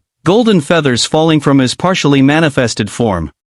No, Lin put a hand on his shoulder. Going down now would be suicide. You have no earth specialty and you're exhausted. But if he escapes, the director clenched his fists, his golden flames flickering weakly like dying embers. Director, Yang approached, carrying the unconscious supervisor. The areas affected by the venom had expanded, covering much of his side with an otherworldly gleam. We need help here. Ignatius quickly evaluated the situation. His flames could neutralize the venom. Maintain the perimeter. Watched, he ordered while kneeling beside the supervisor. His hands glowed with a softer, more controlled fire that danced across the infected areas. Lin and Yang organized the remaining guards. The stone behemoth positioned itself near the hole while the earth beasts reinforced the defensive positions, creating overlapping fields of protection. The director's golden fire worked methodically, burning away the venom and healing the underlying tissue. Drops of sweat ran down his forehead. He had little energy left after his massive attacks. A roar emerged from the depths, the sound unlike anything they'd heard around the normal academy depths. They're coming, shouted one of the guards, his earth beast trembling at the alien sound. The first beast emerged from the hole like a twisted shadow. Its body, a mass of chitin and tissue, barely had time to touch the ground before the director's flames consumed it. The creature's death scream echoing unnaturally. He had finished healing the supervisor just in time, but the creature wasn't he alone. More beasts began to emerge, each more grotesque than the last. Yang's behemoth crushed several with its massive fists while Lin used her crane-enhanced speed to intercept and drive back those trying to flank their position. A new roar, this time from another direction, this one deeper and more resonant. Sir, one of the guards pointed east. They're emerging from the ground, making new entrances, Lin cursed while kicking away a beasts that tried to surprise her from behind. The monsters were using the mining tunnels, emerging through multiple points in a coordinated attack pattern. The shelter, her eyes widened with concern. Rayan and the other children. The impacts started as subtle vibrations beneath their feet, like the prelude to an earthquake. The mushrooms in Rene's hair pulsed with alarm, detecting something moving under the shelter's floor. Something that made their usual patterns fluctuate erratically. What is that? Klein whispered, his previous bravado forgotten in the face of the unknown. The impacts intensified. Some students began to murmur with concern. Keep calm. A professor's voice resonated through the chamber. This shelter was designed to resist any emergency. The walls are made with several meters of reinforced solid rock. Another impact, stronger. Rene's mushrooms pulsed with increasing intensity, their glow taking on an unusual pattern. Even if it were a worm invasion, continued the professor while other teachers organized the older students into defensive formations. The black earth layer in the construction makes it impossible for them to penetrate. It's completely safe. Klein stepped forward, his eyes fixed on the floor, all thoughts of his earlier confrontation with Rin forgotten in the face of a greater threat. Professor, he called with tense voice, but look at the floor. Rin saw it at the same time, a crack, barely visible, beginning to form in the solid rock. The mushrooms in his hair pulsed, as if detecting something completely alien to their knowledge base. Impossible, murmured the professor, approaching to inspect. This rock is specifically treated to. Another crack appeared, connecting with the first one. Rene's mushrooms pulsed with more urgency. The mana pattern they detected wasn't natural, wasn't like anything they had encountered in the mines. Professor, Ren stepped back. Those aren't worms. As if confirming his words, more cracks began to appear. Klein retreated as well, his lion covering him protectively. Rin saw genuine fear in the noble's eyes, all pretense of superiority forgotten. Everyone back. The professor began manifesting his beast. The tremors ceased abruptly. A heavy silence fell over the shelter while students held their breath. The only sound the subtle hum of manifested beasts. Is it over? Klein murmured, his golden lion still alert, its mane bristling with tension. The crystalline cracks in the floor began to expand again. Maintain distance. Min and Taro came running, their faces pale with fear. Rintaro stopped beside him, his beetle manifesting from nervousness. Only you can know what. The floor exploded. The first creature that emerged. Mushrooms pulse with total confusion. Its body was a vertical column of translucent purple tissue, with no distinguishable head, just a series of concentric rings that pulsed with their own light. From its center emerged tentacles. By all the Min couldn't finish the phrase. Another creature emerged. This one had a segmented exoskeleton that gleamed with violacious tones, but the segments didn't follow any recognizable pattern. They overlapped and intertwined as if in constant motion. The mushrooms in Rene's hair couldn't process the information they were receiving. These beasts didn't follow their known logic. There is no information, murmured Ren while his mushrooms tried to analyze the creatures. It's as if they came from somewhere completely different. Stay tuned with Empire. Chapter 105, Taming. Sense of wonder. Rene's mushrooms couldn't process the information they were receiving. These beasts didn't follow their known logic, defying every pattern he had learned. There is no information, murmured Ren while his mushrooms tried to analyze the creatures. It's as if they came from somewhere completely different. Fall back, shouted one of the professors while attacking one of the beasts, barely managing to inflict any damage despite his powerful beast. The students retreated in panic as more creatures emerged. A being that seemed made of intertwined tubes pumping violet liquid advanced toward them, its movements following no natural rhythm. They're more horrible than I expected, Klein murmured, his lion growling at enemies that defied its comprehension. What do we do? Ren Min asked, his water snake manifested but coiling nervously. What kind of beasts are these? Taro also turned to him. Are they like the deep worms and living tunnels, or more like the bugs or assassins you told us about? The mushrooms in Rene's hair pulsed erratically, trying to process what they were seeing, their usual patterns breaking down in the face of the unknown. He watched one of the creatures that had an elongated body covered in overlapping plates of deep purple. It had no visible eyes, but dozens of antennae vibrated constantly. Iron found himself speechless for the first time in a long while.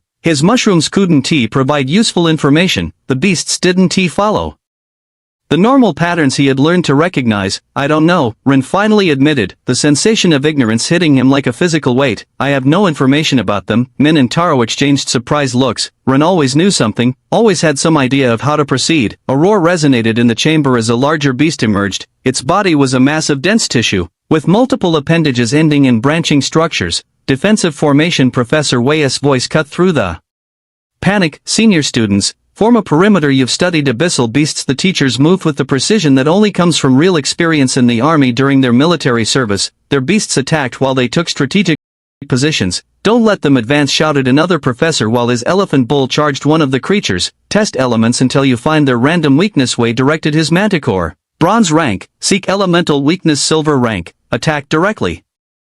Brute force works if you have enough power. The senior students who had advanced in their quickly, one launched a water attack that made one of the beasts writhe in pain. Another discovered his wind beast could disarm the protective plates of another. This is revealing, murmured Ren while watching the battle unfold with fascination and apprehension. He observed, fascinated, as the teachers and experienced students worked together, testing different approaches until finding the effective way to eliminate each type of beast. It was for him a reminder that the world was larger and stranger than his mushrooms could show him at this level. It's like starting over, he whispered, a small smile forming on his lips despite the danger. There is so much I don't know, Ren observed with renewed interest. Perhaps he didn't know these beasts, had no information about their patterns or weaknesses, but that only meant there was more to discover. Of course he was afraid of the unknown, but he had always been brave because he had always liked the idea of being an explorer like the Wandering King from his book. The initial feeling of vulnerability slowly transformed into something else, the same feeling of excitement and curiosity that had led him to leave home or explore the mines in the first place. Well, he finally said to Min and Taro, his mushrooms pulsing with renewed determination, I guess it's time to learn something new. The last monsters fell to the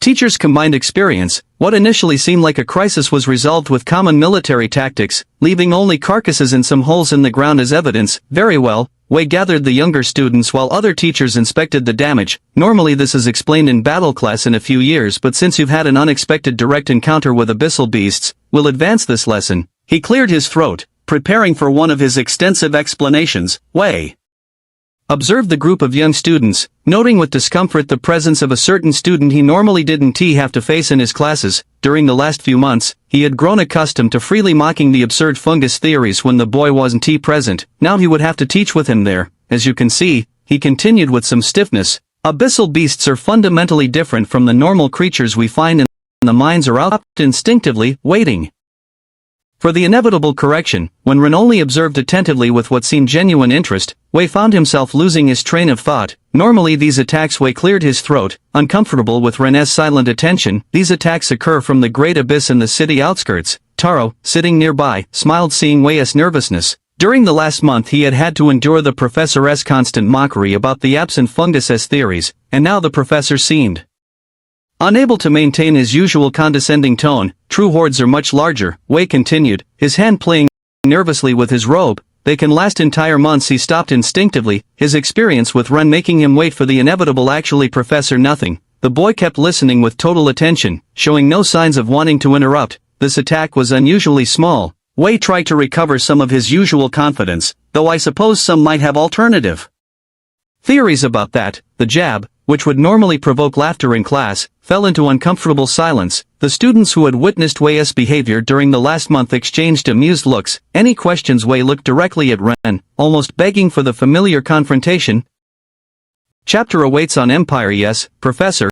Ren raised his hand politely, playing more about the horde cycles. Wei almost choked on his own saliva. Where were the absurd theories, the references no one else knew? True hordes. Wei loosened his robe's collar, visibly sweating. Follow a cycle of several years and appear in specific seasons and require the intervention of the complete army. Another glance at Ren. Was he sick? Had the encounter affected him more than it seemed? Does anyone want to add something? He looked meaningfully at Ren. Comment on any error in my explanation please. Chapter 106 Tamer's Progress. True hordes. Wei loosened his robe's collar, visibly sweating. Follow a cycle of several years and appear in specific seasons and require the intervention of the complete army. Another glance at Ren. Was he sick? Had the encounter affected him more than it seemed? Does anyone want to add something? He looked meaningfully at Ren. Comment on any error in my explanation actually.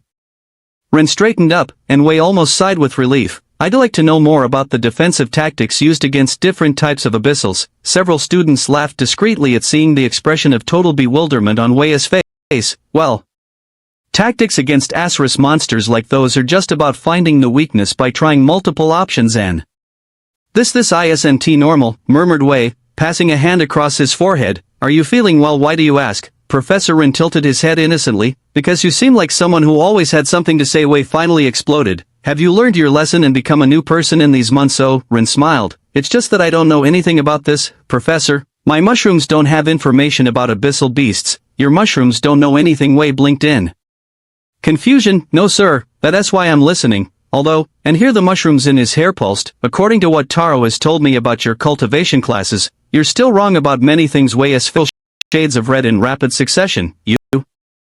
I thought you had changed he began, but stopped, breathing deeply. You know what, I prefer when you don't know anything. Let us continue with the lesson about what you do want to learn, and I hope you remember that soon you'll only have less than half the semester left to fulfill your word in our bed, of course, Professor. Ren nodded seriously. Though about the cultivation method you mentioned to Taro last week, Eno enough Wei raised his hands in defeat while the students burst into laughter. 10 points less for existing. The mushrooms in Rene's hair pulsed to the rhythm of laughter while Wei tried to regain control of the impromptu class, muttering something about thinking he had changed and returning his pity. The day of the second exploration is near, but it's not the only thing happening soon. Well, Lu observed while Taro absorbed another processed crystal. Do you feel closer to becoming a living tunnel yet? Don't be like that. Min laughed. Clearly Rin is transforming him into a deep assassin. Can't you see how his mouth is lengthening and his shell glows differently? Taro almost choked while dealing with the crystal absorption. Don't joke while I'm cultivating. Idiots. The mushrooms in Rene's hair pulsed with amusement while he continued absorbing the next crystal for his own cultivation. Though Min moved closer to examine Taro more carefully. Your mana does flow differently lately. Lu nodded with fake seriousness. And your markings are more defined, maybe. The fungus knows what he is doing after all. Of course I know. Ren smiled while finishing his absorption and storing the saturated tentacle. That SYU too should know. No. Min raised his hands defensively. First let us see if Taro survives. Thanks for the vote of confidence, Taro muttered. Hey, you're our brave guinea beetle. Lu patted him on the back. If you survive and evolve like Ren says, we'll be first in line begging for help. And if I don't survive, then we'll be first at your funeral. Min smiled, with flowers and everything. The four laughed, though Taro looked slightly darker as he finished absorbing. Well, I'm off. Lu stood up. Some of us still have to study normal and safe cultivation methods at this hour, and Professor Agatha is just as bad as Wei coward, Taro shouted as he left, provoking more laughter. Once alone, Ren, Taro, and Min also prepared to leave while discussing something more serious. Professor Yang's mid-semester evaluation. Min began. We need a strategy.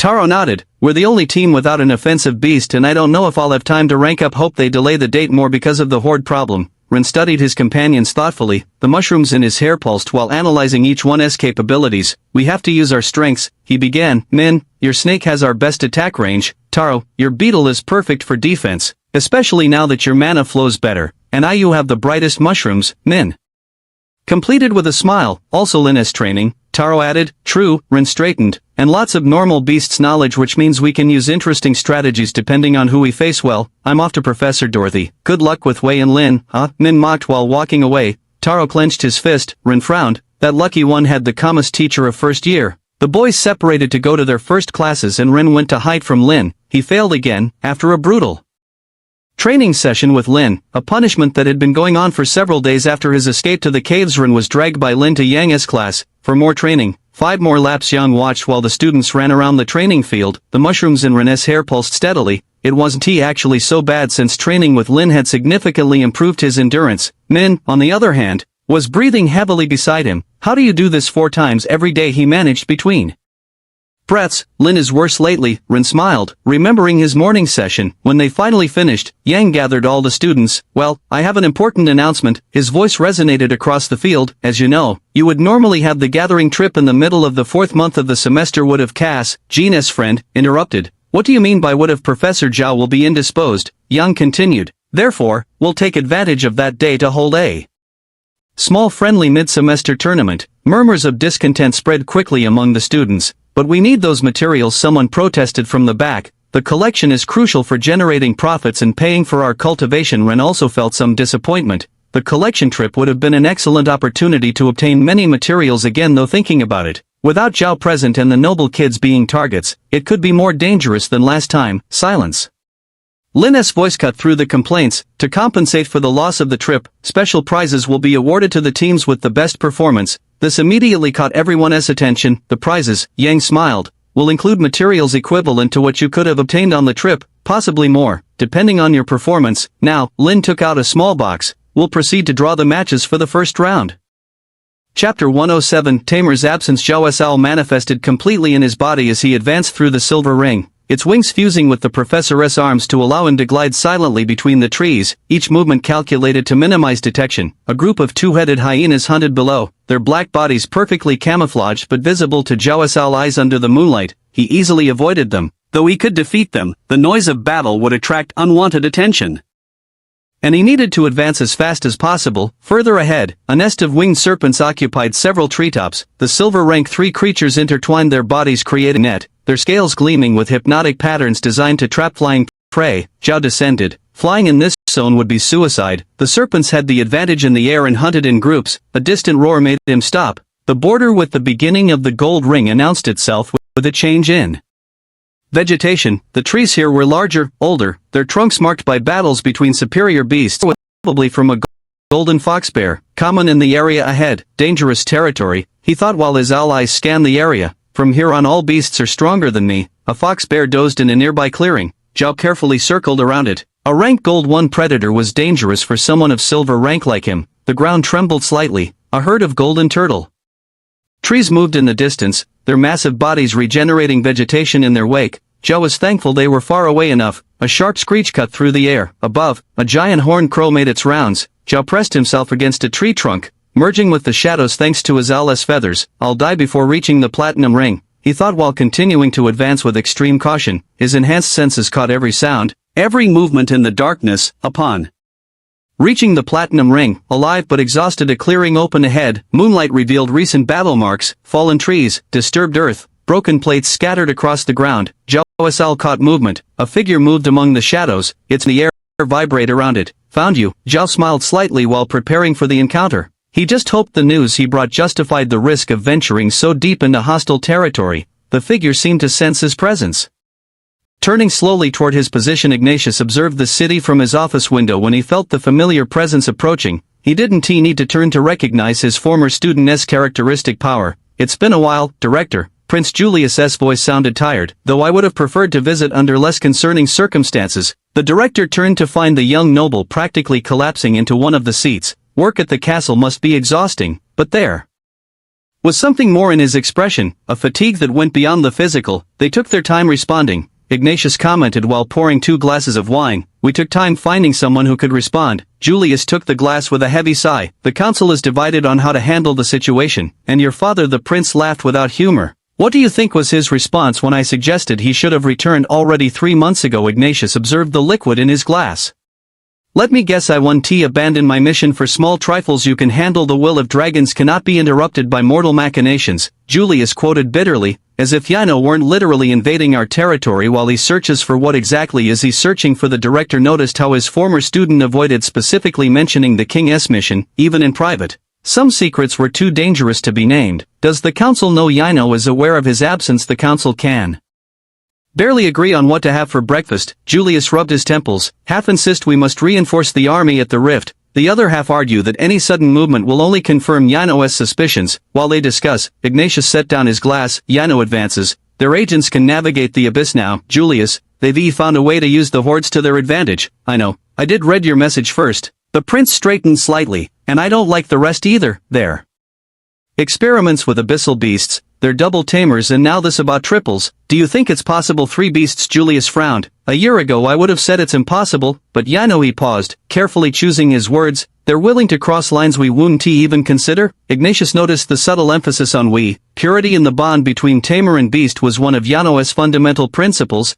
but how much were principles worth against raw power? Your father believes he'll find the answer in his search, the director commented softly. My father believes many things. Julius finished his glass in one gulp. He believes he can abandon the kingdom indefinitely. He believes his personal power is sufficient deterrent. He believes the dragons will guide him to do whatever he is searching for. The silence that followed was heavy with unspoken words. The king, the only platinum-ranked tamer in the kingdom, chasing a legend while his nation teetered on the brink of a war that could end everything. Zhao reached the platinum ring. The prince continued. But father was no longer there. Ignatius nodded while pouring more wine. It wasn't a surprise. The king never stayed long in one place during his searches. Zhao found my brother who father left behind, continued the prince. Though with him we have another gold double in the kingdom, I don't think it will be enough. The director observed his former student. The young noble had matured quickly since his father's obsession began affecting the kingdom's stability. I'm sorry you had to come, but I understand why you couldn't trust this to a message, Ignatius commented. With the abyssals able to emerge anywhere, and I couldn't ignore the situation either. The prince straightened, especially not when my sister and my cousins are here. His eyes narrowed slightly. Leora told me about the incident in a letter.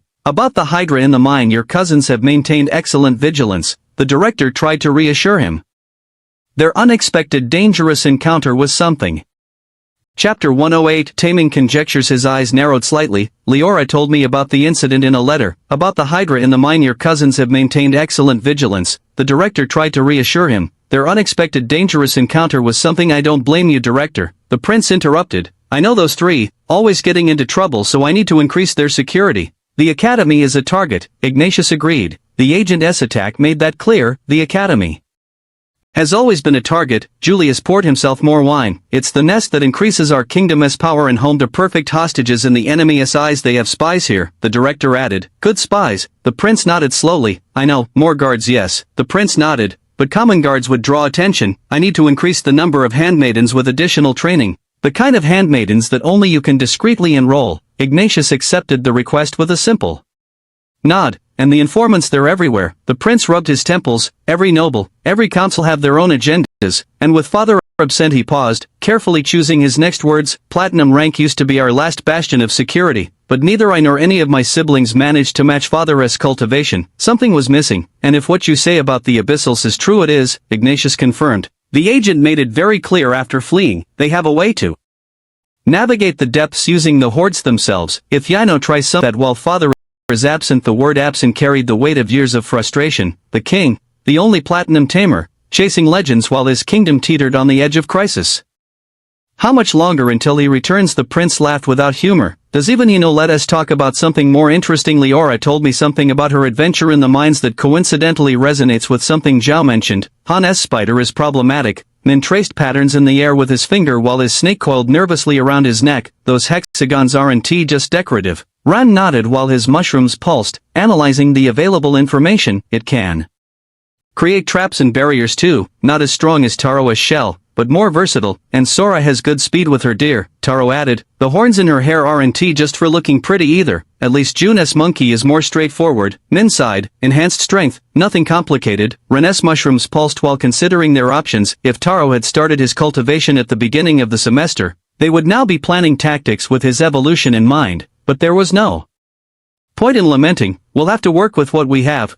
Ren stood to draw some formations in the air. Min, your snake has the best range. If we can keep Han busy and you take down his webs and June always attacks directly, Min added. If we could use that against him. A knock on the door interrupted their planning. The three exchanged confused looks. It was late for visits, and Lu generally didn't knock to enter. Ren approached the door, the mushrooms in his hair pulsing with curiosity. When he opened it, the welcome words died in his throat. Director Ignatius was there, his phoenix manifesting in a subtle golden glow, and beside him Prince Julius, heir to the throne, observed Rin with intense interest. His beast, a Qilin, created golden patterns that flowed under his skin like liquid gold. Young Rin, the director kept his voice neutral. We apologize for the hour, but we need to discuss something important. Min and Taro stood up so fast they almost tripped over each other. May we come in? The prince smiled slightly at their reaction. Of course. Ren stepped aside, his mind racing with possibilities. Relax. The director noticed their nervousness. Just actually, the prince interrupted softly. We're here about something that has intrigued me quite a bit. His eyes fixed on the mushrooms pulsing in Ren's hair. Something about unconventional methods and unexpected knowledge. Taro and Min exchanged worried looks.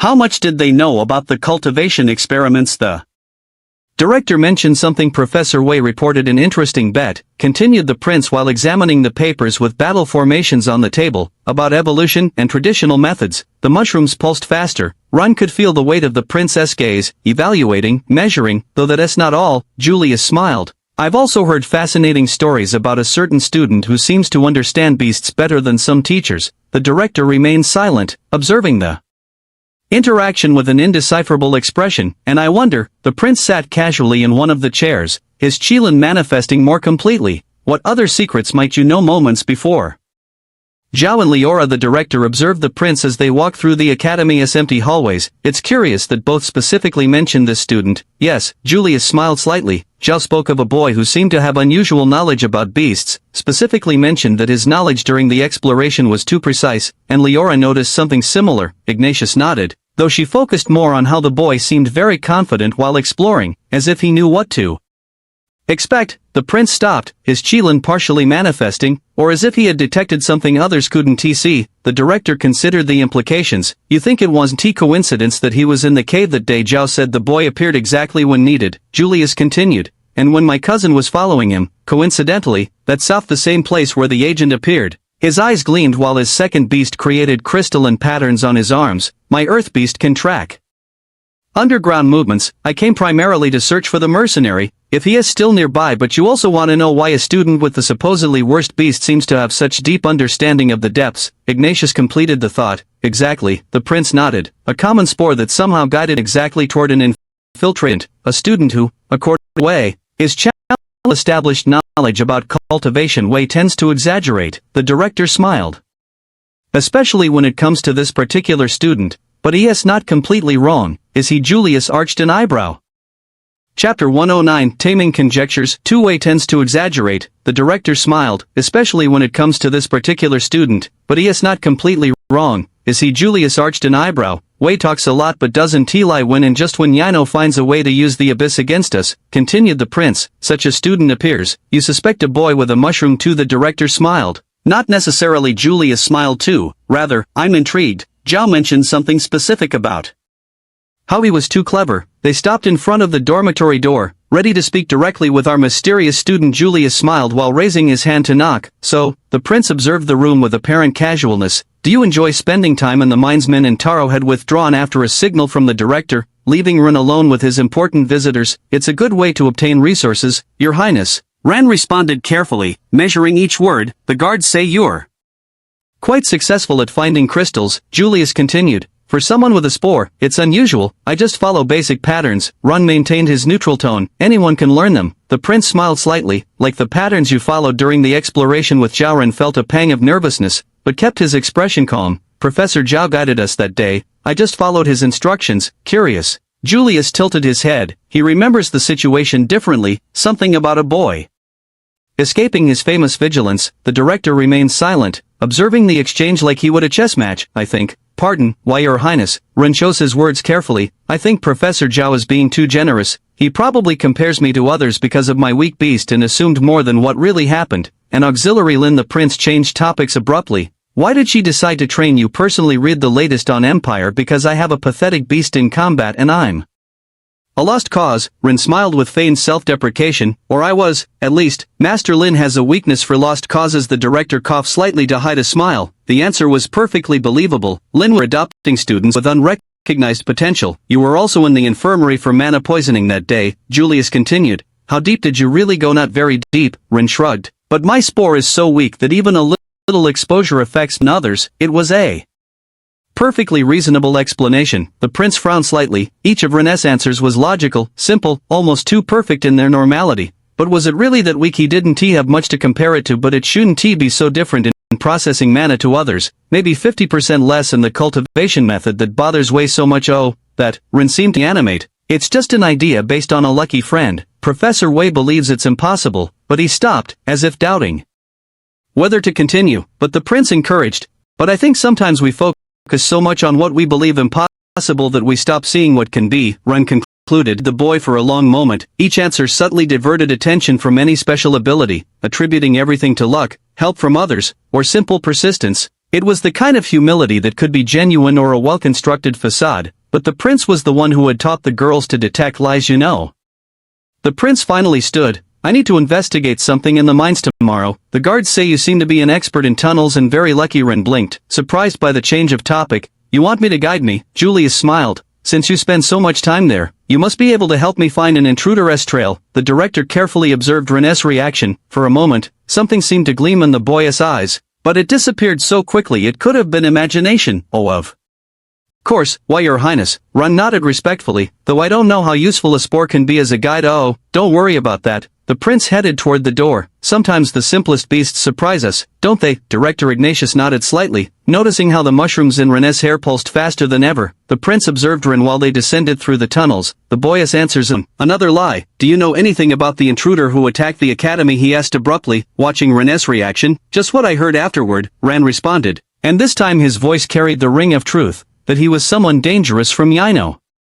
Interesting. thought the prince, so he didn't see him personally then, and can you repeat to me what you were doing that day in the mines looking for crystals? As always, the response was too quick, too rehearsed. The prince studied the boy while they continued descending. He didn't seem like a spy, his lies were too specific, too focused on hiding something particular instead of the kind of general deception an infiltrator would use. Tell me, he stopped at a tunnel crossing, do you notice anything unusual, anything different from what you're used to? Ren visibly hesitated, the mushrooms in his hair pulsed while his eyes scanned the walls. No, not really, the prince smiled, it was the most obvious lie yet. You know, my cousin told me something about you and how you understood her special ability. But his voice softened, I was the one who taught Luna to detect lies. It's a subtle art, the small changes in voice, the tension in certain muscles, the way the eyes move, and above all, the bodily flow of mana. Ren froze, the mushrooms in his hair pulsing erratically. And you, young Ren, have been lying quite a bit, not about everything, but definitely about important things.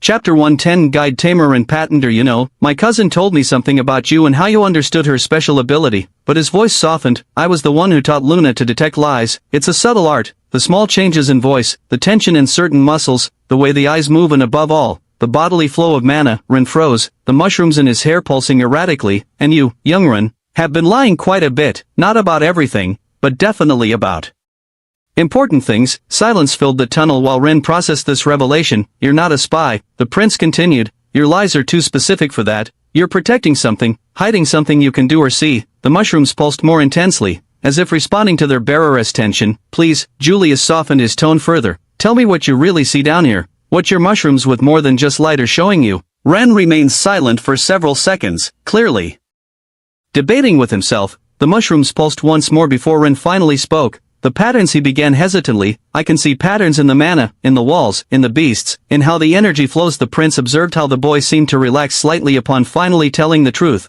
Although that was an ability several beasts had, like his Qilin or those of his cousins or siblings, he had never heard of a spore providing it, and it definitely wasn't enough to explain Zhao's exaggerations. Continue, he encouraged gently, it's like clues. Ren gestured toward the walls, I can see where crystals form, or beasts have left marks, which tunnels are safe and which aren't. His mushrooms pulsed with more confidence as he continued explaining, and since the attack there are new patterns, marks I hadn't seen before, as if something had altered the natural flow of mana in the depths. The prince listened attentively, noting how each word now carried the unmistakable weight of truth. The supposedly useless spore had turned out much more interesting than anyone could have imagined. Or was Ren's spore different to others? But it's strange, Ren frowned, his mushrooms glowing more intensely while he approached to examine a crystalline vein. The mana flow was different, as if something had pushed it out of its natural course. He moved to another section of the wall, his fingers tracing lines invisible to others. Do you see these crystal formations? He pointed to patterns that seemed random to the prince. Normally they grow following the natural mana lines, but here he paused, searching for the right words. It's as if something had forced them to grow in another direction. The prince observed with renewed interest as Ren continued his analysis. Enjoy new chapters from Empire the Abyssals, Ren murmured, more to himself than his companion. When they emerged, it must have been like opening a floodgate. A vein of their energy extended up to here. His mushrooms pulsed more rapidly while following the trail of alterations, but it's receding, he continued, noticing how the patterns began normalizing in certain areas. The natural flow is pushing back, reclaiming its territory, like a river returning to its course. The prince could see it too, but played along trying to understand more about the boy, more like Ren searched for a better analogy, like when you mix water with oil. At first they blend, but gradually each returns to its natural place. The mushrooms detected something else, a subtle fluctuation in the patterns. Although Ren stopped, studying a particular section more carefully, there are areas where the abyssal energy seems to have settled, as if it had found points where it can remain stable. The prince observed how the boy moved through the tunnel with a confidence that completely contradicted the image of someone with the worst beast. Each movement seemed guided by information invisible to others. He showed no fear of possible old worm holes that could make him fall, seeming to walk as if through his own home. That's why some crystals are changing color. Ren pointed to formations, they're absorbing the residual energy from the abyssals. He stopped before a particular crack, the mushrooms in his hair pulsing with a slower, more cautious rhythm. Here, he murmured, this point is still active, like it's an anchor for the abyssal energy. The prince approached to examine the crack. To him it looked like any other, but the certainty in Ren's voice was undeniable, so he scraped with his beast's claws and found violet crystals. The normal mana flow is avoiding this area, Ren continued explaining, like a river circling a rock, but the abyssal energy. He stopped, considering his next words. Yes, the prince encouraged him to continue. It's as if it left a mark, Ren frowned, a point where its influence remains, even while the rest fades. The mushrooms pulsed one final time, detecting something deeper, more worrying, and I don't think it's the only point like this. It must continue downward this way. Ren pointed to another descending tunnel while his mushrooms pulsed. The abyssal energy vein is stronger in this direction. They passed a group of guards who respectfully saluted the prince. As they descended, the marks on the walls became more pronounced. Your Highness, Ren stopped abruptly. This was his chance to escape from the prince. He had guided him far enough in the right direction. We're passing 150 meters, with my spore. The matter poisoning, is that what really worries you? The prince interrupted softly. Or is there another reason you want to stop here? The mushrooms in Rene's hair pulsed erratically. I don't understand what you mean by that. Day. Julius looked at him directly. When they found the mercenary, did you also stop at 150 meters? Of course I lie. The prince took a step toward him, like the other lies about your limits. How far did you really go down? Ren's silence filled the tunnel while Ren considered his options. The mushrooms in his hair pulsed faster and faster. 150 meters. I admit, Julius continued pressing. Not even close. I can see it in your face every time. In that depth, Ren took a step back, but the prince advanced. Have gone a bit deeper that day. How much is a bit deeper? Maybe 200 meters. The prince without humor. You're still lying. 300 meters. Perhaps Rene's mushrooms practically glowed at the mention of that. It was all the confirmation Julius needed. 300 meters. The prince whistled with a spore. I want to ask how you avoided the deep assassins or the worms. Impressive. And what were you looking for so deep? Nothing in particular, just Ren. Julius interrupted again. We've established that I can detect your lies. Why don't you tell me the truth? There was another moment of tense silence before Ren finally sighed. There was a matter vein, he admitted, a special one, that I wanted to use for my cultivation, and that when you found the Hydra. Ren nodded slowly. Show me. What?